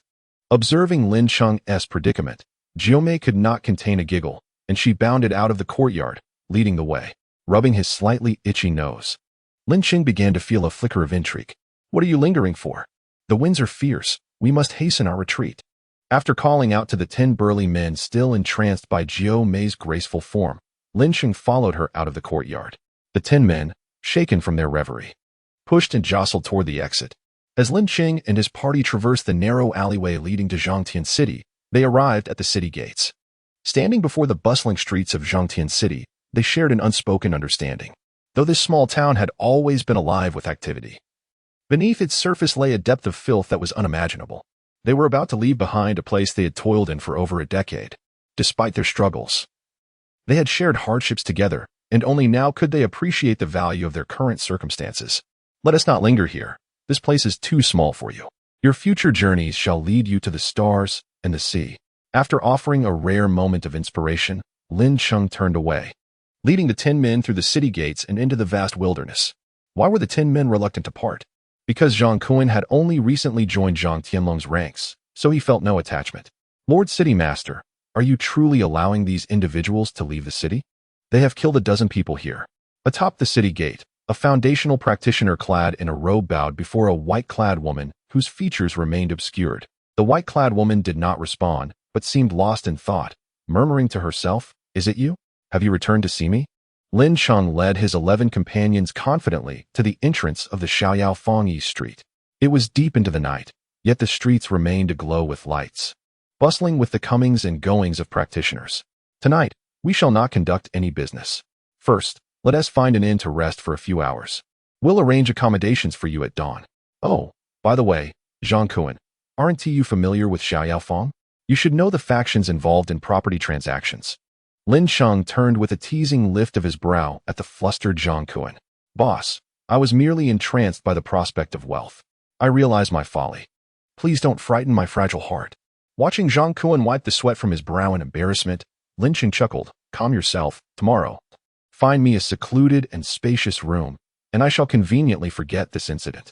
Upon hearing Lin Cheng's melodious words, Zhang Kuan eagerly thumped his frail chest, assuring, "Rest assured, I will take care of it. Come, haven't you all longed to experience what a practitioner-s and feels like? Today, I shall take you to revel in it." With a flourish of his hand, Lin Cheng led the way to the inn where he and Yin Ruxing had previously stayed, followed closely by 11 curious companions. As they passed by the Luo Shui Dan Pavilion, Lin Cheng paused, casting a sidelong glance at the graceful and exquisite structure, his thoughts drifting to the person he would soon meet, causing a flutter of excitement within him. Upon entering the practitioner-s inn, they were greeted by the sound of snoring. A quick glance revealed a sleepy attendant sprawled over the counter. Before Lin Cheng could approach, Jiumei dashed past the group, a fragrant breeze trailing her, and stood before the counter. With 3 resounding knocks, the attendant was jolted from his slumber, groggily lifting his head to find a striking beauty before him, swallowing the harsh words he had almost uttered. "Ahem, fair lady, are you here to lodge?" the attendant asked, his voice hoarse from sleep. "Enough of your prattle. Do you think I'm here to find a man at this hour?" Her blunt retort left not only the sleepy attendant stunned, but also Lin Cheng and the others gaping in disbelief. Had she forgotten to retrieve her magical artifact after her recovery, leading to this sudden change in temperament? Lin Cheng resolved to let her choose one at his earliest convenience. "Jiumei, you've changed. You are no longer the Lao Jiu of the past." Zhang Tianlong and the others silently echoed in their hearts. 12 superior guest rooms, please," Lin Cheng said, placing 12 spirit stones on the counter before the still-dazed attendant and the increasingly displeased Jiumei. "Oh, of course. Please wait a moment. I will escort you upstairs." The attendant, grateful for Lin Cheng's promptness, hurriedly led them to their rooms. At the threshold of the rooms, Lin Cheng reminded everyone, "Each room is equipped with a spirit-gathering array to accelerate your cultivation. Rest well tonight. I shall awaken each of you in the morning." "We understand, boss." Zhang Tianlong and the others replied eagerly. "Very well, see you all in the morning." As he closed the door to his room, Lin Cheng settled onto the meditation mat. He had no intention of cultivating just yet, as there remained certain preparations to be made. The night passed in silence, and as dawn broke the next day, Lin Cheng knocked on each person's door. Once everyone was ready, Zhang Kuan led the way towards the northern street of Xiaoyao Fang. Walking on the bluestone path of the North Street for the first time, they observed the distinct architecture and pedestrians, markedly different from those of Southeast 2nd Street. Lin Cheng felt an inexplicable sensation that the people around them were intentionally keeping their distance. Noticing Lin Cheng's puzzled expression, Zhang Kuan explained, "Boss, most of the folks on North Street are ordinary people, and our attire resembles that of cultivators, which naturally causes them to feel apprehensive." "Indeed," Just look at our company. Who among them doesn't and amp, oppos, T feel intimidated? Old 3 proudly flexed his robust arm. We must develop discreetly and avoid being ostentatious. Lin Cheng and amp, oppos, T helped but chide him. Oh, I understand, Old 3 replied, his face falling. Just then, Zhang Kuan pointed to a bustling dome building 100 paces ahead and said to Lin Cheng, "Boss, that is the real estate office established by Xiao Fong, specializing in buying and selling properties. It is said that if disciples of Xiao Pavilion rent or purchase land, they can receive an additional 20% discount. Oh, such a fortunate opportunity. Let us enter and take a look," Lin Cheng said, intrigued, and led the group into this otherworldly version of a real estate agency. "May I inquire if you intend to rent or buy?" Upon entering, a young cultivator clad in the robes of an outer disciple of Xiao Pavilion approached them. However, as soon as he saw Lin Cheng's attire, he immediately bowed repeatedly, exclaiming, "My apologies, esteemed senior. I am Cheng Bao, and I failed to recognize you. May I know your name?" Cheng Bao had been managing the real estate office for several years, dealing with a myriad of eccentric individuals, and had developed an acute perception. He could discern much about a person with just a glance. Thus, upon Lin Cheng's entrance, he sensed that this individual possessed extraordinary presence, a potential major client. Yet, upon closer inspection, he realized that Lin Cheng was, in fact, a disciple of the same sect. "One does not need to refer to me as a senior. I am Lin Cheng, here to find a secluded plot of land. If it could be a bit larger, that would be even better," Lin Cheng responded with a bow. The demeanor of Cheng Bao, the real estate salesman, struck Lin Cheng as quite pleasant and polite. If the price were agreeable, he wouldn't mind making a deal with him. At this moment, Zhang Tianlong and Zhang Kuan had gathered behind Lin Cheng, observing the interaction between him and Cheng Bao. "Ah, how fortuitous that you have come. Just yesterday, we acquired a residence spanning several hundred zhang, capable of accommodating 1,000 people comfortably. Interestingly, it aligns perfectly with your request for seclusion. Located in a quiet corner of North Street, where foot traffic is scarce, rarely even visited by the most brazen of individuals," Cheng Bao exclaimed, slapping his forehead with a hearty laugh. "Oh, such a remarkable coincidence. I see that your cultivation level appears to be around the 6th or 7th layer of qi refinement. May I dare to call you junior brother? Would it be possible for you to take us to view this residence?" Lin Cheng inquired, expressing genuine interest. Upon hearing that the short-haired, refined man was interested in purchasing, Cheng Bao's face lit up with joy as he eagerly nodded. "Absolutely. I shall lead you there right away." As he spoke, he gestured for Lin Cheng and his companions to follow. "Let us all go and have a look," calling everyone to follow. The group of 13 traversed the bluestone road of North Street, entering a pathway reminiscent of Zhang Tianlong's stronghold. However, unlike Zhang Tianlong's narrow alley, the path in Xiao Fong was somewhat wider, accommodating 5 or 6 people walking side by side. Most importantly, it was devoid of any unpleasant odors. After winding through the alley for some time, the group turned a corner and suddenly, a breathtaking sight awaited them. A magnificent green mountain towered before them. Rising majestically hundreds of zhang high and stretching for dozens of miles, its peak piercing the clouds. At the foot of the mountain lay an expansive area of fertile land, upon which an exquisitely constructed mansion stood, adorned with intricate carvings and azure tiles. The courtyard covered an area of approximately 400 to 500 zhang, and Cheng Bao and Oppos claimed that it could house 1,000 residents was not an exaggeration. Even a crowd of several thousand could fit if they squeezed in. "Senior Lin, this mansion comprises 100 side rooms, dozens of guest rooms, a main hall, a side hall, and even a martial arts arena spanning several dozen zhang. Furthermore, it is situated in a remote location, far from the bustling marketplace, with the great green mountain at its back. What do you think? Are you satisfied?" Cheng Bao confidently addressed Lin Cheng, having noticed the fleeting satisfaction in Lin Cheng's eyes, which made him appear quite composed. "Quite acceptable. What is the asking price?" "Please share your quote," Lin Cheng replied with a slight nod, uttering words that exhilarated Cheng Bao. If this mansion were sold, Cheng Bao would earn at least several dozen spirit stones, a sum equivalent to months of his salary. The thought of such a tempting bounty made him increasingly respectful towards Lin Cheng. "Senior Lin, you may not know, but while this mansion is indeed located in a remote area, it occupies an extensive space. Had you not arrived at this opportune moment, it might have been sold in a few days. As for the price, it is not exorbitant. The original price was 3,200 low-grade spirit stones. I can waive the fractional amount and, considering you are a disciple of our sect, offer you a 20% discount," making it 2,400 spirit stones. Cheng Bao explained. 2,000 low-grade spirit stones for such a vast estate was not unreasonable. After a moment of contemplation, Lin Cheng nodded and retrieved one of his storage bags, skillfully rummaging through it before presenting it to Cheng Bao. Here are 2,400 spirit stones. Please count them. I, Lin, shall take this mansion. Wow. Senior, you truly are a straightforward individual. Observing Lin Cheng's unhesitating action of producing several thousand spirit stones, Cheng Bao couldn't help but speculate whether Lin Cheng might be the illegitimate child of some golden core elder from the sect. Lin Cheng. Definitely a figure of significance. I must cling to this opportunity. Unbeknownst to Lin Cheng, who thought he was merely spending a few thousand spirit stones, he had unwittingly secured another ally. The transfer of ownership for the mansion became remarkably simple and swift under the influence of the spirit stones. Cheng Bao took out a deed from his storage bag, inscribing Lin Cheng's name and identity before handing it over to him. Senior Lin, keep this deed safe. This mansion will now be yours. As long as our Xiaoyao pavilion stands, this estate will forever belong to you. Excellent. Upon receiving the deed, Cheng Bao respectfully bowed and took his leave. Soon, only Lin Cheng and the whispering Zhang Tianlong and others remained outside the mansion. Let us enter and explore. No need for hushed discussions, Lin Cheng urged. With a hearty laugh, the group of 12 pushed open the bronze doors, which stood 1 zhang high and 3 zhang wide, and filed in. Wow! Incredible! Lin Cheng immediately covered his ears, bracing against the cacophony of their exuberant exclamations. As they crossed the threshold, they were greeted by a crescent moon bridge, flanked by a gently flowing stream, where the keen-eyed observers could even spot several plump carp swimming in the waters. Behind the arch bridge lies a gravel path, flanked by peculiar rocks and artificial hills that resemble a labyrinth.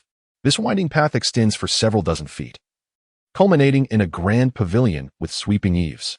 The hall exudes an air of solemn majesty, rendering the onlookers momentarily breathless. Whoa, boss. Initially, I thought spending 2,400 spirit stones for this residence was a loss, but now that I see it, I can't help but feel we've struck a remarkable deal instead.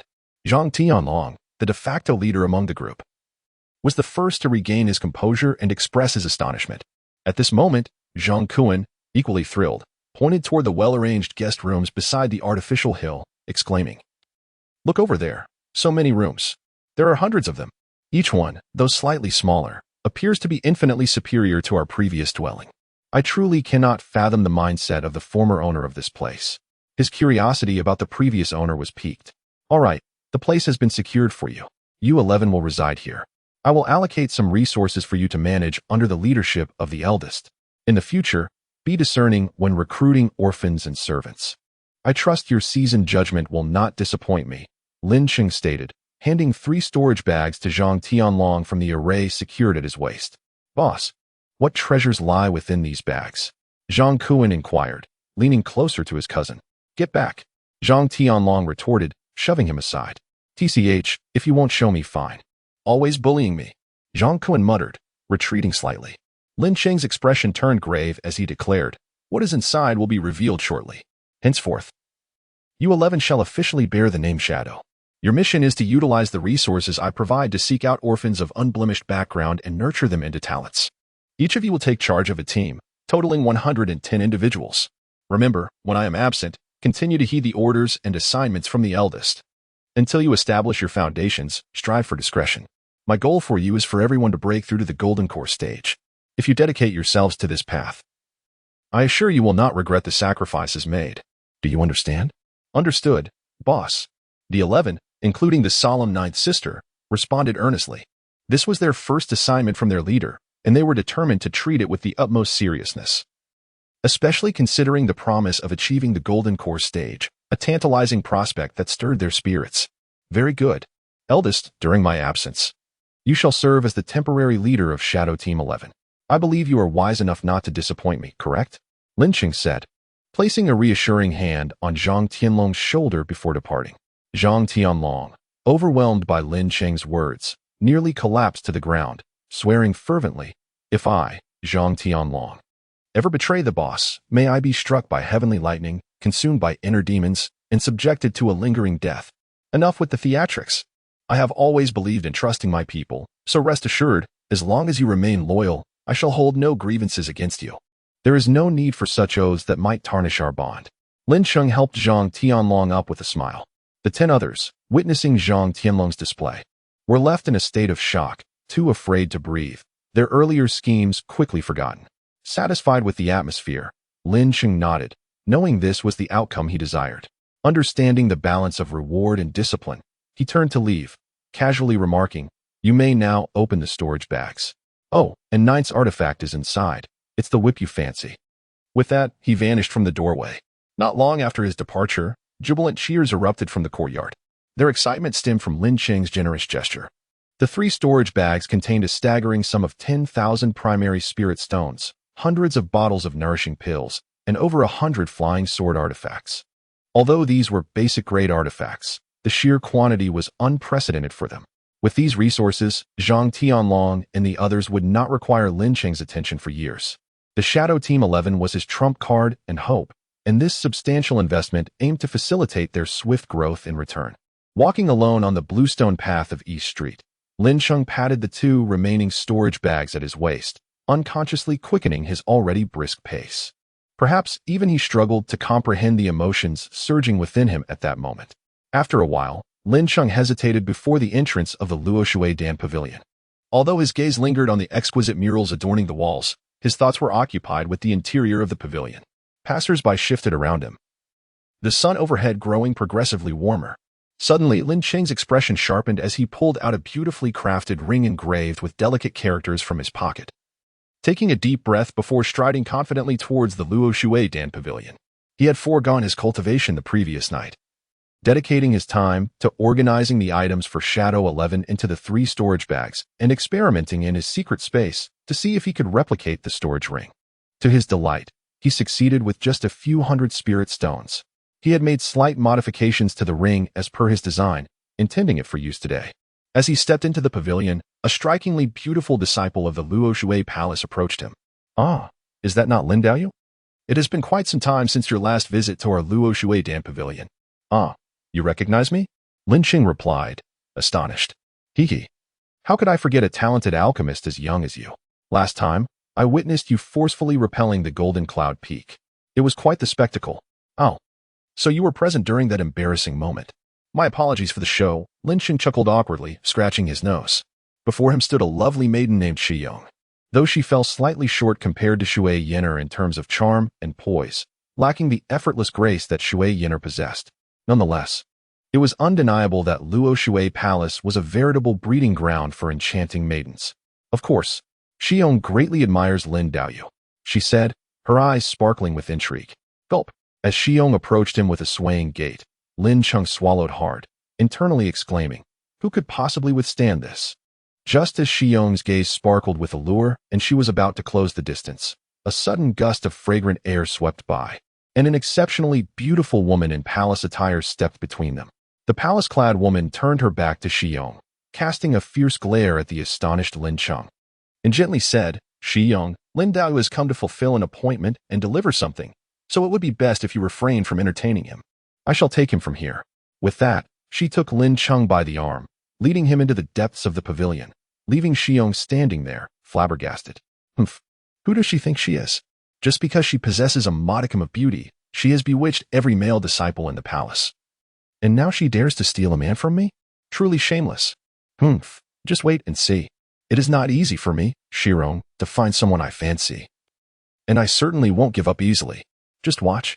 Shui Yen'er energetically pulled Lin Cheng into a room within the inner hall, and after entering, she tossed Lin Cheng aside, standing alone and sulking. As Lin Cheng reminisced about the soft and smooth sensation in his palm, his heart swelled with joy. This trip was indeed worth it. At the very least, he had secured a delicate little hand, hadn't he? As for whether the lady was angry? Ah, for a traveler like him, soothing a pure-hearted girl from another world was a trivial matter, easily accomplished. In a swift motion, he appeared before Shui Yin and Appos, Earth, seizing her delicate hand when she least expected it, and placed a beautifully crafted storage ring in her palm, which resembled white jade. With a teasing arch of his brow, he spoke in a tone brimming with allure. "I have meticulously prepared 3 gifts for you. Would you care to take a look?" Humph. Don't think you can win me over with such trivialities. I am not so easily satisfied. Oh, is that so? How could you possibly know if you don't take a look? Lin Cheng chuckled mischievously, exuding confidence. Gazing at the handsome man who occupied her thoughts, Shui Yin'er, unable to maintain her resolve, pouted her full, rosy lips and asked, "Are you really telling the truth about the 3 gifts?" Lin Cheng merely shrugged with a mysterious smile. With a hint of skepticism, she cautiously probed her spiritual sense into the storage ring, revealing 4 exquisite jade vials containing elixirs. As she pulled out the vials, Shui Yin'er curiously inquired, "Are these 4 vials the gifts you mentioned?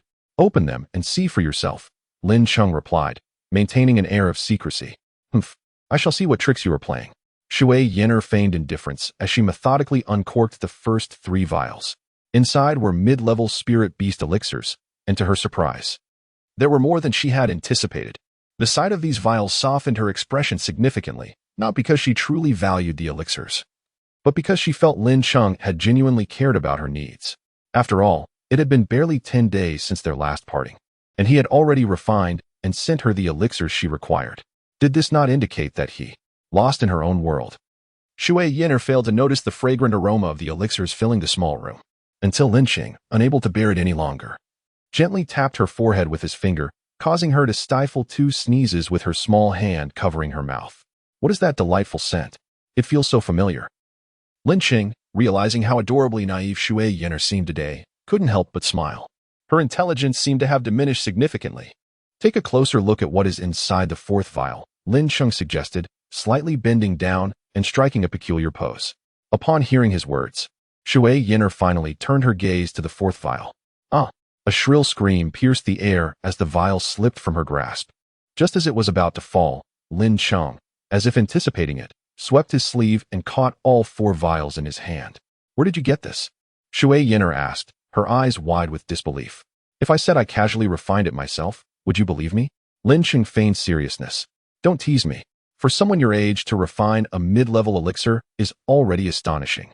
You may not know, but dozens of female disciples in the Dan Pavilion are your admirers." Shui Yin'er giggled, covering her mouth, somewhat dismissive of his claim. Indeed, the 4th vial contained the coveted Hunyuan Qi Dan, which Lin Cheng had intentionally prepared for Shui Yin'er. If a survey were conducted among 1,000,000 foundation-building cultivators, it would likely reveal that 99% dreamt of obtaining a Hunyuan Qi Dan, unconditionally advancing 1 level. It spared decades or even centuries of arduous cultivation. Who wouldn't oppose to desire such a treasure? Yet, as a precious elixir, the Hunyuan Qi Dan was exceedingly rare. Even among the 10 major sects, with only a scant supply available, who would be willing to part with it unless in dire circumstances? Even Shui Yin'er, a prodigy of her sect, could not obtain it due to the overwhelming obstacles. No one in the sect wished for her to become even more formidable after acquiring such an elixir, regardless of where it came from. "It is not stolen or taken by force. I am giving it to you, so accept it. Moreover, it is best to consume this elixir after you break through to the mid-foundation stage," Lin Cheng instructed earnestly. "Okay, I understand. Thank you, Lin Cheng. I truly appreciate this gift."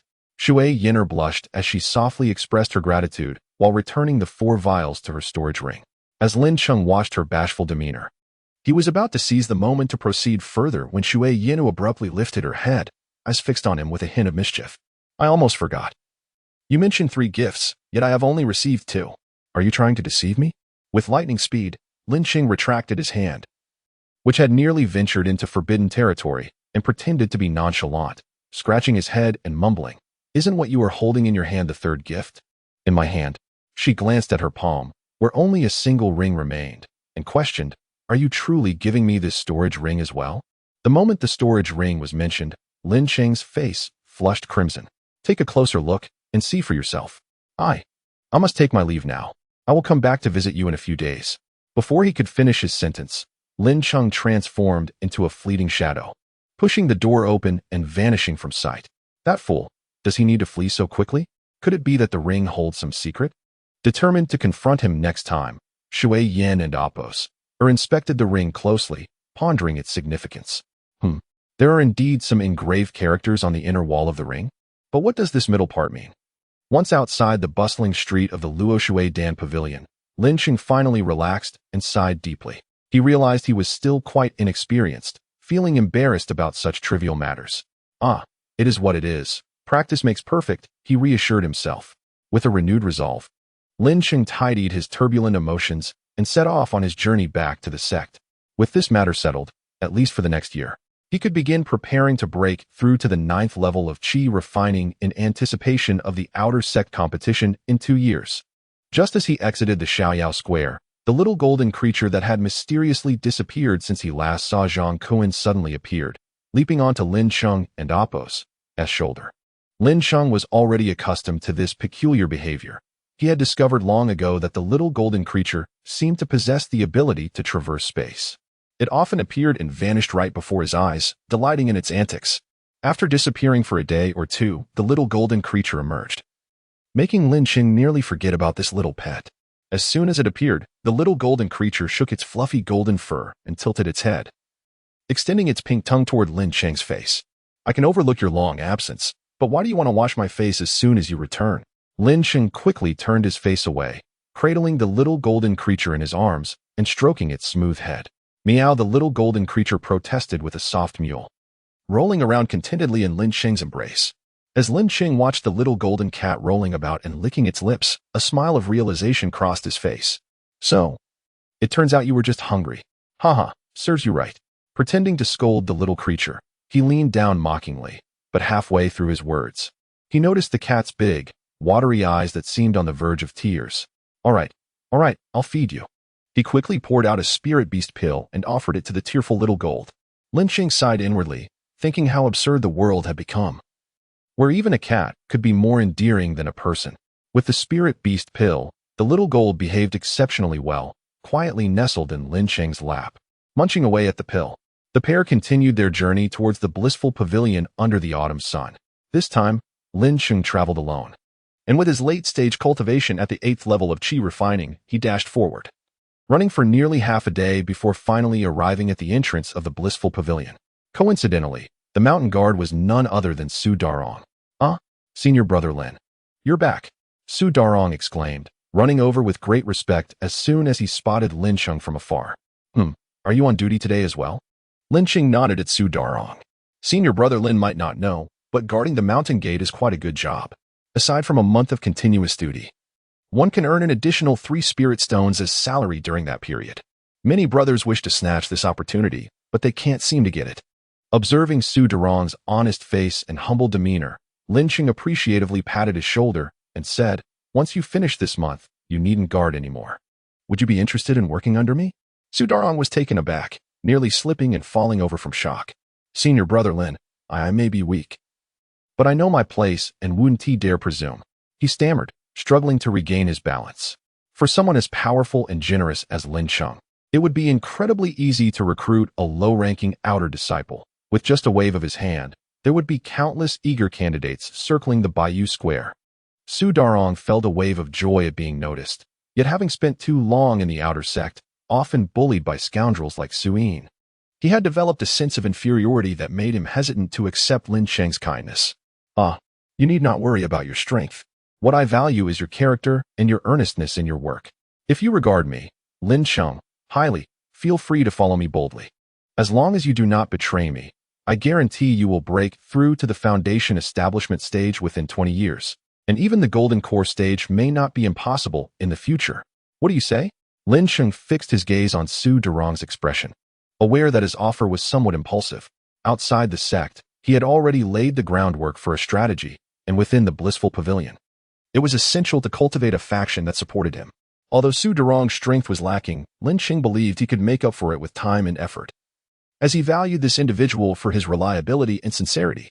As Lin Cheng pondered, Su Darong found himself faced with a crucial decision. He held a strong fondness for Lin Cheng and believed that he wouldn't deceive a low-ranking disciple like himself. His reluctance to immediately accept the offer stemmed from some unspeakable concerns. Seeing Su Darong's conflicted expression, Lin Cheng patiently inquired, "If there is anything troubling you, feel free to share it. Perhaps I can assist you." Upon witnessing Lin Cheng's sincere repeated invitations, Su Darong could no longer contain his emotions. Kneeling on one knee and tearfully declaring, "What merit do I possess to receive such kindness from senior brother? To honor your trust, I swear today to follow you to the end, no matter what. Ha ha ha, good brother, rise quickly. Now that you have chosen to follow me, you will soon realize how right your choice was."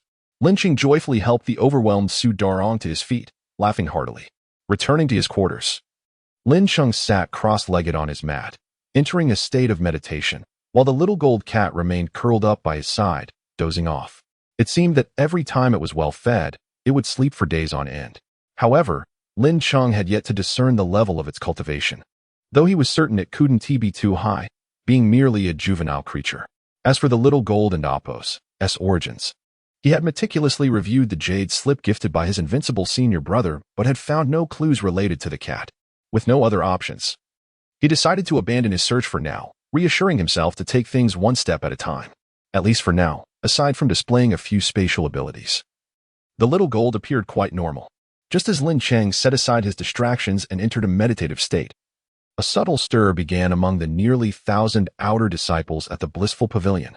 A mysterious organization named the Blue Alliance seemingly emerged from nowhere, surging forth rapidly and growing at an astonishing pace.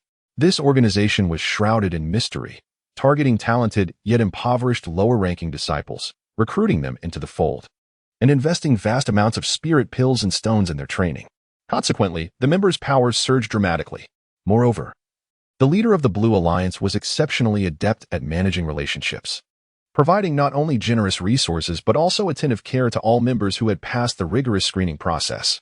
This wave of fervent support led the 30 or so members who joined the Blue Alliance to express boundless gratitude towards their leader, their loyalty skyrocketing. After absorbing dozens of talented and virtuous individuals, the Blue Alliance announced a temporary halt on new admissions to focus on internal consolidation. Thus, the Blue movement at the blissful pavilion entered a dormant phase after several weeks of activity. What puzzled all outer and even inner disciples was that despite such significant movements, no Golden Core Elder had stepped forward to object. It was as if the higher-ups of the blissful pavilion had collectively tacitly approved. This left many speculating about the powerful backing of the Blue Alliance, with several inner disciples nearly ready to take action due to the allure of the Blue Alliance's wealth. Yet, in the end, they held back, aware that few who could thrive within the top 10 sects were foolish. A year had passed since Lin Cheng returned to the sect for closed-door cultivation, during which only one visitor came to his quarters, Yin Rumming. This young lady noticed her brothers were fervently cultivating, nearly reaching the point of obsession, and they showed no signs of stopping, no matter how much she urged them. Who wouldn't want to cultivate madly after acquiring such abundant resources? In a moment of inspiration, Yin Rumming stealthily descended the mountain, returning with an entire feast of spirit dishes and a large jar of unopened 20-year-old aged wine from the drunken Immortalit, all packed into her storage bag. First, she roused Lin Cheng from his meditation, then led him to the dormitory of Yin Ruxing and the others. After waking everyone, she laid out a white brocade cloth in the dormitory and began arranging the dishes and wine she had brought back, much to the bewilderment of everyone present. "Well, my dear sister, how much spirit stone did you spend on all this?" Yin Ruxing embraced the wine jar, inhaling its fragrant aroma as she inquired. The slender monkey and Tianny, the two brothers, plopped down on the ground and began to chop the filling heartily. There were not many spirit stones left. Nearly a few hundred. Yin Rumming lowered her delicate head, her voice diminishing. "You spent so many spirit stones just to make us halt our cultivation?" Upon hearing Yin Rumming's words, Yin Ruxing's expression darkened immediately. Lin Cheng, sensing the awkwardness of the situation, quickly pulled the timid Yin Rumming, who was nervously fidgeting with her clothes, behind him and addressed Yin Ruxing. All right. The girl had good intentions and spent the spirit stones for our sake. Why the long face?" At this moment, the atmosphere felt tense, and the three, including the slender monkey, paused their feasting, rising to observe Yin Ruxing quietly. Although they remained silent, Yin Ruxing could discern their unspoken thoughts through their expressions and gazes. With a flick of her sleeve, she rubbed her temples and sighed. "You all spoil this girl too much. Look at how she has turned out. Just a casual expenditure of several hundred spirit stones. In the past, a few hundred spirit stones would have sufficed for us to live comfortably for a decade. You can't blame us. You indulge her just as much." Lin Cheng retorted with a hint of defiance. "Little Ming is only looking out for us, wanting us to take a break from our cultivation. Even if it costs a bit more spirit stones, what's the harm?" Lin Cheng's counter left Yin Ruxing momentarily speechless, squatting to the side in silence. "Come, Minger, sit down, let us eat together. Don't heed your brother. He is just accustomed to poverty. Now that your brother Lin Cheng is here, spend the spirit stones as you please. If they run out, I will provide more." Lin Cheng firmly pressed Yin Rumming's shoulder to encourage her to sit on the exquisite mat. Tianni and Erdi, with goofy grins, patted Yin Rumling, signaling her to relax, while the slender monkey exaggeratedly swung his fist at Yin Ruxing's back, playfully hitting it a few times. Seeing the playful antics of the slender monkey, Yin Rumling could not help but stifle a giggle behind her hand. The pure and innocent smile of the girl left the rugged men momentarily spellbound.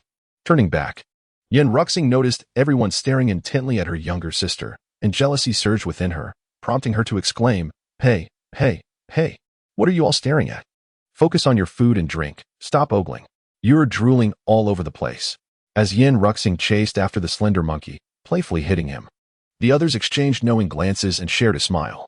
After a delightful gathering filled with laughter, Lin Cheng raised a cup of the intoxicating brew, savoring a sip before surveying the group. "It has been a year. You all have secluded yourselves in cultivation for an entire year. I am curious about your progress. Let us start with little Meng." Lin Cheng's sudden shift in topic startled Yin Rumling, who had been giggling at the antics of the slender monkey. I just broke through to the mid-stage of the Qi refining 7th layer last month. Puffed. Cough, cough, cough. What did you say, girl? Yin Ruxing, who was sipping the wine, unexpectedly sprayed the nearly transparent liquid all over the taken-aback face of the slender monkey. However, the slender monkey, disregarding the wine stains on his face, wiped it off with his white robe and slumped to the ground, muttering, "I've been cultivating day and night for a year, thinking I could finally catch up with you all, but unexpectedly, my little sister has surpassed me." Not only was the slender monkey disheartened, but even Tianni and Erdi, who usually spoke little, were astonished, exclaiming, "My brother and I are only at the mid-stage of the Qi refining 7th layer. Sister is truly impressive." Seeing the brothers giving Yin Rumling a thumbs up, the slender monkey felt even more despondent. "So now I have the lowest cultivation level? Woe is me," he lamented dramatically. Patting the disheartened slender monkey, Lin Cheng smirked and consoled him. "What about your brother Xing? Why not ask him? What if he has made any progress and is stagnant? Oh right, what about brother Xing?" The slender monkey's hopeful gaze shifted to Yin Ruxing, whose head was tilted at a 45-degree angle, blushing as she gazed at the ceiling. "Ahem, I have already reached the late stage of the Qi refining 8th layer. You all should worship me." Yin Ruxing, slightly tipsy, seemed to revel in her newfound confidence. You all are bullying me. This life is unbearable." The slender monkey dramatically fell to the ground, weeping. Sighing, Lin Cheng mused, "I had intended to flaunt my cultivation level, but perhaps it's best to let it go for now." "Don't. Tell me. I'm not afraid of being stimulated. I'm suddenly very curious about your cultivation level. I'm itching all over. If you don't tell me, I might just perish."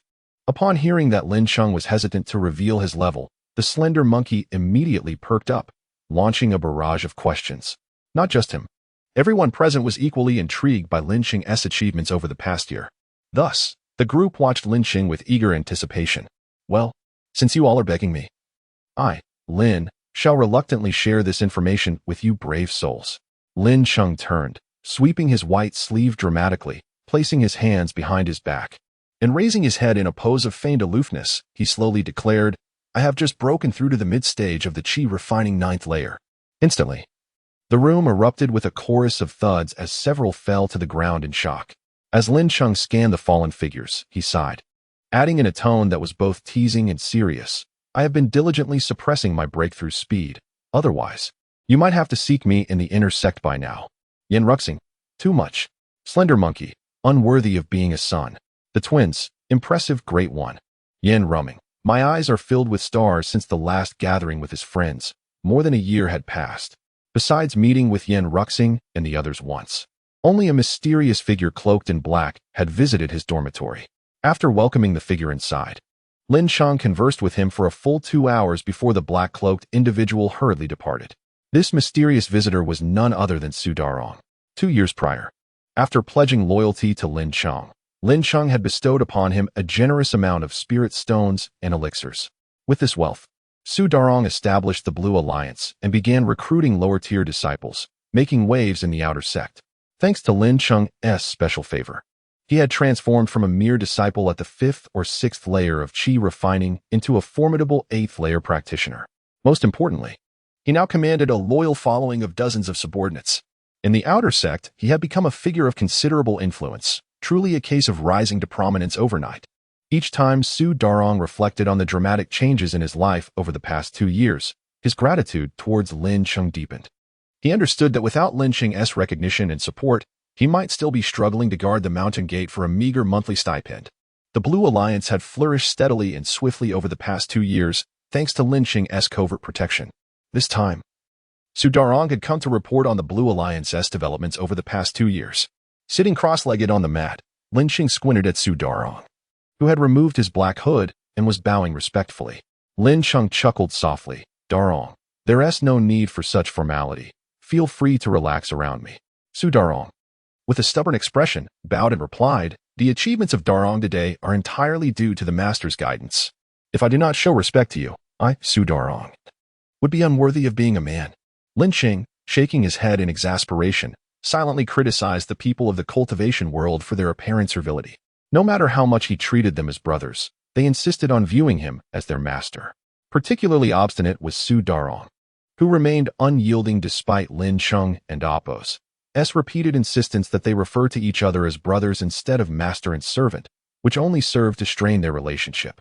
Su Darong was far less amenable than Zhang Tianlong and refused to change his ways, almost provoking Lin Cheng to roll his eyes in frustration. Nevertheless, since reasoning had proven futile, Lin Cheng resigned himself to Su Darong's stubbornness. Master, the Blue Alliance has now established itself entirely in the outer gate as per your vision. There are 52 members, including subordinates, whom I have organized into teams of 10 for collective training. Su Darong had essentially followed Lin Cheng's instructions step by step to build the Blue Alliance. With Lin Cheng's modern insights, he possessed an abundance of innovative ideas. Failing to establish a substantial and loyal force would render his journey to this world a wasted effort. Nodding slightly, Lin Cheng expressed satisfaction with Su Darong's capabilities. What of the members' strength and loyalty? The cultivation world is replete with low-level cultivators. With my vast resources, I am not in need of followers. My primary concern lies with the loyalty and progress of my subordinates. Master, you need not worry about loyalty. These 50 individuals were meticulously selected by me, chosen as talented yet oppressed disciples due to limited resources. After bringing them into the alliance, I invested considerable amounts of elixirs and spirit stones in their training. I also have some understanding of interpersonal relationships, which has led to a gradual increase in their loyalty. The transformative changes they have undergone over the past 2 years have deepened their sense of belonging to the alliance. Observing Su Darong's slightly anxious demeanor, Lin Cheng shook his head, rose, and brushed off the non-existent dust from his white robe.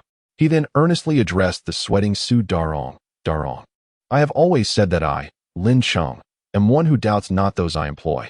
The qualities I recognized in you were those unseen by others. Therefore, feel free to act as you wish and leverage your strengths without worry. Do you understand? Upon hearing Lin Cheng's words again after 2 years, Su Darong, now a formidable presence in the outer gate, was moved to tears. I do not know how many good deeds I must have done in my past life to encounter such a benevolent master. I am unable to repay your kindness. But I shall reiterate, wherever you go, I, Darong, will follow through life and death. All right, you are now a capable individual, so why weep? Collect yourself and tell me about their progress in cultivation. Lin Cheng gently chided Su Darong, who was crying like a child. Wiping his eyes, Su Darong, with a voice choked with emotion, recounted, the 50 members are divided into 5 teams. Among them, there are 8 at the mid-stage of Qi Refinement Level 6, 17 at the late stage, 20 at the early stage of Qi Refinement Level 7, and 5 at the mid-stage of Qi Refinement Level 7. The 5 most advanced cultivators have been assigned as temporary team leaders across the 5 teams. Lin Cheng stroked his stubbly chin, nodding in understanding. The fact that Su Darong managed to elevate all members to at least the mid-stage of Qi Refinement Level 6 within 2 years indicated his dedication to the alliance, especially considering many had initially joined at only the 4th or 5th level of Qi Refinement. Including you, there should be 52 members. What about the remaining one? Lin Cheng suddenly questioned, sensing something amiss. Upon hearing this, Su Darong awkwardly stuttered, the last one is my partner. What did you say? Lin Cheng's eyes widened in shock. With only a few days remaining until the Outer Gates Grand Competition, Lin Cheng's cultivation level had also reached the pinnacle of Qi Refinement Level 9, with a solid foundation. Had he not been suppressing himself, he would have reached this stage a year prior. Even now, he merely needed a foundational elixir to break through. The foundational elixir was essential for a cultivator's advancement, though one could choose to forego it and simply spend decades more training. Thinking of the foundational elixir, Lin Cheng ran his fingers through his disheveled hair, feeling a twinge of frustration. This item was universally sought after. His two factions, consisting of dozens or even hundreds of members, found themselves unable to overcome the hurdle of the foundational elixir. Unfortunately, since ancient times, it had always been a rare commodity. The herbs required for its refinement had long been depleted in the wild, and only major sects possessed dedicated herb gardens to cultivate the necessary ingredients. However, the growth cycle of these herbs typically spanned a decade, making foundational elixirs a coveted rarity. Although scarce, they were not entirely impossible to obtain. Securing just one would allow Lin Cheng to replicate it indefinitely with a secret treasure. The price of a single foundational elixir equated to that of a primary treasure elixir, and the demand in the market far exceeded the supply. If he could acquire a few to sell, he would surely reap significant profits. Lin Cheng drooled at the thought, muttering to himself. With ample time before the competition commenced, he decided to venture out in search of news regarding foundational elixirs. Rejuvenated with a new goal, he straightened his robe and prepared to leave, just as the elusive Xiao Jin appeared suddenly before him. 2 years had passed, and Xiao Jin had doubled in size, now as large as 2 adult fists. Yet, Lin Cheng still could not ascertain the creature species. Resigned to the mystery, he chose to treat it as a mere pet. Bending down, he scooped up the wagging Xiao Jin and skillfully fed it 2 spirit beast elixirs. One was no longer sufficient. At least 2 were required now. As Xiao Jin savored its meal, Lin Cheng retrieved another spirit beast elixir and a water-filled flask from his storage ring. Opening the flask, he crushed the elixir into powder and mixed it with the water before gently shaking it. With Xiao Jin nestled in his arms, he took the water flask and stepped outside. After 2 years of seclusion, Lin Cheng had not returned empty-handed. At the very least, he had befriended 2 rabbits under the pine tree outside his door. The white and gray rabbits had moved in as neighbors some time ago, and whenever Lin Cheng emerged from meditation, he would see them waiting beneath the pine. One day, while Lin Cheng was playfully tugging at the white rabbit and Appo's long ears, an idea suddenly struck him. He sprang to his feet and hurried inside, slamming the bamboo door shut, startling the 2 rabbits. Moments later, he returned with a bowl and a water bag. The 2 rabbits, still frozen in place, stared with wide, blood-red eyes as Lin Cheng carefully poured a few drops of water into the bowl. Lin Cheng contemplated feeding his 2 small neighbors with the diluted spirit beast pill to see if he could yield any results. Having diluted it with so much water and only adding a few drops, he figured it should not harm the rabbits. If all went well, it would merely be their good fortune. With this thought in mind, Lin Cheng gently pushed the bowl towards the 2 rabbits. The fragrant aroma emanating from the spirit beast pill, even when diluted hundreds of times, still seemed to captivate the beasts. The 2 rabbits barely sniffed the bowl before their crimson eyes brightened once again. In a flash, they leaned towards the bowl, and for the first time in their lives, they began to compete for something. After licking a few drops of what Lin Cheng had dubbed the spirit beast elixir, the rabbits showed no adverse effects. Instead, their eyes sparkled with vitality, and their speed and agility increased remarkably, as if they had undergone a genetic evolution. From that day forth, whenever Lin Cheng had a moment, he would administer a few drops of the elixir to the rabbits. Today, he happened to be out, so he decided to treat them once more. Watching them affectionately lick his palm after finishing the medicine, Lin Cheng smiled with satisfaction. Perhaps the beasts were aware of his kindness. After bidding farewell to the rabbits with his water pouch and bowl, Lin Cheng strolled leisurely down the path in front of his door. He intended to find Yen Ruxing to inquire about the whereabouts of Foundation establishment pills. After all, this fellow had been in the sect for over a decade and might possess some insider knowledge. As he ambled past dormitory number 19, Lin Cheng casually knocked on the bamboo door. Before long, the door was opened by a lean monkey. "Ah, it's you again. I was wondering why you're always the one to answer the door. Have those 3 fellows banded together to bully you?" Lin Cheng remarked, a hint of exasperation in his tone. Seeing Lin Cheng's incredulous expression, the lean monkey chuckled. "It's not bullying per se. It's just that the 3 of them are old geezers who become oblivious to the world once they enter their cultivation states. If I don't open the door, who will? Huh. Excuses, all excuses. You are undoubtedly deceived by their laziness," Lin Cheng retorted as he stepped inside, gazing at Yen Ruxing and the twins, who sat cross-legged with their eyes closed in feigned meditation. Lin Cheng suddenly shouted Ada, and, lifting his robe, delivered a swift kick. "Ah, who is there?" The commotion erupted instantly within the room as Yen Ruxing and the twins sprang into action, glaring at Lin Cheng, who stood with a smug expression. "You see? I told you they were just being lazy. You've been duped. Lin Cheng chuckled while patting the dumbfounded lean monkey at the door. That boy's intelligence is concerning. He sighed. Yin Ruxing, eyeing Lin Cheng, who had plopped down onto his cushion, snapped, "Why aren't you focusing on your cultivation for the outer sect competition? What chaos are you causing here? I'm already at the pinnacle of chi refinement, and any further practice will push me towards foundation establishment. What do I need with an outer sect competition?" Lin Cheng shrugged nonchalantly. "Ugh, I knew you'd come here with bad news," Yin Ruxing exclaimed, his face turning a shade of purple as he spat blood in frustration. "I genuinely have something important to discuss with you this time, not to flaunt my skills," Lin Cheng insisted, resolutely refusing to take the blame. "Something important? What could a wealthy lad like you possibly need our help with?" Yin Ruxing squinted skeptically. This matter concerns all of us. Whether you believe it or not, you must.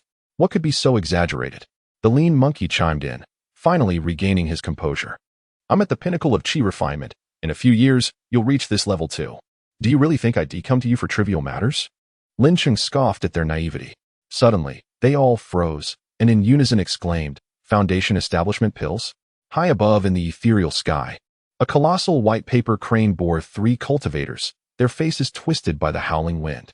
"Curse you, Yin Ruxing. Why didn't you clarify how fast this thing would be when you bought it? I had no idea it would fly so fast." All right, you two, stop arguing. What did Nan say when you purchased it?" The trio soaring through the clouds were none other than Lin Cheng and Yin Ruxing. However, their inaugural flight was far from pleasant. Upon learning that Lin Cheng sought foundation establishment pills, Yin Ruxing indeed had some insider information. This led to a discussion about their family background.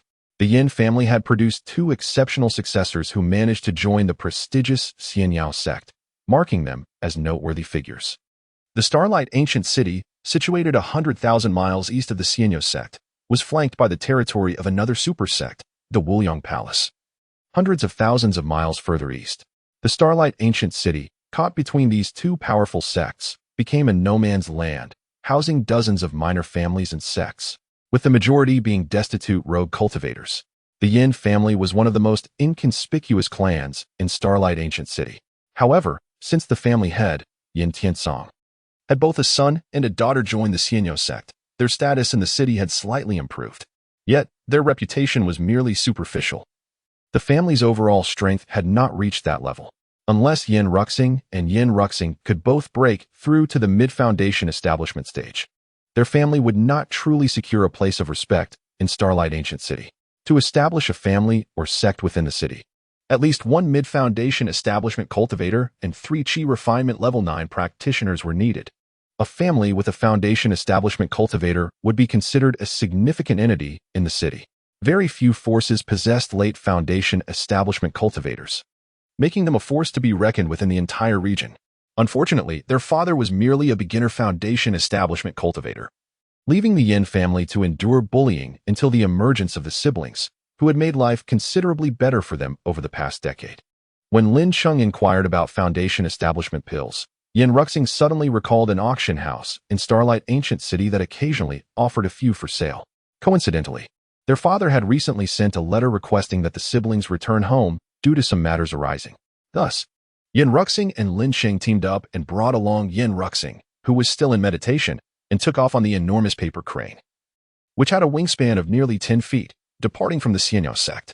As for the lean monkey and the twin brothers, the 3 chi refinement level 7 practitioners were better off focusing on their cultivation rather than gallivanting around. Initially, when they boarded the paper crane, Lin Cheng and the others were intrigued, as the crane did not fly quickly. However, once they left the sect's gates and soared into the boundless sky without any obstructions, the crane suddenly accelerated. Yin Ruxing, who was controlling the crane, was at a loss for an explanation, as he had only recently purchased it from Zhao Nannan. This paper crane-like flying device is typically utilized by disciples in the 8th or 9th stage of Qi training who lack the ability to fly. However, due to its considerable cost, few are inclined to purchase such an item. Most prefer to rely on the regular 2-route bus for transportation. Yet, Yin Ruxing, with her ample spirit stones, harbored some ulterior motives and secretly procured one from the Baibao Pavilion, reportedly spending nearly 1,000 spirit stones. Well, since it's not my money, she can spend it as she pleases, Lin Cheng mused as he sat atop the crane. The trio's inaugural journey through the skies was far from pleasant.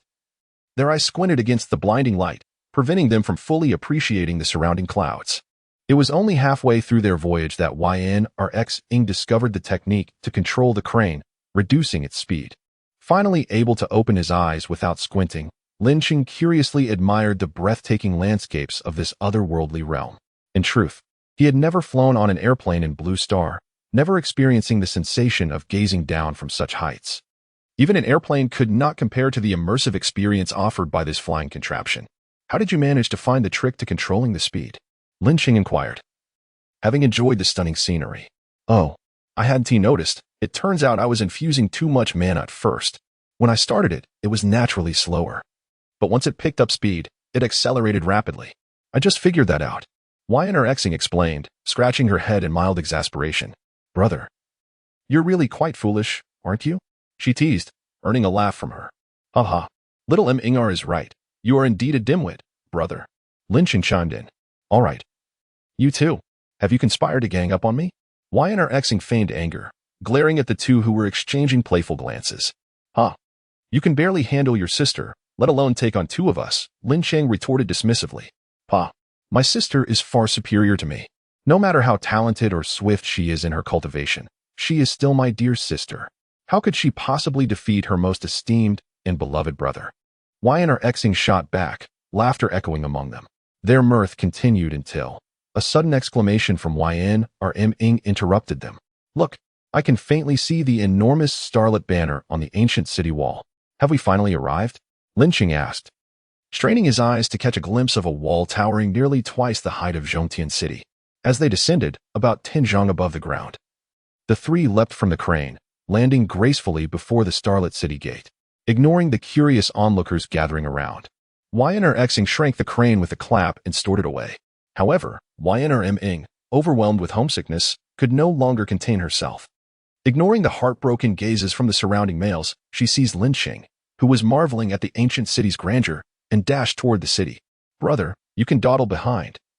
I'll take Lin Cheng to meet our parents, she exclaimed, dragging a bewildered Lin Cheng along, prompting Yuan to sigh in exasperation. Truly, a girl should not linger too long. Just as Lin Cheng was about to appreciate the ancient city's charm and the warmth of its people, Yuan pulled him toward a grand estate adorned with the characters of the Yuan family. Upon their arrival, a young servant clad in household attire rubbed his eyes in disbelief, confirming Yuan's identity before sprinting towards the main house. Master, madam, the young lady has returned, and she has brought a stranger with her, he shouted. Feeling a bit embarrassed, Yuan lowered her head, blushing as she whispered to Lin Cheng, when you meet my parents and uncles, please don't be too formal. They are very hospitable. They have a penchant for jokes, so just pretend you didn't hear anything. The sight of the shy and blushing girl nearly made Lin Cheng drool. As he nodded robotically, Yuan finally caught up, throwing her arm over Lin Cheng's shoulder and gesturing toward the mansion. Let us go. Once we're in my territory, I promise you'll be well fed, well rested, and well entertained. Without waiting for Lin Cheng to respond, she began to pull him inside. Their antics resembled a kidnapping rather than a visit. Just as they were entangled in their playful tug-of-war at the entrance, a cacophony of hurried footsteps erupted from within the Yuan estate. Accompanying the commotion was a melodious voice filled with longing. Ingr, is that my darling child returned? The trio halted, turning to see a throng of people gathering, with a striking lady at the forefront. She bore an uncanny resemblance to Yuan. Her elegant demeanor and well-coiffed hair marking her as a woman of distinction. Following her were a multitude of family members, men, women, and children alike. This must be the mother and relatives of the Yuan siblings, Lin Cheng mused, finding a morbid amusement in the scene. As soon as Yuan caught sight of her mother, her eyes sparkled with tears, and she leapt toward her as if returning home after a long journey. Lin Cheng could practically see the glistening trails of tears in the air. Mother, Ingr has come back to see you. I missed you so much. Just being home is enough. Don't cry, my precious. I missed you too.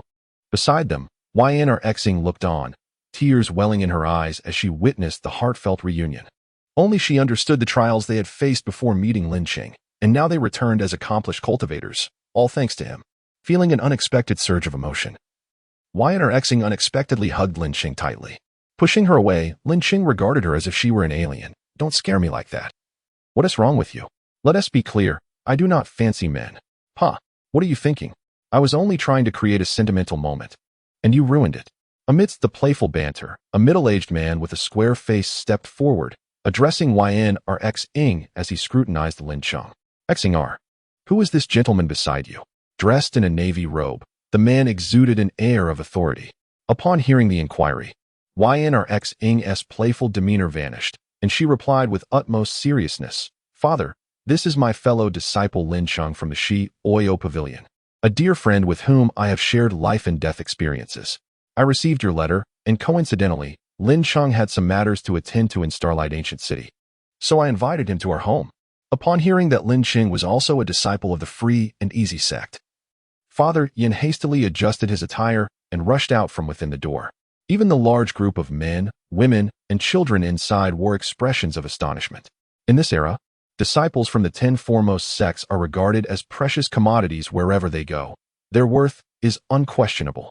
Who would ever complain about an abundance of such treasures? It was indeed a distinguished guest from the Free and Easy sect. The Yin residence was truly honored, basking in such glory. Esteemed guest, please do come in.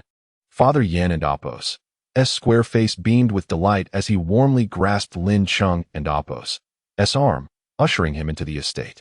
The family members within the residence were equally exuberant, showering him with welcoming remarks. Lin Cheng soon realized why this brother and sister pair were so fond of pulling people along. It was evidently hereditary. Unable to resist Father Yan's enthusiasm, Lin Cheng was led from the entrance to the courtyard. The Yin residence was indeed not small. It could be considered a modest family estate. Upon entering, one could see pavilions and towers, artificial mountains, and flowing water everywhere. Lin Cheng even noticed a number of spiritual flowers and herbs scattered throughout, which possessed alchemical properties. Although it lacked the presence of ethereal creatures and exquisite spirits, it nevertheless showcased the family's profound heritage. As they passed by Yin Rumeng and the matron, Father Yin leaned in and whispered, "That should suffice. We have esteemed guests today. Go to the kitchen and instruct them to prepare a sumptuous feast for us in the side hall. We shall join shortly." Wiping away tears from the corners of her eyes, the matron nodded and said, "Understood, my lord. I shall attend to it immediately. Rumeng, come along with your mother. We must catch up after years apart." "Yes, mother, let us go." Standing outside, Yin Ruxing watched as Lin Cheng was surrounded by a throng of people, all inquiring about his well-being and showering him with compliments. She couldn't help but exclaim inwardly, "I am also a disciple of the Free and Easy sect. Why have I never received such treatment upon returning home?" A procession of individuals grandly traversed the courtyard of the Yin residence, making their way into the main hall designated for receiving guests. However, an unexpected situation arose during the seating arrangement. Come, dear Lin Cheng, please take a seat." Upon entering the hall, Yin Fu, beaming with delight, grasped Lin Cheng's arm and guided him directly to the innermost 2 main seats. Beneath the main seats were 2 rows of approximately 20 secondary seats. Yet, Lin Cheng, considering himself a junior, felt unworthy to share the main position with Yin Fu. He fervently shook his head, exclaiming, No, you are the father of Yin Ruxing and the head of the clan. I am unequivocally a junior in your presence. How could I dare to sit alongside you? Moreover, I have shared life and death experiences with Xingge. You must not refer to me as senior any longer, for it truly embarrasses me. How can this be? Senior is a paragon of the Carefree Pavilion. To grace our Yin family with your presence is indeed a matter of great honor for us all. This main seat is rightfully yours." Yin Fu, however, held a different perspective. The Yin family had stood in the Starlight Ancient City for thousands of years, yet they were increasingly declining. If not for his son and daughter joining the Carefree Pavilion in recent years, they might not even be considered a small family today. It was a rare occasion for a disciple of the Carefree Pavilion to visit, a matter of prestige he could not overlook by denying Lin Cheng a seat. Absolutely not. I, having formed a close bond with Yin Ruxing and Yin Rumeng, should naturally be regarded as your junior. You may simply call me Xiao Lin. There is no need to mention senior any further. Yin Ruxing, who had been following behind, interjected with a pained expression, "Father, Lin Cheng is my good brother. There is truly no need for such formality. Let it be more casual." "Humph. Had you not spoken, I would have nearly forgotten.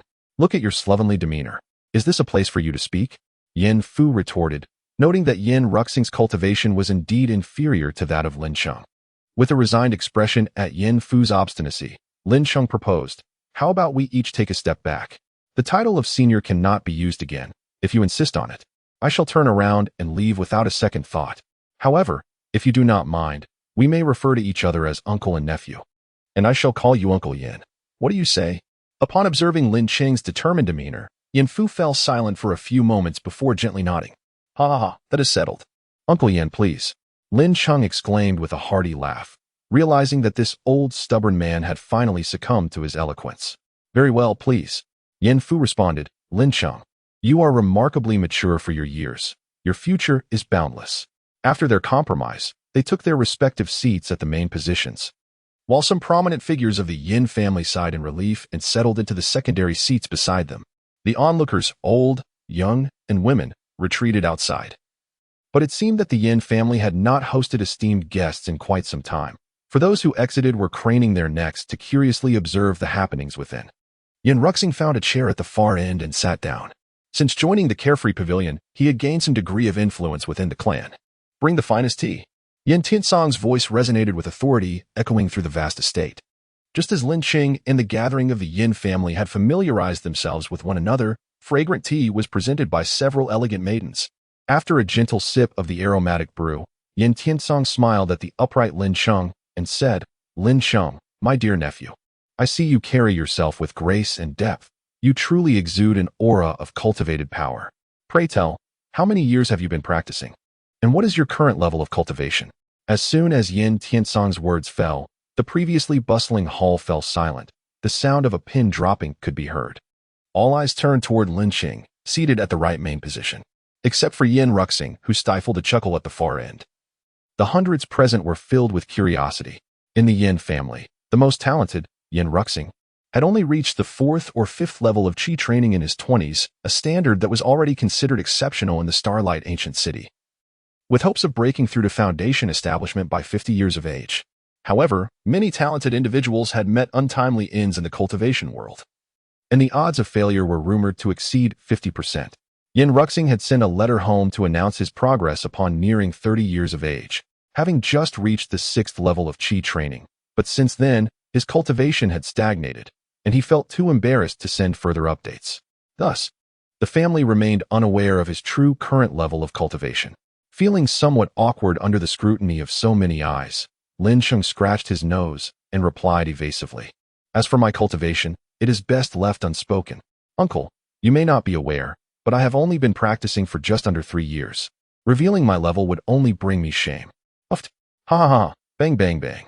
The sound of Yin Ruxing's laughter erupted unexpectedly from near the entrance, causing a ruckus. How absurd. What kind of decorum is this? Yin Tiansong, with his keen perception, immediately noticed the source of the disruption. As all eyes turned to Yin Ruxing, even he, with his thick skin, could not withstand the scrutiny for long. His boisterous laughter abruptly ceased as if choked. Humph. Now that I see you seated properly, I shall disregard your outburst, Yin Tiansong remarked with a cold snort. Dear nephew, do not mind him. This lad has been spoiled by his mother since childhood. At his age, he should be more mature. It is truly disappointing. Turning back to Lin Cheng, Yin Tiansong's demeanor transformed into a radiant smile, eliciting a silent admiration from Lin Cheng for the man and Appo's ability to shift his expression so effortlessly. Ah, it is of no consequence. When Xing goes with me, he is indeed quite mature and responsible, providing me with much care. It is likely that something we said merely struck his funny bone. Lin Cheng chuckled lightly. Lin Cheng, not only are you exceptionally talented, but your generosity of spirit is also commendable. Upon hearing Lin Cheng praise Yin Ruxing, Yin Tiansong was filled with delight. Though he had just scolded Yin Ruxing, the latter was still his son and pride. How could he not feel joy upon hearing praise for him? Feeling a swell of satisfaction, Yin Tiansong pressed further. I heard earlier that you have been practicing for just over 2 years. I am even more curious about your current level of cultivation. Indeed. Lin Cheng, you need not worry. We simply wish to understand the extraordinary talents emerging from the 10 super sects. Thus, the atmosphere in the Yin family's reception hall grew lively, with even those peering in from outside unable to resist straining their ears to listen. Yin Tiansong had already anticipated that Lin Cheng, having practiced for just over 2 years, would likely not possess high cultivation, perhaps only reaching the 3rd or 4th level of Qi training, which would be remarkable in itself. As soon as Lin Cheng opened his mouth, he was immediately met with a flurry of soothing encouragement, followed by a gift of spiritual stones and elixirs as an investment. If he were to achieve great heights in the future, He could certainly look after the Yin family, couldn't he? Unfortunately, the calculating Yin Tiansong remained blissfully unaware of the terrifying talent he was about to confront. Observing the raucous crowd from the Yin family, Lin Cheng, who preferred to keep a low profile, cast a discreet glance at Yin Ruxing seated at the end of the hall. He mused that it was they who fervently demanded a demonstration, not he who wished to boast. Under the gaze of hundreds of eager eyes, Lin Cheng forced a smile and slowly declared, I, Lin Cheng, possess a modest talent. I have been in the Xiaoyao Pavilion for over 2 years and have only recently managed to break through to the 9th level of qi refinement. I am truly embarrassed. The tea that Yin Ruxing had just sipped was instantly expelled, but fortunately, no one noticed, as all eyes were fixed on Lin Cheng. Yin Tiansong, upon hearing this, instinctively chimed in. So you have only reached the 9th level of qi refinement? No matter, in 2 more years, you will. Wait, what did you say? 9th level of qi refinement? Yin Tiansong suddenly trembled with excitement, leaving an imprint in the armrest of his precious Nama chair. A synchronized gasp echoed through the hall, and a burly man seated on the 5th seat, startled by the revelation, lost his balance and crashed to the ground. Outside the hall, hundreds of family members eavesdropping fell into a perplexing silence. Just as the atmosphere within the hall grew increasingly strange, the man who had just fallen sprang to his feet, bellowing, impossible. How could there be a prodigy who reaches the pinnacle of qi refinement in less than 3 years? I, Yin Laowu, have traveled far and wide. I have seen countless geniuses, but I have never heard of anyone preparing for foundation establishment in under 3 years. I refuse to believe it. You must be deceiving us. How dare you speak so? Yin Tiansong reprimanded Yin Laowu sharply. Lin Xinzi is a distinguished guest of the Yin family. Such insolence cannot be tolerated. I shall penalize you by withholding your salary for half a year. Now leave at once. Watching Yin Tiansong chastise Yin Laowu, Lin Cheng couldn't help but chuckle inwardly. He had only exchanged a few pleasantries with Yin Laowu earlier and knew he was the 5th uncle of Yin Ruxing and Yin Ruxing, a straightforward man obsessed with cultivation who had never married. He was one of the pillars of the Yin family at the 9th level of qi refinement. On the surface, it appeared Yin Tiansong was punishing Yin Laowu, but Lin Cheng understood that the entire Yin family now regarded him as a boastful charlatan. Save for the blushing figure at the back, I simply refuse to believe it. Head of the family, do not try to sway me. I, Yin Laowu, am a forthright man. I speak my mind without malice against anyone. Who would believe such a story? Do you think we are all fools? Yin Laowu declared defiantly. Indeed. Old Wu makes a valid point. This Lin lad must think us all simpletons. Who knows? Yet I certainly do not believe that someone could reach the 9th level of qi refinement in less than 3 years. It is utterly preposterous. Quite right, quite right. I had thought him to be a fine-looking lad, a talented disciple of the Xiaoyao Pavilion, and even hoped for my daughter to become acquainted with him. Who would have thought he is merely a blowhard? I didn't and amp. Oppos. T expect you to have such intentions. Haha, merely jesting, merely jesting. As the crowd displayed their disdain and engaged in spirited discussions, Yin Tiansong was about to intervene when a melodious voice, as clear as silver bells, rang out from outside. If you do not believe, I do. In an instant, all eyes turned towards the entrance, where a young girl clad in a flowing white dress approached, her celestial features shadowed by an icy demeanor that made her seem somewhat unapproachable. She was accompanied by a mature woman who bore a striking resemblance to her. The girl and the woman were none other than Yin Mu and Yin Rumming. What does little Menga mean by that? If anyone else had dared to speak so boldly, Yin Laowu would have surely shown them the might of his blade. But it was Yin Rumming who spoke, a woman devoted to her cultivation and without children, who had always regarded the children of her elder brother as her own. Thus, she could not express anger towards Yin Rumming. Instead, she smiled and inquired. The crowd watched curiously as Yin Rumming, frowning, stood in the hall, unsure of what her sudden outburst meant. At that moment, Yin Mu finally caught up, exasperatedly taking Yin Rumming and Oppos' arm and softly saying, I called you to invite your father and the others to dinner. Why did you confront your 5th uncle instead? Apologize to him at once. Mother, I spoke no falsehood. Why should I apologize? I heard everyone outside. They do not believe that Lin Cheng is at the 9th level of qi refinement. But I believe him. And my brother believes him too. Don't you, brother? Yin Rumming asserted, pulling in her brother, Yin Ruxing, who had been quietly enjoying the spectacle. Cough, cough. Yes. I believe as well, Yin Ruxing stammered, caught off guard. Father, mother, esteemed uncles, aunts, brothers, and sisters, you all heard it. Lin Cheng is not deceiving you. Both my brother and I know the truth. Yin Ruming insisted, trying to sway the crowd. Yet, Yin Laowu merely shook his head and pointed at the impassive Lin Cheng, declaring, "Little Menger, who knows what this braggart has fed you? How could you all trust him so? Today, I shall expose his falsehoods before you all." After making his proclamation, Yin Laowu turned to Lin Cheng with fierce eyes. "I, Yin Laowu, cannot abide boasting in my presence. If you claim to have reached the 9th level of qi refinement, then if you can withstand 3 of my strikes, I shall concede that you truly possess extraordinary talent. I shall accept my fate, whether by life or death. But if you cannot withstand them, then leave the Yin family at once. And do not dare to flaunt your deception before us. What say you? Will you accept this challenge?" The echo of Yin Laowu's declaration reverberated throughout the spacious hall, drawing the attention of hundreds of onlookers, both inside and outside the hall, once again towards Lin Cheng, who had remained silent and bowed his head throughout. Gazing at the still silent Lin Cheng, and then at the many skeptical and disparaging faces among the relatives, Yin Ruming bit her lip and stomped her foot. Rushing to Lin Cheng's side to whisper a few words, she then stood resolutely behind him, her expression a mixture of indignation and support. "Lin Gu, I am truly sorry. I did not expect them to be so short-sighted. In that case, you must showcase your prowess and teach fifth uncle a lesson, so they may recognize your strength. I shall always stand by your side."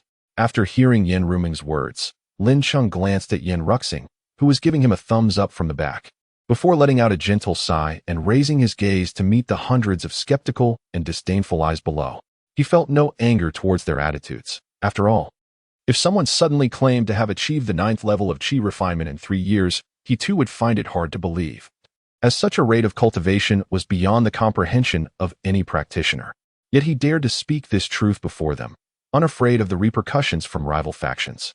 He possessed the strength to contend with those at the mid-foundation stage, and even if faced with opponents from the late foundation stage, he could retreat unscathed. Surely, no hostile faction would dispatch a golden core master merely to eliminate a disciple of the qi refining stage. This was his confidence and assurance. He did not wish to emulate other transmigrators who feigned weakness to lure in foes. A sporadic charade could offer amusement, but prolonged deception would become stifling. Acknowledging his prowess, he held no fear of notoriety. True geniuses are never intimidated by fame. Embracing this conviction, Lin Cheng slowly rose, extending his right hand amidst the gaze of hundreds. Uttering a single word, "Please." The moment the young man in white dared to accept the challenge, the Yin family erupted in fervor. The hall buzzed with astonished whispers, filled with incredulity. Observing Lin Cheng and Appo's composed demeanor, a segment of the crowd began to suspect he might indeed be telling the truth about his qi refining 9th level cultivation.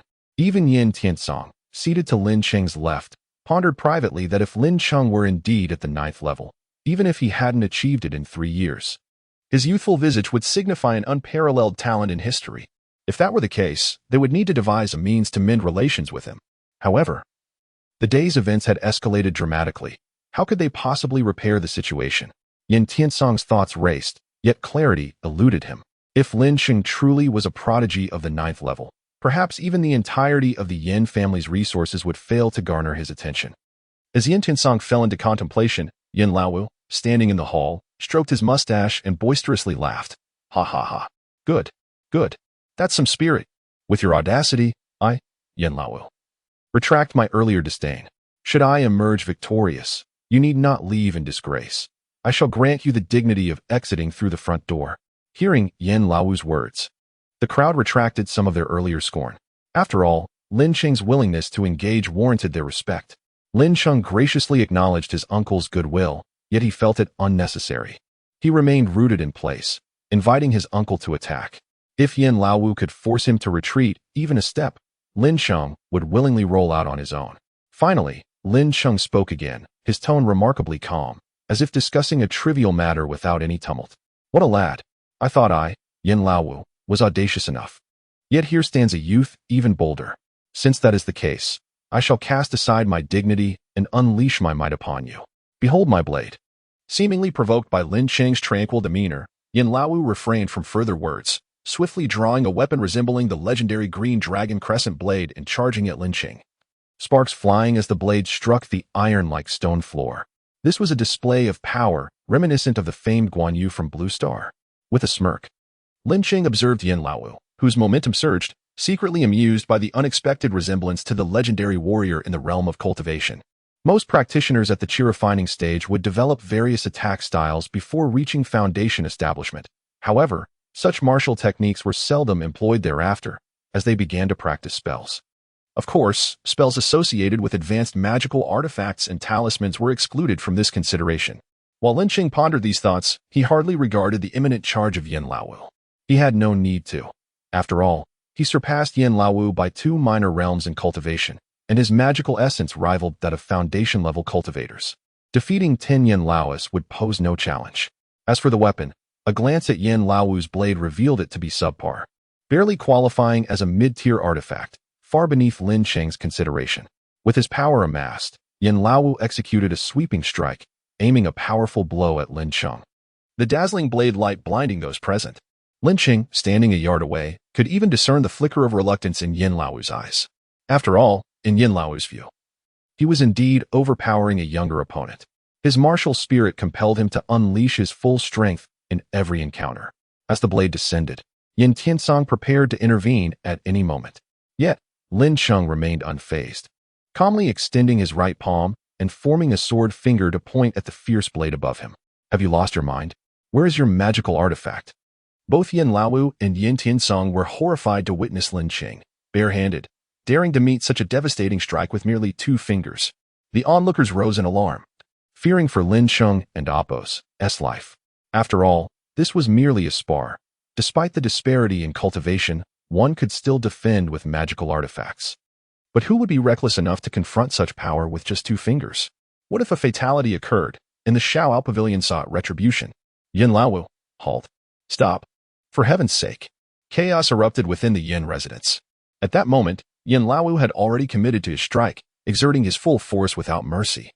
Even upon witnessing Lin Cheng's 2-fingered defense, he could not retract his blow. Lin Cheng's audacity left Yin Tiansong and Yin Ruming momentarily dumbfounded, forgetting to offer support. Impudent youth. Yin Laowu could only shout in disbelief as the overwhelming force of his blade crashed down upon Lin Cheng's seemingly fragile fingers. The hall filled with gasps and averted gazes, as if they could not bear to witness the impending carnage.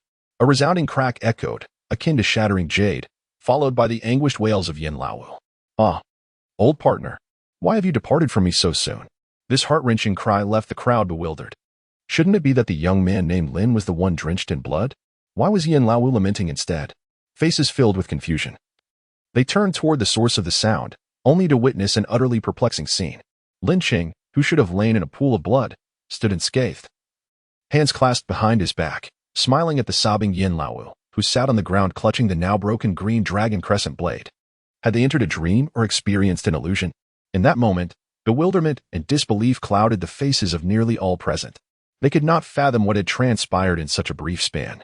Only Yin Tiansong and Yin Ruming, who stood beside Lin Cheng, had witnessed the entire sequence of events. Yin Tiansong, having regained his senses, was drenched in sweat, his expression fraught with anxiety, as if he had glimpsed something profoundly terrifying. Meanwhile, Yin Ruming wore an expression of triumph, her small face radiating pride. Recalling the astonishing spectacle they had just witnessed, Yin Tiansong's heart raced with unease. It was simple. One could discern skill through a single exchange, and the striking man before them was undeniably formidable. As Yin Laowu's formidable blade was about to cleave Lin Cheng, the anticipated scene of Lin Cheng's severed hand did not materialize. Instead, Lin Cheng turned his head and offered a gentle smile. Then, amidst Yin Tiansong and Appo's horrified gaze, Lin Cheng thrust his sword forward with a sudden motion. Just as it was about to make contact with the razor-sharp edge of the blade, a dazzling burst of miniature sword energy erupted between Lin Cheng's fingers, shooting towards the descending sword with remarkable ferocity. Like cutting through tofu, the sword energy effortlessly met the blade, shattering it into 2 segments. Lin Cheng, with an expression of ease, retracted his fingers and stood with his hands clasped behind his back, leaving behind the astonished Yin Tiansong and his daughter, Yin Ruming, whose eyes seemed on the verge of falling from their sockets. As for Yin Laowu, once his QNGL-NYNYU blade had been cleaved, he stood frozen in place, dumbfounded, until several breaths later, as if regaining his senses, he crumpled to the ground, weeping over the now useless hunk of metal that had once been his weapon. since severing the magical implements of Zhang Tianlong and his companions with the Huan sword. Lin Cheng had developed a fondness for this sensation. The thrill of dismantling an adversary's weapon brought him immense satisfaction. Though this long blade did not reach the intermediate level, it was a finely crafted piece among the primary artifacts, having accompanied him through countless battles for decades. Now, having been destroyed in an instant, Yin Laowu felt as if he had lost a child. What remained was the scene that unfolded before the onlookers. Lin Cheng wore a serene smile. Yin Laowu mourned over his weapon. Yin Ruming stood proud like a victorious hen, while Yin Tiansong frantically pondered how to mend the rift between himself and Lin Cheng. It was astonishing how effortlessly Lin Cheng had bested a practitioner at the 9th layer of Qi cultivation. To call this young man a braggart would be an understatement. A plan to reconcile their relationship was imperative, Yin Tiansong mused. Everyone had witnessed Lin Cheng's single strike. Just one strike had reduced the weapon of his uncle, also at the 9th Qi layer, to fragments. Surely, they could now believe it? Observing the silence that enveloped the hall, Yin Ruming could not help but approach Lin Cheng, addressing the pensive crowd with a loud voice. Yet her words fell upon deaf ears, as no one was willing to lift their heads in response. Seeing Yin Laowu's heart-wrenching despair, the crowd understood that today, their entire clan had received a resounding slap in the face, one that echoed. They were left to ponder the origin of this prodigy, who, despite his youth, had already attained the 9th layer of Qi cultivation, and appeared not to be a mere ornamental figure propped up by elixirs or spirit stones, but a true master. Yin Laowu, at the mid-9th layer of Qi cultivation, ranked among the top 3 in the clan. If he could be defeated in a single blow, who among them dared to speak up? Thus, Yin Ruming found herself gazing at nearly 20 uncles and elders, their heads bowed like ostriches. Frustrated, she stomped her petite boot. Her face flushed like a ripe peach. The shame was overwhelming. Her elders dared to act, but not to take responsibility, bringing disgrace upon her. Just as she pouted, her delicate lips tinged with embarrassment, Yin Tiansong suddenly stepped forward to grasp the still sobbing Yin Laowu by the collar, lifting him as one would a chick and dragging him before Lin Cheng. In the midst of hundreds of incredulous gazes, he delivered a forceful kick to Yin Laowu's thigh, sending him to kneel before Lin Cheng. Since you instigated this matter, I shall have you kneel before the esteemed Lin Cheng, at his mercy for judgment. Old 5. Do you accept the wager and the consequences? Yin Tiansong spoke through gritted teeth, a mix of indignation and anguish evident in his voice. Half kneeling on the ground, Yin Laowu clutched the broken blade tightly, mourning softly. Yet upon hearing Yin Tiansong's words, he nodded slightly, acknowledging his acceptance of the wager. Humph. You still possess a semblance of a man from the Yin family. Yin Tiansong scoffed. Witnessing this scene, Lin Cheng's previously smiling countenance shifted. He stepped forward, positioning himself before Yin Laowu, and placed a supportive hand on the latter's broad shoulder, exclaiming, No, no, do not assist him. One must acknowledge their mistakes and fulfill their promises. This is how one earns their place as a true member of the Yin family. Yin Tiansong, in a fit of frustration, kicked Yin Laowu down once more, his voice booming with disappointment. Prostrate on the ground, Yin Laowu was devoid of his earlier confidence and might. The onlookers struggled to reconcile this defeated figure with the once mighty man who commanded respect within the clan, in less than the time it takes to burn an incense stick. How had he fallen so drastically? While the collective astonishment of the clan members simmered beneath the surface, Lin Cheng wore a troubled expression, uncertain of how to proceed. When another unexpected action from Yin Tiansong caught him off guard. With a graceful sweep of his dark blue robe, Yin Tiansong bent low before Lin Cheng. His head bowed in a gesture filled with regret. Uncle Yin, what are you doing? This is absolutely unacceptable. Are you not aware that such actions might shorten my lifespan? Lin Cheng's face reflected his alarm as he attempted to intervene. Yet Yin Tiansong remained resolute, performing an elaborate bow, impervious to Lin Cheng's attempts to assist him. Yin Ruming, witnessing this spectacle, stood frozen in disbelief. Throughout her life, she had never witnessed her authoritative father bowing to anyone. Even the hundreds gathered in the hall were taken aback, murmuring amongst themselves. As the patriarch of the Yin clan, a leader to hundreds, they had never seen him display such humility. If not for the uncle's leniency and discipline, the clan would not be filled with such narrow-minded individuals, nor would this incident have transpired, thereby causing distress to young Lin. Thus, all the blame fell upon the uncle, who now earnestly sought the young man's forgiveness. Uncle, Lin Cheng replied sincerely, this is merely a misunderstanding. There is no need for such concern. If anyone else had claimed to have reached the 9th level of Qi training at such a young age, I would have found it hard to believe too. Therefore, I completely understand the sentiments of everyone involved. I have never held this matter against anyone, so please, rise. Lin Cheng spoke truthfully. He had not dwelled on the incident and had mentally prepared for situations far more awkward than this. The reactions of the Yin family had been quite mild, well within his tolerance. With Lin Cheng's support, Yin Tiansong gradually straightened his back, looking at the young man who radiated humility and grace. Nephew, you are an exceptionally gifted child. I have encountered many who consider themselves geniuses, yet if I were to rank them, you would undoubtedly claim the top position. The others are unworthy of comparison with you. Uncle, you flatter me excessively. I hardly deserve such praise. I might start to grow conceited. Lin Cheng scratched his head, slightly embarrassed. No, what I express is genuine, without a hint of pretense. You are still young and have not traveled much. I have walked this path for several decades, encountering countless talents. Yet, among them, I have yet to meet anyone as exceptionally gifted and humble as you. Please, uncle, no more flattery. I might truly become proud. Lin Cheng chuckled, feeling bashful from the compliments. Your humility deserves such praise. What are you all waiting for? You pitiful frogs at the bottom of the well. Come forward and apologize to young Master Lin. Yin Tiansong, having just praised Lin Cheng, swiftly turned to the dozens of individuals standing frozen in place and commanded sternly. There's no need for that, Uncle Yin. It was merely a misunderstanding. Let it be resolved without such formality. Allow Uncle Wu and the other elders to take their seats. I have matters to discuss with you all. Lin Cheng quickly waved his hands in protest. Ah, young Master Lin, your magnanimity is commendable. I am in deep admiration, Yin Tiansong remarked, his tone softening. He then turned to the hesitant individuals and waved them back to their seats with a cold huff. With a collective sigh of relief, the crowd resumed their seats. Lin Cheng glanced at Yin Laowu, who lay dazed on the ground, and whispered to Yin Tiansong, Uncle, let Uncle Wu sit back down. I believe he will feel better shortly. Very well, I shall heed your advice, although I am unsure of your intentions. It is indeed inappropriate for Uncle Wu to remain in such a state. Yin Tiansong lightly kicked the still blank-faced Yin Laowu, scolding, Get up. You shameful fool. Keep your eyes open in the future. Do you hear me? Ah, thank you, brother. Thank you, young Master Lin. Today's events are entirely my fault. I apologize sincerely. Yin Laowu stammered as he awkwardly gathered his broken blade and stumbled back to his seat, observing that everything had finally returned to normal.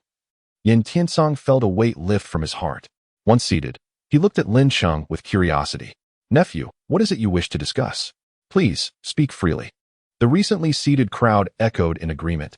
Yes, young Master Lin, do not hesitate to share.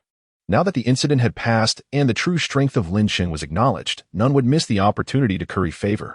Yin Tiansong, glancing at the lively crowd, realized it was time to reorganize the family. Uncle Yin and esteemed elders present, during my visit to your esteemed residence, I may impose for a few more days. As this is my first visit, I have prepared a modest gift, which I intended to present earlier, but the unforeseen events disrupted my plans.